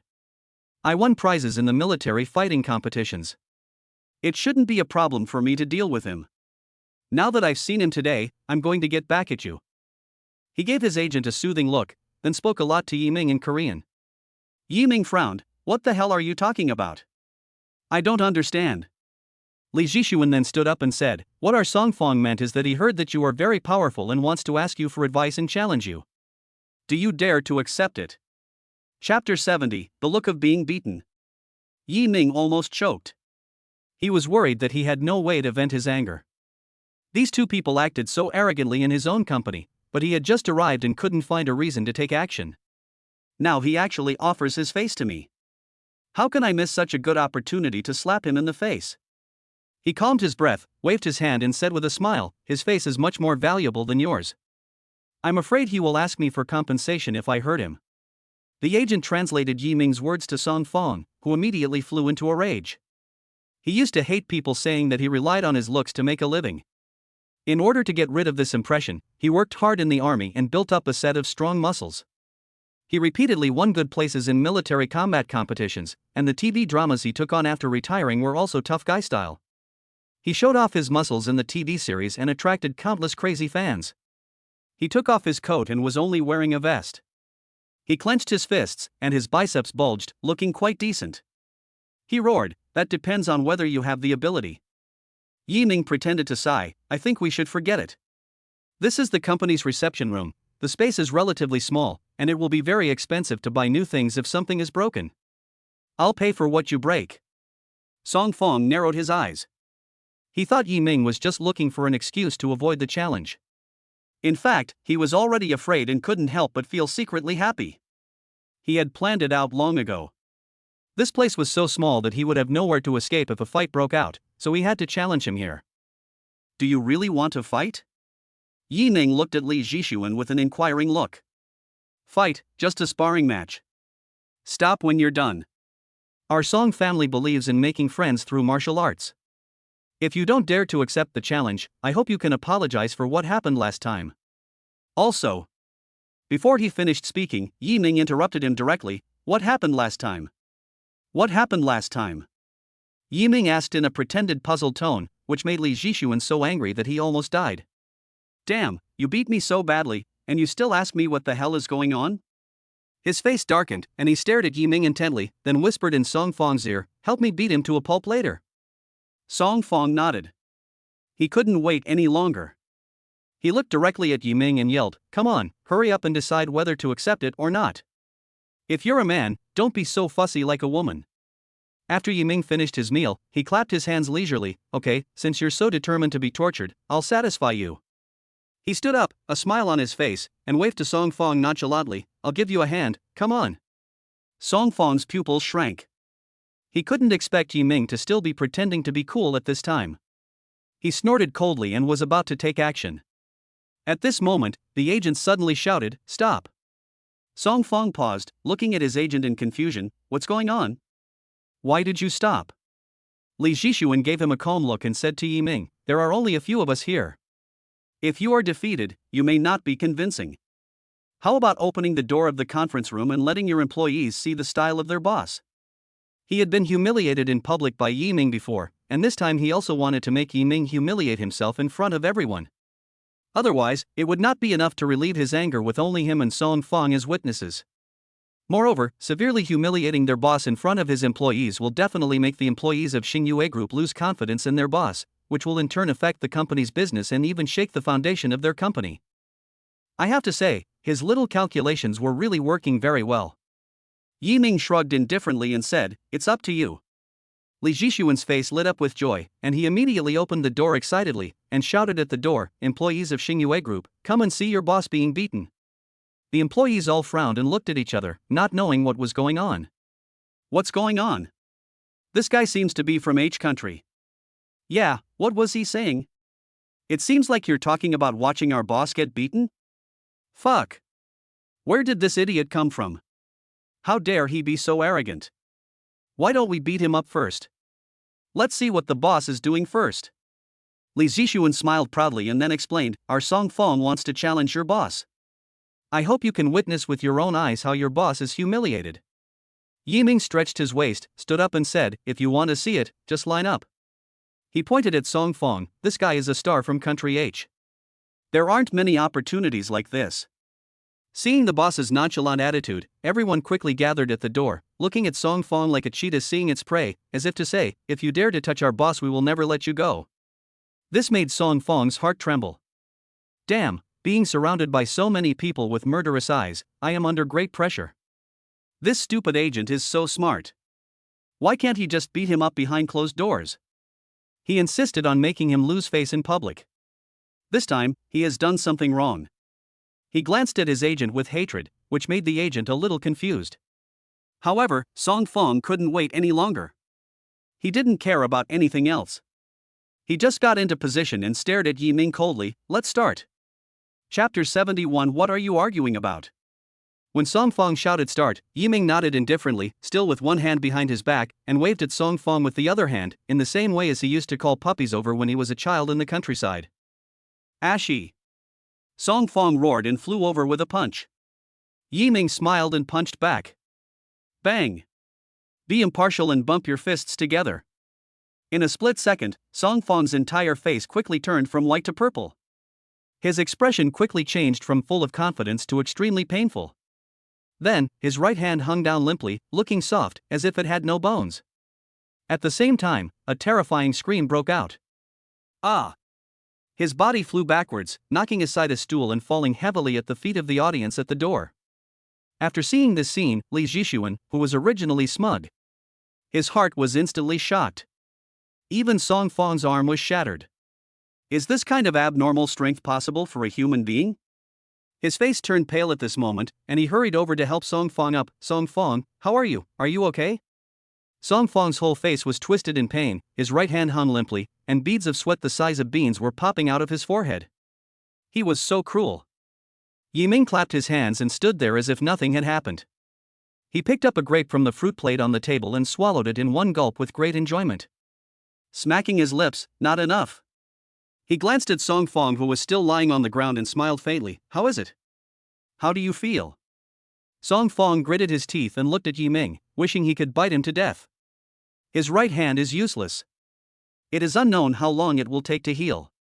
During this period, he will definitely not be able to accept any more announcements or show his face in public, because no one will watch a star performing on stage with a plaster cast. If he appeared in public with a plaster cast on his body, it would be an insult to the tough guy image he has always portrayed. He is currently at the peak of his popularity and has almost reached his peak. If he cannot appear in public for at least half a year, his popularity will definitely drop significantly. Now is also the critical moment for him to make money crazily. If he encounters such an accident, his income will naturally shrink rapidly. He has already started to regret. Why did he offend this evil star? This guy is a complete pervert. He finally understood that Yiming's refusal just now was just a retreat to advance, deliberately making him underestimate the enemy and then making a fatal move in the end. The onlookers outside the door were all confused when they saw the boss kill Song Fong in one move. Is this the end? Then, there was a thunderous applause. The boss is awesome. The boss is awesome. See? This is what happens when you act cool in front of your boss. Just now he was so arrogant and I thought he was so great. But it turns out that he was just bragging. That's right. Don't be fooled by that muscular body. It's actually useless. It can't even take a punch from the boss. And one of its hands is fucking crippled. Song Fong was lying on the ground at this time. The piercing pain made him feel weak all over. Even if Li Zhishuan used all his strength, he couldn't lift him up from the ground. Do you need us to call an ambulance for you? Yiming looked at Li Zhishuan with a smile. Li Zhishuan looked up and saw Yiming's teasing eyes. No matter how angry he was, he could only hold it in. He gritted his teeth and said, "Please help us call an ambulance. It's very expensive to ask me for help. You tell me a number." Li Zhishuan needs to send Song Fong to the hospital immediately, otherwise it will be too late and he doesn't know what sequelae he will have in the future. Forget it, let me give this opportunity to my employees. He said to the employees standing outside and watching, "Who of you can help him call an ambulance?" He said he can pay any price. The crowd was in an uproar, and everyone raised their hands. I'll do it, I'll do it. Yiming looked at them, frowned, and pursed his lips. How about this, you decide by playing rock paper scissors. Okay, no problem. Suddenly, a crowd of spectators started a rock paper scissors competition. Li Zhishuan looked at Song Fong's arm in his arms, which was gradually turning purple, and he felt like crying but had no tears. I beg you to hurry up. Our Song Fong's hand is almost broken. What are you making so much noise for? Can't you see we're busy? Someone suddenly shouted. You. Li Zhishuan was angry but dared not say anything. I don't know how long it took, but the winner was finally decided. It was a 30-year-old male employee. He raised a finger to Li Zhishuan and said, 10,000. Li Zhishuan was about to agree when Yiming suddenly shouted, You are so unambitious. Are you so unambitious? 20,000? The man asked tentatively. Yiming was angry. Look at your lack of ability. You're still paying 20,000 yuan. Forget it. Give him a preferential price of 100,000 yuan. Li Zhishuan stared at Yiming. How dare he speak? 100,000 is 100,000. Saving people is the most important thing. Hurry. When the man heard the boss's words, he was shocked. Fuck, the boss is really the boss. 100,000 yuan is still a preferential price. But he was also very grateful to Yiming in his heart. This was an unexpected income. Chapter 72 Lottery. Yiming returned to the general manager's office. Chen Jiaqing looked at him with some surprise. It was resolved so quickly?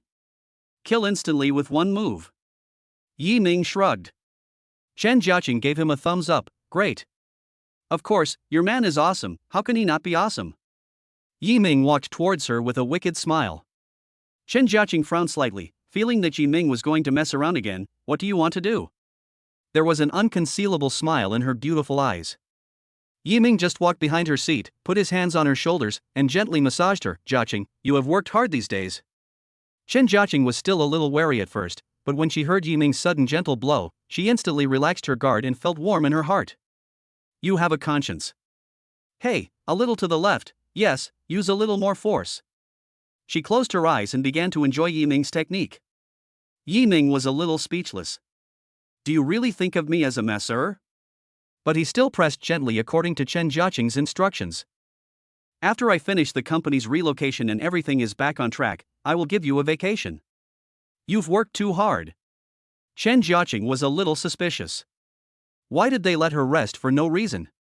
She bent her beautiful eyes and said, Tell me, what's the conspiracy? Yi Ming's thoughts were discovered. He smiled awkwardly and said, Meet the parents. Oh, there really is a conspiracy. Chen Jiaqing curled her lips, but to be honest, I haven't been back for a long time, and I miss home a little. How about this, when this matter is over, I will go back to your hometown with you. Yeah. She leaned her head back on Yi Ming, feeling extremely at ease. The day of Xingyue Group's housewarming ceremony is getting closer. Many popular stars have received performance invitations from this company, and most of them have decided to accept the invitation and participate in this grand ceremony.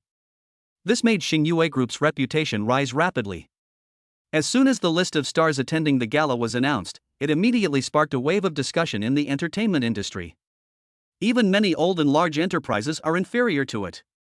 A business and economics analyst said, It's amazing. Gathering most of the popular stars in the entertainment industry to hold a large-scale party. It directly raised the company's popularity by several levels. However, some economic analysts are disdainful of this kind of ceremony that is entirely built on money, believing it to be sensational because it is too time-sensitive and has no continuity, and is not worthy of corporate promotion. Someone immediately stood up to refute, Your company advertises every day for free, right? Isn't the purpose of your advertising to increase your company's visibility? This is just another way to do it. But no matter which point of view one holds, it can be said that the ceremony of Xingyue Group has been a success. At the Mercedes-Benz Cultural Center, the grand stage has been built and the final rehearsal is now underway. As the boss, Yi Ming sat in the first seat. When some female stars saw such a young man sitting on the main seat, they all started to make plans in their minds. He's so young, so rich, and most importantly, so handsome. He's definitely the perfect boyfriend. It would be nice if I could have some scandal with him. For a moment, that group of slutty girls threw flirtatious glances at Yi Ming, making the people sitting next to them feel distracted and unable to withstand the sensory stimulation. Yi Ming turned a blind eye to it. He cursed inwardly, Fuck, can't you just perform well? Amidst everyone's anticipation, this star-studded ceremony was finally held as scheduled. Yi Ming's opening speech had been prepared long ago, and he only needed to read it out loud. However, in such an occasion, he actually heard boos, which was rare. He smiled bitterly, feeling a little helpless. But those people were not from Xingyue Group. They were people who had spent a lot of money to buy tickets from Xingyue Group employees. They came to see the stars, not to listen to this man reading a script on the stage. Yi Ming didn't take it to heart and quickly finished reading the script. The evening party officially entered the performance session. The atmosphere gradually heated up, the audience cheered continuously, and the stars performed hard, which was worthy of the remuneration paid by Xingyue Group. Halfway through the party, Yi Ming appeared on the stage again. Suddenly, there was a commotion in the audience again. Why the hell did this guy always appear? However, the first second Yi Ming opened his mouth this time, the way the people below looked at Yi Ming changed. Yi Ming said, The lucky draw event specially added to this evening party has officially started. The prizes are rich and varied, and I guarantee that the winning rate is 100%. As long as you draw the lottery, you will win a prize. Instantly, all kinds of screams broke out in the venue. Ah! I won it! Fuck, it seems like this ticket I bought for 5,000 yuan was worth it. Not only can I see my idol, I can also participate in the lucky draw. Ha ha ha. Yi Ming waved his hand, signaling everyone to be quiet, and said with a smile on his face, Not everyone has the opportunity to participate in the lottery. Only employees of Xingyue Group can participate in the lottery with their work numbers. This sentence was like a bucket of cold water poured on those who were not employees of Xingyue Group. Damn it, we are so happy for nothing. Someone asked from the bottom of the page, "Boss, what are the prizes?" This person was obviously an employee of Xingyue Group. Yiming was all smiles. "The prizes are very generous. The lowest tier is a new model of Apple phone. As for the ones above, let your imagination run wild and guess." Chapter 73: The Chen Family's Dilemma. When the Xingyue Group employees in the audience heard this, their eyes lit up. They were eager to try, and they kept rubbing their hands, as if this would improve their luck. The employees' work numbers began to scroll on the electronic screen. When a number stopped, the employees checked their work numbers one after another. "Congratulations, number 021. Please come to the stage to draw the lottery." There was a lot of noise in a certain area, and it was obvious that a lucky person had landed there. A pure girl with black framed glasses came out, a bit like Guan Zhuo in Ode to Joy. When girl number 021 was close to Yiming on the stage, she kept covering her mouth and laughing. Her face flushed a little, and she was obviously very excited. Yiming smiled at her gently, and his smile seemed to contain the scent of sunshine, which made the girl's heart beat faster, and she was a little dazed for a moment. Yiming quickly waved his hand in front of her. "It's your turn to draw the lottery."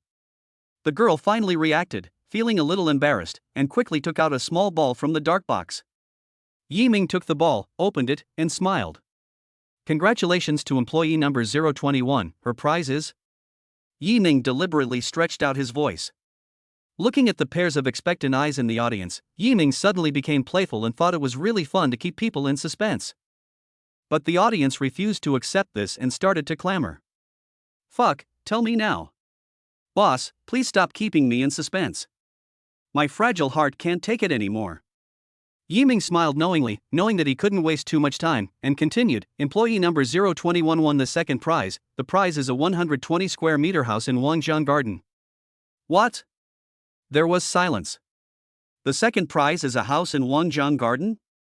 Wangjiang Garden is a mid-range residential area in Shanghai. A 120 square meter house costs at least 6 million yuan. With a bang, the people below were immediately in an uproar. This is just the second prize. So what are the first and special prizes? In the following time, the employees of Xingyue Group no longer had the heart to watch the star performances, and they were all looking forward to the next lucky draw. This made the stars who came on stage to perform later feel a little embarrassed. They wanted to interact with the audience, but very few people paid attention to them. In the following period, more raffles were held. The first prize was a Rolls-Royce Phantom worth more than 8 million yuan. If you don't want it, you can choose to exchange it for an equal amount of cash. The special prize is a luxury house in Tangcheniping, which is second to none in Shanghai and even in the whole country.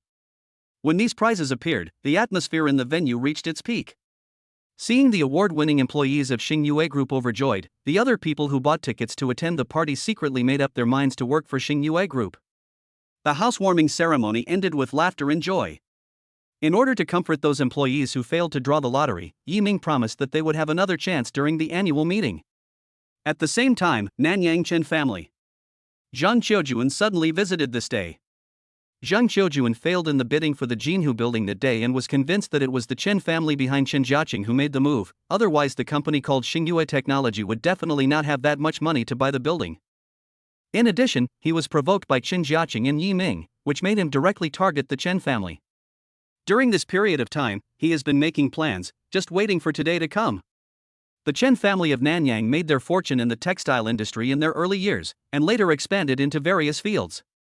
The family's wealth once accumulated to the top 10 in the country. Later, many of their industries were seized because they violated the policy bottom line. This also affected the subsequent development of Chen's companies, which were strangled by regulatory authorities at every turn, and the family's wealth continued to shrink. Today, the Chen family's wealth is barely 5 billion. Although it is still the largest family in Nanyang, compared with the glory of the past when the family's industries dominated the whole country, it seems much more lonely now that they are just huddled in a small piece of land in Nanyang and working carefully. Zhang Qiujuan is the successor of the Kowloon Zhang family and is quite famous in the business world. The Kowloon Zhang family behind him is one of the 4 major families in Kowloon. Compared with the Chun family, the Zhang family is an absolute giant. Zhang Qiujuan's sudden visit that day surprised everyone in the Chen family. Chen Gong, the head of the Chen family, came out to greet him personally. "I didn't know that Master Zhang was here." I'm sorry for not welcoming you from afar. In front of Chen Gong, Zhang Qiujuan was actually a junior, but at this time Zhang Qiujuan looked arrogant. In response to Chen Gong's greeting, he just waved his hand indifferently and had no intention of returning the greeting. Chen Gong was stunned for a moment, but he didn't care. He still welcomed Zhang Qiujuan in and asked as they walked in, "I wonder why Mr. Zhang suddenly visited my Chen family?" Zhang Qiujuan's face was indifferent. "Let's talk about it after we go in." The other members of the Chen family were very angry when they saw that this young man had such an attitude towards the head of the Chen family. However, they also knew that someone who could be treated like this by the head of the family must be of extraordinary status, so they did not dare to say much, but just stared at Zhang Qiujuan angrily with murderous eyes. Arriving at the lobby, the host and the guest sat down. Chen Gong had someone bring up the best da hong pao. "My humble abode is simple, and I don't have anything good to treat Mr. Zhang."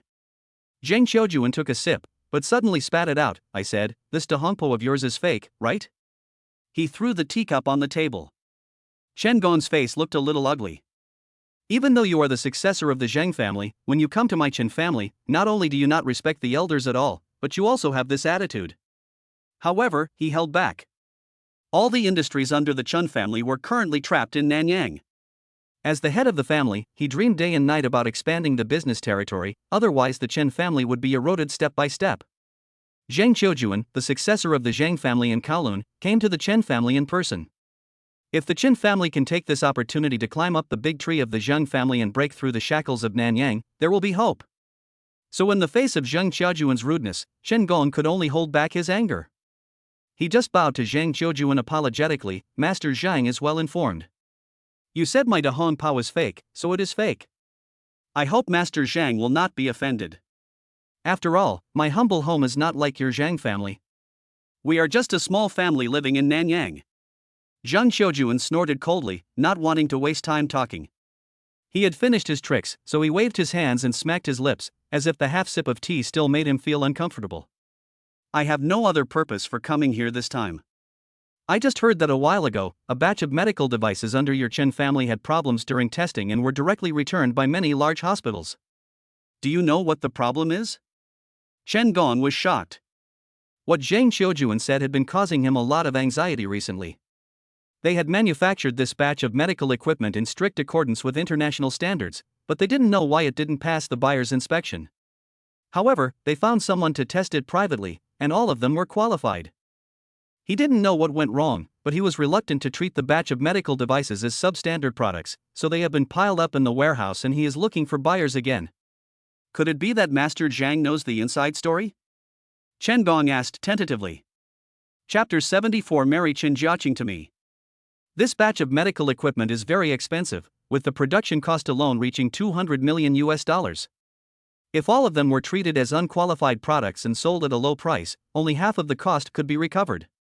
Although the $100 million would not cause serious damage to the Chen family, it would still cause some damage. It is not a solution to keep piling them up in the warehouse looking for buyers. After all, these are high-end medical devices, and the maintenance costs alone are a huge expense. So they couldn't find a buyer to sell it, but it would be a pity to get rid of it, which put the Chen family in a dilemma. Today, the Chen family is having a hard time. In the dangerous business world, any wrong decision can have fatal consequences. For now, the best outcome is actually to get the original buyers to accept this batch of equipment. After all, it is customized according to their requirements. It is really difficult to find buyers with the same needs. The Chen family also knew that saying that the equipment was substandard was just a deliberate attempt by the big hospitals to make things difficult for the Chen family, but they didn't understand why they were making things difficult for the Chen family out of no reason. There must be something behind this that they are not aware of. Zhang Qiujuan smiled faintly. Although our Zhang family is not involved in the field of medical equipment, we have some information channels and connections in this area, so we have heard a little about the inside story of this matter. Chen Gong's face froze, and he leaned closer. Master Zhang, can you tell me something? All of this is actually related to someone from your Chen family. Who? Chen Jiaqing. Zhang Qiujuan gritted his teeth after saying this name. Thinking of the day when Yiming forcefully kissed her without any violent resistance, he was furious. The muscles on his face were trembling. Jia Chang? Chen Gong was somewhat puzzled. How could this matter be related to her? She left the Chen family and ventured out on her own, rarely contacting her family. How could this matter be related to her? Zhang Qiujuan snorted coldly and didn't believe him at all. If Chen Jiaqing didn't contact the Chen family, where would the capital come from to buy the Jinhu building? He thought that Chen Gong's words were just an attempt to cover up his mistake. I'm afraid that may not be the case. Zhang Qiujuan's voice was a little cold. What do you mean? The talents of your Chen family have helped you achieve great success. It would be absolutely difficult to quietly transfer such a large sum of money from the Chen family to the account of a small technology company with total assets of only 100 million renminbi without extraordinary business means. Chen Gong was even more confused. He knew that the talent Zhang Qiujuan was talking about was obviously Chen Jiaqing. After all, she had always been very independent. She relied on her own efforts all the way. She first entered Harvard Business School and then worked on Wall Street after graduation. This kind of resume can be considered talent in the entire young group. But she seldom contacts her family, so how can she have made any great contribution to the Chen family? Seeing Chen Gong's puzzled expression, Zhang Qiujuan snorted in his heart, "You acted quite like it." He was too lazy to beat around the bush and decided to make a quick decision. To tell you the truth, your Chen family bought the Jinhu building for $2.5 billion. This low price made many companies jealous. They cancelled your order just to make things difficult for you. What do you mean? The Chen family bought the Jinhu building for $2.5 billion? Chen Gong was confused by what he said. Master Chen, stop pretending. Your Chen family wants to recreate its former glory and is unwilling to retreat to Nanyang, so you quietly let Chen Jiaqing set up a small company that has nothing to do with the Chen family's industry to buy the Jinhu building, right? After hearing this, Chen Gong finally understood that Zhang Qiujuan meant that Chen Jiaqing bought the Jinhu building for the Chen family. But in fact, the Jinhu building had nothing to do with the Chen family, and he, as the head of the family, was not aware of it. He said seriously, Mr. Zhang, I think you misunderstood. My Chen family has nothing to do with Jinhu building. As for why Jiaqing came forward to buy Jinhu building, I really don't know. Although she has a talent for business, I don't believe she has so much money to buy Jinhu building alone. She must be a negotiating representative of some company. After hearing what Chen Gong said, Zhang Qiujuan was certain that the Chen family would never admit to secretly purchasing the Jinhu building. He believed that the Chen family was still afraid of the consequences of that incident, so they did not dare to blatantly expand the family's influence to such a far place. Back then, the Chen family had enormous wealth, and the head of the family at that time was often close to senior officials of institutions. It was a pity that the person supported by their Chen family did not ascend to the throne in the end, and was punished by his successor. As a result, the Chen family has gradually fallen from being one of the top 10 families in the country to its current state. Even though they have retreated to Nanyang to do some small business, they are still cautious and dare not stand out too much. If the people above knew that the Chen family purchased the landmark building Jinhu building in Shanghai, even though the person in power has passed away long ago, the successor he chose will certainly inherit his will, and the Chen family will probably be suppressed again. Every step the Chen family takes now is treading on thin ice. Unless they can get on the good side of a powerful force, they will never dare to reveal their intention to expand their business territory too early. It was based on this point that Zhang Qiujuan concluded that the Jinhu building was purchased by the Chen family behind the scenes. He didn't believe what Chen Gong said at all. He just smiled and said, Master Chen, there is no need to deny it. The purpose of my coming here today is to hope that the Chen family can sell 51% of the ownership of Jinhu building to our Zhang family. In exchange, our Zhang family can ensure that your Chen family can expand its business territory safely, and the order for medical equipment will also be taken by the company. I wonder what Master Chen thinks. Chen Gong was somewhat tempted when he heard that the Zhang family could protect the Chen family's expansion. After all, the Zhang family's base and foundation were in Kowloon, and the mainland's high-level officials had to give them some face. With their protection, the Chen family could indeed gain support. But the Jinhu building is not owned by the Chen family, so he has no way of offering this condition in exchange with the other party. He just smiled bitterly and said, Mr. Zhang, this Jinhu building has nothing to do with my Chen family. Although my Chen family wants to make friends with the Zhang family, we can't give out the ownership of the Jinhu building that Mr. Zhang mentioned. I wonder if we can use something else instead. When Zhang Qiujuan heard this, his eyes rolled. Use something else to replace it? An idea suddenly flashed through his mind. He touched his chin and a playful smile appeared on the corner of his mouth. Since the Chen family is reluctant to hand over the Jinhu building, why not do this? I am here to propose marriage to the head of the Chen family. I hope that your Chen family will marry Chen Jiaqing to me. Chapter 75 I Can't Persuade Her. Chen Gong frowned, marry Jiaqing to you?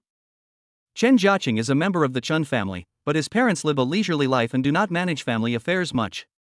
They are also more laissez-faire towards Chen Jiaqing and do not pay much attention to her.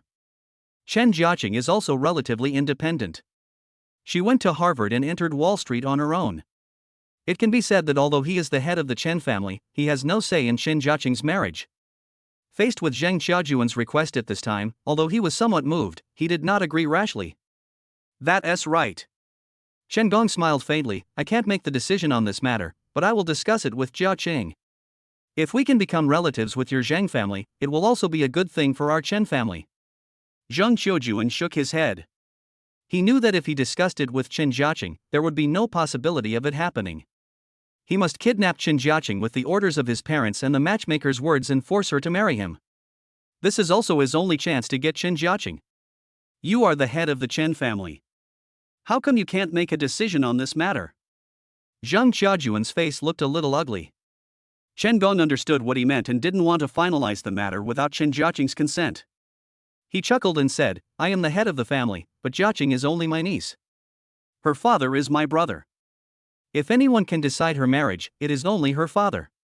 Then I'll have to trouble Patriarch Chen to invite Chen Jiaqing's father out. I'll talk to him about this matter in person. I also hope that Patriarch Chen will consider the interests of your Chen family and explain the stakes involved to Chen Jiaqing's father. Chen Gong stood up and said, Okay, I'll go and ask my brother to come out. Master Zhang, please wait for a moment. Chen Jiaqing's father, Chen Tang, is in his 50s and does not like socializing, so he gave up his position as the head of the family to his younger brother. However, his opinion is still very important in deciding family affairs. Arriving at the back garden of the Chen family, Chen Tang was watering the flowers with a sprinkler. When Chen Gong saw him, he stood respectfully and said, Brother, Zheng Xiaojuan, the successor of the Zheng family in Kowloon, is here today to discuss something with you. Chen Tang did not stop at all, still holding the sprinkler and watering the plants meticulously. His voice was deep and the thick beard on his lips moved. What's the matter? This Zheng Xiaojuan seems to have a crush on Jiaqing and hopes that the Chen family will marry Jiaqing to him. Chen Gong said. This matter is entirely up to Jiaqing to decide. I will not interfere. That's what I told him, but judging by the situation, he can't make Jiaqing willingly marry him, so he came to us. Then let him go back. Chen Gong's face was a little anxious. No, this is an opportunity to make friends with the Zheng family. Our Chen family has been struggling recently. Institutions continue to support foreign companies to enter Nanyang and eat into our Chen family's market share. If this continues, the Chen family may have no place to stand in Nanyang. What do you mean? Chen Tang put down the shower and looked at the younger brother of the current head of the family calmly. I will persuade Jiaqing to marry that Zheng family member? If this is possible, it would naturally be the best outcome. Chen Tang smiled and stretched. As a father, I really can't persuade her. I can refuse him on this matter. Chen Gong's face turned anxious. What about the Chen family? Are we just going to watch the Chen family decline day by day? His tone was a little excited. If Jiaqing can marry Zheng Xiaojuan, it can actually be considered that our Chen family is marrying up to the Zheng family. Chen Tang sighed and shook his head. I know Jiaqing's personality well. No one can persuade her to do something she doesn't want to do.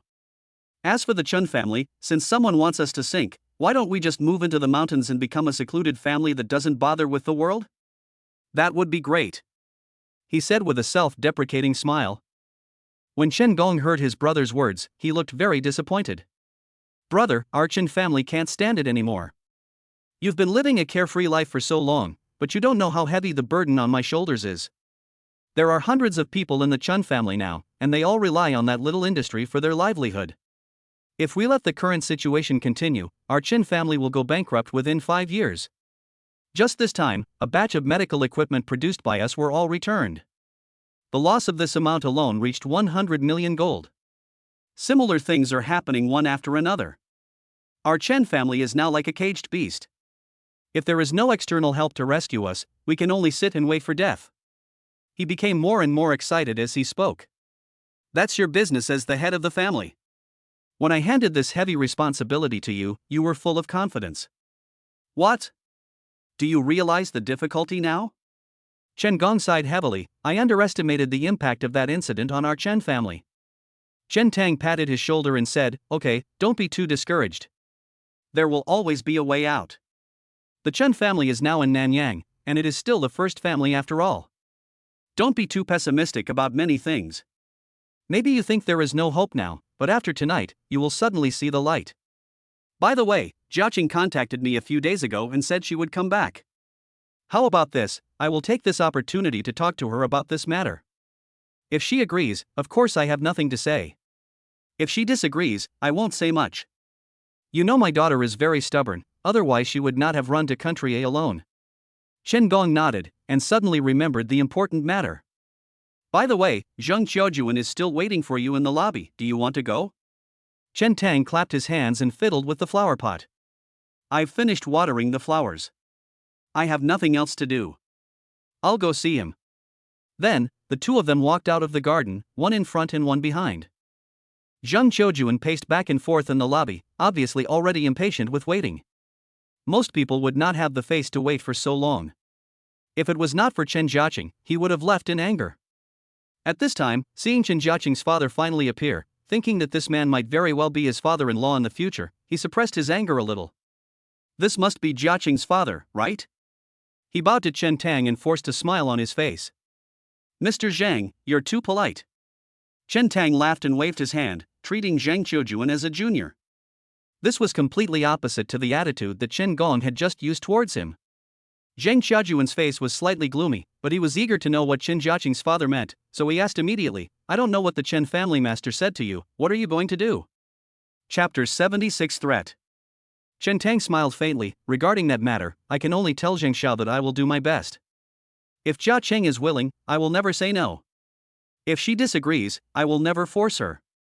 Zheng Qiujuan was a little unhappy when he didn't get a guaranteed answer. You are Chen Jiaqing's father. How can she not listen to you? Chen Tang shook his head and said, my daughter is very stubborn and won't listen to anyone. If she doesn't want to, I can't do anything about it. Upon hearing this, Zheng Qiujuan's face turned ugly.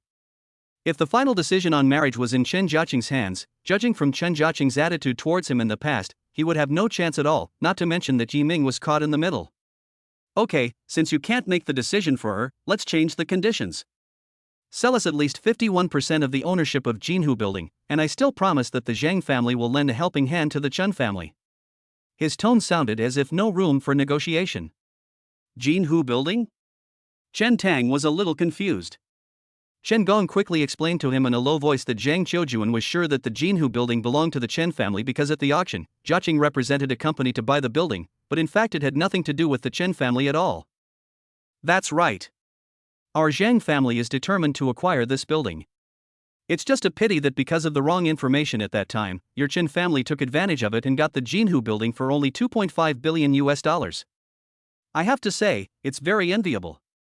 But since I want to buy the ownership of the Jinhu Building from you, I will naturally not let you suffer any loss. I now value it at $3 billion. If you can sell us 100% of the ownership of the Jinhu Building, we will of course be happy to accept it all. If you are not willing, then 51% is the bottom line.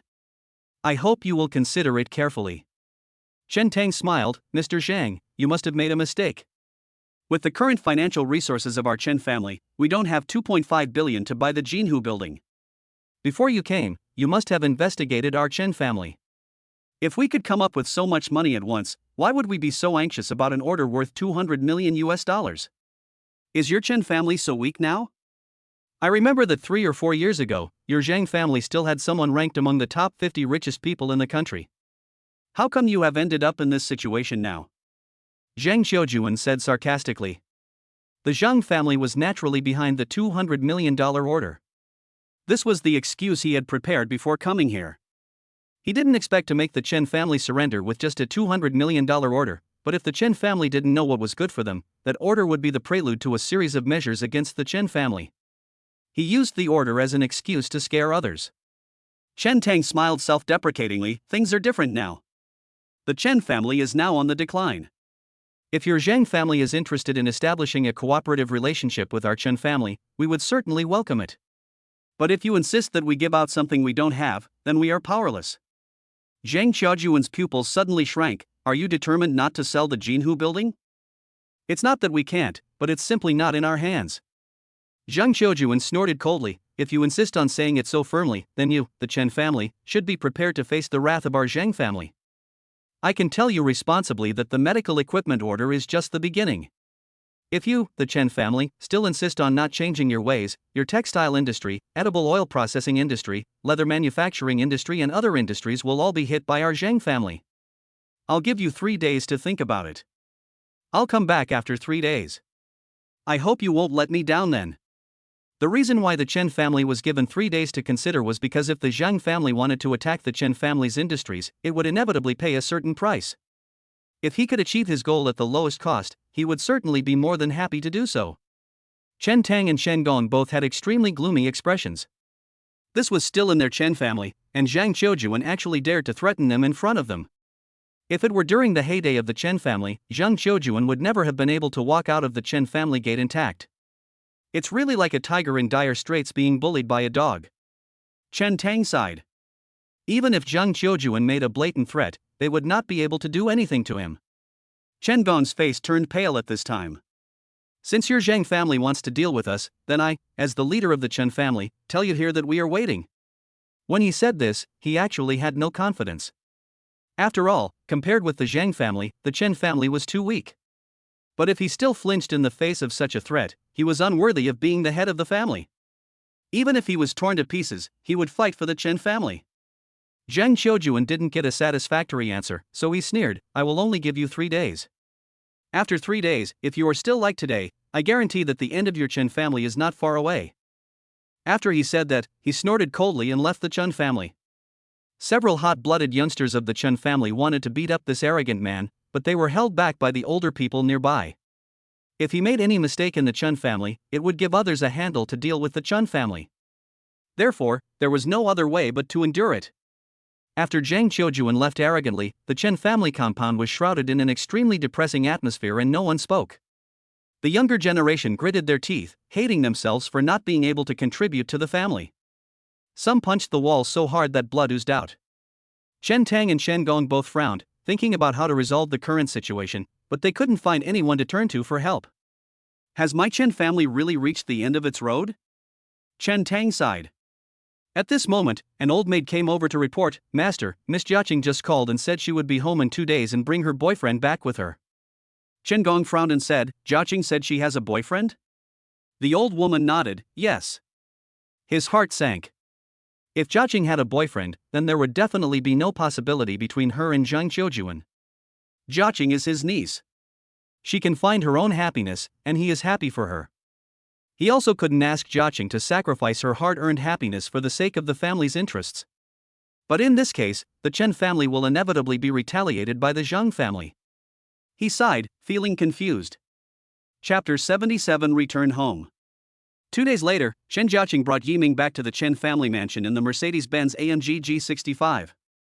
Before getting off the car, Yiming felt a little nervous. Help me check if my hair is messy or my clothes are wrinkled. Chen Jiaqing's beautiful eyes curved, aren't you fearless? Why are you so nervous now? It's okay, our family never cares about these things. That won't do. This is my first time here, and I have to leave a good impression on your parents. By the way, what should I call your parents when I meet them later? Should I call them mom and dad like you do, or should I call them uncle and aunt? Chen Jiaqing glared at him and said, of course they are uncle and aunt. We are not married, so why call them mom and dad? Yiming put his arm around her shoulders and said with a grin, it's only a matter of time. You're just getting used to it now. How shameless. Chen Jiaqing left him, opened the car door and got out, and Yiming followed behind. The door of the Chen family mansion was closed, so Chen Jiaqing walked over and knocked a few times. Immediately, an old maid came over and opened the door. When she saw Chen Jiaqing, a happy smile appeared on her face, Miss Jiaqing, you're back. As she spoke, she caught a glimpse of Yiming behind her out of the corner of her eye. Is this the boyfriend you mentioned? Chen Jiaqing nodded, yes, by the way, Aunt Zhang, where is my dad now? The eldest master is discussing something with the second and third masters in the lobby. Replied the old maid. Okay, I got it, go ahead and get busy. After the old lady greeted Yiming, she walked away. Chen Jiaqing took Yiming directly to the lobby. She wanted to take this opportunity to introduce Yiming to her father and several uncles in the family. As for their opinions and whether they would agree, she had never considered it at all. She has always been very independent-minded, and even her parents could not shake her choices. The three brothers of the Chen family were sitting in the meeting hall at this time, with different expressions on their faces. The eldest brother, Chen Tang, had a face as dark as water, his eyes slightly closed as if he was resting. The second brother, Chen Gong, the head of the family, had a gloomy face. The most exaggerated was the third brother, Chen Yuan, who paced back and forth, sighing from time to time. I have visited all the major hospitals in East China, but not a single one is interested in purchasing our equipment. What should I do? Is that batch of goods really going to rot in our hands? Chen Yuan said, gritting his teeth. If East China doesn't work, try South China. If South China doesn't work, try North China. I don't believe the Zhang family can buy off all the hospitals. Chen Tang said calmly. Chen Yuan sighed, brother, you don't care about business matters and don't know the ins and outs here. This batch of equipment will only be used by large hospitals in East China. Other places are not to say that we are not familiar with them, but even if we have connections, they don't have the corresponding demand. Yes, and Zhang Qiujuan also said that this batch of orders is just the beginning. There will be a series of heavier blows to our Chen family in the future. Our Chen family is in danger this time. Just when the three of them were looking worried, Chen Jiaqing arrived with Yiming. Dad, second uncle, third uncle, you are all here. Chen Jiaqing came over to greet the elders. Jiaqing? You're back? Chen Tang said happily. Only in front of his daughter would he rarely smile. Others also temporarily escaped from their current low mood. Jiaqing, I heard that you resigned from JP Morgan Chase some time ago and returned to work in China. Why didn't you say hello to your family? If you are not happy outside, you can come home. The Chen family is in need of talents like you now, said Chen Gong. Uncle, you are joking. With you in charge, the Chen family will surely be prosperous and steady. My return will only cause more trouble. In fact, Chen Jiaqing could have worked in a company owned by the Chen family, which would have been a help to the Chen family. However, her philosophy does not match many of the management philosophies of this family-owned enterprise. For example, when it comes to promoting talents, she advocates appointing people on their merits, and talent is her only criterion. Even if a person has poor qualifications and age, as long as he has talent, she will promote him without caring about other people's opinions. It is impossible for family-owned businesses to break free from the shackles of nepotism, but they are unable to get things done. Therefore, to some extent, if Chen Jiaqing was not the top leader, she would easily come into conflict with her superiors, and her superiors would most likely be her elders. Therefore, in order to avoid conflicts with the elders at home, Chen Jiaqing would rather find a comfortable job outside than work in his family's company. Who is this? Chen Yuan wondered when he saw Yiming. Chen Jiaqing stepped aside to let Yiming come over, and said with a smile, this is my boyfriend, third uncle, don't you always laugh at me for being unwanted? Now, I'm going to prove to you that there are still people who want me.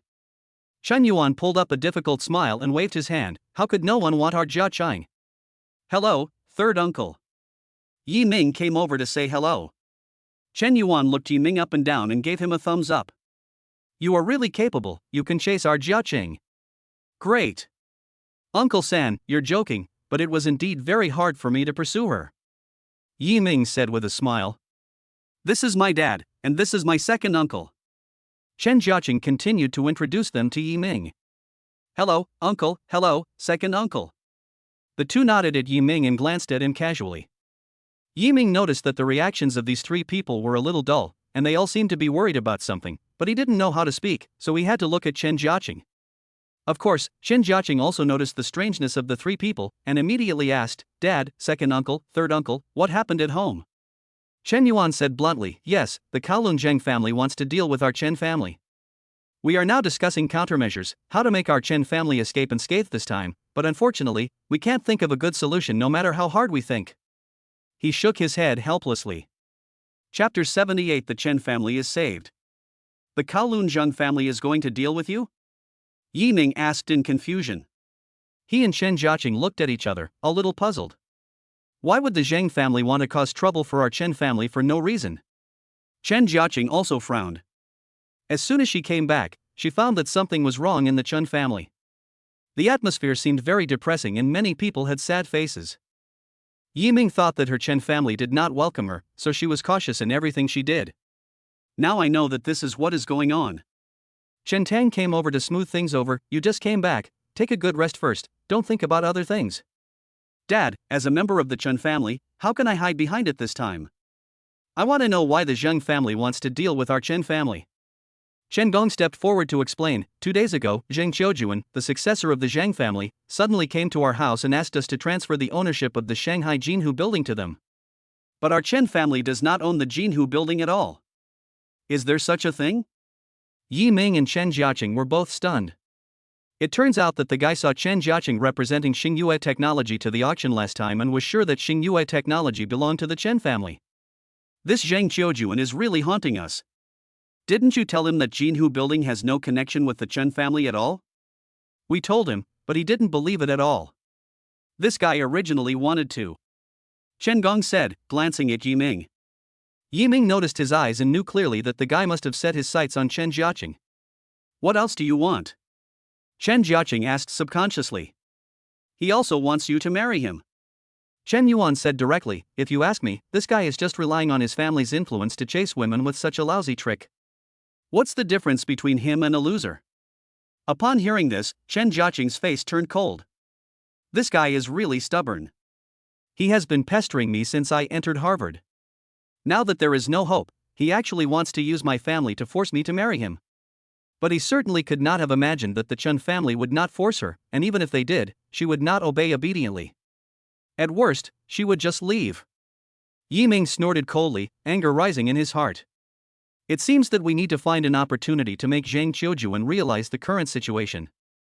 We must let him know that although your Zhang family is rich, there are many people who are richer than you. Yi Ming stepped forward and asked respectfully, I wonder how Zheng Qiujuan plans to deal with the Chen family? When the 3 members of the Chen family heard Yi Ming ask this, they all sighed. They thought that the young man asked this just because he, as Chen Jiaqing's boyfriend, was concerned about the current situation of the Chen family. It was impossible for him to come up with a solution. After all, the strength of the Kowloon family was too great. It was Chen Yuan who spoke again.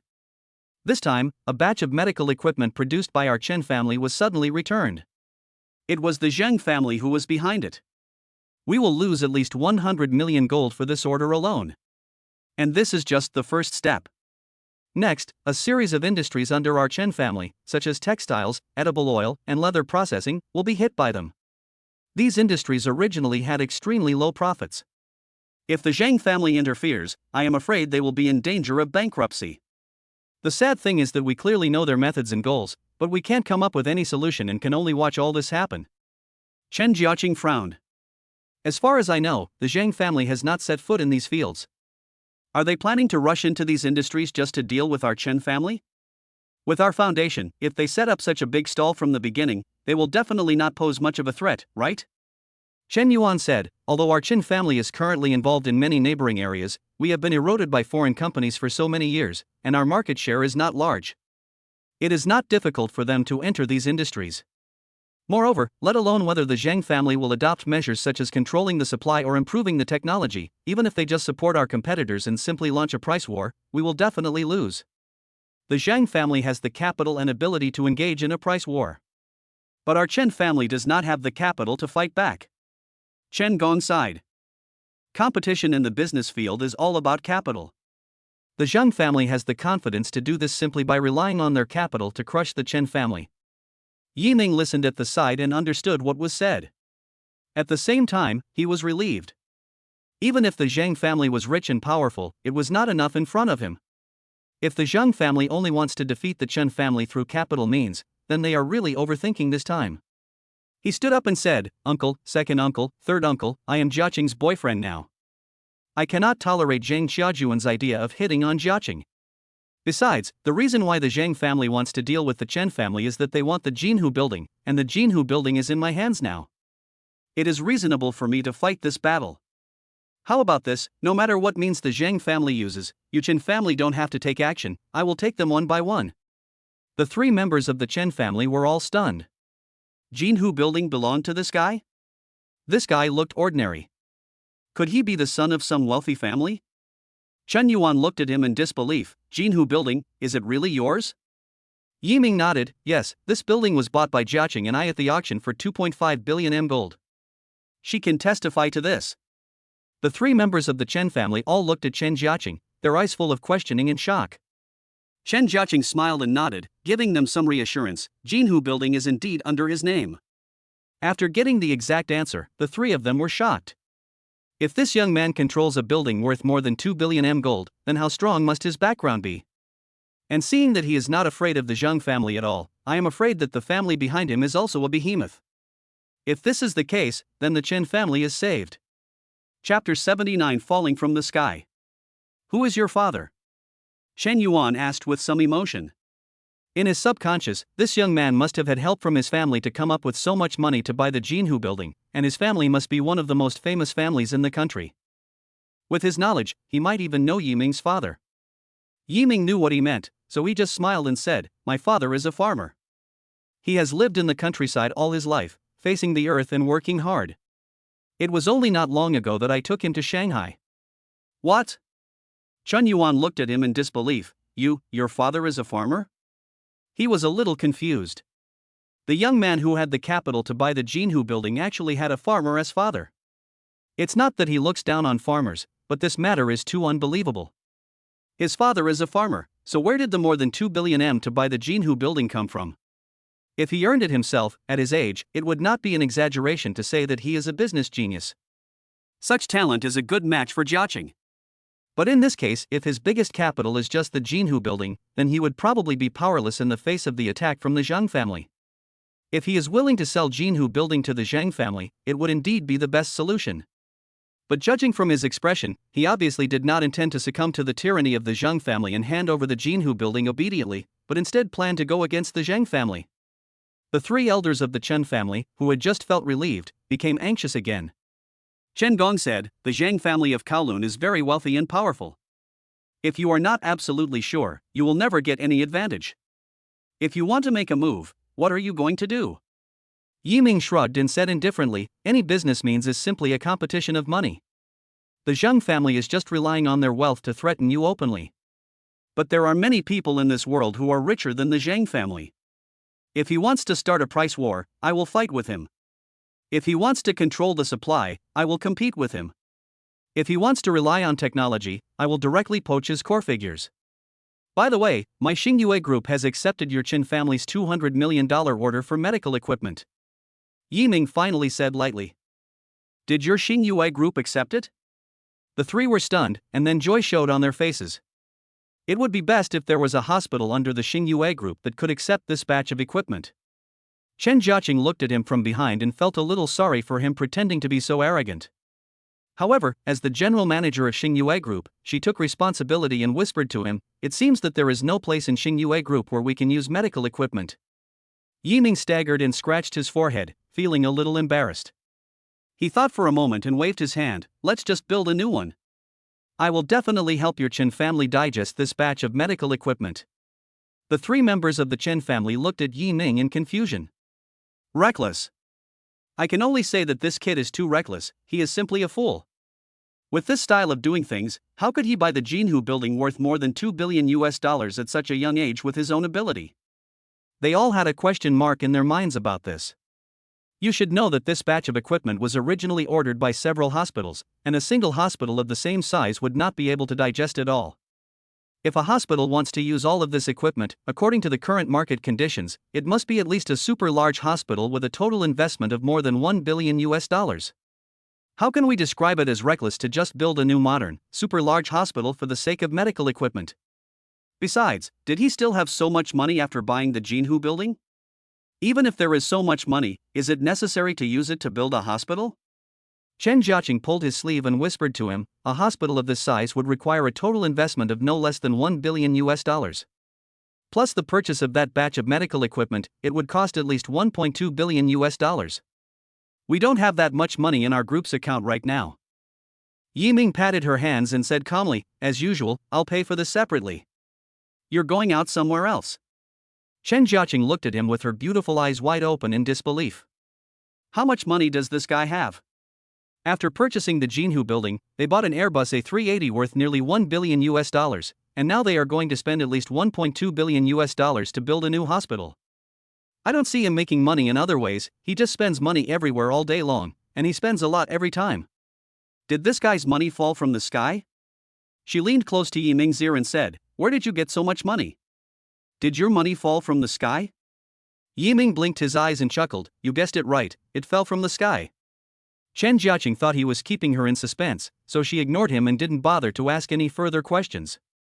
Yiming then said to the three elders of the Chen family in a resounding voice, "Uncle, second uncle, third uncle, don't worry, with me here, Zhang Qiujuan can't do anything to your Chen family." The three members of the Chen family looked at Yiming, who was full of confidence, and didn't know what to say for a moment. They were somewhat suspicious that Yiming said this on purpose just to show off in front of Chen Jiaqing's elders. He did this just to leave a good impression on them. In fact, he would forget about this matter once he stepped out of the Chen family's door. They nodded and said no more. Early the next morning, Zhang Qiujuan came to Chen's house. As soon as he saw Chen Gong, he said with a fake smile, "Master Chen, what have you thought about what I told you a few days ago? Today is the deadline I gave you, I hope you won't let me down." There was unparalleled arrogance in his words. At this time, an abrupt voice came, "I'm sorry, I really have to disappoint you today." The speaker was Yiming. Chapter 80 Just What I Want. When Zhang Qiujuan heard the voice, he looked in the direction of the sound and his pupils suddenly shrank. "Is it you?" Yiming walked over with a faint smile on his face. "Why, are you surprised to see me?" Zhang Qiujuan's face was terribly gloomy. It was this man who, when he forcibly kissed Chen Jiaqing that day, Chen Jiaqing did not resist but allowed this guy to have a French kiss in front of him. Afterwards, she just patted this guy shyly. That scene was deeply imprinted in his mind and pierced his heart. Why? Why does this boy deserve Chen Jiaqing's love? A woman like Chen Jiaqing should only be mine, the successor of the Zhang family, who is qualified to have her. Zhang Qiujuan stared at Yiming coldly at this moment, his voice was icy. "Why are you here?" Yiming shrugged. "Why am I here? Do I need to tell you? But don't you see that no one in the Chen family welcomes you? How dare you come here with such a shameless face? As the successor of the Zhang family of Kowloon, you like to come uninvited? I say, do you still have any shame? If I were you, I would have dug a hole in the ground and crawled out." "You?" Zhang Qiujuan paused, but couldn't find words to refute, because he came here to cause trouble, and the Chen family naturally did not welcome him. His face turned pale, and he snorted coldly, "Of course I came here to discuss business with the Chen family. Our Zhang family thinks highly of the Chen family, so we plan to cooperate with them." "Fuck, how dare you say such a thing? You think highly of the Chen family and that's why you want to cooperate with them. It's like no one wants to cooperate with you." Zhang Qiujuan looked proud. "What else? Given the current situation of the Chen family, choosing to cooperate with our Zhang family is the best choice.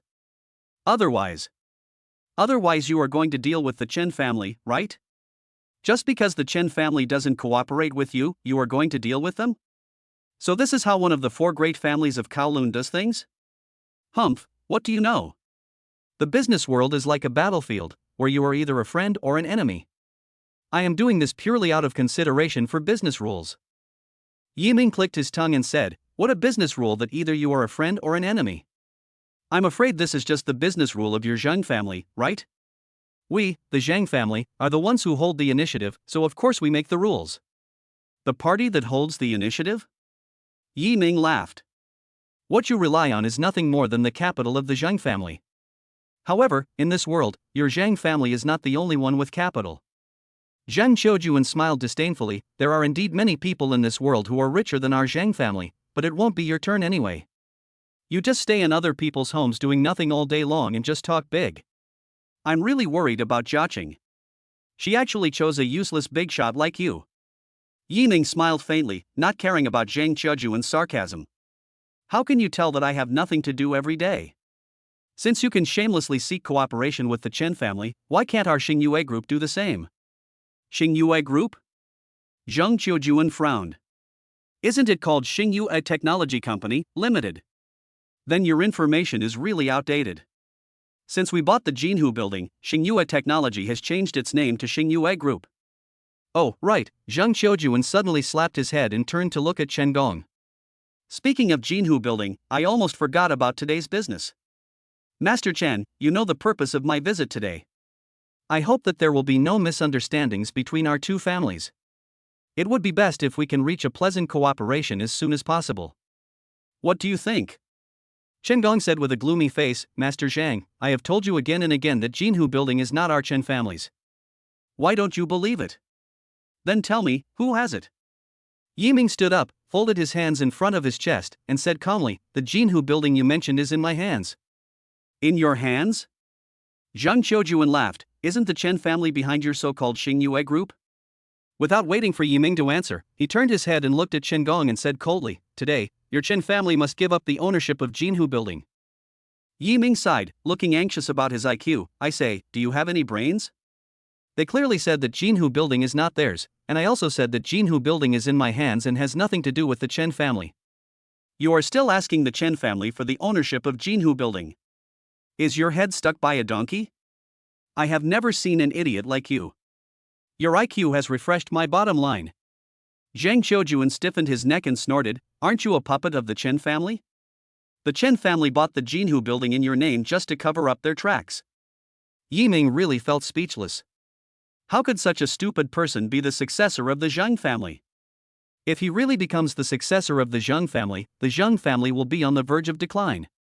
How could you think of that? If I were just a puppet of the Chen family, would Jiaqing like me? You are too good at making associations. Never mind. I'm too lazy to talk nonsense with a moron like you. Get out of here and stop lowering the average IQ here. Yiming waved his hands as if to shoo away a fly. He was already impatient. Zhang Qiujuan snorted coldly, what qualifications do you have to let me go? I'm sorry, Yiming is the future son-in-law of my Chen family. Of course he has the qualifications to let you go. Chen Gong supported Yiming from behind. Zhang Qiujuan was so frustrated that he could only grit his teeth and say, okay. Very good. Since you are so ungrateful, then prepare to face the wrath of my Zhang family. Yiming said nonchalantly, use all the abilities, tricks and means of your Zhang family, and I will take over. Don't let me down. At this time, Chen Jiaqing came out. She looked at Zhang Qiujuan with a cold face.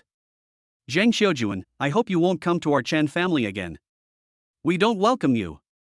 Zhang Qiujuan was just about to leave when he heard Chen Jiaqing come out and say these words to him. He was already stimulated and now he almost went crazy. You are the woman I have always dreamed of, and now you are talking to me like this? When he saw Chen Jiaqing standing beside Yiming like a little bird, holding Yiming's hand, the anger in his heart suddenly rose up and he could no longer restrain himself. He couldn't bear it anymore, he wanted to vent. Otherwise, he would definitely suffer internal injuries. He stared at Yiming intently, his hands clenched into fists, the veins on his neck exposed, and walked straight towards Yiming. Chen Gong noticed that something was wrong with Zhang Qiujuan and shouted, Zhang Qiujuan, this is my Chen family, what do you want to do? But Zhang Qiujuan turned a deaf ear to his words. Seeing his posture, Yiming smiled slightly, you came just in time, just what I wanted. Chapter 81, Toy in the Pong. When Zhang Qiujuan came to Chen's house, he brought 2 bodyguards with him, but Zhang Qiujuan didn't want the bodyguards to take action at all. He wanted to teach Yiming a lesson himself. Seeing that their employer was going to take action himself, the bodyguards didn't know how to stop him, so they just watched from behind.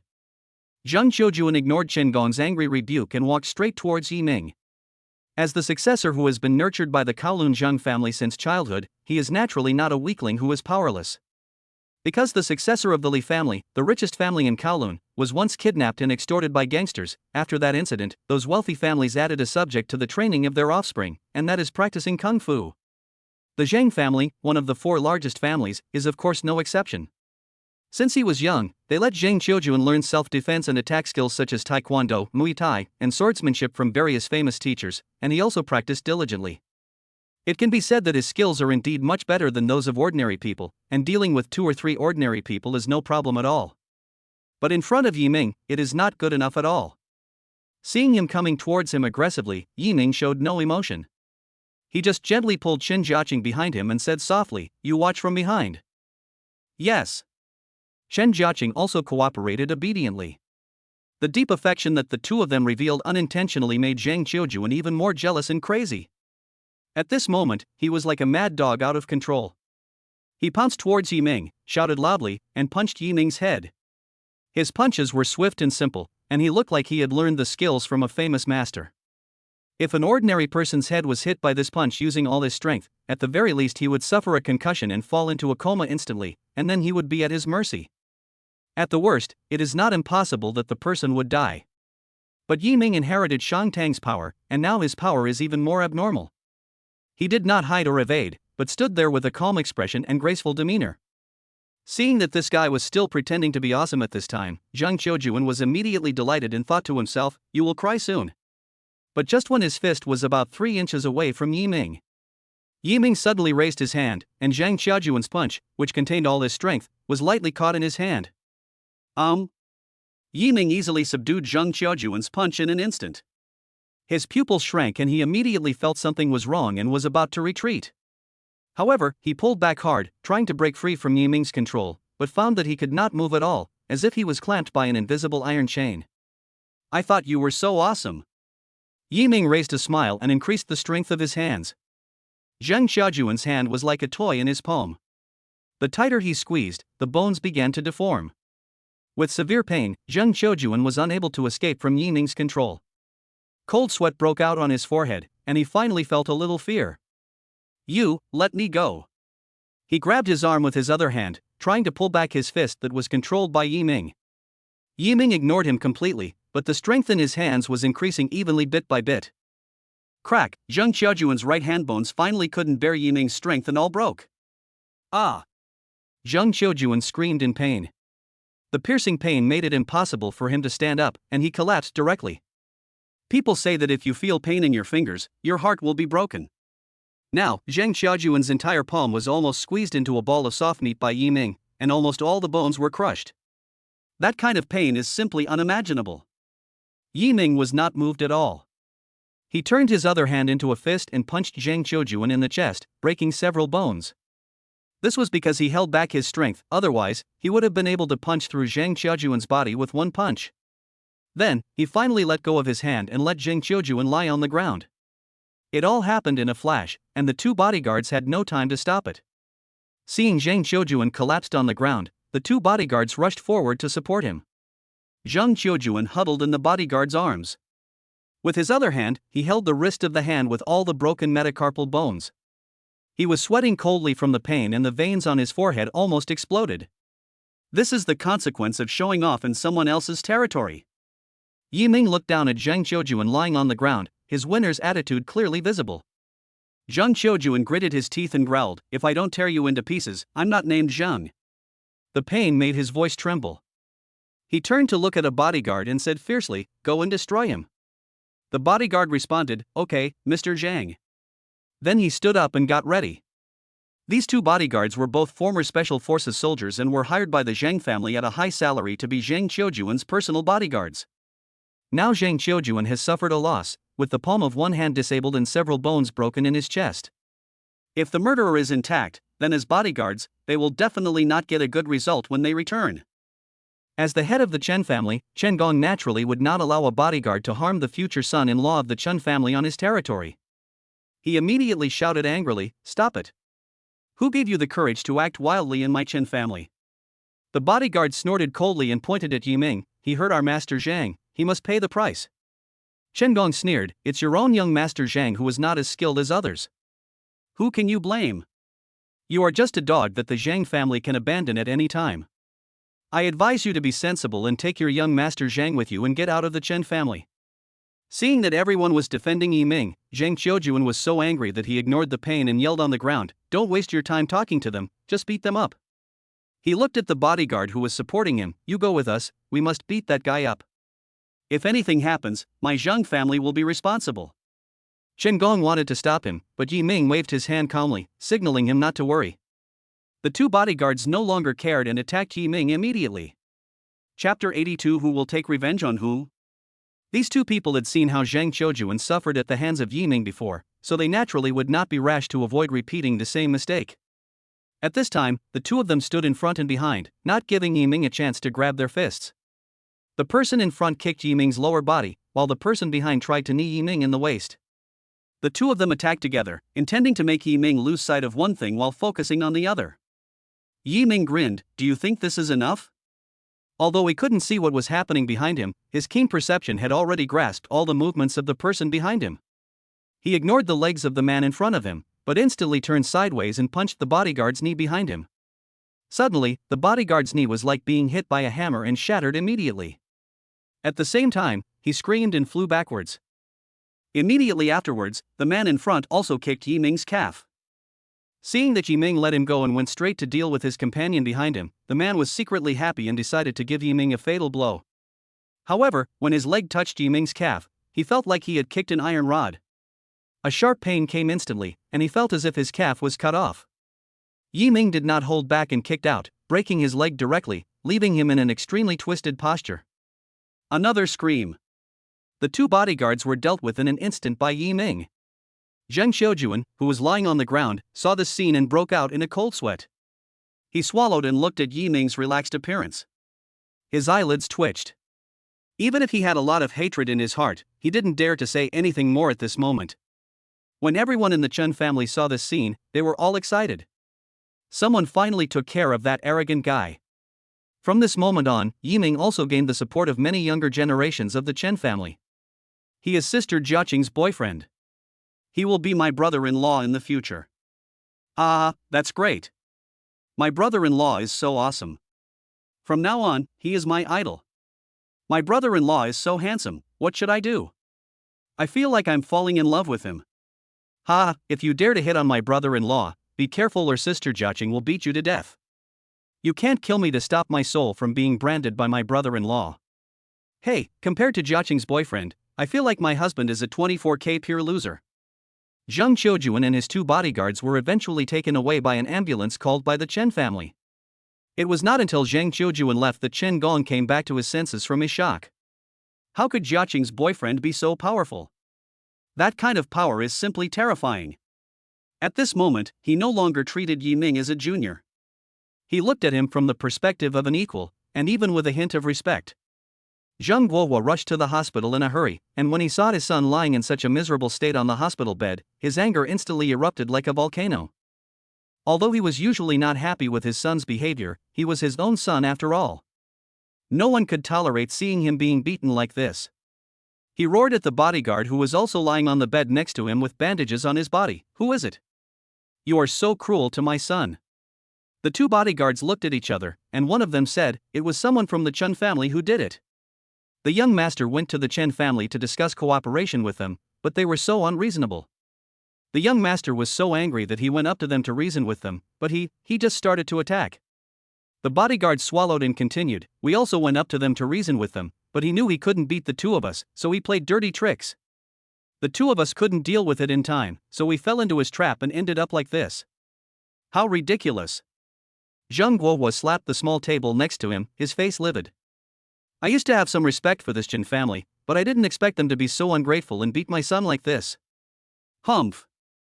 I will destroy the Chen family of Nanyang. Zheng Xiujuan woke up at this time. When he opened his eyes and saw his father, he burst into tears and complained about how unreasonable the Chen family was and how they beat him without any reason. Zheng Guohua comforted him, Xiujun, don't worry, your injury will not be in vain, Dad will definitely avenge you. The current Nanyang Chen family has long lost its former glory. If my Zhang family wants to kill him, it will be no different from crushing an ant. Dad, I am the successor of the Zheng family after all. I personally came forward to discuss cooperation with the Chen family. It is their honor. I didn't expect that they would reject it without any consideration. There must be someone behind it. I later found out that their support was just a kid named Yi Ming. Jinhu building is also in his hands. This injury on my body is also caused by him. Xiujun, I will definitely avenge you. I will not let Yi Ming go. The muscles on Zheng Guohua's face twitched and his eyes were terribly sinister. In his rage, he didn't realize that his son's words were inconsistent with what the bodyguard had just said. Then, he called his assistant over and said, go and investigate how many industries the Chen family currently has, what their market value is, as well as their shipping and purchasing channels, etc. I want detailed data. In addition, send someone to investigate a man named Yi Ming, who is currently the owner of the Jinhu building. Find out all his background for me. Okay. The assistant took the order and left. Zheng Xiujuan was lying on the bed, and when he heard his father giving orders to his assistant, he was secretly delighted. Chen family, Yiming, your doomsday has come. Chen Jiaqing, when the time comes, I want you to kneel down and beg me. Xiaojun, don't worry about anything now, don't think about anything, just take good care of your injuries. Chen family. Chen Gong said to Yiming anxiously at this time, Zhang Guowo will definitely not let it go now that he knows his son has been seriously injured. Our Chen family will be the first to bear the brunt of their revenge, and your Xing Yue group may also be implicated. Yiming waved his hand nonchalantly, smiled faintly, and said, in the end, they will know who is taking revenge on whom. Chapter 83 Action begins. Yiming had originally planned to go back to Chen Jiaqing's hometown with her to play for a few days, but as soon as they got back they ran into this incident and both of them suddenly lost the mood to play. While the Zhang family was taking action, they were not idle either. They were investigating the industries that the Zhang family was currently involved in and finding out their background. The Zhang family is worthy of being one of the 4 major families in Kowloon. The family businesses are spread all over the southeast, covering jewelry, banking, real estate, hotels, department stores, logistics, telecommunications, infrastructure construction, and financial services. Moreover, they are quite large in every field, and just one of them is enough to compete with or even suppress the entire Chen family. So when the Chen family faced them, it was no exaggeration to say that they were behemoths. This is also the reason why Zhang Guowo is confident that destroying the Chen family is easier than crushing an ant. After Chen Jiaqing investigated thoroughly, he said with some concern, the total scale of all the Zhang family's industries is almost $50 billion, but most of it is the market value of stocks. But our Chen family is not even a fraction of theirs. Even if we add in the various industries under Xing Yue Group, we are still no match for them. Yiming didn't care at all. $50 billion?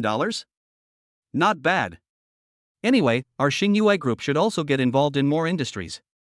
We can take this opportunity to complete it. However, it is unrealistic to completely bankrupt the Zhang family, but it should be possible to make their various industries shrink rapidly, right? Chen Jiaqing nodded. That's the theory, but to achieve this goal, we need more than $50 billion. How much will it take? Chen Jiaqing's heartbeat quickened a little, at least 3 times, $150 billion. Yiming rubbed his hands and said slowly, no problem. Hearing this, Chen Jiaqing's beautiful eyes widened instantly and her heart trembled violently. A few days later, in the Zhang family study. After several days of investigation, Zhang Guowo's assistant Chang Hong came to report with documents. The atmosphere in the study was very depressing. Zhang Guowo sat in the recliner with a blank expression on his face. When he saw his assistant come in, he nodded and said, go ahead and speak. Chang Hong opened the file. The Chen family is currently involved in 10 industries, including precision instrument manufacturing, edible oil processing, leather manufacturing, textile industry, architectural decoration, advertising, book publishing, furniture retail, mold manufacturing, and agricultural and sideline products wholesale. Each of these industries has a small market share and a small output value. They are basically only in Nanyang and surrounding areas. The most important of these is precision instrument manufacturing, but it is currently in trouble because a $200 million order for medical equipment was returned. The scale of each of the other industries does not exceed $100 million, and the relationship between their Chen group and local institutions is also average. Zhang Guohua nodded. What do you think is the best way to deal a fatal blow to the Chen family's businesses or even bankrupt them all? The simplest way is to support their local competitors, start a price war, and wear them down. If we want to deal a fatal blow to the Chen family's various industries, this price war is expected to require an investment of $1 to $1.5 billion to achieve the effect. Chang Hong said cautiously. Okay, I'll leave this matter to you. I'll give you $1.5 billion. 6 months later, I want to see news that all the Chen family's industries have declared bankruptcy. Zhang Guohua stared at Chang Hong. The majestic aura of a longtime superior made Chang Hong shudder. Okay. Chang Hong responded in a deep voice. The Chen Group is the centralized management organization for all Chen family businesses. As the patriarch of the Chen family and chairman of the Chen Group, Chen Gong was pacing back and forth in his group office. The general managers of the various branch companies also gathered together. They all had different expressions on their faces and were muttering something in low voices. It was obvious that the Zhang family's revenge had already begun. They gathered here to report the situation to the chairman and discuss response strategies. Since yesterday, our competitors have lowered their prices. We can't make a profit at their prices, and we may even lose money. They are determined to start a price war with us. My situation is similar. All the buyers have gone to our competitors. We have stopped production, but we can't sell the products. We are still incurring various costs, including rent, utilities, employee wages, etc. There is also the risk of default due to returns of raw materials. If the current situation cannot be improved, we will go bankrupt soon. It's the same here. It seems that a price war targeting our Chun group is quietly starting. A general manager who knew the inside story answered him, "It's the Zheng family in Kowloon who wants to deal with us. It is said that the Zheng family has prepared 1.5 billion M gold to fight a price war with us. I'm afraid our market share, which was already small, will continue to shrink." It's not just shrinking, it's completely gone. Several general managers looked worried and were very concerned about the future of the group. Of course, there are also people who keep themselves out of the matter. Although they are also the general managers of the Chen group, facing the current situation, they have no awareness of sharing the pressure for the Chen group. Some even want to resign and leave when they see that the situation is not good. Chen Gong's face was solemn at this time. He didn't know what to do. He was so confused that he couldn't make any decision at all. Several general managers who had no intention of sticking with the group through the difficult times saw that the chairman had a sad look on his face, and thought to themselves that the Chen group was doomed, so they decided to resign. One of the general managers stepped forward and said, "Mr. Chen, I don't think I can change the current situation. In order to make room for someone more talented, I am offering my resignation today." Then, another person stood up and said, "Mr. Chen, I am also offering my resignation. I think my existence is no longer valuable. I hope you will approve it." Seeing that some people were trying to escape when the company was in the most difficult time, several upright general managers stood up and angrily rebuked them. Do you still have any conscience? You left when the company needed you the most. Do you think you deserve the training that the Chun group gave you? Be honest, does Director Chun feel sorry for you? Why did you just walk away when the company needed you the most? The general manager who had offered to resign snorted coldly, "Please, I'm just an employee. I got to this point purely by my own ability. My efforts are worthy of the salary I get.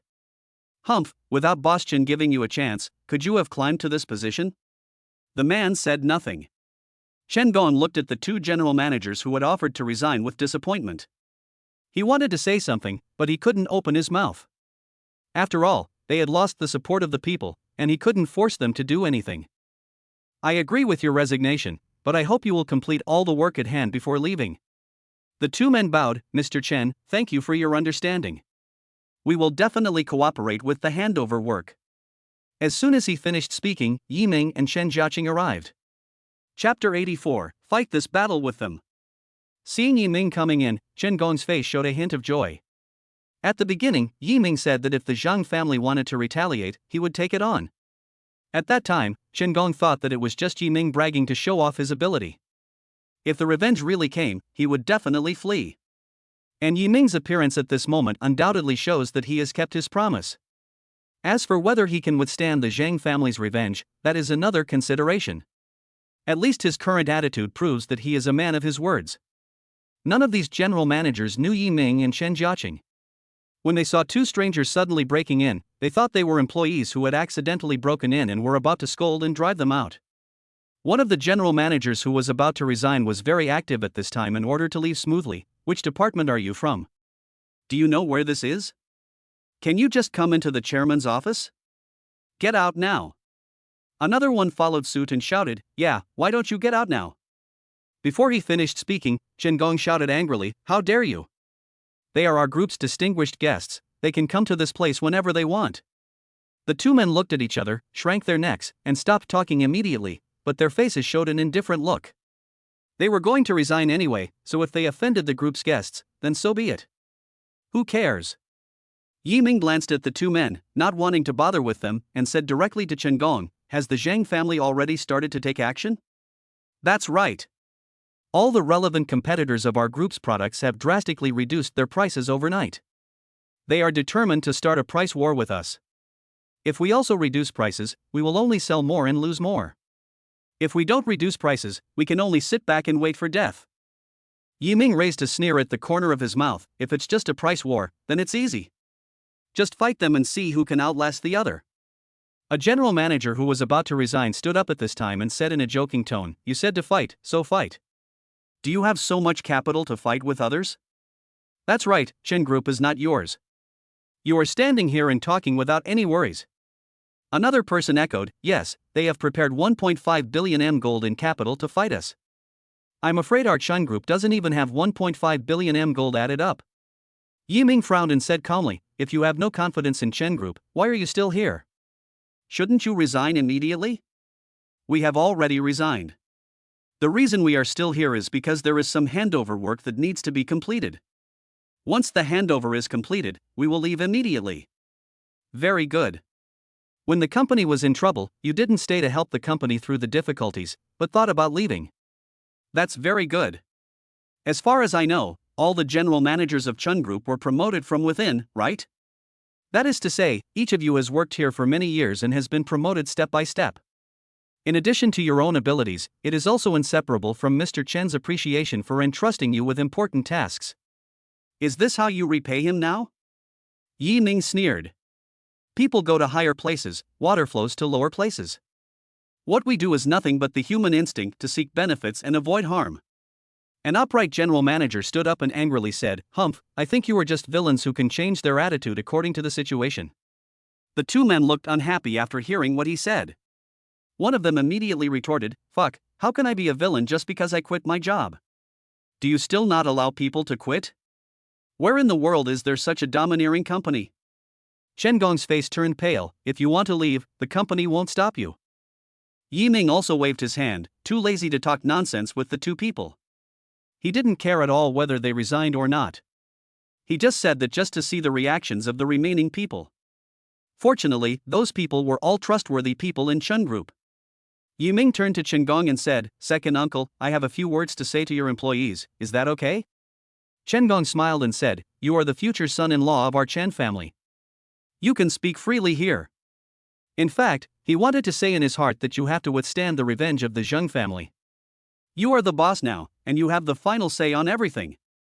Yi Ming nodded, turned around and said to the remaining general managers, if any of you are willing to leave, you can all bring it up now.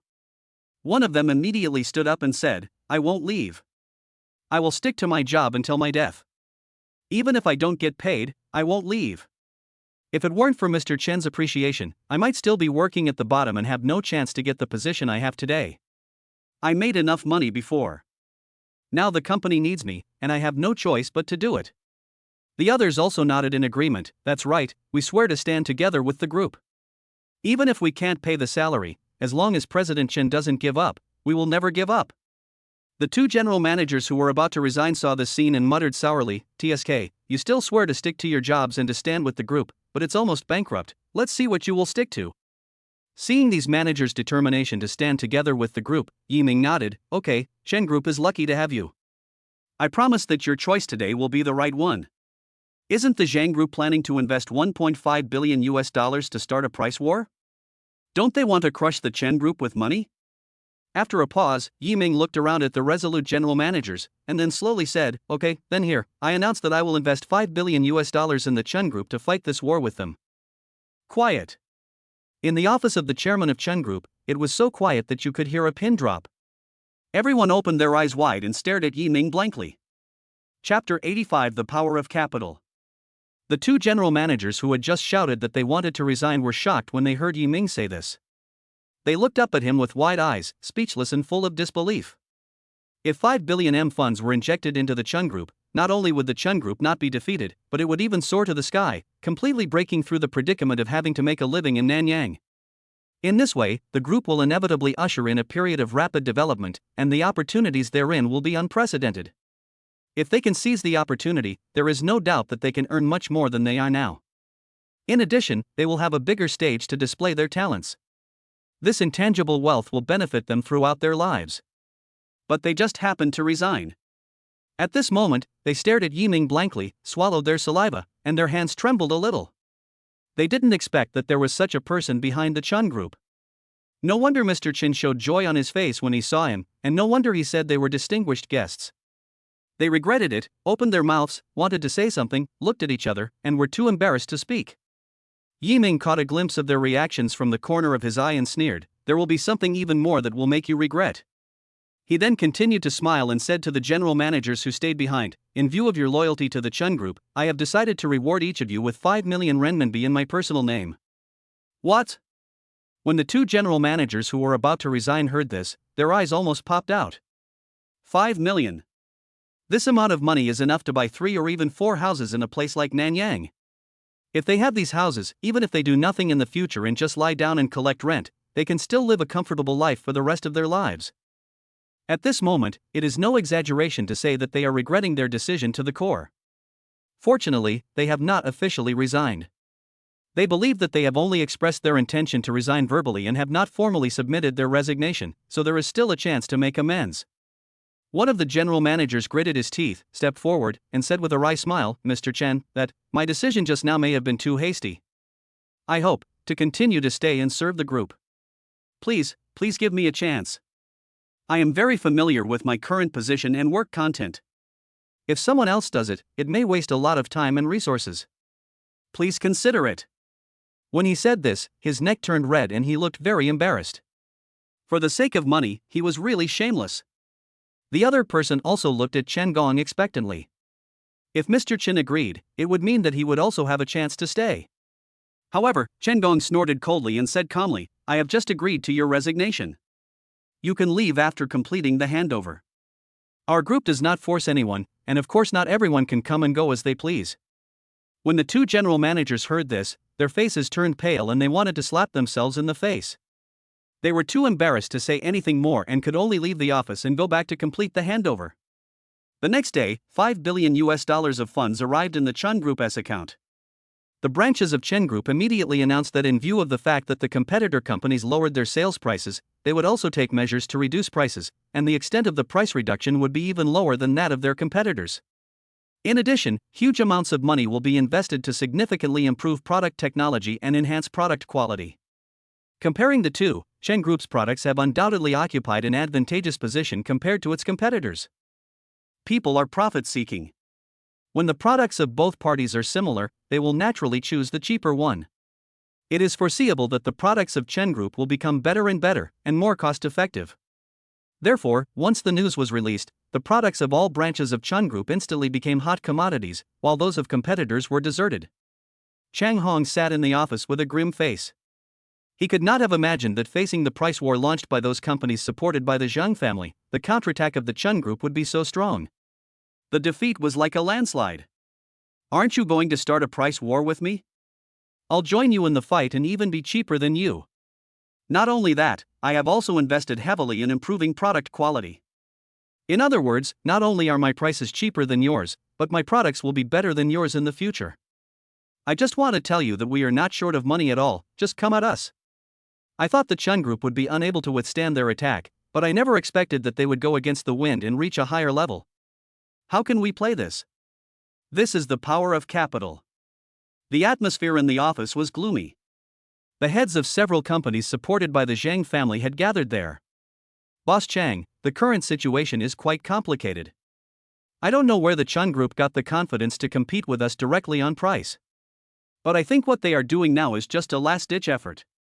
With their current sales situation, it is estimated that they will not be able to hold on in less than a week. Why don't we give them a week and see what they will do then? We can definitely afford a week's loss.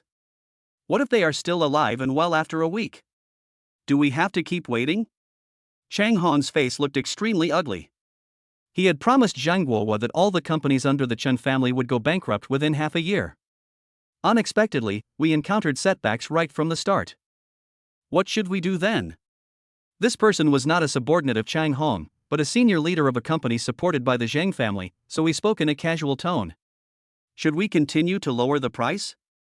If we lower the price further, not only will the money you invested in us not be enough, but it will also undermine market rules, and the agency will never allow it.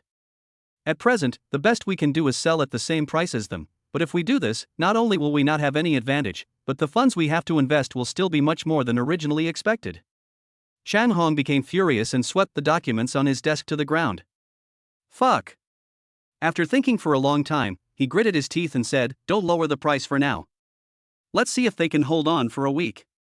If they still show no signs of bankruptcy in a week, we can make long-term plans." Chapter 86 Too much. After investing $5 billion in Chen Group, Yiming did not even ask for any shares from Chen Group. When Chen Gong told him about this, Yiming waved his hand and said, "Just give me some token of your appreciation." Chen Gong said quickly, "How can that be possible? Without your funds this time, our Chen Group would definitely go bankrupt. Moreover, your funds far exceed the total assets of the entire Chen Group. How can we just give you a token of our gratitude?" Yiming smiled bitterly. "Okay, if you want to force it on me, I won't refuse. Just give it to me as you see fit." Chen Gong's eyes rolled. This was a chance for the Chen Group to get in touch with someone powerful. Someone who could come up with $5 billion overnight must have an extremely powerful background. Although Yiming repeatedly stated that he came from the countryside and his ancestors were farmers, they simply didn't believe it. He must be tied to the Chen Group, or even to the Chen family, so that the Chen family can rest easy in the future. Thinking of this, Chen Gong bowed respectfully and said, "Why not merge our Chen Group into your Xingyue Group and let us become your subsidiary?" Yiming was stunned for a moment. Does this mean that he will give the entire Chen Group to himself? However, he also knew that the Chen Group was the ancestral lifeline of all the Chen family members and the focus of all their efforts in the past. If all of it was given to him, it would inevitably cause a shock to the entire Chen family. Although they didn't say it, some people must be uncomfortable behind the scenes. He has no hobby of taking away other people's favorites, and he doesn't lack such a subsidiary.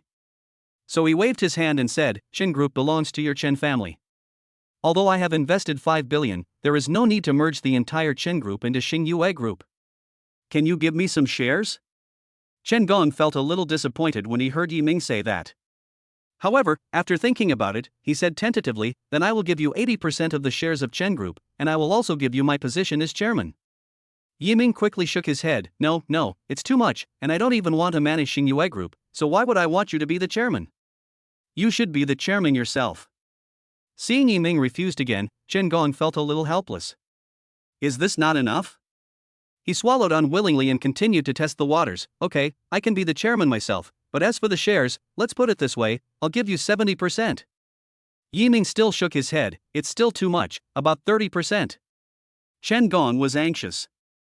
How could this be possible? He raised his voice and said, "No, 60%, no less." Yiming felt helpless. He had never seen anyone who was trying so hard to give his things to others.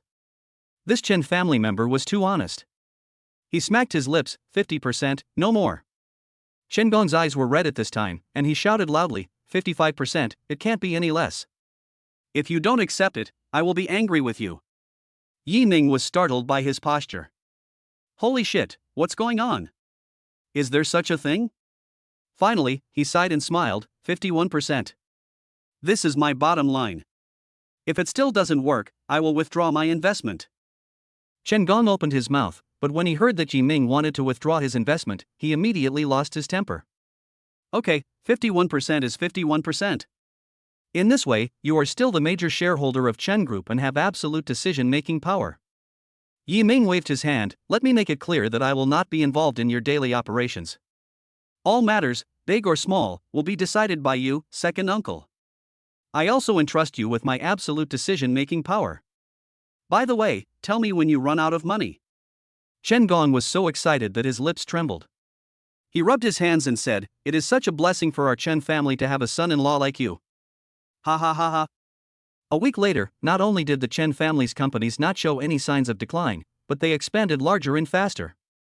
The market share that originally belonged to competitors has been eaten away by them step by step, and the trend is getting worse and worse. This made those companies that launched price wars with the support of the Zheng family complain bitterly. Now, not only did he not get any benefit, but he also lost his share. In fact, when Chang Hong first approached them and expressed his willingness to support them in waging a price war against the Chen Group, they were hesitant because this would disrupt market rules. If they were not sure of a fatal blow, waging a price war would actually be a loss-making act. But when they heard that it was the Zhang family of Kowloon who supported them, they were immediately attracted. The Zhang family is a real behemoth. With their support, the Chen Group can definitely be put to death. However, at this moment, they clearly discovered that their original beautiful vision had all turned into nothing. In fact, if the current situation continues to develop, all of their existing customers will be snatched away by the Chen Group one by one. Once they lose the support of the Zheng family, it will be very difficult for them to survive. At this moment, they all wanted to cry but had no tears. Everything was fine and everyone had something to eat, but they chose to engage in a price war. Now, everyone is losing their jobs. This is simply shooting oneself in the foot. Chapter 87 Why Don't I Pledge Myself to You?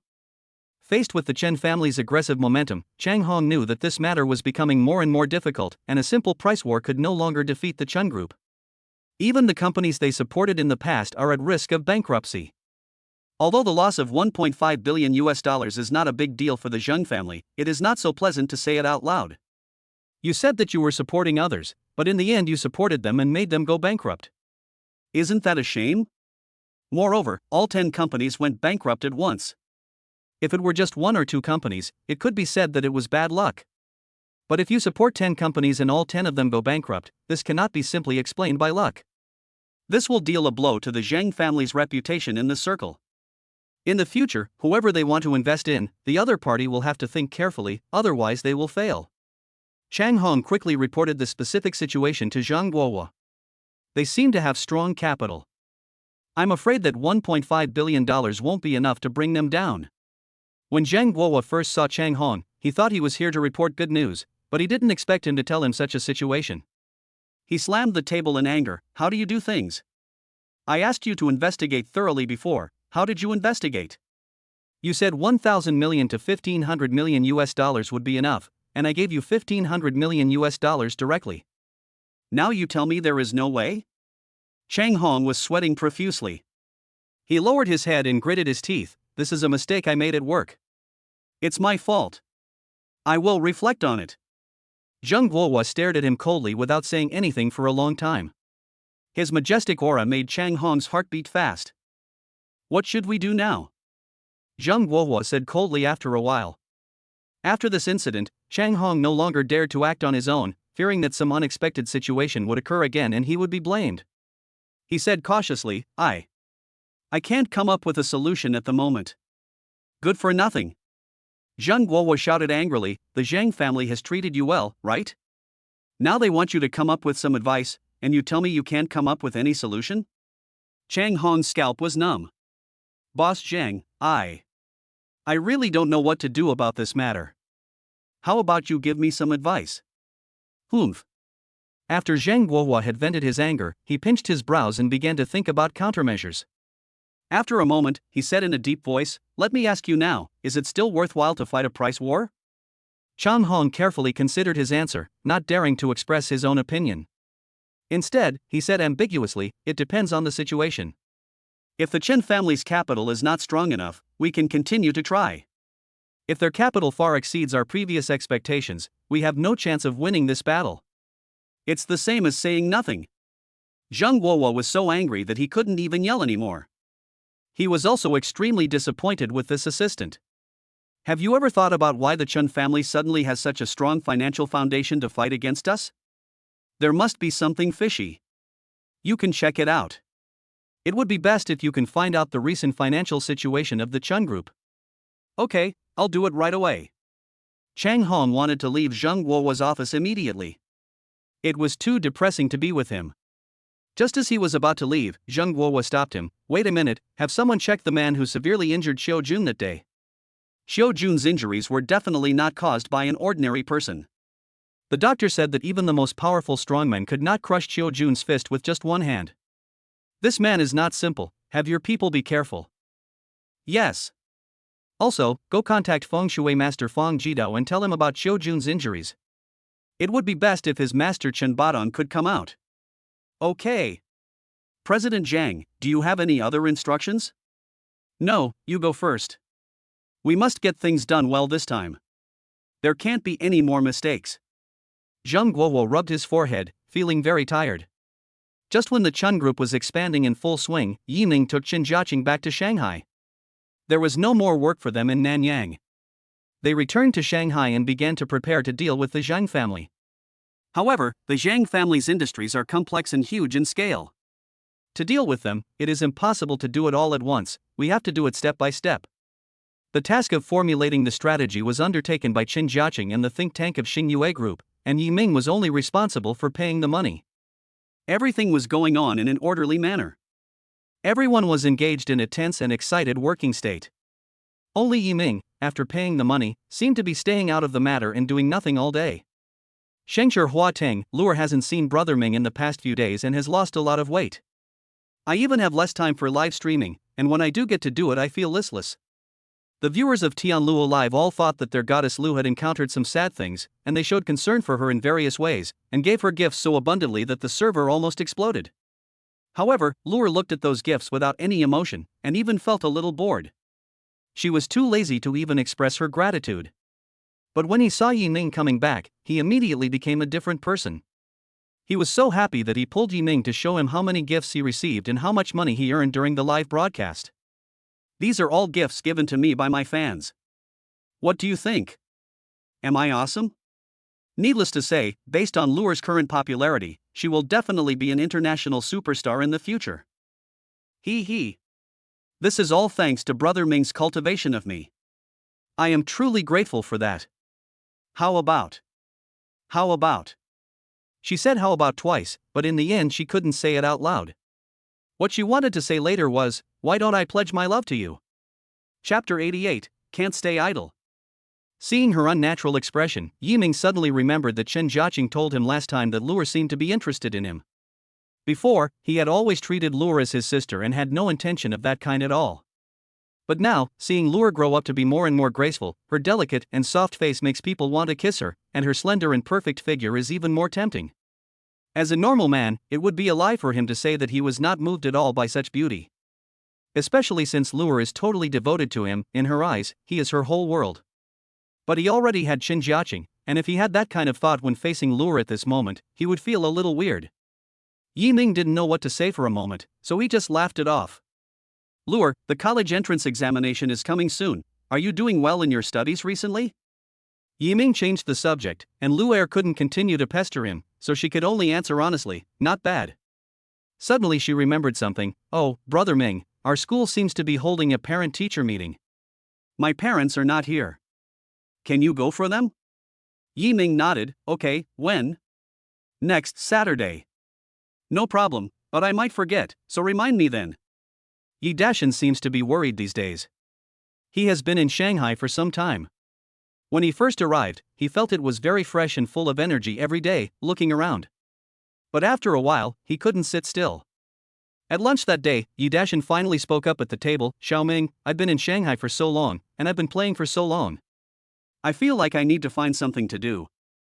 Otherwise, if I continue to be idle like this, I'll always feel uneasy.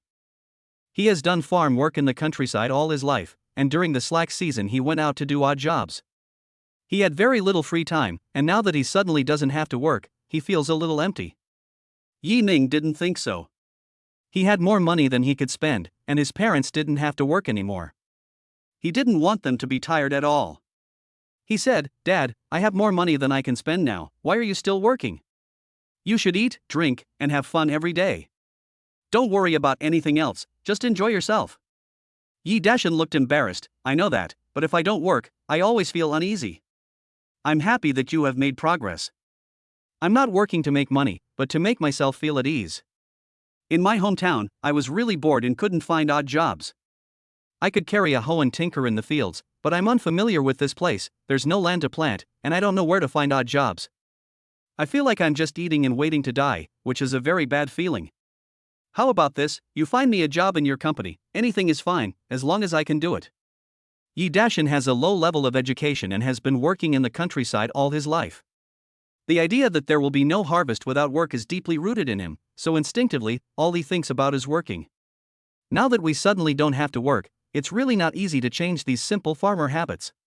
After listening to his father's explanation, Yiming understood his feelings, but he couldn't think of any suitable work for him at Xingyue Group. Cleaning and serving tea and water were definitely not allowed, and he would never allow his father to be ordered around by others. But apart from these jobs, he couldn't do other work because of his low level of education.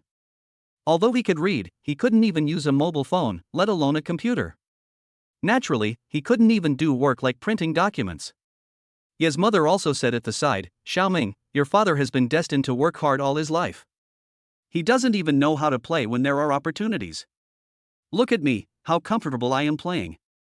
Don't worry about him. Find him a heavy job to tire him to death, such as working at a brick kiln or something like that. Yi Ming smiled.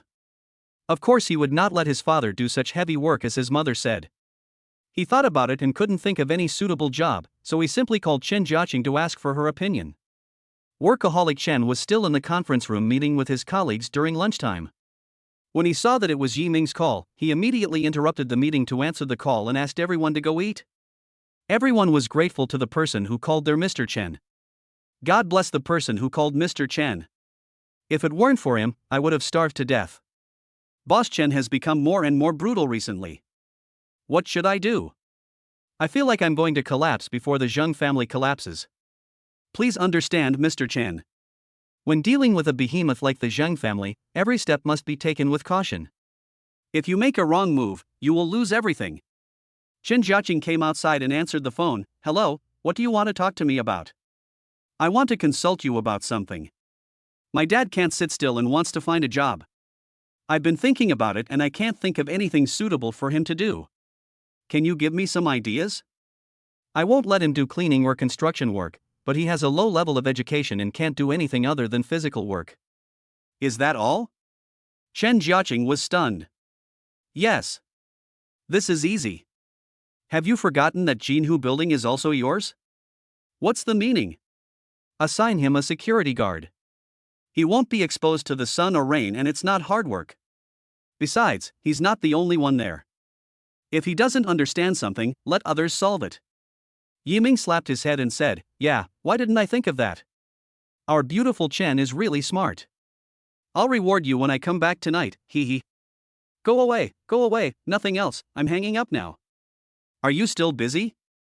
It's time for dinner now, you should take a good rest and stop working too hard. I know. Yi Ming hung up the phone and said to Yi Dashan, Dad, I have arranged a security job for you. Do you think it's okay?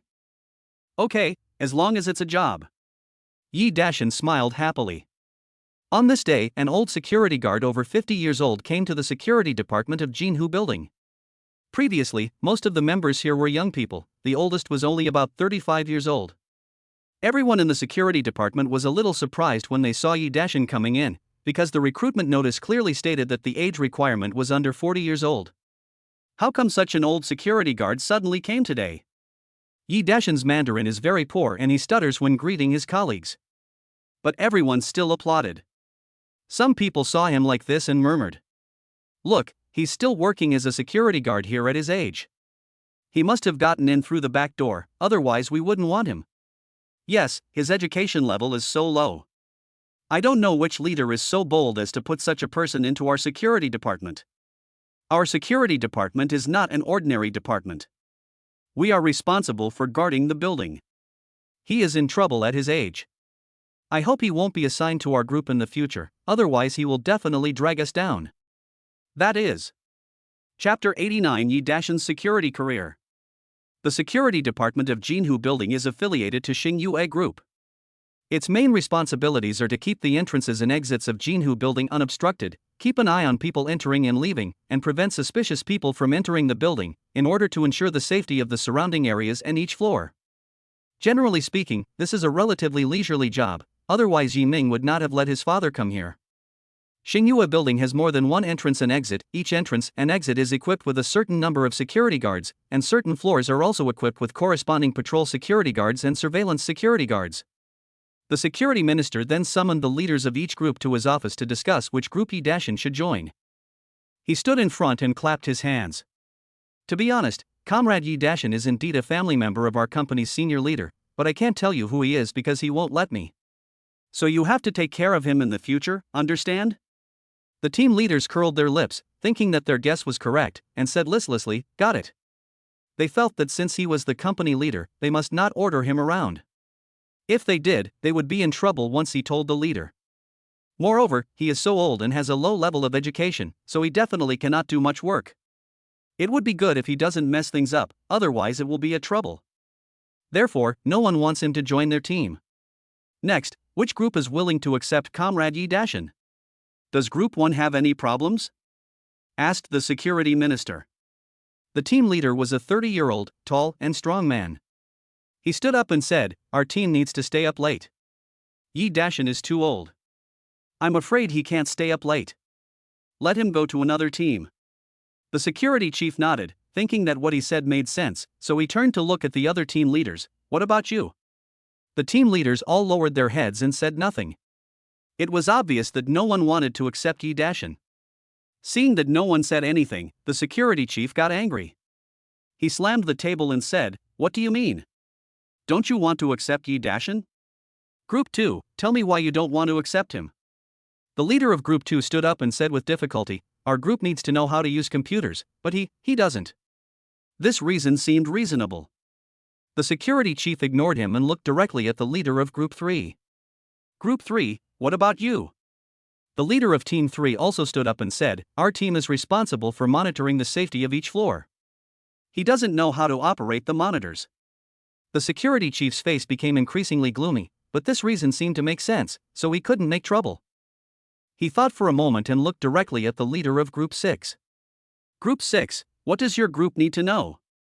Group 6 doesn't require any professional skills, nor does it require staying up late, so Yi Dashin is most likely to join their group.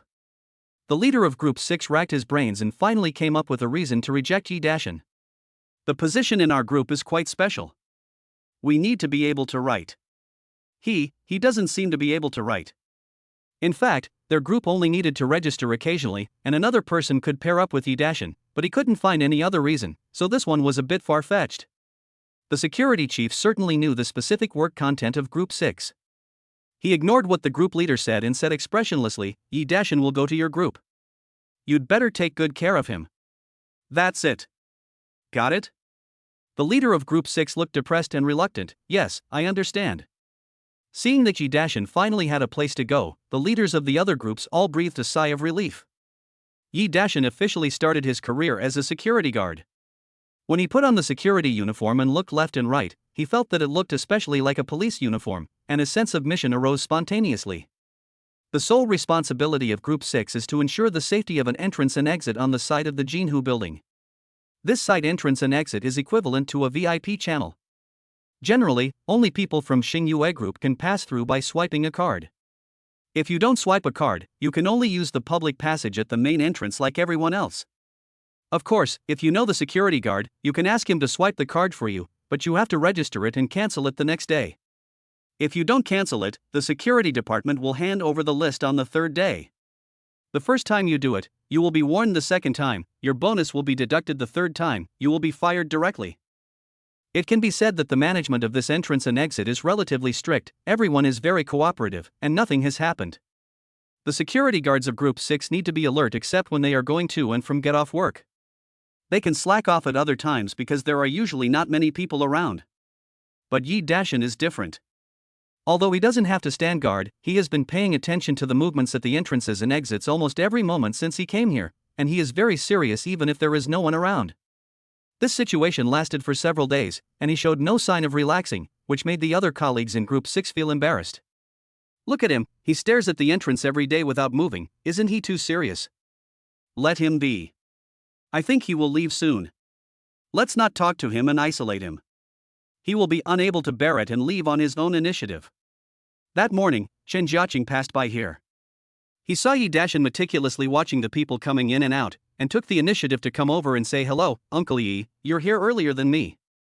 When Yi Dashin saw his future daughter-in-law, his serious face suddenly broke into a smile. "Jiaqing, you're not late either. Has Yi Ning gotten up yet?" Chen Jiaqing laughed and said, "He wasn't there when I left. He sleeps until the sun shines on his butt every day. This kid is too lazy. Jiaqing, you should urge him more in the future and make him less lazy." Chen Jiaqing, "Okay Uncle Yi, I'm going to work first." Yi Dashin nodded, "Go ahead." The other members of Group 6 listened to the conversation between Yi Dashin and Chen Jiaqing in a daze, and they were confused for a moment. Of course they knew Chen Jiaqing, their boss, the highest decision-maker of Xingyue Group. Yi Dashin is actually her relative? If it is an ordinary leader, they can ignore it. After all, there is no overlap in work and there is no need to try to please him deliberately. But Chen Jiaqing is different. She is a person who has absolute power over the Xingyue Group. Just a few words from her can decide a person's fate in the Xingyue Group. Although they are security guards, they also have a desire to climb up. Listening to the conversation between Yi Dashin and Chen Jiaqing at this time, Chen Jiaqing actually called him Uncle Yi. Then what is Yi Dashan's identity? If Yi Dashan said a few good words about himself to Chen Jiaqing, he might be transferred to an important position in another department instead of guarding the gate here. Even if you keep performing well, it is not impossible for you to replace your leader. Thinking of this, the members of Group 6 perked up and came over to try to get close to Yi Dashan. Uncle Yi, go take a break. You've been standing for several days. Let me take over today. Yes, we are young and strong, you take a rest first. Uncle Yi, let me give you a back massage. Uncle, please sit down and I will give you a leg massage. Chapter 90. It's him. Yi Dashan was a little confused. He was half pushed and half forced by his colleagues to sit on a stool, some of them massaging his back, some of them massaging his legs. What happened today? Why are all my colleagues so enthusiastic? I haven't seen them talking to me before, but now they are calling me so enthusiastically. Other security colleagues passing by the location of Group 6 saw this scene and laughed at it. Look, they really treat that old man like their ancestor. Although the minister said he would take care of him, there is no need for him to be so attentive. Exactly. Look at them, they serve each other like their own father. You're not that diligent in serving your own father, are you? After Yi Dashan realized what was happening, he quickly asked them to get up. What are you doing? Just do your work. Why are you torturing me like this? It will be a bad influence if others see it. Uncle, you are old, so it is only right for us to give you a massage. Anyway, we have nothing to do now, so let us honor you. Honor me? Do you think of me as your father? Yi Dashan was startled. No, I'm here to work, not for you to serve me. Get up, or I won't be able to do this job. Yi Dashan couldn't stand being surrounded and served by such a group of people. He felt that not only did he not do any work, but he also affected other people. Feeling a little guilty, he decided to leave. When everyone heard that Yi Dashan was planning to leave, they dared not disobey him and moved away. Uncle, are you leaving? No, you've only been here for a few days. You have set an example for us these days. Your meticulous attitude towards work is very worthy of learning. I think there are many other things about you that are worthy of our learning. Why don't you stay and let us learn more from you? One of the colleagues immediately used his expertise in flattery. No one had ever flattered Yi Dashan in his life, but after hearing what this guy said, he actually felt a little flattered. He rolled his eyes, a proud look on his face. Okay, then you can stay. Suddenly, the other members of the 6 groups cheered. Colleagues from other security groups were all very surprised when they saw this. Originally, no one wanted Yi Dashan to join their group. Even the people in Group 6 were hoping that he would leave quickly, so why were they trying so hard to keep him now that he said he was leaving? Someone went over to find out the news. A member of Group 6 said to him proudly, "You don't know who he is yet, do you? He is a relative of our CEO Chen." CEO Chen calls him uncle. Mr. Chen? Which Mr. Chen? There are so many people called Mr. Chen in Xingyue Group. Xingyue Group now has nearly 1,000 employees and hundreds of management staff, and there are several leaders of all sizes named Chen. Which Mr. Chen? Our immediate boss, the head of Xingyue Group. Which Mr. Chen are you talking about? Is any ordinary Mr. Chen worthy of us treating him like this? Fuck, so awesome? The man exclaimed, "You guys are really lucky. Having an old guy in the group is like having a treasure. And this treasure is not just an ordinary treasure. You 6 groups are going to be rich." Ha, it's okay. Zhang Guohuai's study at the Zhang family home in Kowloon. After several days of investigation, Chang Hong has initially grasped some of the situation and came today to report his findings to Zhang Guohua. Let's first talk about the situation of the man who injured Xiao Jun. Zhang Guohua ordered, "I hope he won't let me down this time." Chang Hong nodded. He was more prepared this time and had more confidence. The young man who injured Zhang Xiao is called Yiming. He is the actual controller of Xingyue Group in Jinhu Building. He has an extremely ordinary background. His ancestors were all farmers. He stayed in Shanghai after graduating from university. He was originally an ordinary employee of a company, but he seemed to have become rich overnight. He bought the company that was losing money and then quickly developed it into today's Xingyue Group. He also bought Jinhu Building. As for how he became rich and where the funds came from, it is unknown. Zhang Guohua frowned and thought for a while, then said, "Don't worry about this for now. What I want to know is, how could he crush Qiu Jun's palm with just one hand? Oh, by the way, I asked you to ask Master Fang Jidao and his master, what did they say? In order to explain the situation clearly, he even took photos and sent them over. Fang Jidao was very shocked after seeing the photo. It is impossible for an ordinary person to inflict this level of injury. If he only relied on one hand, then his strength definitely exceeded the limits of human beings. After a while, Fang Jidao said in a cold voice, the person who crushed young Master Zhang's palm must be a martial artist. With his current strength, I'm afraid he is more powerful than me. Chang Hong exclaimed, so powerful? Wouldn't it be very difficult to avenge our young Master Zhang? I wonder if Master Fang's master, Master Chen, can come out to avenge our young Master Zhang? Fang Ji glanced at him and said, my master has long since retired and has not intervened in worldly affairs for decades. I'm sorry I can't meet your request. Chang Hong was anxious. If even Master Fang can't do anything about it, then who else in the world can deal with that kid except our master? Fang Jidao was stunned. That boy? You mean he is a young man? How old is he? He thought the person who was more powerful than him must be quite old, but he didn't expect that he was actually a young man. According to my observation, he looks about 24 or 25 years old. By the way, I have a photo here, let me show it to you. He took out his mobile phone and found Yiming's photo.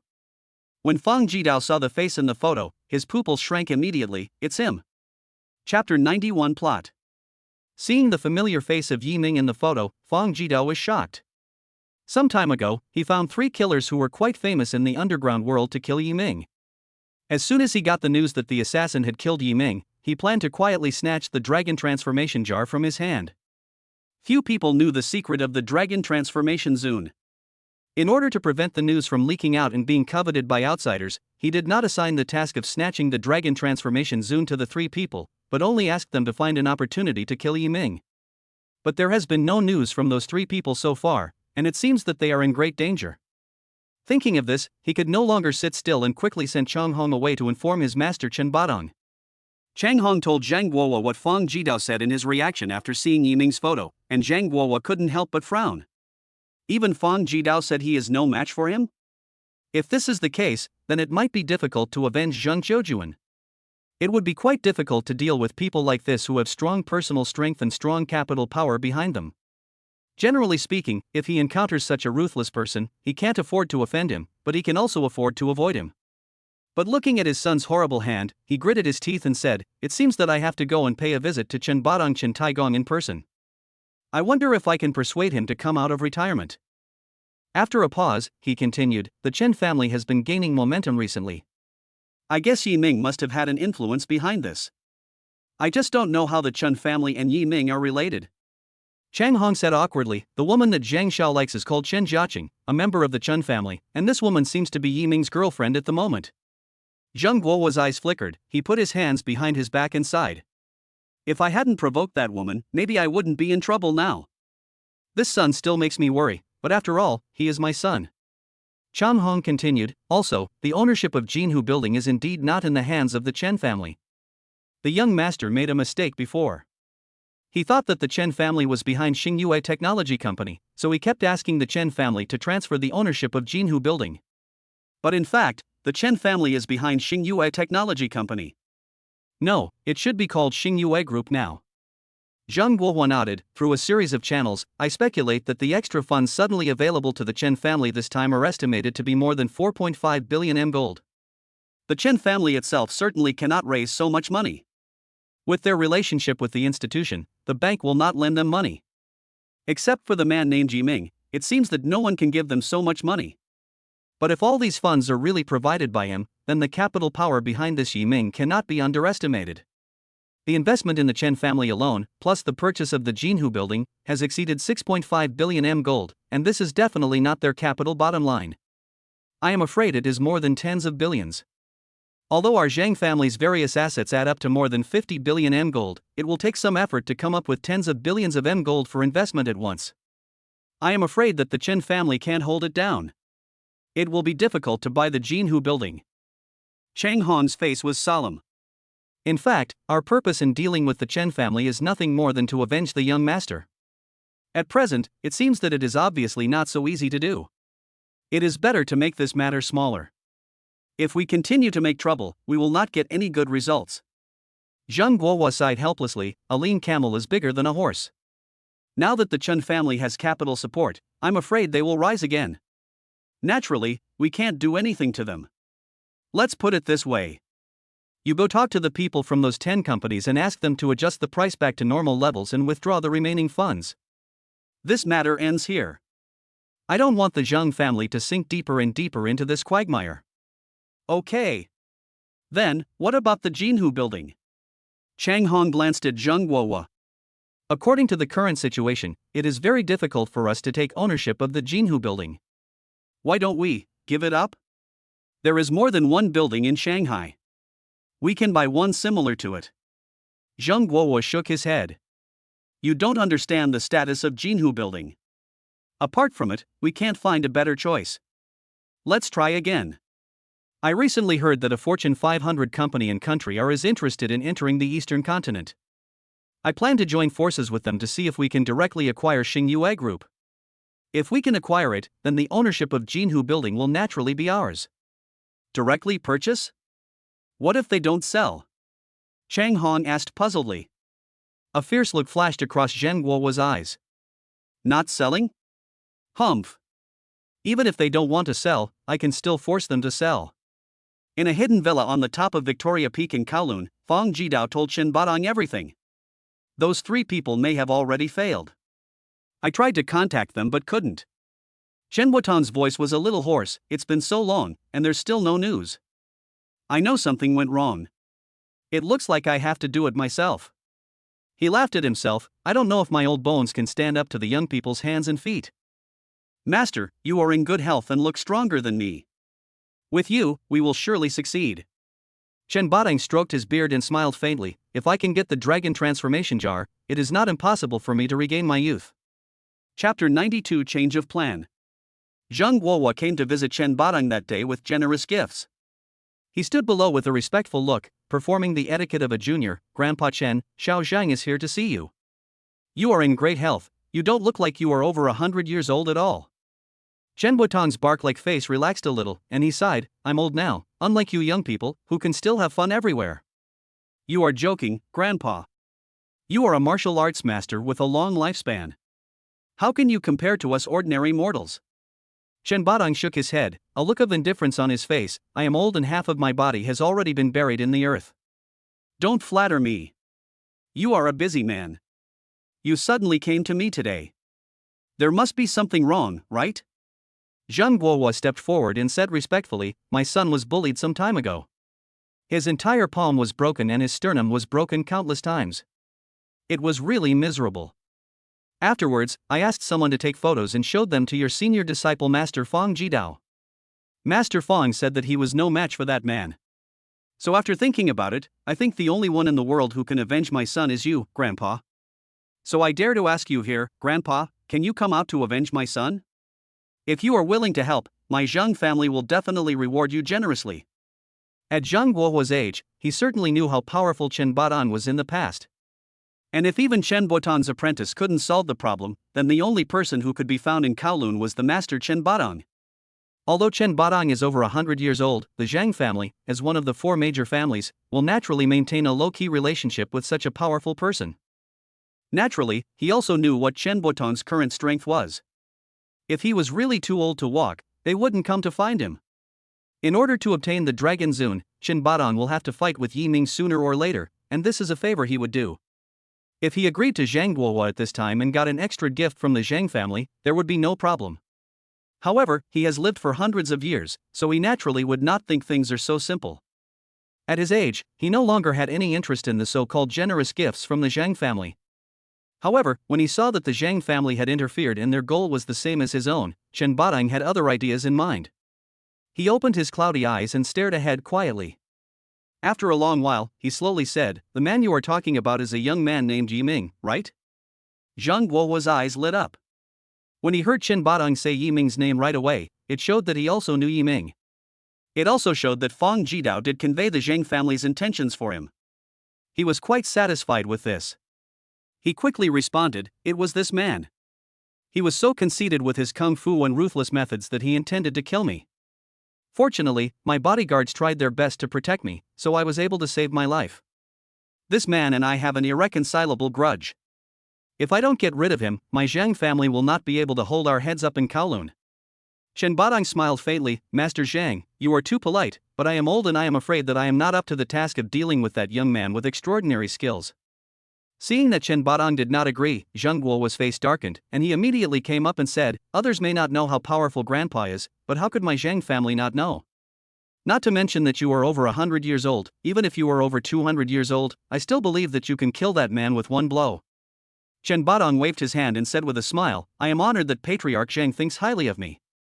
However, I am weak and ill, and I am powerless. However, there are people in this world who can deal with Yi Ming. I think it is more appropriate for Patriarch Zheng to find that person. Zheng Guo was stunned. He knew that Chen Badong was being modest. However, when he heard that there were other people he could ask for help, he immediately asked, who? The master of Xinjiang magic, Su Xuanzhai. Chen Badong said slowly. Su Xuanzhai? Zheng Guo frowned when he heard the name. He was not unfamiliar with this name. Decades ago, Su Xuanzhai was a rival to Chen Badong, and the two were known as the two most outstanding talents of their time. However, at that time, Zheng Guo was still very young, and his vision was limited to Kowloon. His understanding of Su Xuanzhai was very limited. He only knew that he was very powerful. When Chen Badong asked him to find Su Xuanzhai, he was a little hesitant. Su Xuanzhai was from Singapore. If he rashly went to ask for help from others, the other party might not help him. Furthermore, it would take some effort for the Zhang family to find out where Su Xuanzhai is now. I don't even know if he is still alive.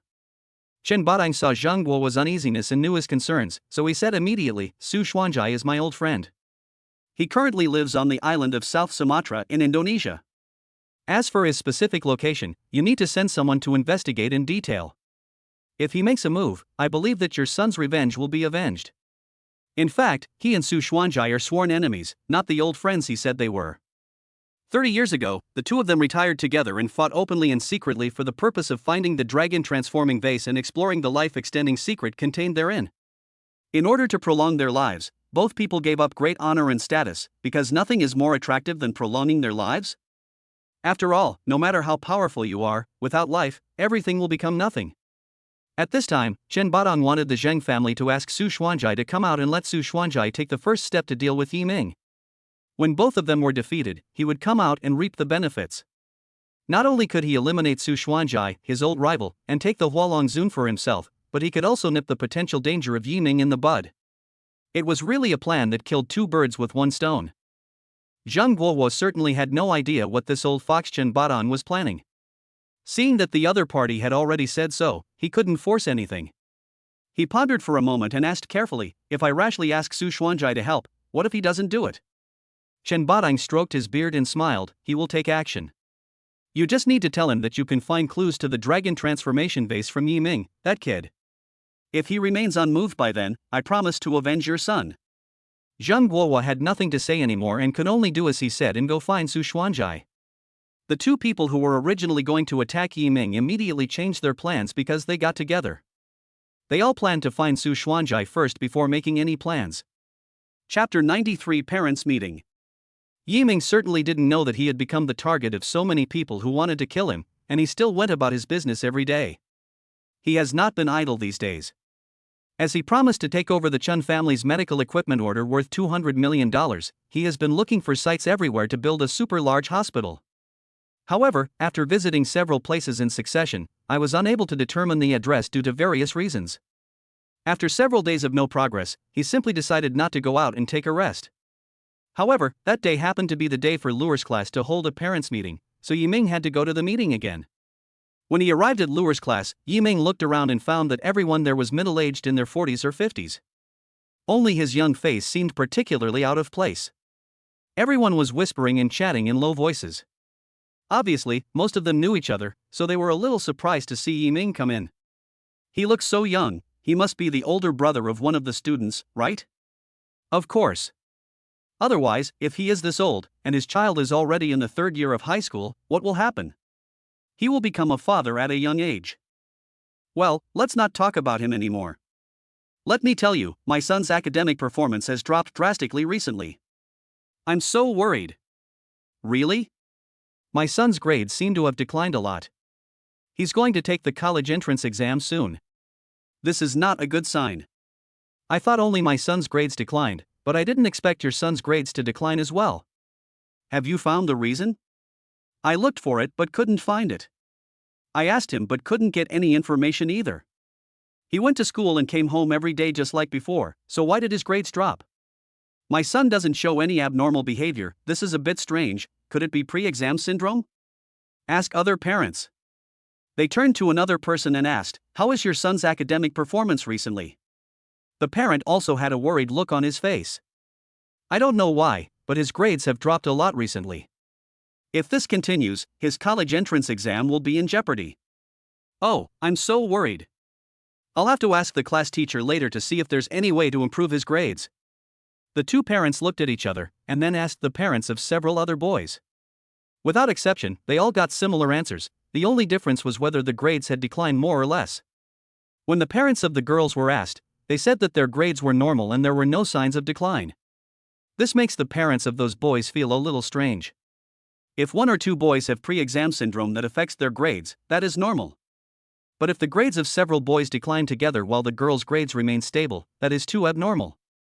At this time, a boy's mother came over from a distance. She was a middle-aged woman with heavy bags under her eyes and a plump figure. When she heard the discussions of these parents, she immediately looked like an insider. My son was the same as your son before.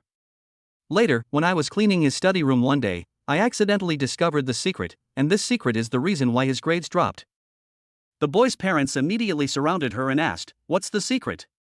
Tell me quickly, I want to see if this is the reason for my son as well. The middle-aged woman enjoyed the feeling of being surrounded by people. She smiled, took out her cell phone, opened the photo album, and showed it to everyone. Because of this, when everyone looked, they saw that the photo showed a girl's back. This photo was taken secretly from behind, and the place where it was taken was this classroom. Apparently, this girl is also a student in this class. And she is also the middle-aged woman's secret about her son. Is there a front face?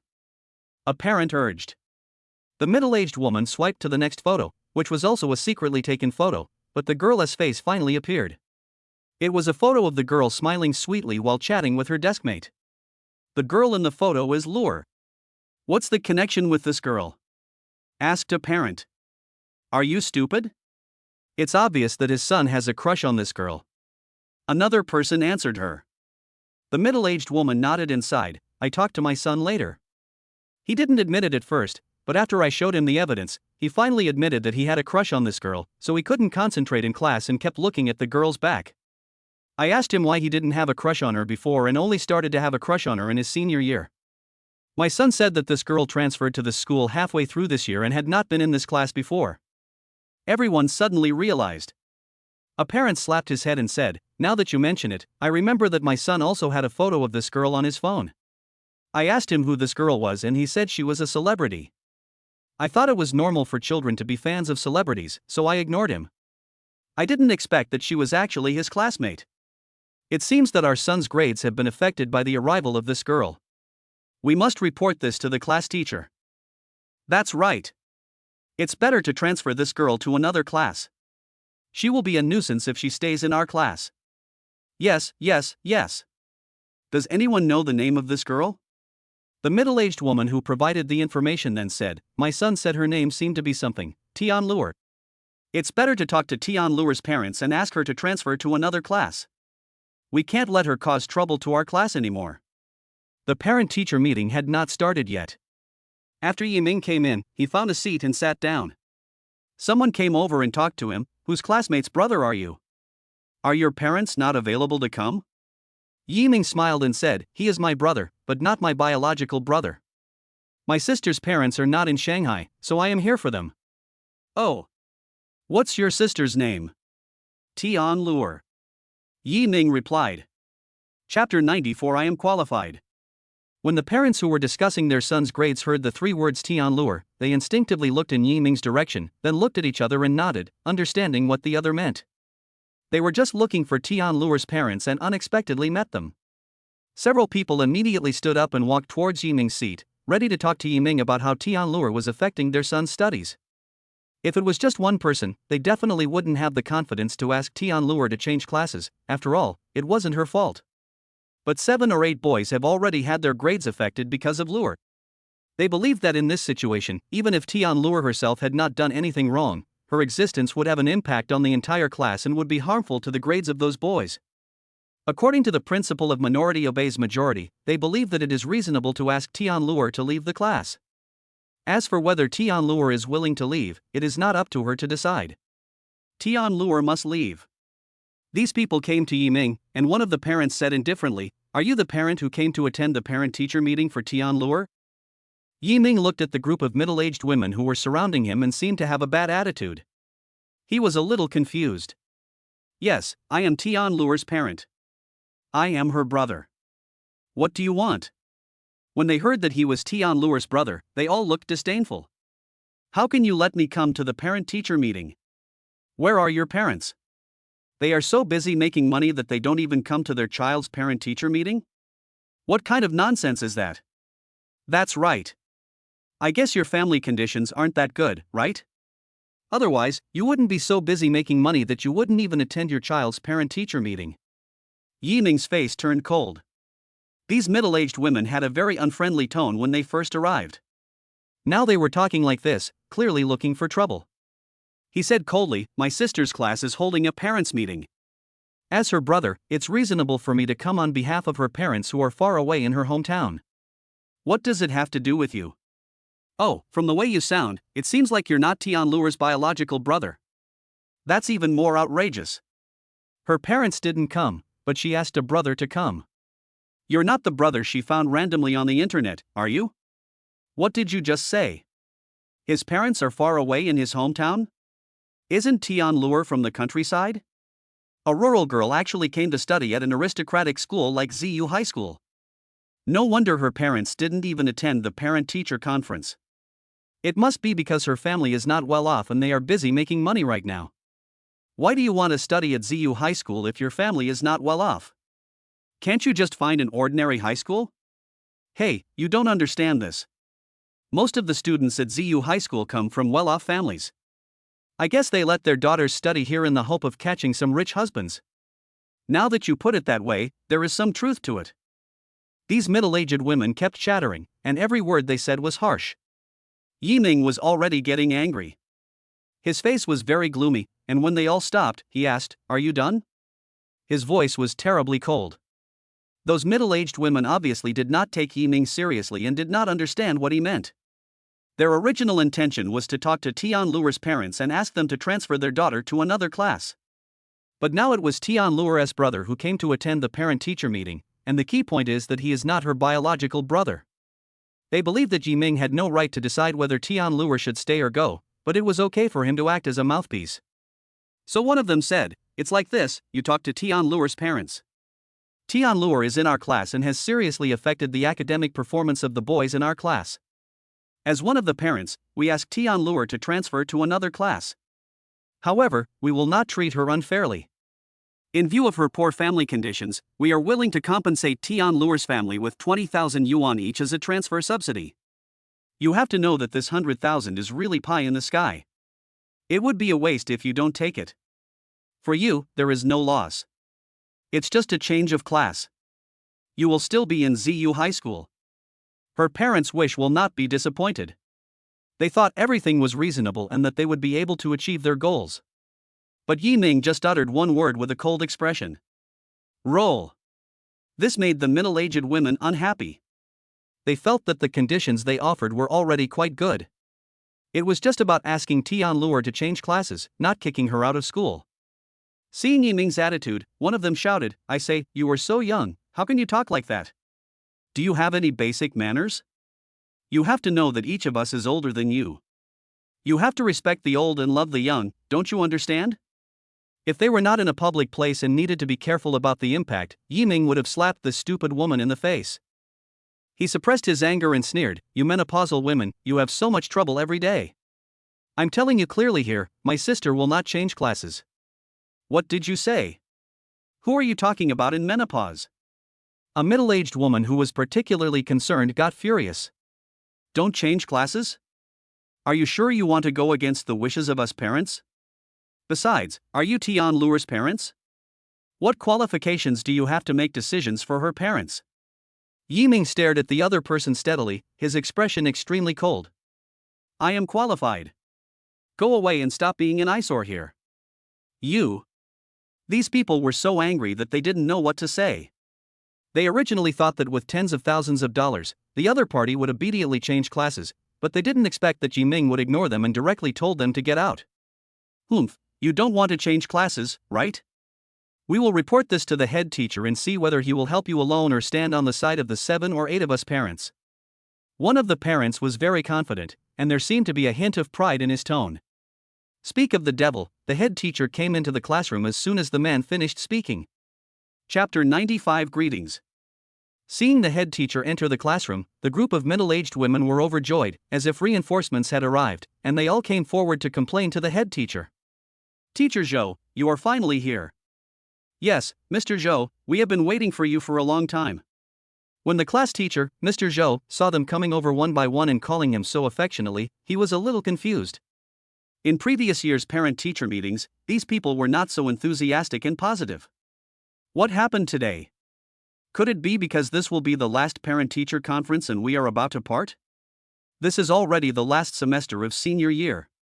The purpose of this parent-teacher meeting is mainly to urge parents to take good care of their children during this period, create a good family atmosphere for them, and make adequate preparations for the upcoming college entrance examination. Teacher Zhou felt that these people were too enthusiastic, so he quickly said, "Hello, the parents' meeting is about to start. If you have any questions, you can bring them up at the meeting. Now go find a seat inside." She is usually rather aloof towards these parents and doesn't want to get too close to them or have too close a relationship with them. Otherwise, some parents will get annoyed with you and come to you for even the slightest matter.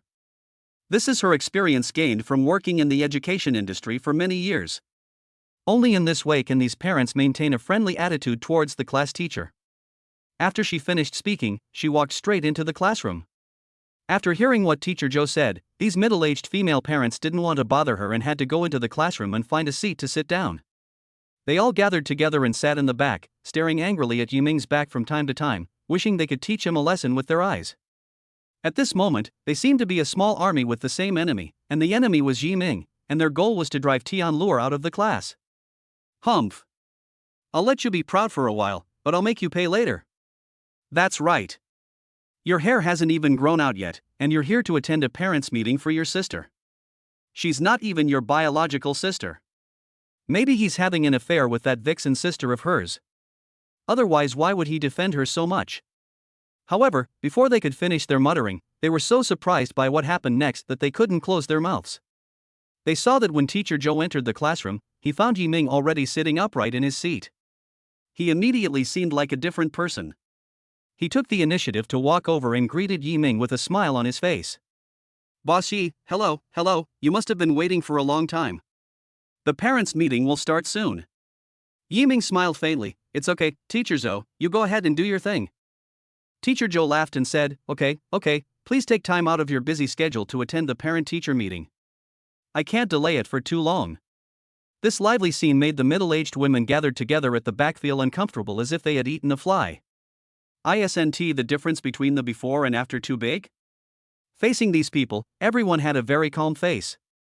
But when facing Yiming, they were like serving their own master. Parents of students in the same class received such different treatments. One of them was so angry that he whispered in the back, could it be that Teacher Zhou was so enthusiastic because he saw that boy was handsome? Of course, his so-called sister is a vixen, and this guy is definitely not much better. They are probably the same kind of people. Humph, birds of a feather flock together. Teacher Zhou is really something. He is so enthusiastic towards such a person. At this time, one of the younger women suddenly covered her mouth and laughed secretly. She glanced at Teacher Zhou, then bent down, motioned for everyone to come over, and then lowered her voice and said mysteriously, Don't complain, you have to understand Teacher Zhou.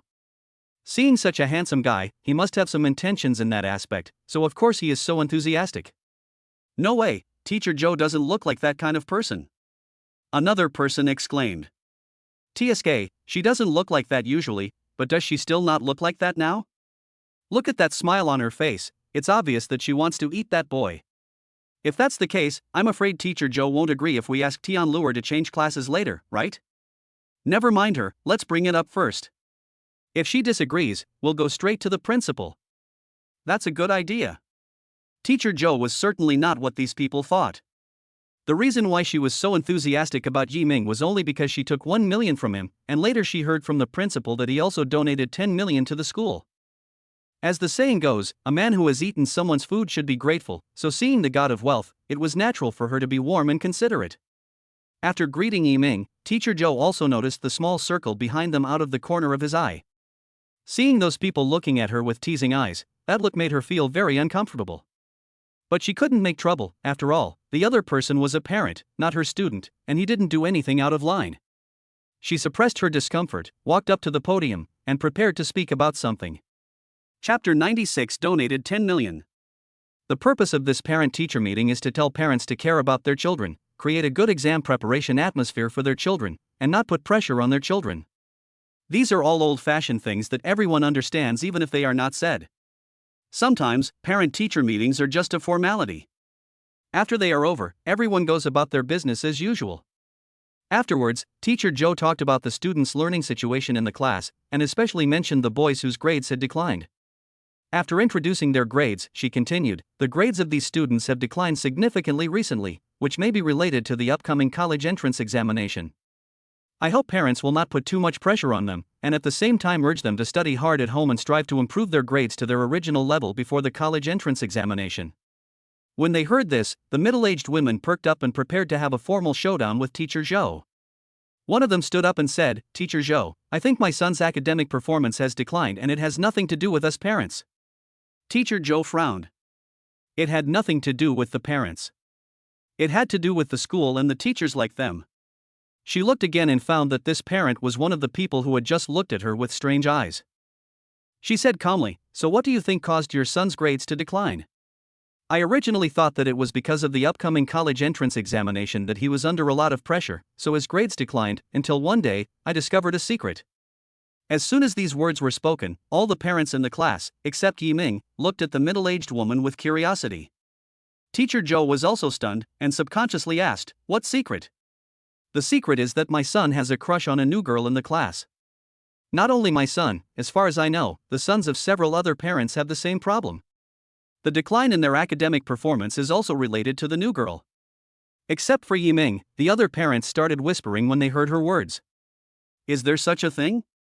This girl is not simple, as she has so many boys secretly in love with her. I wonder who her daughter is. Hee, you've made me want to meet this female classmate. When Teacher Joe heard her words, her face looked a little unhappy. She certainly knew that the new female student was Tianluer. The key point is that since Tianluer came to his class, she has been well-behaved and obedient, and studied hard. As far as she knew, Tianluer seldom interacted with male classmates and basically hung out with girls. In addition to the fact that Tianluer received a 1 million yuan bonus from me, she also liked this student very much. So when faced with the words of this parent that were clearly directed at Tianluer, she naturally would not let it go. What evidence do you have to prove that your son's academic performance declined because he had a crush on Tianluer? The middle-aged woman took out her cell phone and showed the photo her son secretly took of Tianluer. This is the evidence. Parents nearby stood up and leaned over to look at her phone. The middle-aged woman continued, this female classmate is called Tianluer. She transferred to our class halfway through this semester. I found these photos from my son's phone. I later talked to my son about this, and he admitted that his grades dropped because he had a crush on Tianluer. Teacher Joe's face darkened. Well, even if it's as you said, it doesn't mean anything. Having a crush on a female classmate is actually very common among high school students. The key is to give the child the right guidance. Even if your son's academic performance has declined because of his crush on a female classmate, I think the key is that he didn't get the right guidance. I hope that as a parent, you should give them the right guidance as soon as possible and give them the right view of love. Teacher Joe directly pushed the responsibility to the parents, then glanced at Yi Ming out of the corner of his eye. Seeing that Yi Ming was just sitting in his seat with an expressionless face, he felt relieved. The middle-aged woman waved her hands, seemingly not accepting Teacher Joe's point of view at all. I won't say who should guide him for now. After all, as teachers, you certainly have an unshirkable responsibility. What I want to say now is that the college entrance examination is approaching, and even if we want to guide him, there is not much time.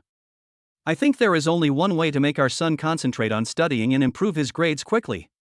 What method? Teacher Joe's voice was cold, and he also vaguely guessed their purpose. Transfer Tianluo to another class, the man said in a loud voice. When Teacher Joe heard the middle-aged woman's request, he looked at the parents around her who were eager to try, and knew that they must have the same idea. Do you have the same idea? That's right. We hope Tianluo can go to another class. Yes, she is a complete nuisance in our class.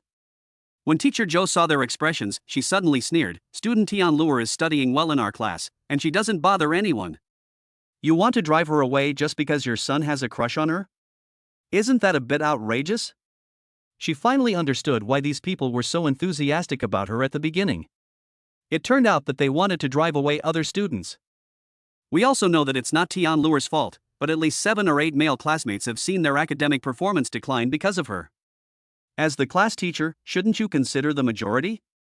That's right. We can compensate Tianluo. We know her family is not well off, so we have promised everyone to pay 20,000 yuan as compensation. We just hope she can leave this class. Poor family conditions? Teacher Joe sneered and looked at those people as if they were idiots. That's right. Her parents didn't even attend the parent-teacher meeting. They must have been busy making money. After all, the tuition at ZU High School is not cheap. It's reasonable for them to work hard to give their children a good education. We don't think there's anything wrong with this. So in order to get Tianluo to leave this class, we won't treat her unfairly. The compensation we've paid adds up to more than 100,000 yuan, which is enough. Is more than 100,000 a lot? Teacher Joe smiled jokingly. It's not much for us, but it should be enough for Tianluo's family. Then do you know that Tianluo's parents donated 10 million to our school? After she finished speaking, she looked at those people who thought they were parents with a big smile on her face. Chapter 97 It's better to be low-key. As soon as Teacher Joe said this, all the parents in the class, except Yiming, widened their eyes and looked shocked. The classroom was surprisingly quiet at this time. All the whispers disappeared in an instant, and one could even hear the voice of the head teacher of the next class. The middle-aged woman who stood up and started the attack also had a pale face. Other parents have quietly donated 10 million to the school, but a few of them just pulled together a few 100,000 and wanted to show off here. It's so ironic. Her face was as hot as fire, and she opened her mouth but had nothing to say. I always thought that Tianluo's family was ordinary, but I didn't expect that she donated 10 million to the school. Most of the people around her who were in her group lowered their heads at this time, wishing there was a hole in the ground so they could crawl into it immediately. It's so embarrassing. However, there was one person whose family was relatively well off. After being shocked, he immediately came to his senses. She pulled the sleeve of the middle-aged woman who fired the first shot, motioning her to sit down. The other party immediately sat down obediently, wanting to disappear into the crowd. The feeling of being slapped in the face in public is so refreshing. She was secretly regretting it at this moment. Why did she do such a stupid thing and stand up to attack? It seems that it is better to be low-key. Life has taught her a vivid lesson. Judging from the current situation, they originally planned to go directly to the principal if Teacher Joe did not agree to their request, but now they know that it is useless to go to the principal. Although the middle-aged woman from a well-off family was also shocked by the generosity of Tianluo's family, she was well informed and had seen many wealthy foreign tycoons donate hundreds of millions of dollars to their alma mater. Therefore, when she saw the 10 million yuan mentioned by Teacher Joe, she was not particularly surprised. She even thought, is it great that you donated 10 million yuan? There are many people who donated more than you. She stood up, her face still cold. Okay, even if Tianluo's family donated 10 million, we don't ask her to change schools or even drop out. We just hope that she can change classes. This will not affect her studies at all. We can't change so many people, right? Anyway, I don't want my son to be in the same class with her, don't you agree? She looked at the allies around her. After hearing what she said, those people immediately came out of their state of shame and nodded in agreement. Yes, it's convenient for her to change shifts alone. There are 7 or 8 of us. How much trouble will it be to change shifts? We live in a civilized society now. Is it a big deal to be rich? Even if you are rich, you still have to abide by social rules. Just because you are rich doesn't mean everyone has to revolve around you. That's right. Even if you donate 10 million to the school, you can't treat the school as your own. We also pay a lot of tuition every year. It's her parents' business if they are willing to donate. We pay the same amount of tuition, so we must get the same treatment. Only then did Teacher Joe realize that these people were so shameless. Why didn't he notice it before? She sneered and said, "That's right. We paid the same tuition and got the same treatment. Did your son feel wronged?" The man just now obviously spoke without thinking and directly got himself into a trap. Now he was speechless after being asked by Teacher Joe. The middle-aged woman who stood up to speak for the others glanced at the stupid teammate next to her and felt a little depressed, but she still took over the conversation. ZU High School is one of the best high schools in Shanghai, so naturally all students are treated equally. The key point now is that we hope Tian Luer can change classes. This is not an excessive request, right?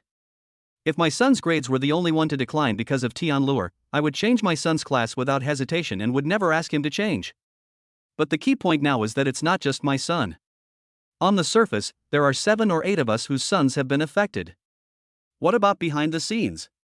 Maybe even more. We can't all be asked to change classes.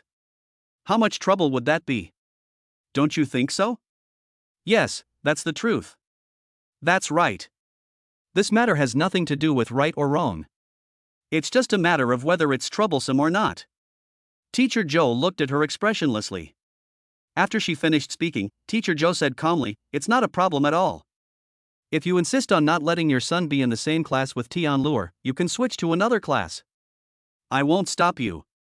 The academic performance of the sons of these middle-aged women was not very good to begin with.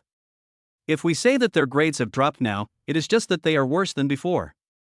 For example, on a test with a score of 100, they could get 50 points before, but now they can only get 30 points. There is basically no difference. On the other hand, although Tian Luer was a transfer student and had not been to school for half a year, she could at least get 60 or 70 points in the exam and would not drag down the whole class. If these boys went to other classes because of this, Teacher Joe would even be a little grateful to them. Hearing Teacher Joe's answer, the middle-aged woman from a well-off family looked a little disdainful. "Is it because Tian Luer's parents donated 10 million to your school that you have to curry favor with her?" This sentence made Teacher Joe's face turn pale, although she did accept 1 million from Yi Ming. But being told to one's face that one is someone who fawns on rich students would make any teacher very angry. She immediately said, "You are Yu Qingbin's parent, right? From today on, your son can go to any class he wants. Anyway, my class will not accept your son anymore. Humph, with a teacher like you who only cares about money, I won't let my son stay in your class anymore." Yu Qingbin came home that day and made a big fuss, smashing everything in the house. He pointed at his mother with hatred and shouted, "Why did you take the initiative to change my shift? Ah! Why?" His neck turned red from his roar, there were tears in his eyes, and they were full of hatred. "Mom is doing this for your own good." The middle-aged woman sobbed softly on purpose in order to win her son's sympathy. The next day, Yu Qingbin simply didn't go to school or eat. He locked himself in the room and no one could persuade him. The middle-aged woman and her husband were standing outside the door, angry and anxious. They usually loved their precious son very much. Now seeing that my beloved son was on a hunger strike, I was immediately panicked. Her husband also kept complaining to her, "You said you were fine, and you were going to take the college entrance exam soon. Why did you have so much free time to change Qingbin's class?" At this moment, the middle-aged woman was huddled in a corner, wiping her tears, like a stray dog that everyone disliked. She thought about it, opened her phone and found Teacher Zhou's number, and hesitated for a long time before dialing. Chapter 98 Big Ambition. Although a small incident occurred at the parent-teacher meeting, Teacher Zhou resolved it perfectly and Yi Ming was quite satisfied with it. After the parents' meeting, Teacher Zhou gave Yi Ming a detailed introduction to Luer's specific learning situation. With her current academic performance, Tian Luer should not be under much pressure in her academic subjects. She has done very well in the last few mock exams. Based on past experience, as long as she can pass the art exam, she will basically be able to enter any art school in the country. Yi Ming nodded, "Then I'll have to trouble you and the other teachers during this period of time." He had previously asked Luer which school she wanted to apply to, and Luer said she wanted to stay in Shanghai and didn't want to go too far away. If he decided to stay in Shanghai, then Shanghai Theatre Academy would undoubtedly be the best choice. He felt relieved after hearing this answer from teacher Zhou. Lure's artistic skills improved rapidly thanks to the daily careful guidance of a private tutor hired at a cost of millions, as well as her own efforts. Naturally, she had no pressure in dealing with the art exams. Yiming continued to work on selecting a site for the hospital. If he wanted to build a hospital, he had to make it function to the maximum, not just to fulfill the Chen family's medical equipment orders. Choosing a site for a super large hospital is actually quite a headache. First of all, it cannot be located in the suburbs because patients will choose a location nearby. If the location is too far away, patients may be too lazy to go. Or, in case of emergency, the patient may die before reaching the hospital. Not only is land in the city center extremely expensive, but there is currently no large enough land available to build a hospital. So he could only set his sights on a place slightly away from the city center, where there would be plenty of traffic and large tracts of land available. However, it was too troublesome for him to inspect each place by himself, so after running around for a few days, he decided to send a few people from Xingyue Group to replace him. He personally went to the Jinhu building and assigned several senior executives to handle the matter. After explaining the matter, he went to Chen Jiaqing's office. Chen Jiaqing has been preparing to launch an offensive against the Zheng family's business during this period, so he is busy every day. When Yiming pushed the door open, she was reading some information. "You work so hard, aren't you afraid of exhausting yourself?" When Chen Jiaqing saw that it was Yiming, she smiled and said, "You finally remembered to take a look at the company?" Yiming walked around her new office and said, "I'm here to do business. Besides, I don't have to worry about anything when I have an employee like you. I'm just causing trouble for you guys if I come here." He stood in front of the huge floor-to-ceiling window. From this perspective, most of Shanghai was in sight. He felt a sense of heroism as if he had the whole world at his fingertips. He was the one who ascended to the throne alone. Yiming suddenly remembered the words that appeared in his mind when he first received Shang Tang's inheritance: "You should establish a country and be the king." His eyelids twitched. He had forgotten about this matter for a while. He didn't know if there was a time limit. Although nothing unusual had happened during this period, he didn't know what would happen in the future. To be on the safe side, it was better to prepare early. Of course, he had already thought of a solution at that time, which was to buy a piece of land somewhere, or buy an island. However, according to his request, the sovereignty of this land or island must belong completely to him, which is obviously unrealistic in the country, so he can only set his sights abroad. In fact, there is another way, which is to go directly to a war-torn territory to cultivate a force, strive to get a share of the pie, and occupy a place. However, there are too many variables involved, and it is time-consuming and laborious to cultivate such a combat-capable force. Chen Jiaqing saw him in a daze and was a little confused. "What are you thinking about?" Yiming came back to his senses, smiled, his eyes twinkled, and said, "I am experiencing the feeling of being an emperor." Chen Jiaqing chuckled, "You don't have a fever, do you? Why are you talking nonsense all of a sudden? Do you want to go find a doctor to see you?" Yiming walked over and stared into her beautiful eyes. "One day we will have a territory of our own. Do you believe it?" Chen Jiaqing spread her hands and raised her eyebrows. "Isn't Xingyue Group your business empire?" Xingyue Group has grown to its current scale and is already involved in more than a dozen fields. In order to deal with the Zheng family, it will continue to enter more industries. It can be said to be a real business empire. Yiming shook his head and said seriously, "It's not Xingyue Group, I'm talking about the real territory." Seeing the serious and determined look in Yiming's eyes, although Chen Jiaqing thought it was impossible, she suddenly believed it. Maybe he was not just talking. Thinking back to everything Yiming had said in the past, it seemed that he had done it. Even if he had not done it yet, it was proceeding in an orderly manner. Her heart skipped a beat. Isn't this guy too ambitious? Chapter 99 Distinguished Guests. Yi Dashan has been working in the security department of Xingyue Group for some time. After knowing his background, all the employees in the security department are very respectful to him and wish they could treat him as their own father. However, Yi Dashan rejected their idea of honoring him and continued to work diligently. With him setting an example, other people in the security department dared not be lazy and each of them showed love and dedication to their work. It was the peak hour that day. There were too many people at the main entrance and the elevator was very crowded. 4 people saw that there were few people at the side door and prepared to enter the Jinhu building from here. These 4 people are from a company called Mitsui Company, Limited in Country R. The company has been ranked among the top 500 companies in the world for many years and is very powerful. The main purpose of their coming here today is to discuss business cooperation in the field of electronic information with a company under Xingyue Group. If this cooperation can be achieved, it will greatly increase their market share in the Eastern continent, allowing them to compete with their old rival Samsung Electronics. However, these 4 people obviously did not know that this side door was only for internal employees of Xingyue Group. They did not have a card and therefore could not come in from the outside. So they shouted in broken Chinese to the security guards at the security booth outside the door, "Hey, you gatekeepers, come over and open the door for us." The people in the security department hate being called gatekeepers the most. When they heard these people calling them that, and it seemed like they had an imperative tone, they felt a little uncomfortable. Not to mention that they were not qualified to pass through here. Even if they were qualified employees of Xingyue Group, if they did not bring their cards, they would say, "Master, help me open the door." How can you find someone with such an attitude? There was a security guard nicknamed De Zhuang. He was influenced by his father since he was a child. When he grew up, he also liked to watch anti-Japanese dramas. He hated the Japanese devils. When he saw these people talking to them like this, he answered them coldly, "This is the VIP channel of Xingyue Group. You are not qualified to pass through here. Go through the main entrance." One of our countrymen frowned when he saw that De Zhuang didn't seem to have a friendly attitude. "We are here to discuss important cooperation with Xingyue Group. We are the distinguished guests of Xingyue Group. We are fully qualified to pass through here." When De Zhuang heard that they were here to discuss an important cooperation with Xingyue Group, he hesitated. If this cooperation was extremely important to Xingyue Group, he was worried that if his anger caused the cooperation to fail, he would be unforgivable. He turned to Yi Dashan for help.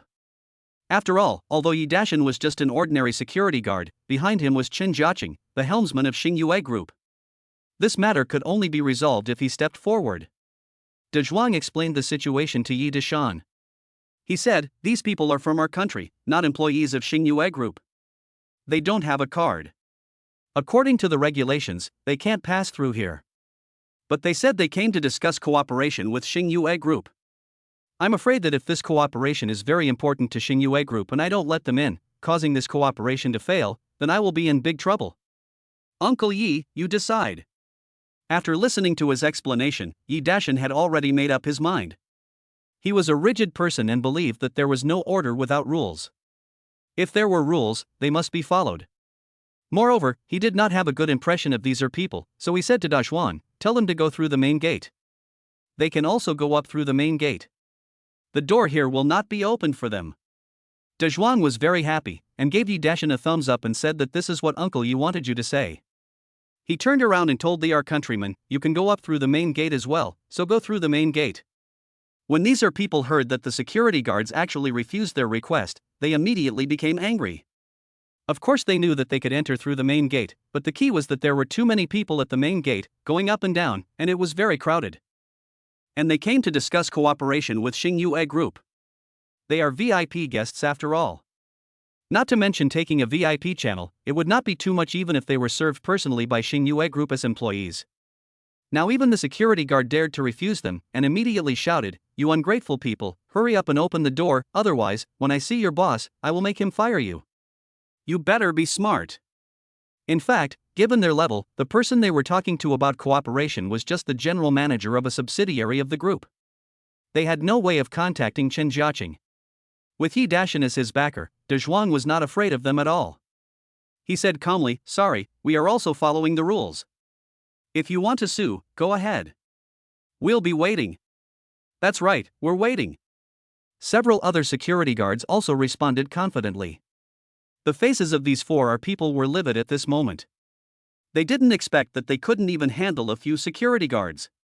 The purpose of their visit this time was to seek cooperation with Xingyue Group. In other words, they were actually in a passive position. Whether the cooperation could be successful depended mainly on the attitude of Xingyue Group. Otherwise, it would not be them who came to the headquarters of Xingyue Group, but the representatives of Xingyue Group who went to their territory. But they believe that even if they come to seek cooperation with Xingyue Group, as a Fortune 500 company, they cannot lower their posture too much, otherwise they will certainly be in an absolutely weak position in the negotiations. So they felt that if they couldn't even deal with these security guards, they would definitely be looked down upon by the representatives of Xingyue Group, which would be detrimental to the negotiations. Moreover, as high-tech talents from country are, they naturally feel that they are superior to these security guards. The four of them gathered together and whispered, "We are here to discuss cooperation with Xingyue Group this time. We must stand firm and not let them think that we are begging them for cooperation. So, we must go in through this door. This is a matter of our position and attitude. We must not compromise. What if they insist on not letting us in? Then let them have a taste of the power of our empire's karate 7th degree black belt." One of them clenched his fists and said with a grim look on his face, "Okada, is it necessary to do this?" The other person looked a little worried. "These people are just some ordinary security guards. What's the big deal if they were beaten? Will Xingyue Group refuse to cooperate with us just because a few security guards were beaten? You know, the amount of our cooperation is expected to reach 500 million gold. Will they give up this opportunity for just a few security guards? If so, their Xingyue Group would never be able to develop to its current scale. You know, businessmen are profit-driven. In front of 500 million gold, these security guards are just pawns that can be discarded at any time. Otherwise, they are not qualified businessmen and are not worthy of cooperating with us, Mitsui Company." That makes sense. So Okada, if a fight breaks out, who are you going to attack first? Okada glanced at the security guards, and finally locked his eyes on Yidashin, the oldest one. Chapter 100. The fight started. "That's the man." Okada pointed at Yidashin with a playful smile on his face. "No way, Okada, you're the oldest. Aren't you afraid of being laughed at for bullying an old guy?" Okada smiled. "You don't understand. Look, except for him, all the security guards here are young guys. He is the only one so old." "What does this mean?" "He is so old and still works as a security guard. His family must be poor. It's okay to beat up such a person. There won't be any problem. On the contrary, if those young guys feel humiliated and want to fight with you, it's not worth it for me." Swoosh, Okada-kun, smart. After discussing it, the four of them decided to enter through this door. Okada was the most skilled. He stood up, pointed at the security guards and said, "You guys guarding the door, open the door immediately, otherwise, we will open the door ourselves in our own way." De Zhuang snorted coldly, "Come at me if you can."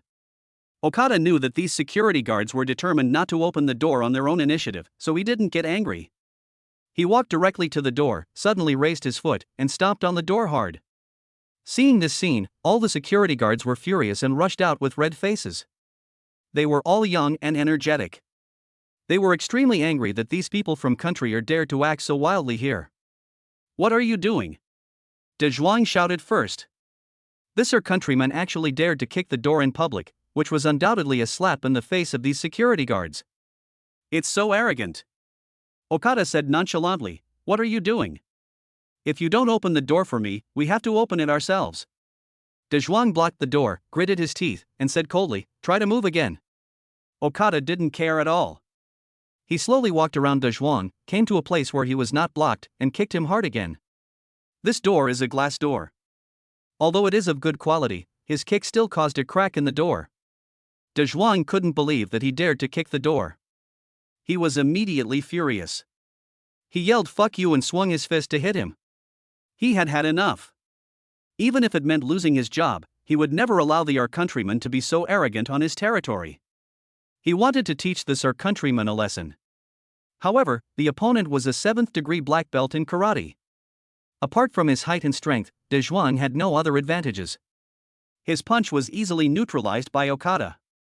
After Okada resolved De Zhuang's attack, he did not attack De Zhuang again. He was waiting for Yi Dashin to come. But he was not idle either, and continued to kick the door hard. The attacks of other security guards were resolved by him one by one, and the cracks on the glass door became more and more dense. Yi Dashin was originally standing at the back. When he saw the scene, he was ready to reason with this countryman. "You can't do this, this is our Xingyue Group's place." He stopped in front of the glass door.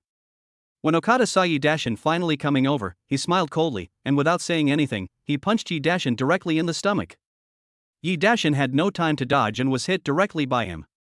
He cried out in pain and squatted on the ground, holding his stomach. "Uncle Yi! Uncle Yi! Uncle Yi!" The other security guards shouted and rushed over to help Yi Dashin up. "Uncle Yi, what's wrong with you? Is it serious? The sweat on Yi Dashan's forehead was so painful that he felt like he had broken several ribs. Hurry, notify Mr. Chen. Call an ambulance immediately. De Zhuang shouted with a red face. Okay. A security guard immediately ran back to the security room to make a phone call. Okada watched the scene from behind and sneered, "This is the consequence of your disrespect for us. I hope you will remember this lesson and don't think that we are people are easy to bully. I tell you, it has always been us or people who bully you Orientals. It was like this in the past and it is still like this now." Okada's companions cheered for him. Well done, Okada-kun. Okada-kun, you are our Oregon hero. Yi Ming was chatting with Chen Jiaqing when his assistant Zhao Rongrui rushed in. She saw her boss in Mr. Chen's office and thought of what Yi Ming had said to her last time. Her face turned red. However, the situation was urgent, so she didn't care about that and said immediately, "Boss Chen, the security room downstairs just called and said that a few people from country were trying to enter through our Xingyue Group employees' exclusive passage, but were stopped by the security guards. As a result, a fight broke out, and a security guard named Yi Dashan was also beaten." What? Chen Jiaqing and Yi Ming exclaimed at the same time. Yi Ming's face instantly became extremely terrifying, and he rushed out without saying a word. Chen Jiaqing put down the work at hand and hurriedly followed. Standing in the elevator, Yi Ming's face was extremely gloomy. He actually dared to hit his own father, and the guy was from our country. His teeth were chattering and he was filled with rage. He watched the numbers decrease one by one, and he was extremely anxious. He had never felt the elevator was so slow before. He could not help but punch the wall of the elevator, causing it to shake violently. Fortunately, this is a private elevator, otherwise it would be even slower with people going up and down from time to time. Chen Jiaqing stood beside him and comforted him softly, "Don't worry, uncle, you will be fine." But her eyes were also filled with anxiety. Finally, with a ding sound, the elevator finally reached the ground floor. Yi Ming pressed the door opening button frantically, and as soon as the door opened he rushed out madly. Chapter 101, A Lesson. Those our countrymen looked at the security guards who were supporting Yi Dashan as if they were winners, with playful smiles on their faces. How is it? Have you tasted the consequences of going against our countrymen? De Zhuang protected Yi Dashan in front of him, looking at them with anger rising in his eyes, but he could do nothing to them. However, because of these people blocking the glass door, the our people were unable to get in. Okada then stood up and shouted, "A good dog doesn't block the road. Get out of my way now, or don't blame me for continuing to attack you. You dare!" De Zhuang roared. "Do you think I dare?" Okada kicked De Zhuang hard, and De Zhuang instinctively blocked it with his hand. Crack! De Zhuang's arm broke into two and bent into a terrifying angle. Ah! De Zhuang screamed in pain. He was so exhausted from the pain that cold sweat broke out on his head and back. He fell to the ground, twitching while holding onto his broken arm with his other hand. "Ha, you're a guy who overestimates his own abilities." Okada clapped his hands and wanted to continue kicking away the security guards who were blocking the door one by one. At this time, Yi Ming finally arrived. He saw his father lying on the ground in pain and rushed over. "Dad, how are you?" Yi Ming's eyes were red. "Have you called an ambulance?" he asked the security guard next to him. "Yes." Yi Dashan said weakly to Yi Ming, "Xiao Ming, I'm fine, I won't die." When Yi Ming saw his father's weak appearance, tears welled up in his eyes. He gritted his teeth, slowly stood up, turned around, and looked at the four people. "Who is it?" His voice was extremely cold, as if it contained an iceberg that had existed for 10,000 years. The four our countrymen in front couldn't help but feel their hearts skip a beat when they heard this. They didn't know Yi Ming, but they all felt uncomfortable. Okada stiffened his neck and shouted, "You are his son, right? Your father is too ignorant. I taught him a lesson." "She?" Before he could finish speaking, Yi Ming punched him directly, and this time he didn't hold back at all. When Okada saw Yi Ming punching him, his pupils suddenly shrank and he felt an extremely dangerous aura. He hurriedly rolled on the ground and barely avoided Yi Ming's punch. Yi Ming's punch contained infinite anger and was extremely powerful, but the speed was not at its peak. In addition, the distance was far, so Okada was able to dodge it. Okada looked at Yi Ming in shock, feeling the power of that punch. He felt that if he took that punch head-on, he would be in great danger. Yi Ming didn't stop at all, turned around and continued to attack Okada. This time, he released his sharp state and was able to fully sense Okada's next move. Okada had nowhere to hide and immediately shouted, "Stop, I'm from our country." However, Yiming ignored him and punched him directly in the chest. Bang! Okada felt the rapid spread of severe pain in his chest and looked at Yiming in disbelief. He could not imagine that this young man's power was so terrifying. Yiming's fist continued to punch and directly pierced into his chest. Okada's eyeballs were about to pop out. He felt the breath of his life madly dissipating, and an extremely terrifying feeling came over him. This horrible feeling is death. He never thought that he would die here. He also never thought that someone could kill him with one punch. Yiming pulled his hand out, his fist was covered in blood. He wiped it directly with Okada's clothes. Then he patted his face and said in an extremely cold voice, "Go to hell. I hate it." Okada finally screamed in Japanese, and then his body fell to the ground with a loud bang. The remaining three people looked at the scene in front of them with shock in their eyes. Looking at the huge bloody hole in Okada's chest, they all shuddered. They couldn't imagine that someone could kill Okada in an instant. And with just one fist. This kind of power is so terrifying. At this moment, their legs and feet were shaking and they stood there at a loss.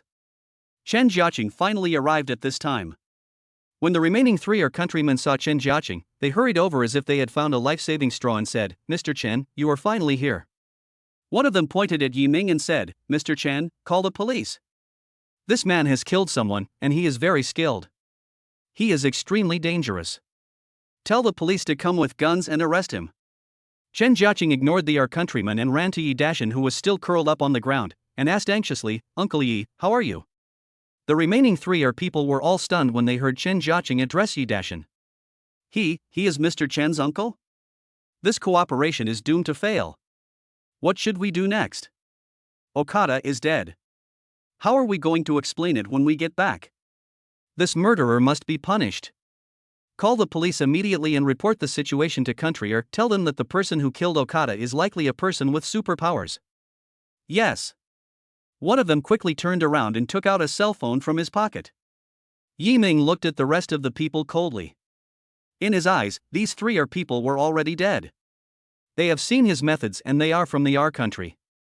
If he lets them go, he doesn't know what kind of trouble will happen.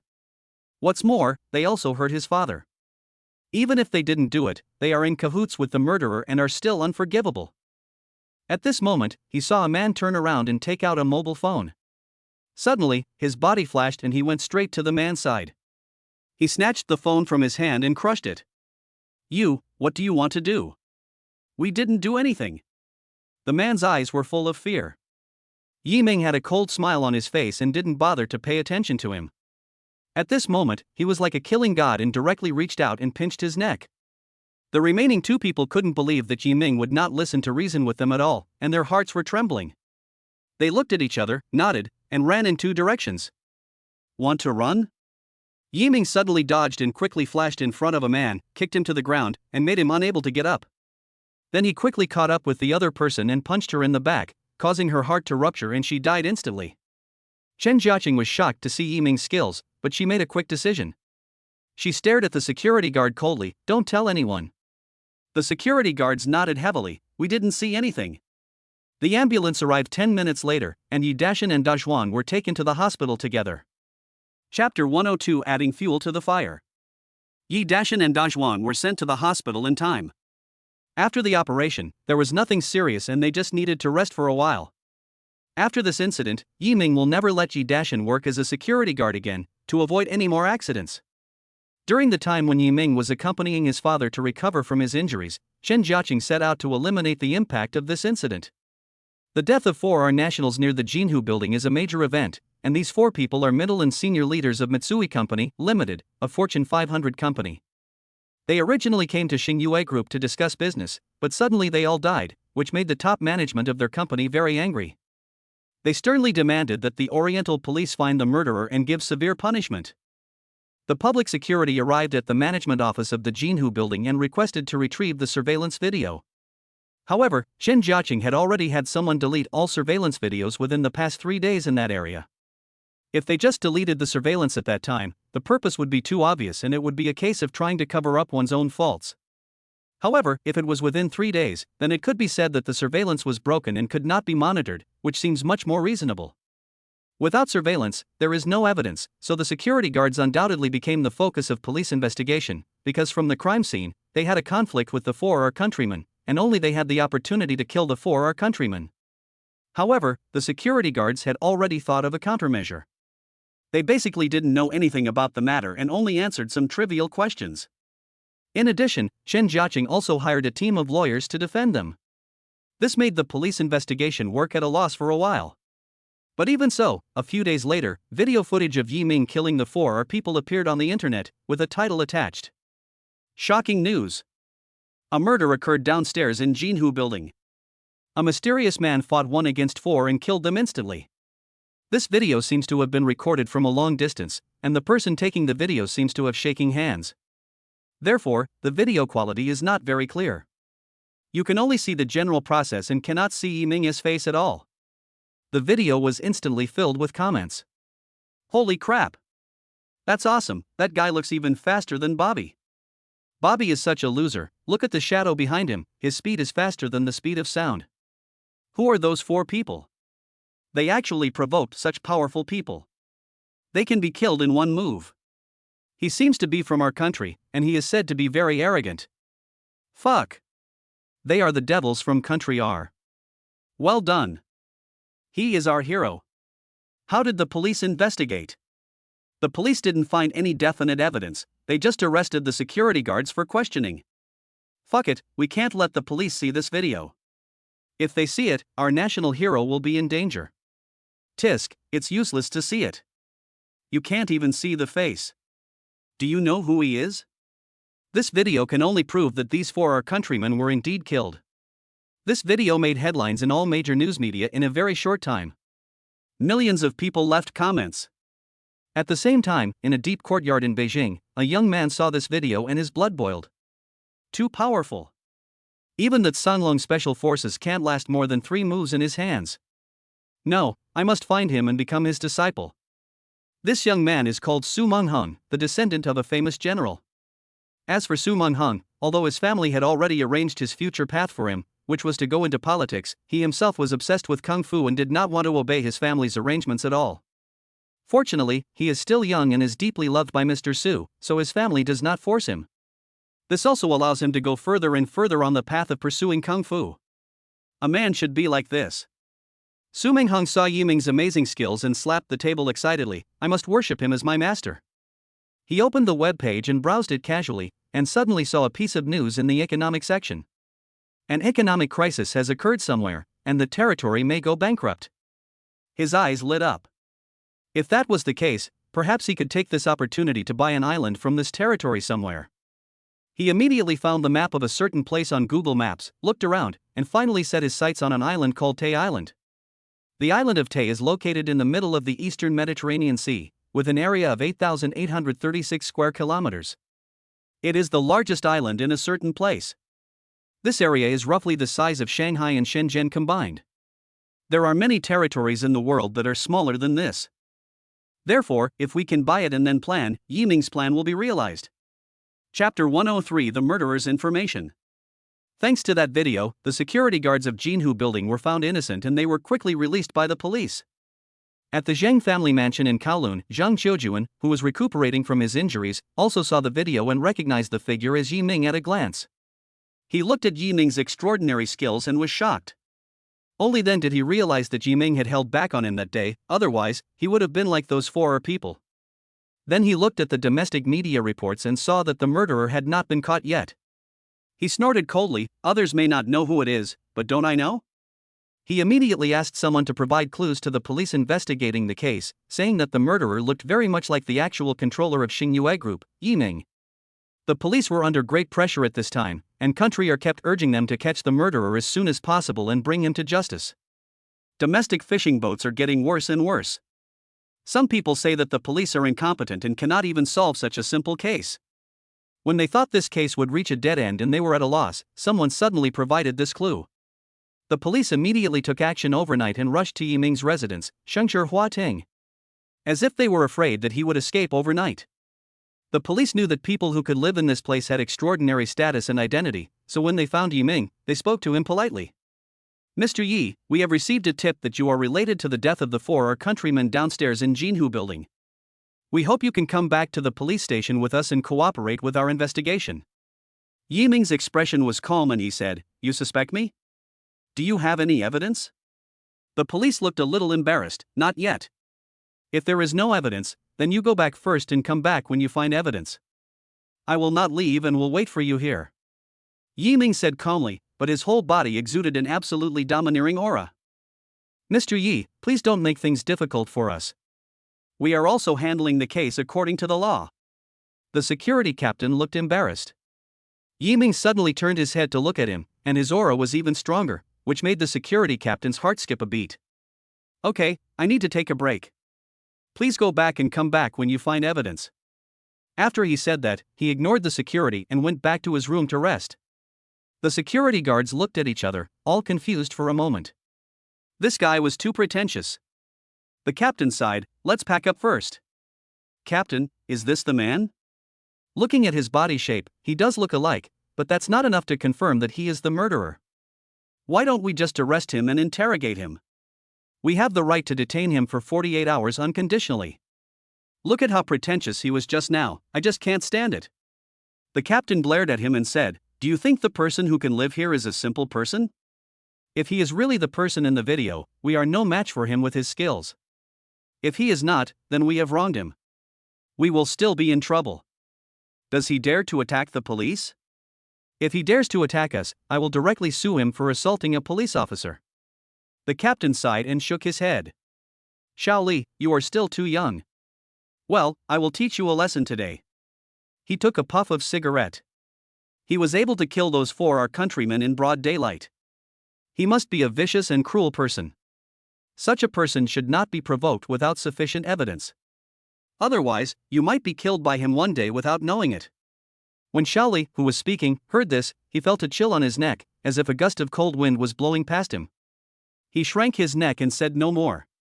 Zhang Qiujuan had been waiting for the news that Yiming had been arrested, but he waited and there was no news.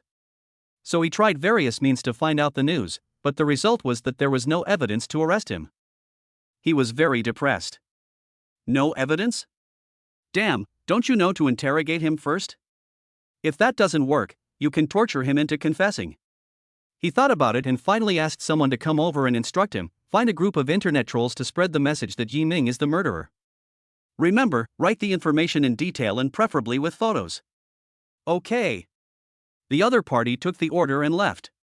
So overnight, the internet was flooded with posts claiming that Yiming was the murderer, with photos and detailed information attached. Suddenly, there was a heated discussion. Fuck, who is so awesome that he actually found out the murderer's information, and it looks pretty good. Why didn't the police take action? The public security is just for show. A friend of mine is in the public security department.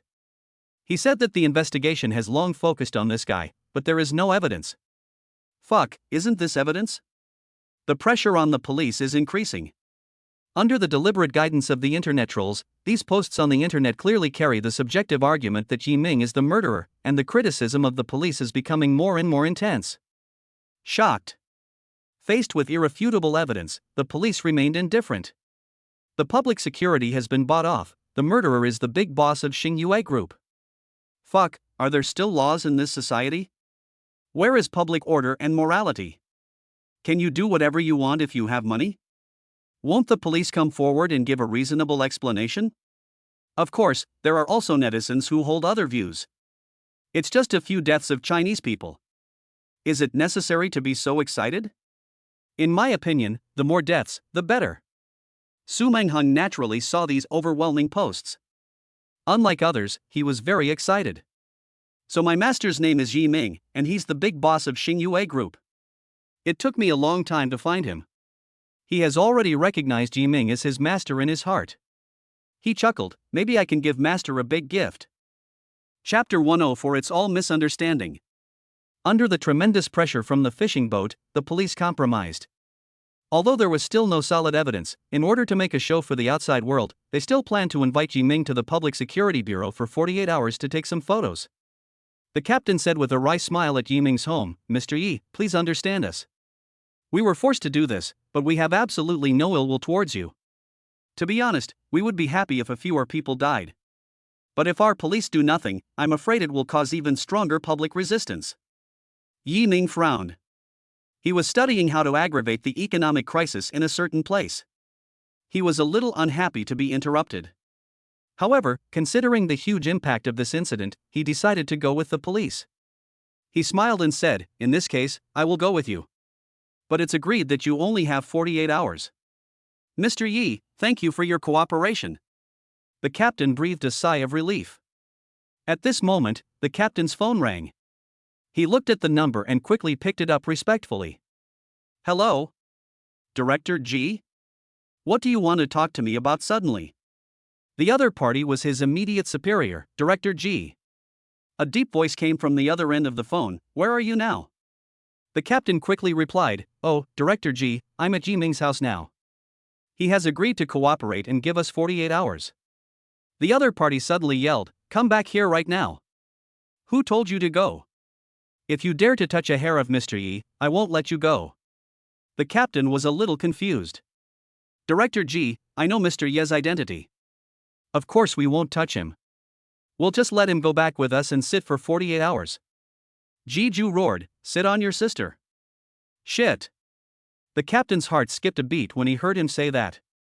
"Director G, what's going on? So what should we do now? The fishing reels online are too powerful. If we don't do something, I'm afraid our reputation will get even worse. Those are just trolls on the internet. Don't worry about them. The higher-ups have already contacted the Internet Monitoring Department. All news about Yi Ming will disappear from the entire internet immediately. You should withdraw your troops immediately and apologize to Yi Ming." Captain Lu's eyes flashed, and he immediately responded, "Yes." And hung up the phone. Looking at Yi Ming again, the smile on his face was even more intense than before. "Mr. Yi, please stay. You don't have to go to the police station with us. This is all a misunderstanding." Misunderstanding? Yi Ming was stunned, a little confused about the situation. The captain answered the phone and said it was a misunderstanding. Could it be that someone was speaking for him? He thought about it over and over but couldn't figure out who had such great ability. He didn't know any big shot who could make the police withdraw with just one sentence. But he was too lazy to care. Since he didn't have to go, he continued to study how to add fuel to the economic crisis in a certain place. Soon, all the posts about Ji Ming on the internet disappeared at once. Kazuo Maeda, the president of Mitsui Company, Limited, was very angry when he saw that the Eastern Police had suppressed the matter. He was sitting in the conference room at this time with an extremely gloomy face. The conference room was filled with senior leaders of Mitsui Company. "We have lost 4 lovely colleagues, they are all pillars of our Mitsui Company." His voice was a little hoarse. "They originally went to Xingyue Group to seek cooperation, but they never came back. This is a huge loss for our Mitsui Co. We already know who the murderer is, and everyone knows who it is, but the Eastern Police turned a blind eye, which makes me very angry. The 4 of them are our Mitsui Co warriors, and even more so the warriors of country are. This time, even without the Eastern Police, we must seek justice for our 4 warriors and let the murderer get the punishment he deserves." Someone asked him, "Boss, from that video, the murderer looks like a person with superpowers. If it was an ordinary person, he would definitely not be his opponent." Maeda Kazuo sneered, "As far as I know, this man also offended the Kowloon Zheng family not long ago. The successor of the Zheng family, Zheng Qiujuan, suffered at his hands, crippled one hand, and broke several ribs. But the Zheng family did not take any action and did not retaliate against him. This is very abnormal. Later, I sent someone to inquire about the news. It turned out that they were looking for the Xinjiang magic master Su Xuanzai everywhere. They were going to let Su Xuanzai deal with that kid." "Su Xuanzai?" someone exclaimed. "That's right. I'm sure everyone here knows how powerful Su Xuanzai is. As long as he takes action, this kid will definitely die. So, are we going to cooperate with the Zheng family?" Maeda Kazuo nodded and smiled sinisterly. "Of course, this kid is so young and yet he owns Xingyue Group and Jinhu Building. The power behind him must be extraordinary. If he is killed by Su Xuanzai, the power behind him will definitely avenge him, and the Zheng family will be their target." At this time, an elderly man suddenly stood up and said, "President, Su Xuanzai and I are old friends. I know where he is now. Do you want me to introduce someone from the Zheng family to him? Maeda Kazuo's eyes lit up. That's great. I'll trouble you, Mr. Inoue, for this. Chapter 105, Become a Disciple. That day, Su Mingheng stood in front of Yi Ming's villa in Shengshi Huoding. He straightened his clothes and knocked on the door. The nanny opened the door and, making sure that this person wasn't at home, looked at him suspiciously. Who are you looking for? Su Mingheng smiled and said, I'm here to find my master. Your master? The nanny looked the boy up and down. He looked about 16 or 17 years old and was neatly dressed. Did you come to the wrong place? Who came over at this time? Young man, this is a private residence. How come your master is here? Yes, my master is Yi Ming. He lives here, right? Who frowned, wondering when the boss accepted such an apprentice. Since the other party was the boss's apprentice, he couldn't let him stand outside the door all the time, so he opened the door and let Su Mingheng in. Why haven't you ever been mentioned by your master? I haven't met my master yet. Who was stunned. What do you mean? Su Mingheng chuckled. No, it should be that I have seen the master, but the master has not seen me. Who was even more confused. He wondered what he had seen before. But he didn't care and went upstairs to tell Yi Ming. He knocked on the door and shouted inside, Boss, your apprentice is here. Don't bother me, I'm busy. Yi Ming replied instinctively. He was frantically looking for information about the economy of a certain place. He originally wanted to ask Chen Jiaqing for help, but seeing that Chen Jiaqing was so busy that he was nowhere to be seen every day, he thought about it and decided to do it himself. After a while, he suddenly came back to his senses. Wait, my apprentice? When the hell did I have an apprentice? He opened the door. Where did I get my apprentice? Who pointed downstairs and said, That's him. Su Mingheng also saw Yi Ming upstairs, and then waved his hand. Master, I have admired you for a long time. Worship me? Yi Ming frowned and went downstairs. Who are you? I have never seen you before. Why do you call me master? Su Mingheng, master, the way you killed those 4 country devils was so cool and amazing. From the first time I saw that video, I decided to become your disciple. Yi Ming was stunned. He had no intention of accepting a disciple, but seeing that this boy was the kind of person who would not give up until he reached the Yellow River, he rolled his eyes and saw Hu standing next to him. He suddenly walked towards Su Mingheng and said, To tell you the truth, the person in the video is not me, but him. Yi Ming pointed at Hu. When Hu saw the boss pointing at him, he had a bad feeling. Him? But I see that it's clearly you in the photo. Su Mingheng's eyes were full of suspicion. That photo was photoshopped later. His identity couldn't be exposed, so I had to use my photo instead. If you don't believe me, you can try his skills with him. Once you try, you will know how good he is. Let me tell you, he used to fight underground black boxing in Kowloon. He fought dozens of matches and never lost a single one. So amazing. Su Mingheng's glasses suddenly lit up when he looked at Hu. This made Hu feel cold all over. Damn, he actually pushed it to me. That's not right. Later, I paid him a lot of money to be my bodyguard. If I was really as powerful as he is in the video, why would I still need him as my bodyguard? Don't you think so? Su Mingheng nodded. That makes sense. So he immediately left Yi Ming behind, knelt on one knee in front of Hu, clasped his hands together, and said, Master, please teach me Kung Fu. Hu looked at Yi Ming helplessly. Yi Ming frowned at him. Hu immediately understood what he meant and had to reluctantly accept Su Mingheng as his apprentice. Yi Ming clapped his hands, smiled and continued to go upstairs. What's your name? Introduce yourself first. Hu immediately put on a stern face. Since he had accepted a disciple, as a master he had to act like a master. My name is Su Mingheng, and I'm from the Su family in Beijing. My grandfather is Su Donghai, and my father is Su Wenkuan. What the hell? Yi Ming had just walked to the stairs when he heard Su Mingheng's words and was very surprised. Damn, I didn't expect that this guy who suddenly appeared would have such a powerful background. Yi Ming naturally knew who Su Donghai and Su Wenkuan were. The father and son were both well-known figures in the country, absolute power holders who could shake half of the East with just a stomp of their feet. He is definitely a third-generation Red, and not just an ordinary third-generation Red. He remembered the last time the security came to his house, he asked them all to go back with just one phone call. It was probably this guy's doing. With him, many things will be much easier in the future. A smile appeared on Yi Ming's face. Su Menghan was an impatient person. After becoming his apprentice, he dragged Ah Hu outside to ask him to teach him kung fu. The Zhang family's search for Su Xuanzai has made progress recently. Ichiro Inoue of Mitsui Company informed them of Su Xuanzai's secluded address. The great hermit lives in the city. Su Xuanzai actually lives in a densely populated town in the eastern part of South Sumatra Island. If no one tells them, they will never find the place.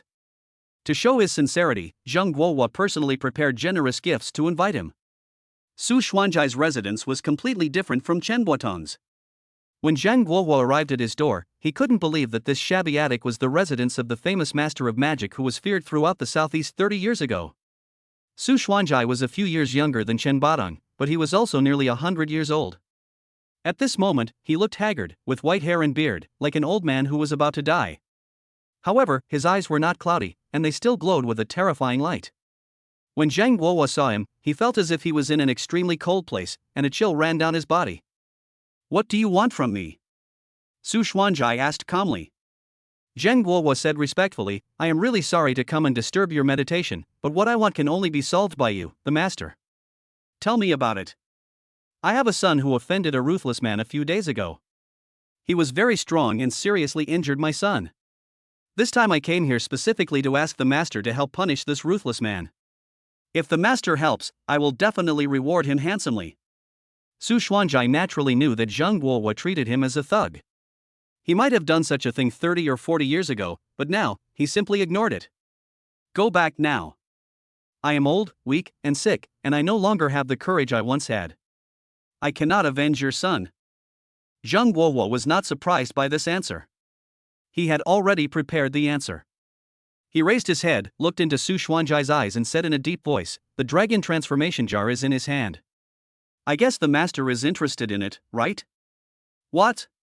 Sure enough, when Su Xuanzai heard this answer, his eyes suddenly widened, and the fire that had long been extinguished in his heart began to burn again. "Is the dragon transformation jar really in his hands?" Seeing his reaction, Zheng Guohua was overjoyed, knowing that there was hope. Yes, he bought the dragon transformation jar at an auction in Kowloon for $250 million. A smile finally broke out on Su Xuanzai's skinny face. "I didn't expect it to appear when I was desperate." He turned to look at Zheng Guohua with a sharp gaze, his hands trembling slightly. "Let's set off now without further ado."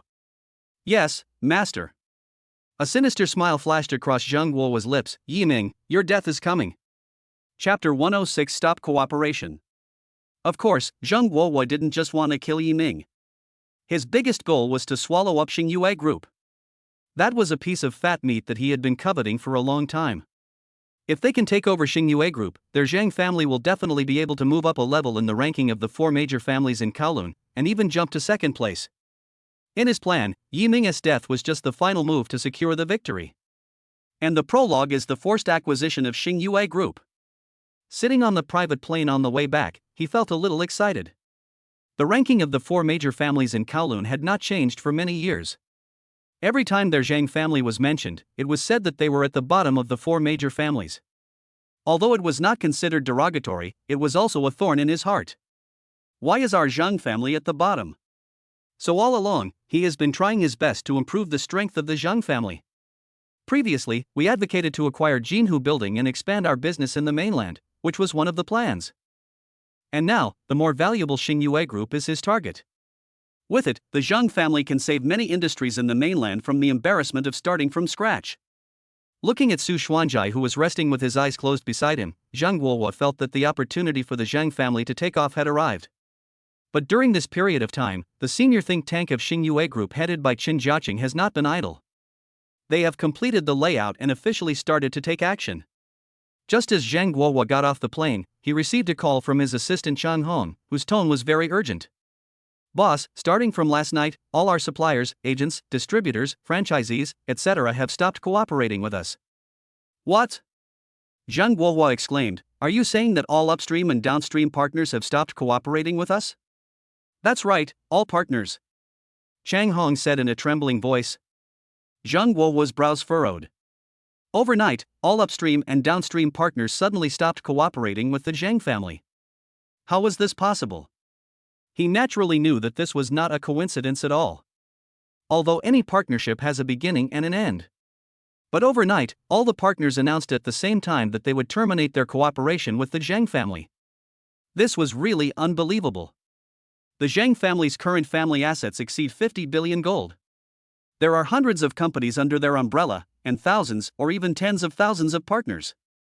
Among them, there must be many close friends who have cooperated with the Zhang family for many years. If they all suddenly end their cooperative relationship, they must have gained much more benefits from others than from the Zhang family. Zhang Guohua predicted that if someone interfered and poached all of the Zhang family's partners, the financial support needed would probably be no less than 100 billion gold. His heart was trembling at this moment. What kind of existence had their Zhang family offended that would cost hundreds of billions to put their Zhang family into such a situation? You know, the other party has spent so much money that it will only lose money and not make any profit. Those who can control so much money are usually large conglomerates and big families. However, what kind of conglomerate or family would do such a thankless and losing business? It doesn't exist at all. Unless their decision makers are mentally ill. Zhang Guohua could no longer sit still, and his original excitement disappeared without a trace in an instant. You know, if the Zhang family loses all its partners, it would be like a person losing his limbs. The rest of the time would be just a waste of time to survive. For a family as large as the Zhang family, any force will keep an eye on them all the time. If they lose their limbs, they will definitely be divided up by other coveted forces. The Zhang family will also fall from the top to the bottom of the valley. Zhang Guohua's hand holding the phone was shaking a little. He asked with a grim face, "What's going on? How could this happen? How long have I been away for this to happen?" In fact, even if he did not go to South Sumatra to invite Su Xuanzai, Shen Jiaqing would have acted according to the plan. All this was just a coincidence in timing. "Boss, it seems like they have discussed it beforehand.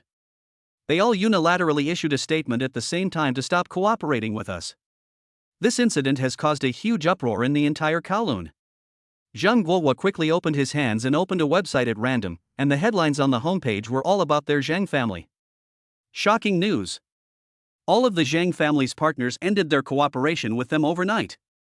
Kowloon's economy may usher in a new pattern. The Zhang family fell from the top of the four major families overnight, and I'm afraid they will never recover from this. The four major families are about to change. Which family will replace the Zhang family? The Zhang family's fall from the altar alarmed the Kowloon chief executive. The fall of the Zhang family is a wake-up call for other families. Zhang Guohua held the phone tremblingly, no longer caring about taking Su Xuanzai to settle the score with Yi Ming. He planned to rush back to Kowloon first to deal with the follow-up issues. However, Su Xuanzai was still by his side. They had originally planned to go directly to Shanghai, but now he suddenly wanted to go back to Kowloon, which would definitely make Su Xuanzai feel dissatisfied. He said to Su Xuanzai apologetically, "Master, something big just happened at home and I need to deal with it immediately. Can you come home with me first?" Su Xuanzai's face was indeed somewhat unhappy. He said, "I don't intend to spend too much time on this trip. But since something big has happened in your family, I can't delay you. How about this, you send someone to go with me?" He was an old fellow who had lived in seclusion for decades and was unfamiliar with the place. He would certainly not be able to find Yiming all of a sudden, so someone had to take him there. Zhang Guohua's original plan was to use Su Xuanzai's power to force Yiming to sell Xingyue Group to him, or even give it to him for free. After getting Xingyue Group, he would let Su Xuanzai kill him. If Su Xuanzai were to go find Yiming alone, his plan would not be realized. He thought for a while, gritted his teeth, and decided not to return to Kowloon, but to take Su Xuanzai directly to Shanghai to find Yiming. Chapter 107 Too Arrogant.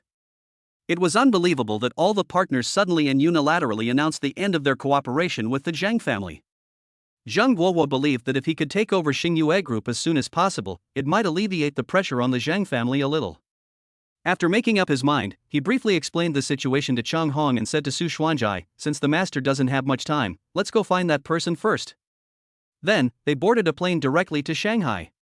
On the plane, Zhang Guohua thought about the matter carefully. He believed that Xingyue Group was definitely involved in the Zhang family's current situation, but he didn't know what role they played in it. The Zhang family is one of the four major families in Kowloon and has always been fighting openly and secretly with the other three families. Who knows which family will take the lead this time and join forces with other families behind the scenes? He absolutely couldn't believe that this incident was entirely caused by Xingyue Group. And the huge amount of funds was also provided entirely by Xingyue Group. Xingyue Group headquarters. Zheng Guohua took Su Xuanzhai to the top floor of the Jinhu building. Zheng Guohua walked in front and Su Xuanzhai followed behind with his hands behind his back. When Zhao Rongrui saw the two people coming in, he immediately asked with a professional smile, "Excuse me, who are you looking for? Do you have an appointment?" Zheng Guohua turned his head and asked calmly, "Where is your boss's office?" There was a chill in his tone. Zhao Rongrui saw that the two men seemed to be coming with bad intentions, and frowned slightly and said, "Sorry, our boss is not here." Yiming handed over the management of Xingyue Group to Chen Jiaqing and he seldom came here, so he does not have an office here. Then where is your general manager Chen's office? Zhang Guohua asked in a commanding tone. He knew that Chen Jiaqing was Yiming's girlfriend, and if he found Chen Jiaqing, he would be able to find Yiming. Zhao Rongrui was very unhappy with his tone. "You are not my boss, why do you speak to me in this tone?" However, as the highest decision maker of the Zhang family, Zhang Guohua naturally has a superior attitude when speaking to ordinary people. Zhao Rongrui's face also looked a little unhappy. "Do you have an appointment? If not, make one first." Zhang Guohua had already seen where the general manager's office was. He ignored Zhao Rongrui's words and went straight to Chen Jiaqing's office. Zhao Rongrui came out quickly to stop him. "How can you be so uncultured? I told you guys to make an appointment first if you don't have one. Our CEO Chen is very busy." Zheng Guohua pushed him away, his eyes wide open, and shouted, "Get lost, don't bother me." He was worried about the current situation of the Zhang family. He was very anxious and wanted to finish his work as soon as possible and go back. There was no point in wasting time here. After Zhang Guohua finished speaking, he directly pushed open the door of Chen Jiaqing's office. Since the top floor is filled with senior executives of Xingyue Group, there are usually no security guards here for the sake of privacy. Zhao Rongrui got up from the ground and hurried to notify the security department. "Hey, get 3 or 4 people from your security department up here. Someone broke into Mr. Chen's office without permission. Hurry." Then she immediately ran into Chen Jiaqing's office and said anxiously, "Mr. Chen, they didn't have an appointment, they just barged in, I couldn't stop them." After that, she stood in front of Zhang Guohua again and said, "Please go out, this is not a place for you to come." Zhang Guohua glared at her and said in a sinister tone, "Do you believe I will throw you off this?" Zhao Rongrui's heart skipped a beat. Although she was a little scared, she still stood in front of them without moving. She was waiting for the security guards to arrive. "This is the office of our group's general manager. You have trespassed and violated the law. I demand that you leave immediately, otherwise, we will call the police." However, Zheng Guohua didn't even look at him. He stared at Chen Jiaqing and sighed that Chen Jiaqing was indeed beautiful, otherwise his son would not be so infatuated with her. At this time, Chen Jiaqing put down the work at hand, stood up, and looked a little solemn, because he knew Zheng Guohua, the backbone of the Zheng family in Kowloon. The other party came to Xingyue Group so quickly. Could it be that Xingyue Group cut off the cooperation between the Zhang family and all their partners? So they came to Xingyue Group for revenge? But why did you bring an old man with white hair and beard? She was a little confused. But seeing the old man standing there with his eyes slightly closed, his breathing steady, and walking like the wind when he just came in, she knew that this old man was not simple. Zheng Guohua looked at Chen Jiaqing and said coldly, "Call your boss Yiming over." Zhao Rongrui looked outside the door anxiously, wondering why the security guard hadn't come up yet. Chen Jiaqing's beautiful eyes were filled with vigilance, and she tried to remain calm. "What do you want to do in Xingyue Group? I asked you to call Yiming over, didn't you hear me?" Zheng Guohua's face was distorted. Zhao Rongrui's face turned red with anger. This man was really unreasonable. She glared at Zheng Guohua with her beautiful eyes. "Do you think our boss will come just because you tell him to?" Zheng Guohua raised his hand and slapped Zhao Rongrui. "Shut up." After receiving this slap, Zhao Rongrui's thin body was knocked back several steps and fell to the ground. Tears came out of her eyes, and she covered her face with her hands, gritting her teeth and looking at Zheng Guohua hatefully. Chen Jiaqing hurried over to help her up. She also glared at Zheng Guohua. "You are going too far. How can you hit someone? And I was in my office." Zheng Guohua said calmly, "So what if I beat her? It would be easy for me to kill her today. Hurry up and get your boss Yiming out, otherwise, I will beat you too." "You?" Chen Jiaqing's chest heaved with anger.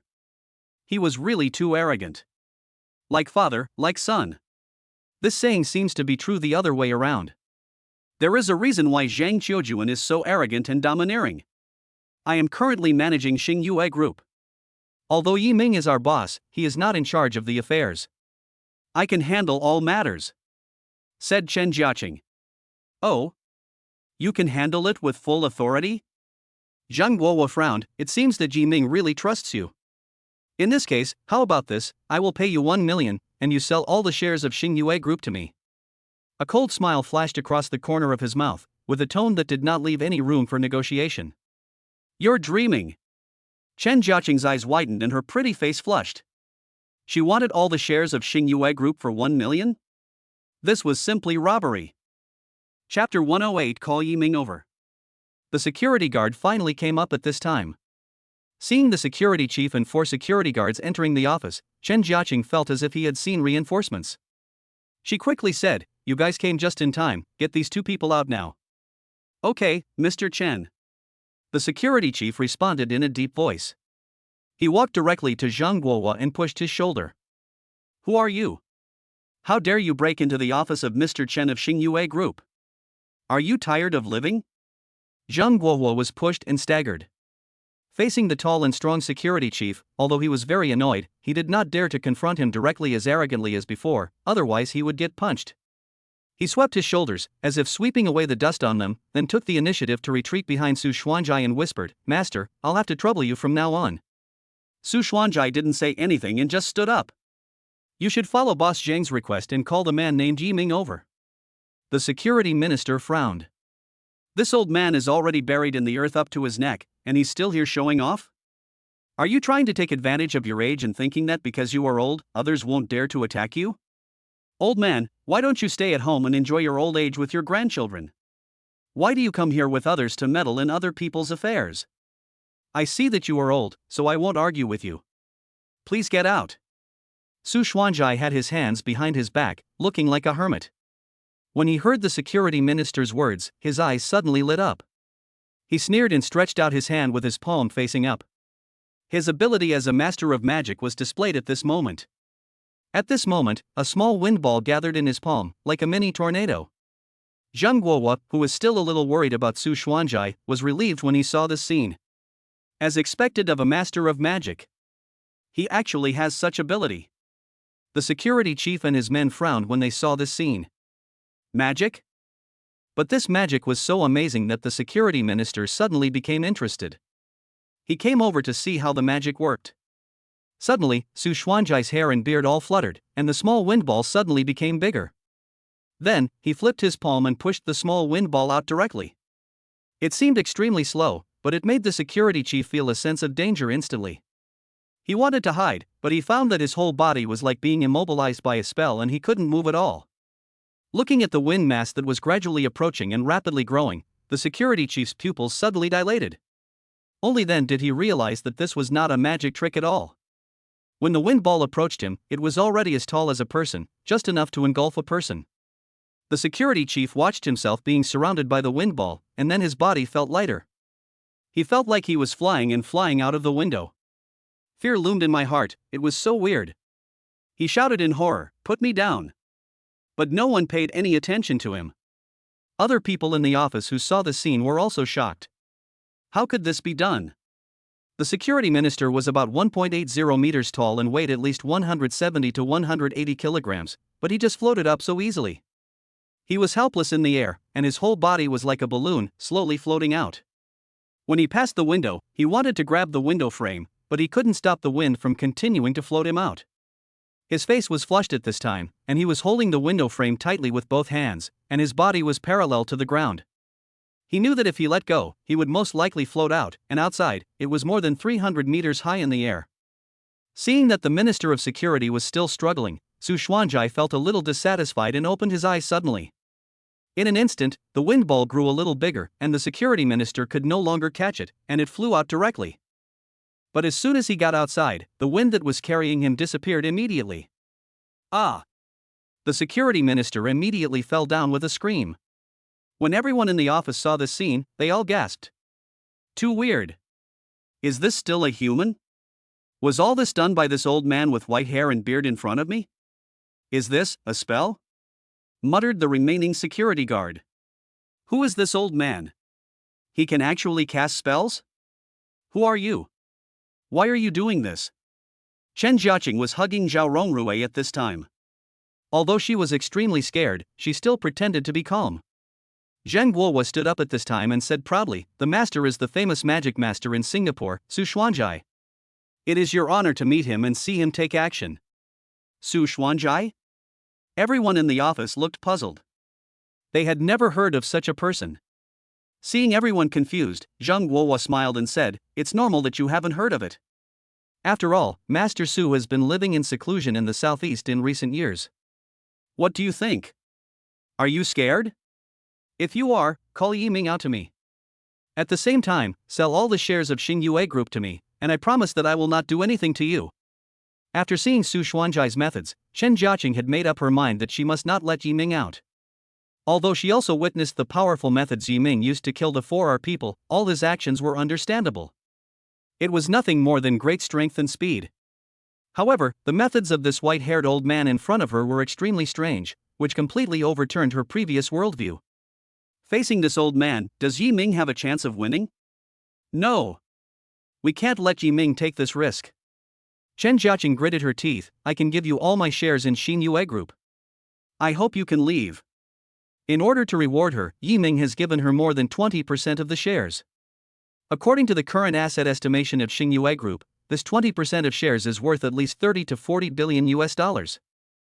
Oh? You still have shares in Xingyue Group? How many do you have? 20%. You don't have to buy it, I'll give it all to you, on the condition that you never come to our Xingyue Group to cause trouble in the future. Zheng Guohua smiled coldly. "You want to get rid of me with 20% of the shares? You think too little of me, Zheng." He suddenly glared. "I want all the shares. Not even a cent less. Don't go too far." Chen Jiaqing stared at him fiercely. "So what if I bully you too much? What can you do to me?" Zheng Guohua laughed, looking very proud. Zhao Rongrui was so scared that he hid in her arms, and said with tears in his eyes, "Boss Chen, what should we do now?" Chen Jiaqing comforted him, "Hurry up and take out your phone. We'll call the police."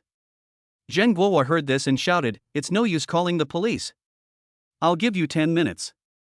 If you don't notify Yiming, the security guard who just fell will end up like you." Chapter 109. Here I come. Zhao Rongrui was so scared that she burst into tears. The aggressiveness she showed at the beginning when facing Zheng Guohua was completely wiped out by Su Xuanzai's move. "Mr. Chen, I'm scared." "Whoa!" She hugged Chen Jiaqing tightly. Chen Jiaqing was also very scared at this time. She never expected that the Zhang family could find such a person. The way that wind ball kills people is simply not something that ordinary people can do. She was extremely confused at the moment and had no idea what to do for a moment. The 4 security guards looked at each other with pale faces, not knowing what to do. If it is a fight, they are not afraid at all. Even if they are beaten with blood, they will continue to fight with the opponent. But the scene that just happened in front of their eyes was so weird. This method that was almost like superpowers shattered all their original worldviews. Zheng Guohua saw that Chen Jiaqing hadn't taken any action yet. He was furious and roared fiercely, "I asked you to call Yiming over, didn't you hear me?" Chen Jiaqing gritted her teeth and had made up her mind that she must not ask Yiming to come over. If he came, it would be very dangerous. Even if it means death, she is not afraid. Zheng Guohua was a little annoyed and walked towards Chen Jiaqing with a gloomy look. Chen Jiaqing held Zhao Rongrui and retreated step by step. The security guards immediately stood in front of Chen Jiaqing.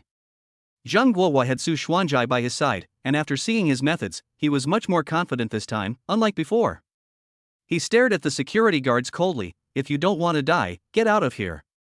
The security guards all know that the old man is the powerful one, and this middle-aged man is just taking advantage of the power of the other. One of the security guards suddenly jumped up and punched Zheng Guohua. At the same time, he shouted, "Brothers, beat him to death." The remaining 3 hesitated for a moment, then followed suit and attacked. Zheng Guohua was immediately beaten to the ground, curled up on the ground and shouted, "Master, save me." Su Xuanzai's figure standing there suddenly faded, and then he appeared behind the 4 security guards. This time, he did not use the same trick. Instead, he directly sent 4 palm strikes towards the 4 people. Bang! Bang! Bang! Bang! The 4 of them suddenly felt as if they were hit by a heavy hammer on their backs. They flew out one by one. One of them was facing the window and flew out directly. Ah! Another scream that faded away. Although the remaining 3 security guards did not fly out of the window, they fell to the ground unconscious. Chen Jiaqing and Zhao Rongrui both had pale faces and cold sweat on their backs. It was so scary. Zheng Guohua got up from the ground in a panic and kicked the security guards who were lying unconscious on the ground several times. Fuck you! How dare you hit me? Yiming's eyelids were twitching violently today, and he always felt like something was going to happen. Is it because I'm too tired from studying recently? He has been studying economics recently, looking for various materials to learn. He is not only buying the special island in order to aggravate the economic crisis in a certain place, but also preparing for governing the territory after establishing a country in the future. Forget it, let's take a rest first. He threw down the book, fell on the bed, took out his mobile phone and prepared to read some news. Suddenly, his brows furrowed, because the headline of the local news was actually related to the Jinhu building. Breaking news! Another murder occurred in Jinhu building.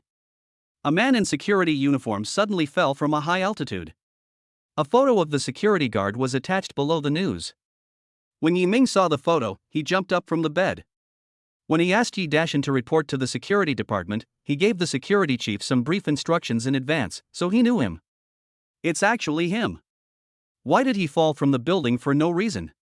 No, I have to go and check it out. After being beaten, Zheng Guohua was very angry. At this time, many other company executives gathered outside Chen Jiaqing's office. They just heard the security guard scream and couldn't help but come out to see what happened. When they saw the scene in the office, they were all shocked. Who are you? What are you doing here? They were all shocked to see the 3 security guards lying unconscious on the ground. Apart from Mr. Chen and his assistant Zhao Rongrui, there was only a strange middle-aged man and the old man with white hair and beard in the office. Obviously, the 3 security guards were beaten like this by these 2 guys. But why are these 2 people so powerful? Someone who saw that the situation was not good secretly walked away, went to the corner, turned on his phone and notified Yiming.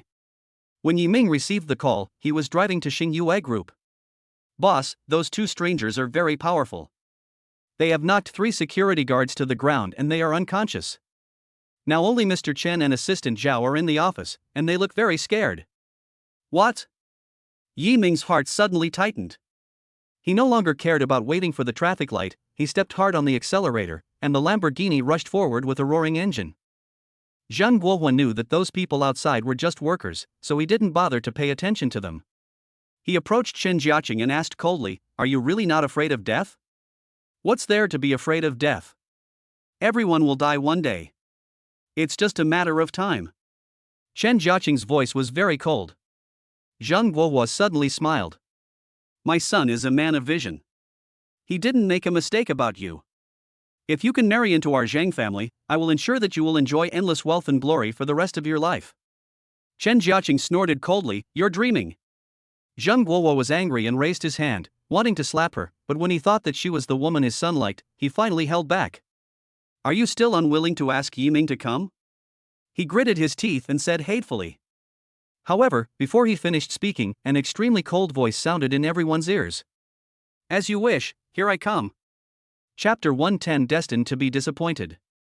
Su Xuanzai couldn't help but frown slightly when he heard the voice. Because the sound was obviously very far away, but it was very clear in his ears. He suddenly felt that Yiming was not a simple person either. When Zheng Guohua heard the voice, he turned around and looked around, but did not see Yiming. He was a little puzzled and thought that he was beaten and now he was hallucinating. He shook his head, trying to make himself more awake. However, Chen Jiaqing's expression suddenly became very worried. She sighed in her heart, "They are here just for you, why did you come?"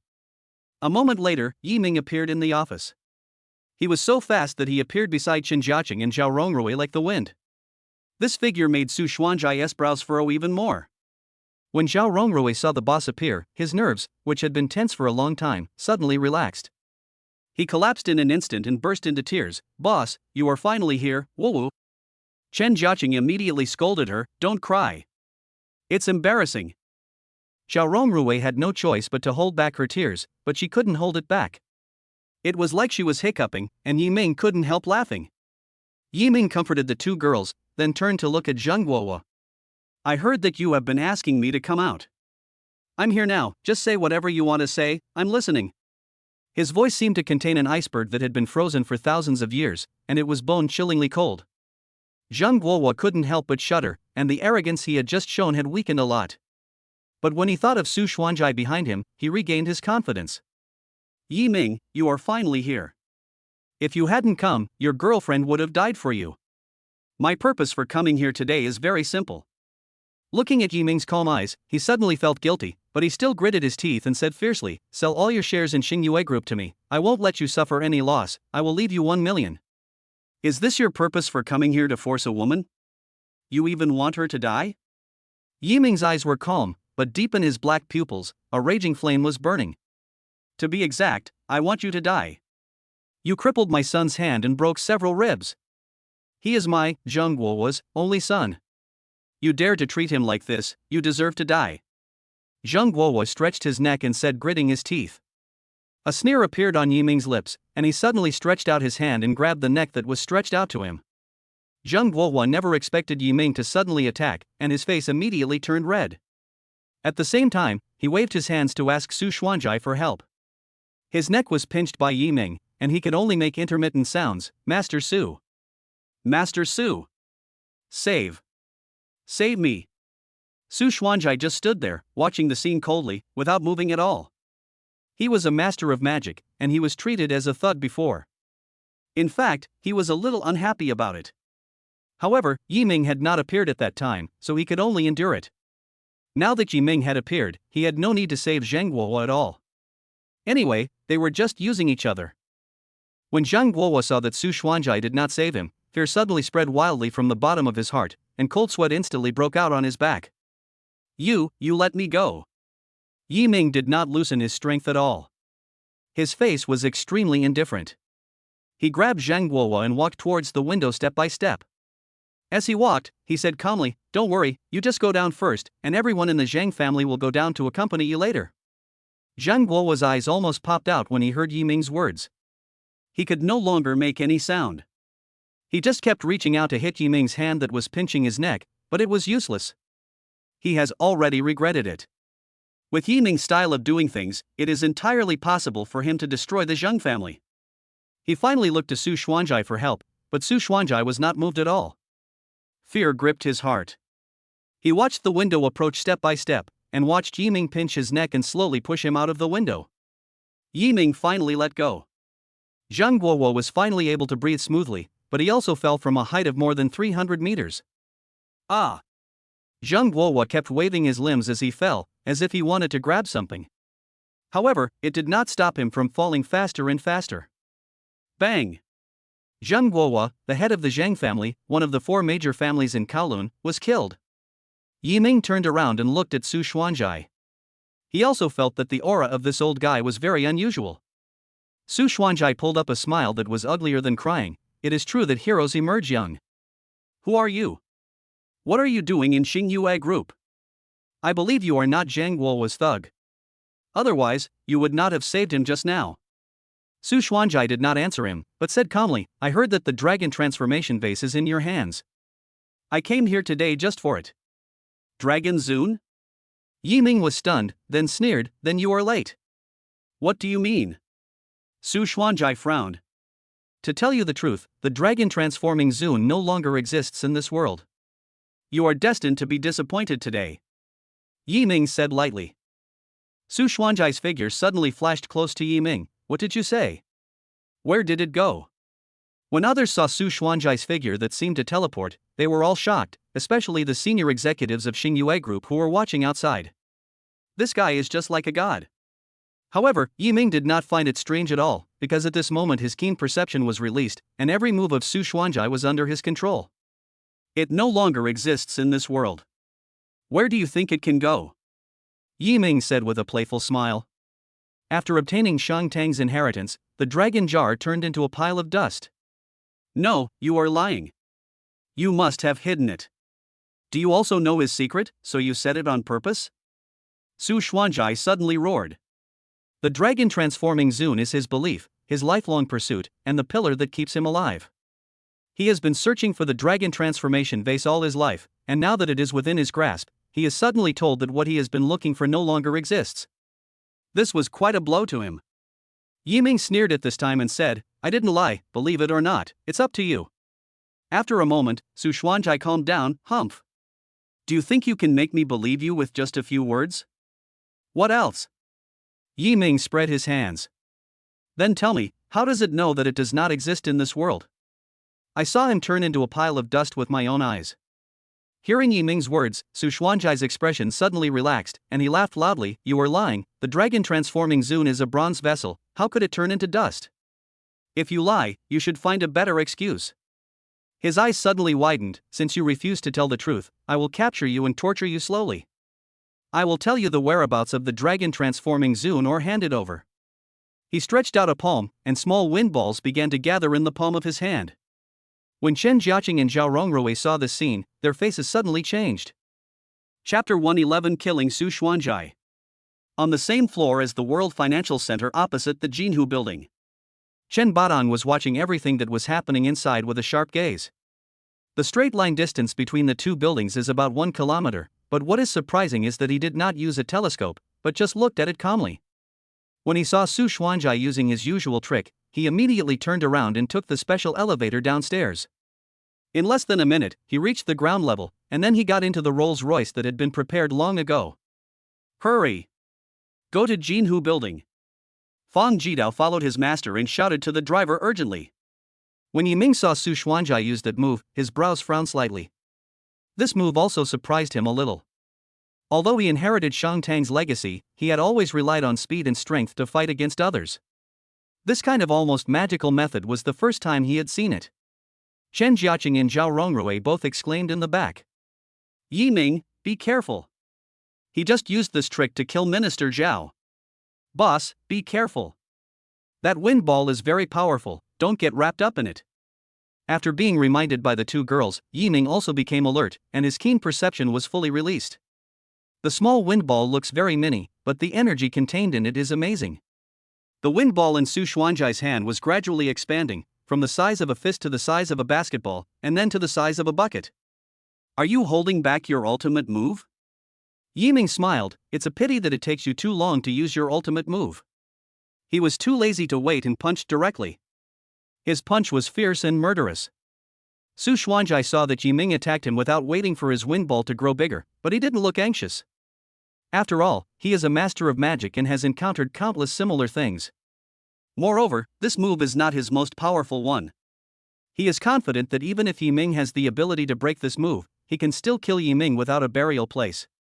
His figure flashed and he dodged, continuing to make the wind ball in his palm bigger. Yiming wiped his nose with his thumb and said, "You can actually dodge it. Old man, you really have some skills." This time he just wanted to test the opponent's strength, so he didn't use his full strength. After missing the first attack, Yiming once again gathered all his strength and concentrated it on his fist. This time, his speed was several times faster than before.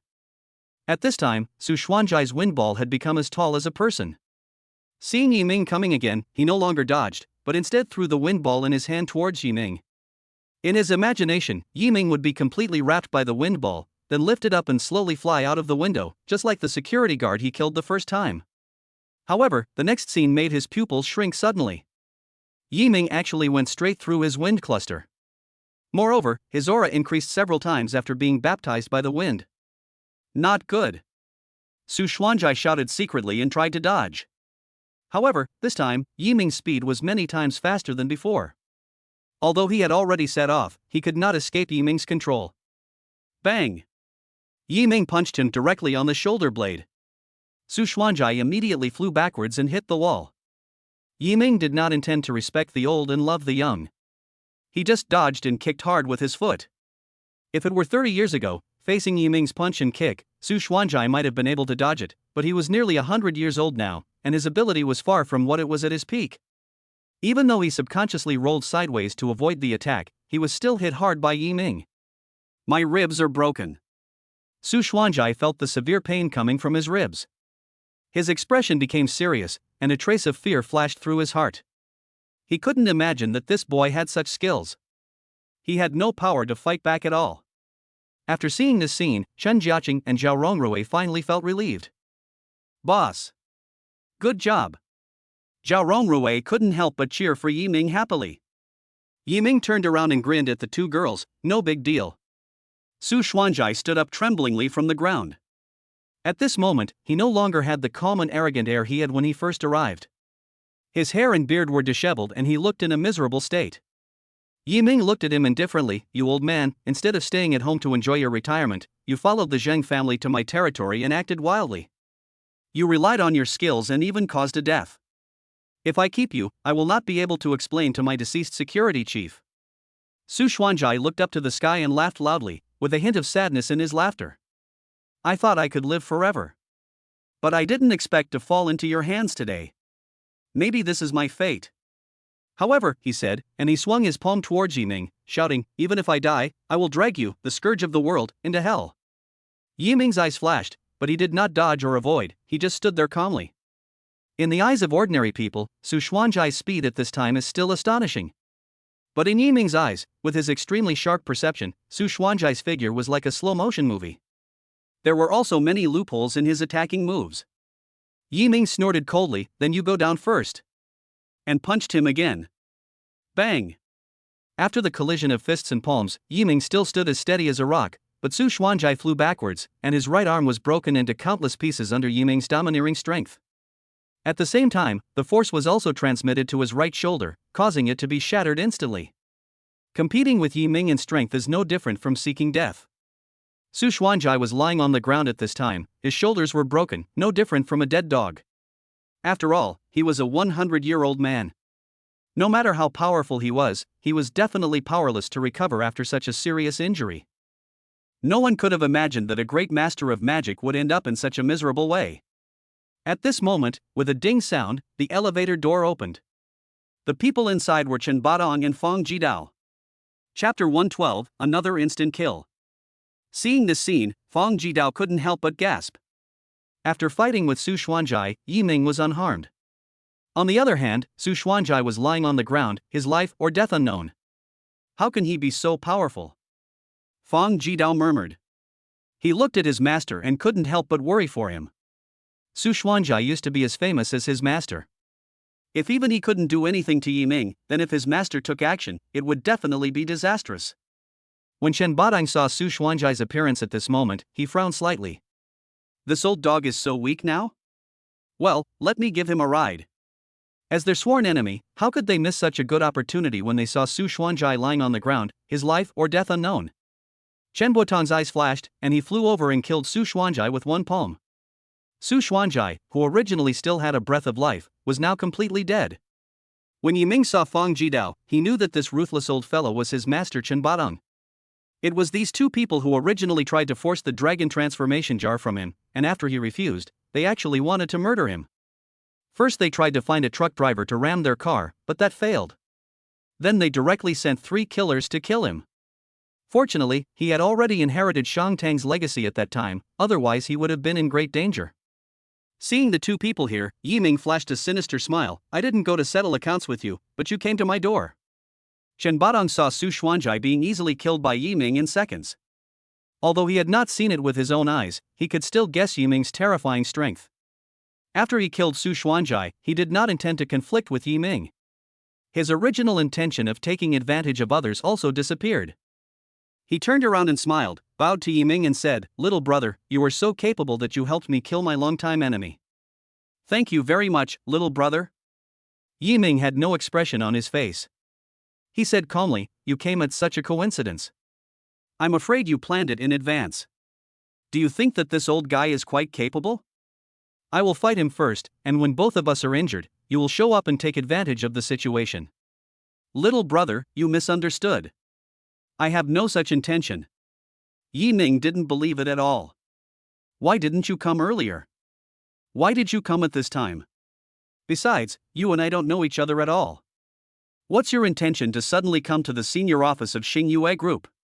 Chen Badong was speechless for a moment. Indeed, under normal circumstances, he had no reason to come to the top floor of the Jinhu building. After being stunned for a moment, he suddenly smiled. Little brother, you were so thoughtful, I really admire you. To be honest, I have an important matter to ask of you this time. Yiming snorted coldly. you are here for the dragon transformation zone just like that old guy, right? He pointed at the lifeless Su Xuanzai. It's so refreshing to talk to you, little brother. I wonder if you can sell me the dragon transformation jar. You name a price, no matter how much, I'll buy it. Yi Ming looked at him like he was an idiot.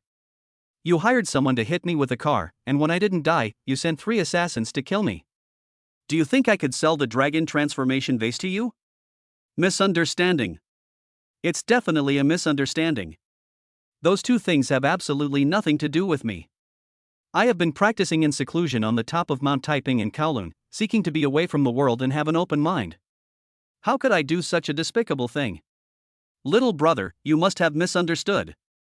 Yi Ming sneered. Whether it's a misunderstanding or not is not important anymore. Since you guys came to my door today, I don't have to go to Kowloon to look for you. I'm afraid of trouble the most in my life. The reason why I didn't go to Kowloon to settle the score with you when you sent 3 assassins to kill me is that I think it's too much trouble.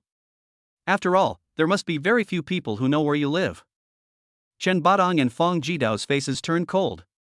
Yi Ming's tone was very unfriendly and his meaning was very clear. It seemed that they would not be able to leave today without a fight. Little brother, there is definitely a misunderstanding between us. I came here today just because I heard what Jidao said. He paid a large sum of money to buy the dragon transformation jar from you before, mainly to honor me, because he knew that I loved the dragon transformation jar very much, but unfortunately you refused to buy it. After I learned of your wishes, I planned to give up the idea of the dragon transformation jar, but unfortunately I couldn't bear it after so many days. So I came here in person this time to ask you to buy the dragon transformation jar again. I wonder if you can sell the dragon transformation jar to me because I am over 100 years old? I promise that I will never let you suffer a loss. Stop talking nonsense. I don't believe a word you say. Yi Ming was too lazy to listen to him anymore and just punched him. As a disciple, Fong Jidao immediately shouted and rushed over to fight Yi Ming. But he was no match for Yi Ming's punch. Even Su Xuanzai was no match for him. Fong Jidao was just a feng shui master. How could he withstand Yi Ming's full-strength punch? The two fists collided, and Fong Jidao flew backwards like a kite with a broken string. Another instant kill. Ah! Fong Jidao screamed. His arm was undoubtedly broken, and the white bones pierced through his skin directly, which was shocking to everyone who saw it. Chen Botan's eyes fixed, and a chill ran down his spine. Yi Ming's power far exceeded his imagination. After Fong Jidao landed, the severe pain made him faint instantly. Yi Ming glanced at him without caring, and turned to look directly at Chen Badong. Next, it's you. Shen Botong's pupils shrank, his mind raced, he knew there would be a fight today, so he just ignored everything and took the initiative. A sneer flashed across Yi Ming's lips, looking for death. Chapter 113, One Punch Solution. Chen Badong took the initiative to attack, hoping to gain the upper hand by striking first, but in front of Yi Ming's absolute strength, his little plan was undoubtedly in vain. Seeing the other party approaching, Yi Ming remained motionless. All the flaws on Chen Botong's body were clearly visible under his abnormal perception. But Yi Ming didn't even bother to attack Chen Botong's weakness at this time. The power he possesses allows him to ignore all attacking martial arts techniques. One punch is enough to kill you. In his perception, Chen Badong was even weaker than Su Xuanzai, but this was understandable because he was a few years older than Su Xuanzai. Chen Badong was smarter than Su Xuanzai. After he approached Yi Ming, he did not attack from the front, but suddenly moved to the side and back of Yi Ming, trying to catch him off guard. However, this is also a manifestation of his lack of confidence in his own strength, which is why he resorted to this method. Of course, this change of his could not escape Yi Ming's perception. Yi Ming turned around instantly, aimed his palm at him, and punched him flatly. Another fist-to-palm collision. Another opponent flew backwards. Another shattered arm. What a similar scene. At this moment, Yi Ming is like Teacher Saitama in One Punch Man. No matter how you change and use all your tricks, I can break them with one punch. This is the horror of absolute power. After Chen Badong flew backwards, he did not try to show off his strength. He knew that he could not get the dragon transformation jar today. Facing Yi Ming's extreme strength, escaping was the most important thing. After he fell to the ground, he didn't stop for a moment, endured the severe pain, stood up and ran straight to the elevator. Want to leave? Yi Ming picked up a stool and threw it straight at Chen Badong. The stool hit Chen Botong's back steadily. The huge impact force made Chen Badong fall to the ground again. This time, he vomited blood and his life force was slightly weakened. He regretted it, regretted provoking this perverted young man to death, and regretted coming here today even more. A trace of despair spread in his heart. Even though he was still a few steps away from the elevator, he knew that he could not leave. After dealing with Fang Jidou and Chen Badong, Yiming comforted Chen Jiaqing and everyone in the Xingyue group. Then, without staying for too long, he went directly to Kowloon. Now that we have started, let us solve it all at once. The Zhang family has been making trouble for his women time and time again. Thinking of how frightened Chen Jiaqing and Zhao Rongrui looked when he first arrived, he felt very distressed. Zhang family, it's your turn. The Zhang family is in chaos at this time because all partners have stopped cooperating with them, and Zhang Guohua, the backbone of the Zhang family, is not here. Therefore, everyone was very anxious, and the Zhang family mansion was also shrouded in a dark cloud. Zheng Qiujuan has returned home to recuperate. Although his hand was disabled and several ribs were broken, with today's medical technology, his injuries are beginning to improve. He was lying on the bed at this time, not paying attention to family affairs, but just looking forward to hearing good news from his father from the bottom of his heart. Yiming, I want to see how arrogant you are. With Master Su Xuanzai's help, you will be killed without a burial place. Thinking of Chen Jiaqing's attractive face, he pursed his lips and showed a sinister smile on his face. Chen Jiaqing, you can't escape from my palm. However, what he didn't know was that his father Zhang Guohua had already fallen from the top floor of the Jinhu building and died. Just as he was fantasizing about Yiming's death and Chen Jiaqing falling into his arms, his personal secretary hurried into his room. He frowned. What's going on? Why are you in such a hurry? The secretary's face was very pale, obviously she was extremely frightened. Master Zhang, Director Zhang he. Zhang Qiujuan had a bad feeling in his heart. What happened to my dad? The secretary took out her phone and said, Boss Zhang fell to his death in Shanghai. Boom! When Zhang Qiujuan heard the news, he felt like he was struck by a bolt from the blue. He hurriedly picked up the phone and saw the familiar face in the news. That's right. It was indeed his father Zhang Guohua. He immediately howled, Dad. Just now I was still dreaming about Master Su killing Yiming and me capturing Chen Jiaqing. At this moment, completely opposite news suddenly came. This contrast caused him to have a mental breakdown. Yiming. My Zhang family will never forgive you. If I don't kill you, I, Zheng Qiujuan, would not be worthy of being a human being. Zheng Qiujuan said viciously, gritting his teeth. He naturally knew that the murder of his father was committed by Yiming. Except for Yiming, no one dared to harm his father, the head of one of the 4 major families in Kowloon. And the place where his father fell from the building happened to be the Jinhu building. Everything showed that Yiming was the murderer. The secretary next to him was frightened when she saw his murderous look and wanted to leave quietly. Stop!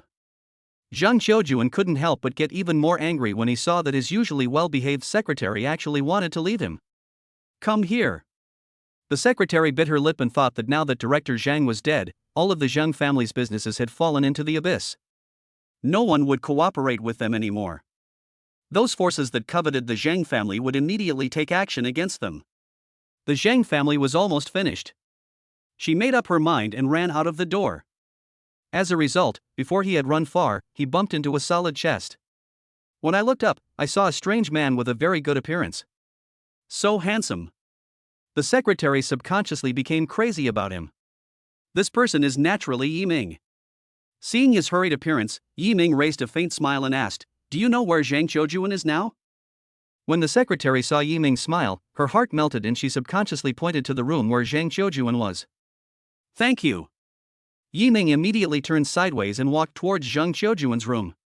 Zhang Qiujuan heard the footsteps approaching the door again and thought that the secretary had come back again, so he immediately roared, You stinky bitch, I will beat you to death when I get better.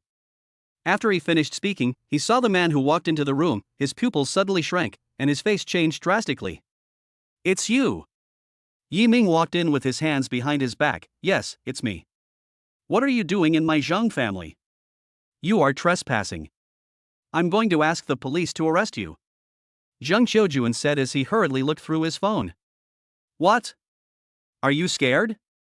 Yiming smiled faintly. Your father broke into my Xingyue group privately, but he was quite justified. What I am doing now is just imitating your father. Of course, I will not recognize you as my son. What on earth do you want to do? My father fell to his death, it must have been you who did it, right? Yiming shrugged, yes, it was me who did it. 2 security guards in my company also fell to their deaths. He just went down to accompany them. His eyes suddenly focused, a life for a life. Your father caused the death of 2 security guards in my company. He paid for 1 life. You should pay for the remaining 1. As he spoke, he slowly walked towards Zheng Qiujuan. Zheng Qiujuan was so scared at this time, don't come over here. He shouted in a trembling voice. Yiming ignored him completely. His figure flashed and he came directly to Zheng Qiujuan's bed. Without any nonsense, he reached out and grabbed Zheng Qiujuan's neck. Crack! Zheng Guowa's only son died. Chapter 114, The Child's Wronged. The Zheng family lost Zheng Guowa and Zheng Qiujuan, the current and future leaders, and fell into chaos for a while. In order to fight for the Zheng family's property, the various branches of the family were not afraid to go to court with their own people, and they had no time to investigate the cause of death of Zheng Guowa and Zheng Qiujuan. Under internal and external troubles, the Zheng family fell apart overnight. The next day, the sun rose as usual, but the Zheng family, one of the 4 most prominent families in Kowloon, had completely disappeared. After getting rid of Zheng Guowa and his son as well as any potential threats, Yiming felt relieved. However, he didn't know at this time that behind Zheng Guowa taking Su Xuanjai to Xingyue Group, there was actually the involvement of Mitsui Company, Limited of Country R. But because they did not show up directly, they only introduced Su Xuanjai to Zheng Guowa. Therefore, it is normal that Yiming doesn't know now. The news of the demise of the Zheng family and the sudden deaths of Zheng Guowa and Zheng Qiujuan reached country R. Kazuo Maeda, the president of Mitsui Company, Limited, had cold hands and feet and collapsed directly into his chair. Too scary. This man is too scary. Such a huge family like the Zheng family was wiped out by him overnight. He also killed the magic master Su Xuanjai, the 9-dragon feng shui master Chen Badong and his apprentice Feng Jidao. Can Mitsui Company afford to offend such a person? His mind raced, and he quickly called a meeting and gave an order: forget the idea of revenge for the 4 Okadas. Otherwise, if we offend that killer, it will be a nightmare or even the end of Mitsui Company. Some people questioned, did Okada and his men die in vain? Maeda Kazuo sneered, what else? He killed Su Xuanjai, Chen Badong, and Feng Jidao in one go. Do you think we can afford to offend such a person? At this time, another person whispered, maybe, we can let the ninja help us. Maeda Kazuo frowned when he heard this, ninja? That's right. Although 1 or 2 ninjas may not be Yiming's opponent, we can adopt the wheel tactic. If 10 doesn't work, we can use 100. If 100 doesn't work, we can use 1,000. We will drag him down to death. Another person expressed a different opinion, can we at Mitsui Company hire so many ninjas? It's impossible. The person who proposed the idea smiled confidently and said, no need to ask, we can design a plan to let the Emperor of Country or send out ninjas to deal with him. With the Emperor's order, even if we have to send out all the ninjas of Country R, it is not impossible. Let the Emperor give the order. That's one way. But how can we get the Emperor to give the order? Of course, we are going to make a fuss about the Xingyue Group behind Yiming. As far as I know, Xingyue Group once acquired a technology company. One of the core technologies of this technology company was purchased from a company in our country. And the founder of this company is Matsumoto Ryosuke, the husband of the Emperor's most beloved daughter.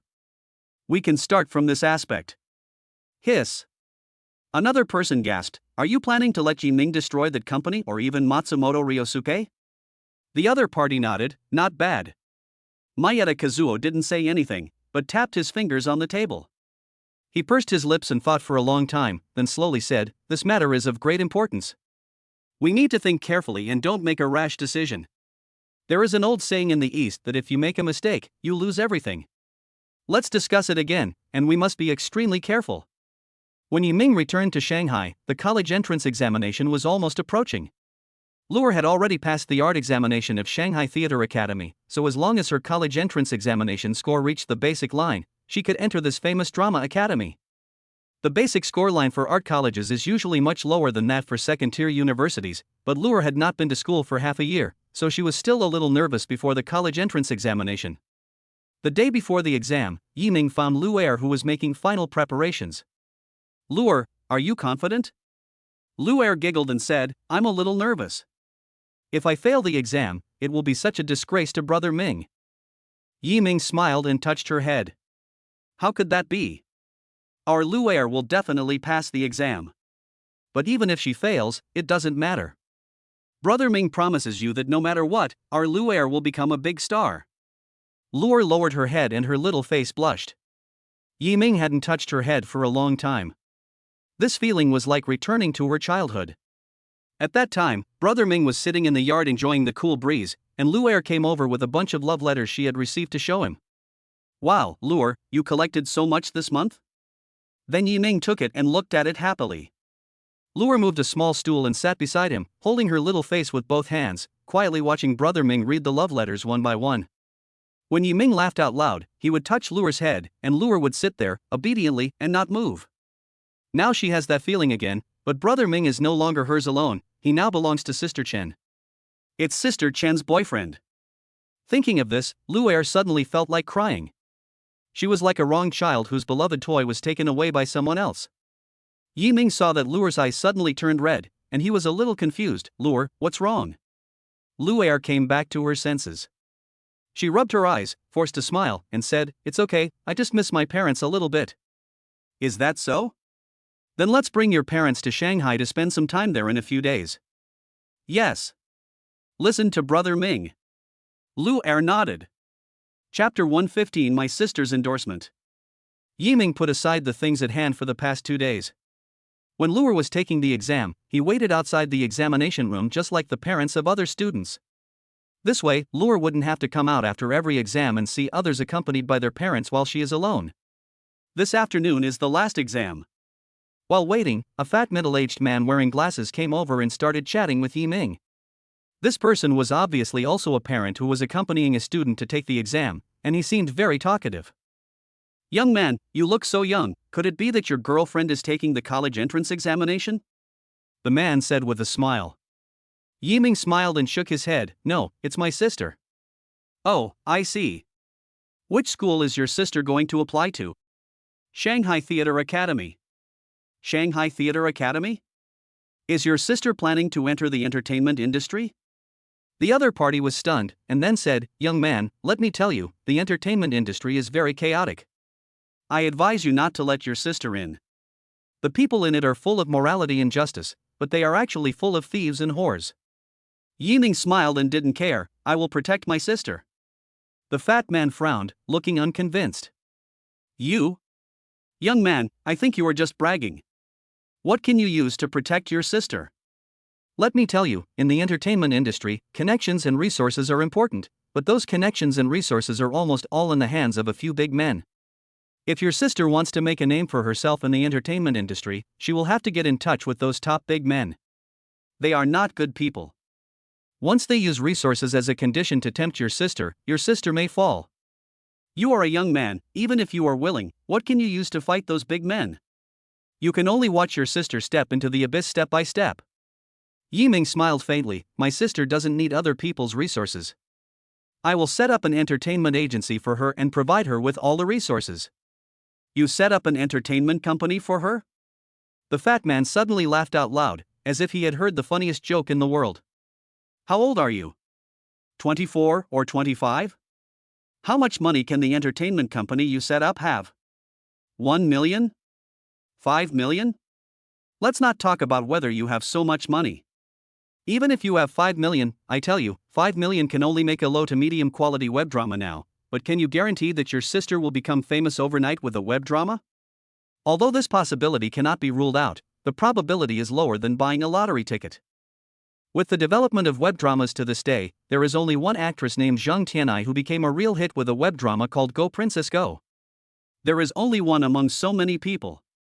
And the investment in that drama reached 20 million, and people still complained about the poor crew. What can your 5 million do? What's more, you don't even have 5 million, right? Yiming looked at him and smiled faintly. He did not answer his question, but just said, It seems that you know a lot about this industry. Do you pay attention to it often? The fat man sighed when he heard this. To be honest, my son also wants to enter the entertainment industry, so I occasionally pay attention to him, but I don't think he is reliable. I hope he can study finance and develop my small company with an annual income of only a few million in the future. When he talked about his small company with an annual income of a few million, his tone was obviously full of pride. At the same time, he paid attention to Yi Ming from the corner of his eyes, trying to see admiration on his face. However, Yi Ming's expression remained unchanged, and he just smiled and said, "It's a good thing that your son has his own dream, you should support him." The fat man was a little disappointed when he saw Yi Ming's indifferent reaction, but when he saw Yi Ming talking about his son, a proud smile immediately appeared on his face again. "Speaking of my son, apart from his arrogance, everything else makes me very proud. Don't look at me because I am so ugly. My son is a very handsome guy. He is rated as the school idol of ZU High School every year. And he is also good at studying. It is no problem for him to get into a top university. But this semester has made me a little worried. He was fine, but his grades suddenly dropped a lot. I heard that he likes a girl in another class. Surprisingly, that girl doesn't like my son at all. Oh, it's a troublesome thing, I won't say it." He waved his hand. Yi Ming guessed that the girl that the fat man's son liked was most likely Lu'er. He sighed inwardly, thinking to himself, "Lu'er, you have really done so much harm to people. From childhood to adulthood, you have stolen the hearts of so many young men in love." Seeing that Yi Ming didn't reply to his question, the fat man thought that Yi Ming was not interested in this topic, so he immediately changed the subject. "Let's talk about your setting up of an entertainment company. How do you plan to do it?" Yi Ming shrugged. "Just do it as you want." "You have so much money?" The man looked at him suspiciously. "And even if you had a few million, would you be willing to invest it all in your sister's entertainment business? What about you? It won't cost much, right?" Yi Ming suddenly lowered his head and said to him mysteriously, "To be honest, my sister will soon be the spokesperson for the domestic high-end cosmetics Jean Ziren. Jean Ziren's parent company was acquired by Xingyue Group some time ago. Recently, it is going to launch a new flagship product." Chen Jiaqing suggested that Lu'er be the spokesperson, saying that a new product should be endorsed by a newcomer. This is completely opposite to Jean Ziren's past style of using big-name spokespersons. It can arouse the public's curiosity and stimulate their purchasing psychology. At the same time, it also allows Lu'er to gradually enter the public's field of vision and pave the way for her to enter the entertainment industry in the future. Yi Ming certainly would not object to this. The fat man didn't believe Yi Ming's words at all. "You are just bragging. Jean Ziren is a top domestic high-end brand. All its spokespeople have been famous actresses. Why would they choose a newcomer like your sister who just graduated from high school?" Yi Ming smiled calmly. "Believe it or not. Fuck, that's bullshit. If your sister can be the spokesperson for Jean Ziren, I will write my name backwards." The fat man didn't believe it at all. At this time, the bell rang, indicating the end of the exam. Lu'er came out soon. Yi Ming looked at Lu'er and asked, "How did you do in the exam?" "It's okay, there shouldn't be any problem." "That's good."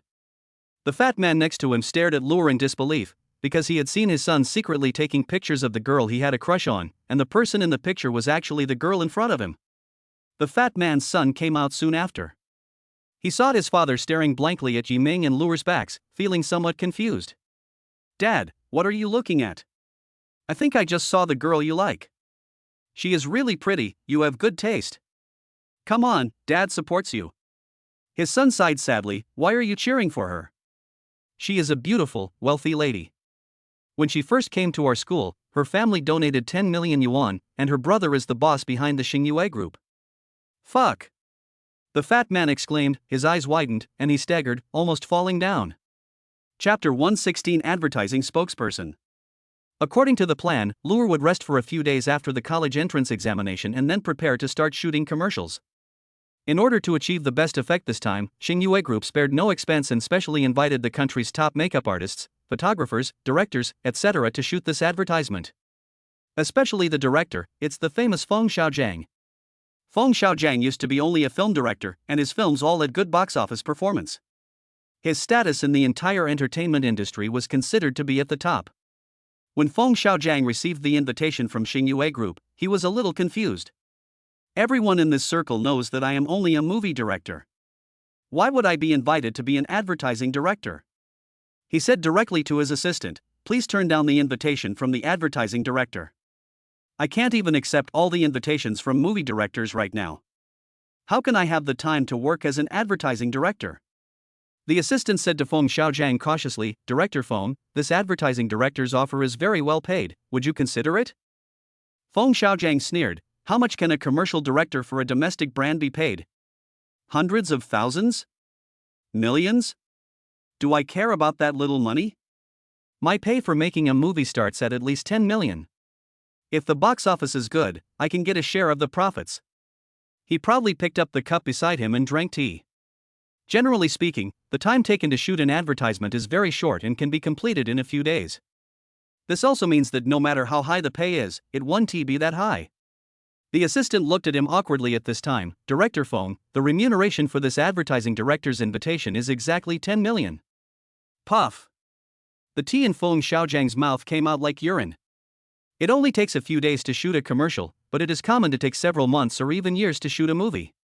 The pay he could get in a few days was almost the same as the pay he would get from spending a lot of time shooting a movie. How could he not be tempted? He pretended to be calm and said, "Since the other party is so sincere, let's take a look at their advertising script." The assistant handed over the script. Feng Xiaojiang glanced at it casually and frowned. "A cosmetics advertisement?" "Yes, this cosmetic is the latest flagship product developed by Jean Ziren. All of Jean Ziren's previous spokespeople were first-tier actresses, such as Song Yingying, Eddie, and Yang Mi, who were all spokespeople for their products." Feng Xiaojiang's eyes lit up. Who did they hire as the spokesperson for this advertisement? The assistant was stunned, thought for a moment and then said, "I don't know yet. The other party hasn't announced it yet. I guess they haven't chosen it yet. After all, there are only a few popular first-tier actresses in China. Apart from the current spokespeople for other products under Jean Ziren, the remaining popular actresses are almost all spokespeople for their competitors. I guess this time, they should find a second-tier actress with a rising momentum to endorse this product." When Feng Xiaojiang heard this, his eyes rolled, and he suddenly leaned over and whispered to his assistant, "Since they haven't chosen a spokesperson yet, what do you think about us recommending Zhang Huihui to be the spokesperson?" Zhang Huihui is a new actress that Feng Xiaojiang has been promoting recently. She appears in almost every movie he has made. However, Zhang Huihui's acting skills are not that good, so she can only be the second female lead at best. A reporter once asked Feng Xiaojiang why Zhang Huihui appeared in every one of his recent films, and he seemed to take good care of her in every aspect. Feng Xiaojiang laughed and said, "Huihui has great potential. I hope to train her to become the next internationally famous actress after Gong Li and Zhang Zi. Moreover, I recently adopted her as my goddaughter. Naturally, I have to take care of her." Although Feng Xiaojiang said this, many people outside speculated that there must be a special relationship between Zhang Huihui and Feng Xiaojiang that is difficult to explain.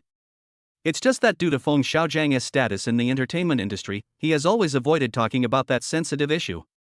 The assistant was his confidant, so she naturally knew the relationship between Feng Xiaojiang and Zhang Huihui. She nodded and said, "Then I will communicate with Xingyue Group right away." After the assistant left, Feng Xiaojiang smiled and took out his cell phone to call Zhang Huihui. It took a long time for the other party to answer, and there seemed to be a hint of urgency in the voice. "Hey, Godfather, what's the hurry? I'm busy right now." Feng Xiaojiang was a sharp man. He could hear the rapid breathing in Zhang Huihui's voice, which she tried hard to hide.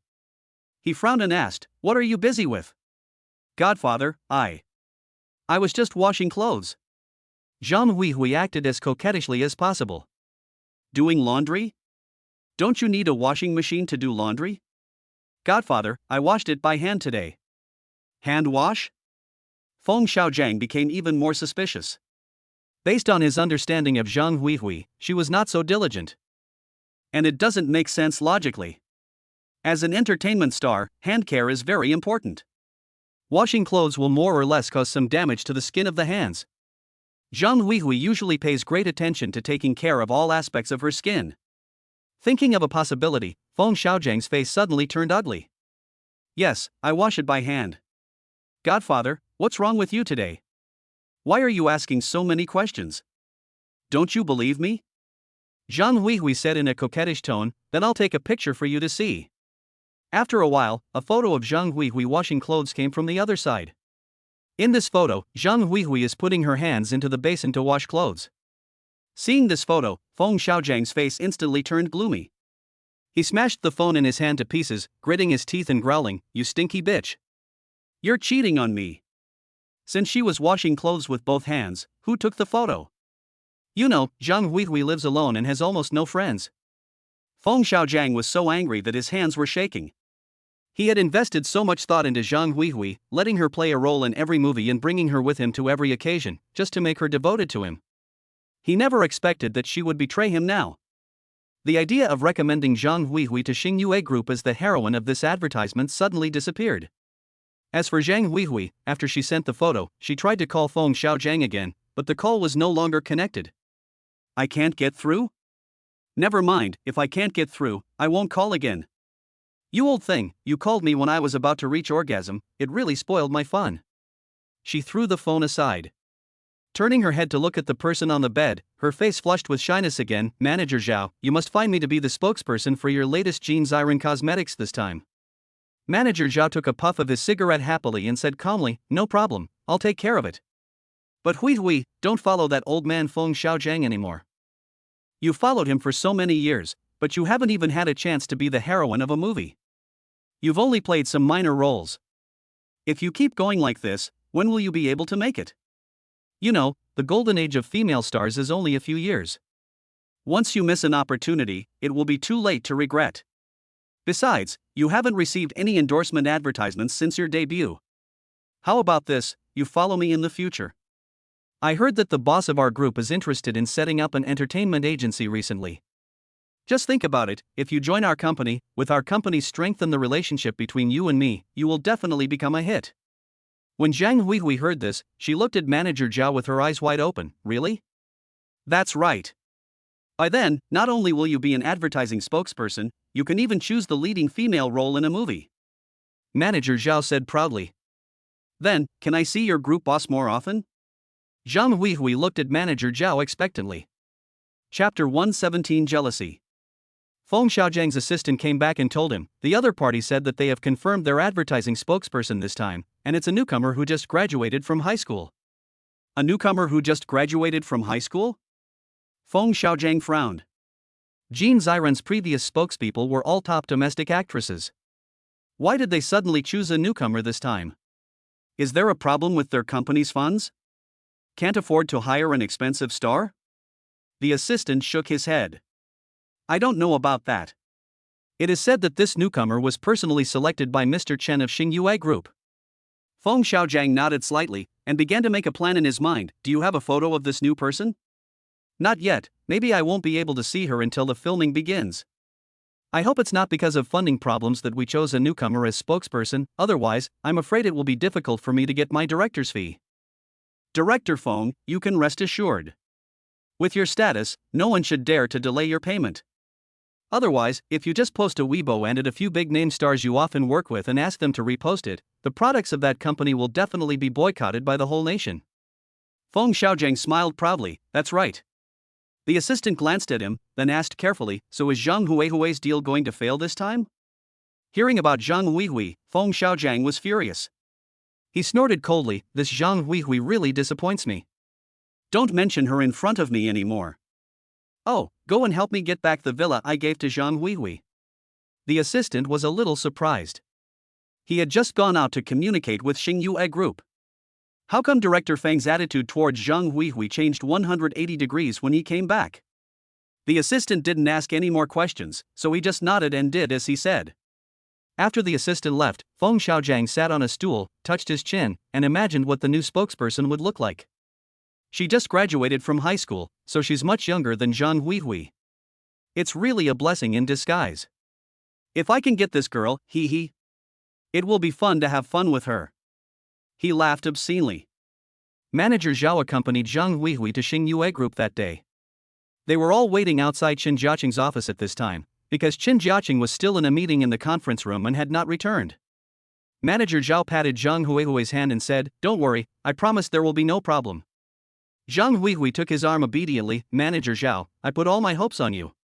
Manager Zhao looked at Zhang Huihui's charming and pretty appearance, his eyes glowed green and he couldn't help swallowing. At this time, Feng Xiaojiang also came.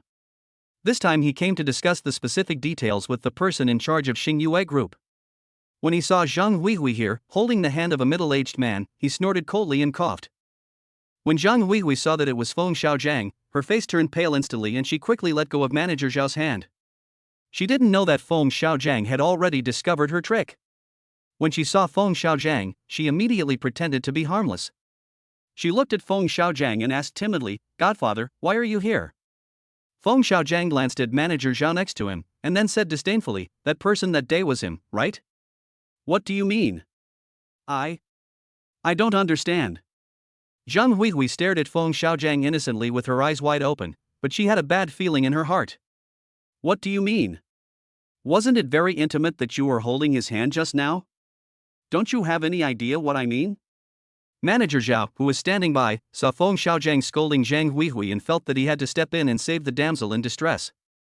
"Hey, Director Feng, you're really funny. Isn't Zhang Huihui your goddaughter? She was just talking to me about work. What do you mean by that sarcastic tone?" Feng Xiaojiang glanced at him coldly. "Who do you think you are? What qualifications do you have to question me?" He felt very unhappy when he thought about this person stealing his girl. Manager Zhao's face darkened when he heard his unkind words. "Who am I? I'm Zhao Daji, the publicity manager of Xingyue Group. Feng Xiaojiang, don't think you can become famous just because you made a few movies. Huihui has been following you for so many years, she's really blind."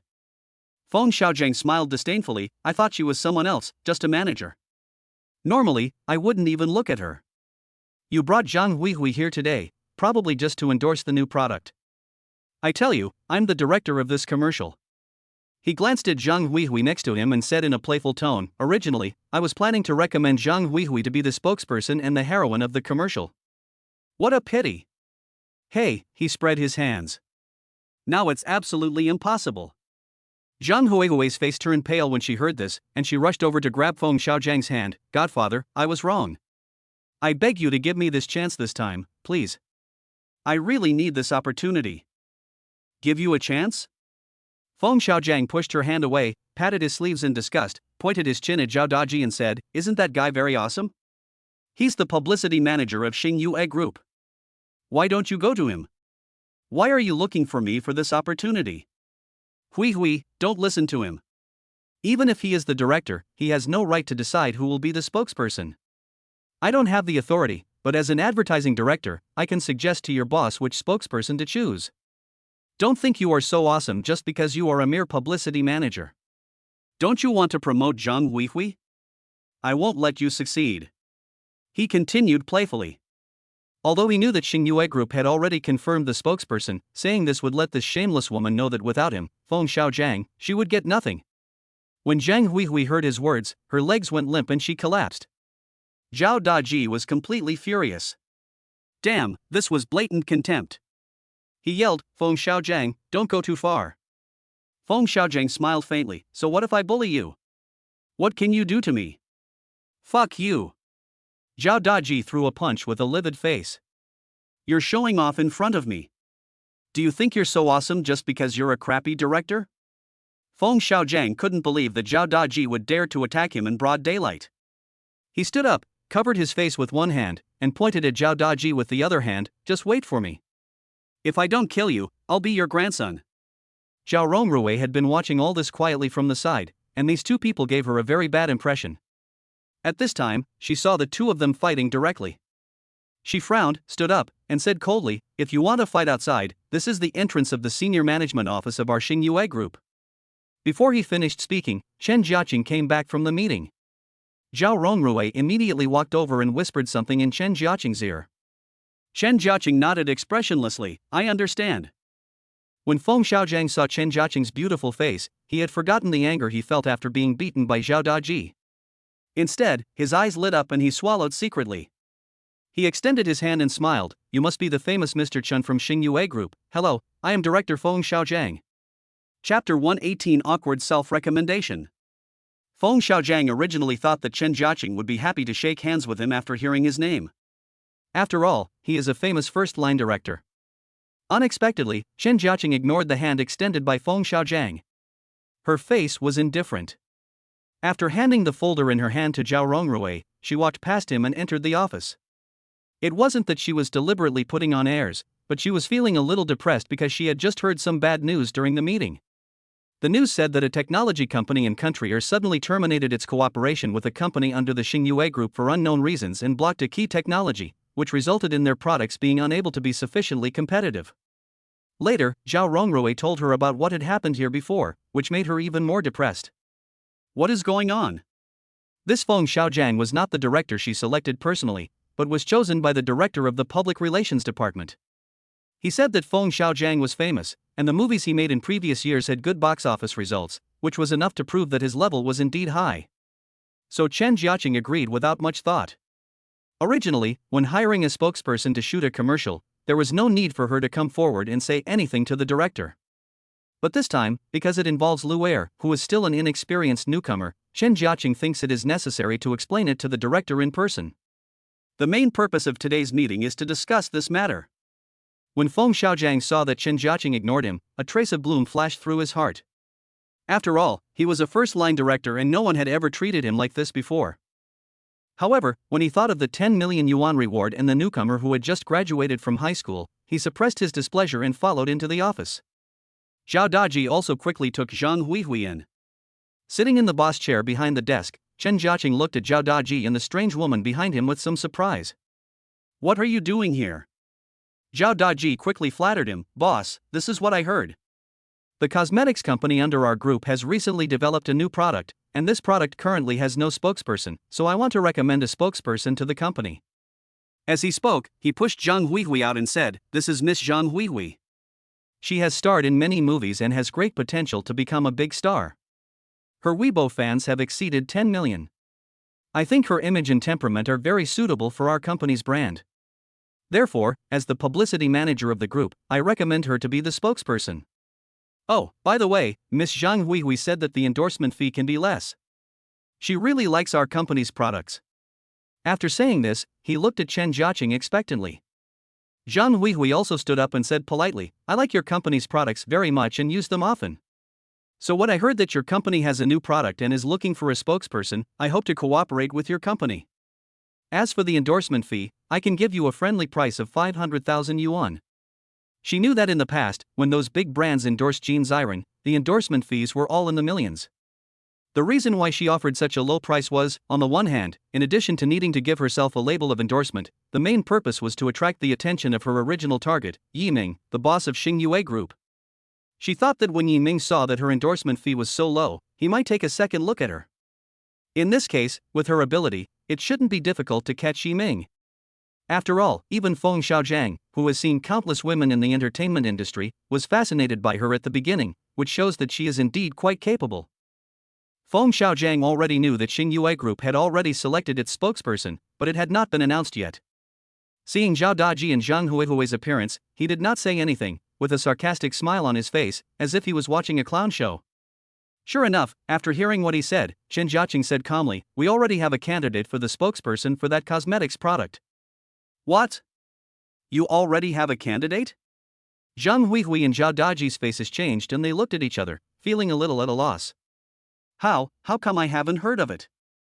Zhao Daji asked with a stiff face. Chen Jiaqing raised her head, her beautiful eyes were deep and filled with a terrifying light, and her face was very cold. Do I need to tell you what I have decided? No, that's not what I meant. Zhao Daji quickly waved his hands to explain. Zhang Huihui, who was standing next to her, blushed and wished she could find a hole to crawl into. Others had already chosen a spokesperson, but she still came to curry favor with them, even saying that she could give a friendly price for the endorsement. This was so embarrassing. At the same time, she hated manager Zhao. He had vowed to help her get the endorsement. She thought that Zhao Daji was very successful in Xingyue Group, but she didn't expect that he was nothing. Thinking about how she lost Feng Xiaojiang's support because of her relationship with manager Zhao, Zhang Huihui felt extremely regretful. And she had been keeping him for so long. She was standing behind it this time, looking at Zhao Daji with eyes filled with endless anger, wishing she could eat him alive. Chen Jiaqing glanced at Zhang Huihui, then looked at Zhao Daji and said, As far as I know, our company has not announced that it is looking for a spokesperson. What do you mean by taking the initiative to bring someone to my office today? Zhao Daji's forehead was covered with cold sweat. He was speechless for a moment and kept repeating I over and over. Chen Jiaqing waved her hand, signaling him not to make any excuses, and continued with a cold face. Our company doesn't need someone like you who likes to take the initiative, Zhao Daji, you are fired. What?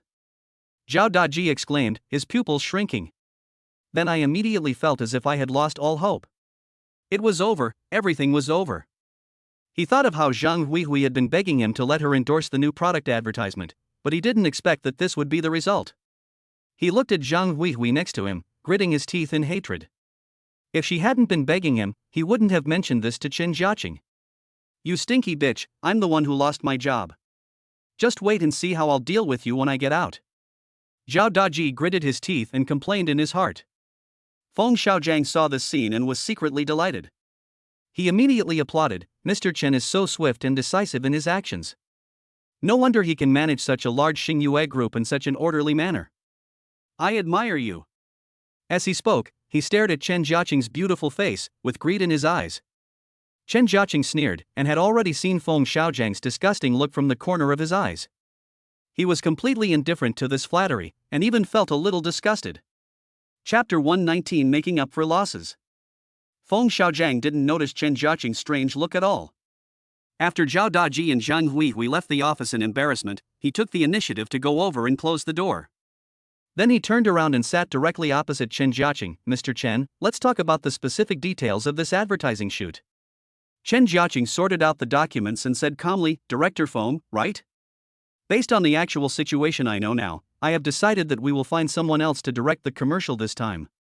If you have nothing else to do, please go back.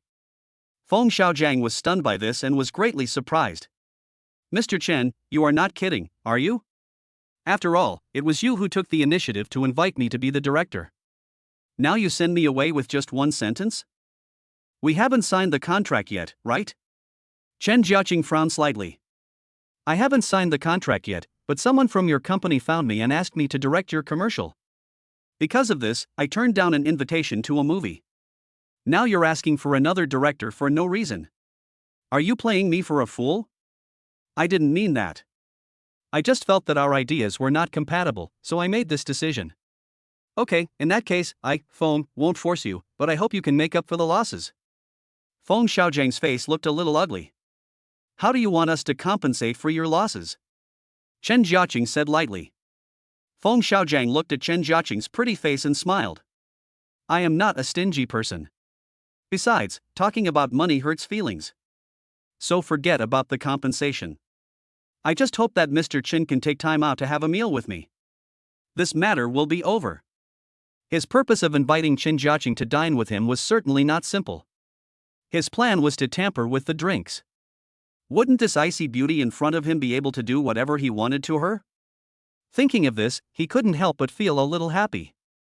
Sorry, I don't have time. Chen Jiaqing firmly rejected his idea. Mr. Chen, don't be so disrespectful. I know you manage the huge Xingyue group and you are very busy, but you still have some private time, right? Feng Xiaojiang came closer to the table, crossed his fingers, and seemed not to care at all about Chen Jiaqing's rejection. He continued, Mr. Chen, Feng, have a certain status in society. I have many opportunities to deal with the media, and I have tens of millions of fans on Weibo. I hope that our cooperation will not be unpleasant because of a meal. If this gets out, it won't be good for the reputation of your Xingyue group, right? He looked at Chen Jiaqing with a smile, and his meaning was very clear. If Xingyue group went back on its word, he would use his influence to discredit Xingyue group. Chen Jiaqing's beautiful eyes narrowed. If he was asked to compensate him for some lost wages, it would not be a big deal. However, a big director like him would definitely not care about a little lost wages. After all, he didn't waste much time. Even if he had to compensate him, it would not be much. But now he actually used this as an excuse to ask me to accompany him for dinner, and if I didn't comply, it seemed that he would use his status as a famous director to harm Xingyue Group. She said calmly, Director Feng, you don't need to worry about the reputation of Xingyue Group. If you are willing, our group will give you a compensation for lost work according to the actual situation. If you don't want it, I would also like to thank Director Feng on behalf of our group for his spirit of treating money as dirt. As for eating, I'm sorry, I really don't have time. Feng Xiaojiang's face darkened. Are you really not worried that Xingyue Group's reputation for going back on its word will spread? We haven't signed a work contract with you, so how can we go back on our word? We gave you the lost wages only because you came to my office to show our company's sincerity. Feng Xiaojiang's face turned blue with anger. He slammed the table and said, Humph. Since you don't know what's good for you, don't blame me for being rude. Then he walked out of Chen Jiaqing's office angrily. After returning home, Feng Xiaojiang became more and more angry. After smashing a few things, he called his assistant and said, "Go find me some paparazzi and ask them to help me dig up some dirt on Xingyue Group." The assistant heard that Feng Xiaojiang's tone was a little strange, and hurriedly asked, "Director Feng, what's wrong? Aren't you going to discuss the specific details of the advertising shoot with Xingyue Group today? Why are you going to dig up their dirty laundry now?" Feng Xiaojiang gnashed his teeth. They went back on their word. "Damn, they're making a fool of me. I'm going to trample them down and never let them get up again." The assistant reminded him weakly, "Director Feng, this is probably unrealistic, right? After all, they are now a large group with assets of hundreds of billions. How can we touch them with just our strength?" The assistant's words made Feng Xiaojiang sober up from his anger. Indeed, he was just a director with some influence in the entertainment industry. Compared with Xingyue Group, he was not even on the same level. Feng Xiaojiang felt as if a bucket of cold water was poured over his head, and his heart went cold. Am I just going to swallow my anger? I am a well-known first-line director in China. If they play me like this, I will just have to admit defeat. How can I put my face down if this gets out? No, I must dig out the fatal dirt on their group. I don't believe that their group has grown so big now without any dirt at all. The assistant on the other side thought for a moment, then said cautiously, "Director Feng, there must be some dirty laundry to be dug up about Xingyue Group. Not long ago, several murders occurred in the Jinhu building. This matter was once a hot topic on the internet, but strangely, the news was quickly blocked. I guess their group bought off all the media and blocked the news. Moreover, the dead included Zhang Guohua from the Zhang family in Kowloon, and several elderly people who were said to be very old. Later, these dead were dealt with secretly, and there was no other news. It is said that these are closely related to Yiming, the behind-the-scenes boss of Xingyue Group. We may be able to start from this aspect. Zhang Guohua died in Jinhu building?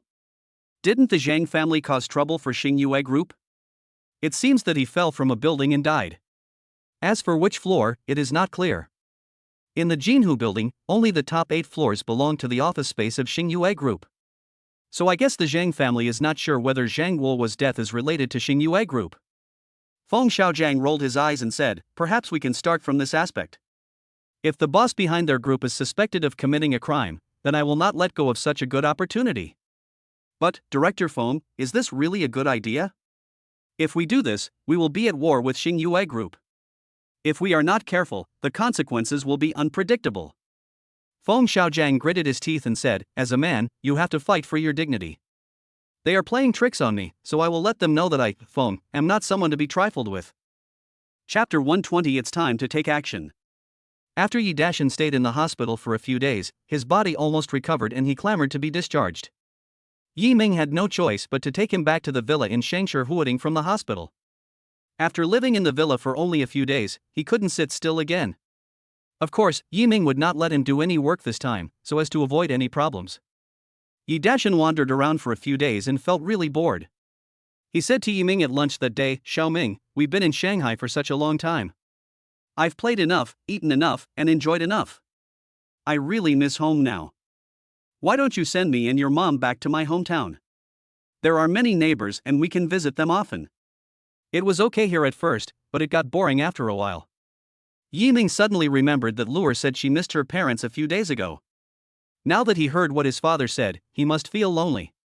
He thought that maybe he could bring Uncle Tian's family over, so he said, "Dad, how about I bring Uncle Tian's family over to live with us?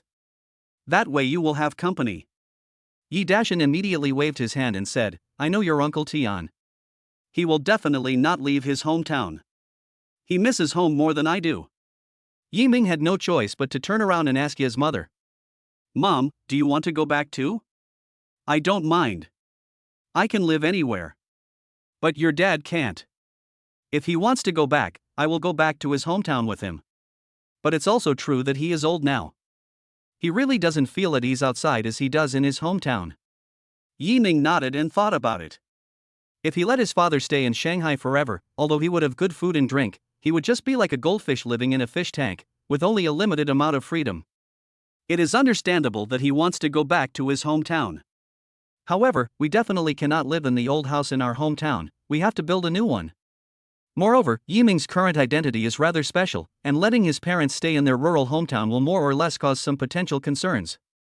So we must hire a few people to protect it secretly, and also ask a designer to design the structure of the house. After thinking for a while, he said, Dad, how about this? I'll have someone build a house on the foundation of our old home. When the house is built, you can go back. How about that? Yi Dashin nodded. Okay, then wait for a while. That night, Ye's mother found Yiming and said mysteriously, Xiaoming, I think Jia Qing is really good.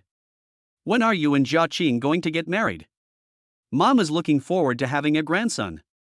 Yiming choked, Mom, it's too early for this. Mother Yi glanced at him complainingly, What do you mean it's too early? Your uncle Zhang's son is the same age as you, and he can already help with cooking. And Uncle Lu's son, Nyodan, who used to fight with you when you were little, is about to have his second child. You're the only one in our village who's your age who hasn't gotten married yet, so you better pay attention. Marry Jiaqing back home soon, and I can put my heart back in my stomach. Mom, don't worry. I will be the first to tell you if there is good news. Yiming smiled and massaged his mother's shoulders. Kid, you've never given me any worries since you were little. You need to hurry up on this matter. Okay. Jean Ruerue has found. This is a territory that was established by me, your boss. Jean Ruerue widened her beautiful eyes, with a look of disbelief on her face. You established the territory? Boss, you are kidding, right? Yiming shook his head. Can you make such a joke casually? Then. Boss, aren't you afraid of being mistaken for a terrorist? If the plan is exposed and fails, then, the consequences will definitely be disastrous. Jean Ruerue thought that Yiming was going to cause trouble in the country like those separatists. If that was the case, then none of them would have a good ending. She was so scared that her face turned pale. Yiming was a little stunned, but then he understood her concerns and laughed. I'm not going to cause trouble in our own territory. Don't worry, I know this. Not in our own territory? That's good. With the boss's answer, Jean Ruerue patted her chest and breathed a sigh of relief. Originally, she had made up her mind that if her boss really wanted to cause trouble in the country, she would decide to resign. Her best years had just begun, and she didn't want to be regarded as a terrorist. Yiming suddenly remembered that he had been looking for ways to aggravate the economic crisis in a certain place so that they would sell the island to pay off their debts. Later, due to other things, I stopped paying attention. Seeing Jean Ruerue just here, he asked, Ruerue, you graduated from Guanghua School of Peking University, so you must be very knowledgeable about economic issues, right? Jean Ruerue thought the boss wanted to test her on business matters, so she quickly said, I know a little bit, but I can't say I'm proficient in it. After all, our major is management. Yiming nodded. Then let me ask you, do you know that there is an economic crisis happening somewhere right now? Jean Ruerue, this news is being broadcast everywhere. I know a little bit about it. Boss, why are you suddenly concerned about the economic crisis in a certain place? Is our group planning to expand its business in a certain place? Yiming did not answer her, and continued to ask, then let me ask you, if I have a huge amount of funds, how can I aggravate the economic crisis in a certain place? So that they can only repay their debts through other means. Jean Ruerue thought for a moment. As far as I know, the current economic crisis in a certain place is very serious. Workers are on strike. Students are boycotting classes. The overall unemployment rate in the country has reached an astonishing 30%, and the youth unemployment rate has reached more than 60%. That is to say, among young people, 6 out of 10 are unemployed. At the same time, there is a food shortage. Everyone is trying to stockpile food. There are more and more homeless people on the streets. District O is discussing providing aid to a certain place with tens of billions of euros, but no decision has been made yet. After all, the situation in several other territories in District O is not very good. Except for Britain, France, and Germany, the territories are not willing to sacrifice their own interests to aid a certain place. Yiming frowned. Is it so serious already? He had been worried that the economic crisis in a certain place was not serious enough, and had been thinking about how to add fuel to the fire. He didn't expect that all he had to do was wait.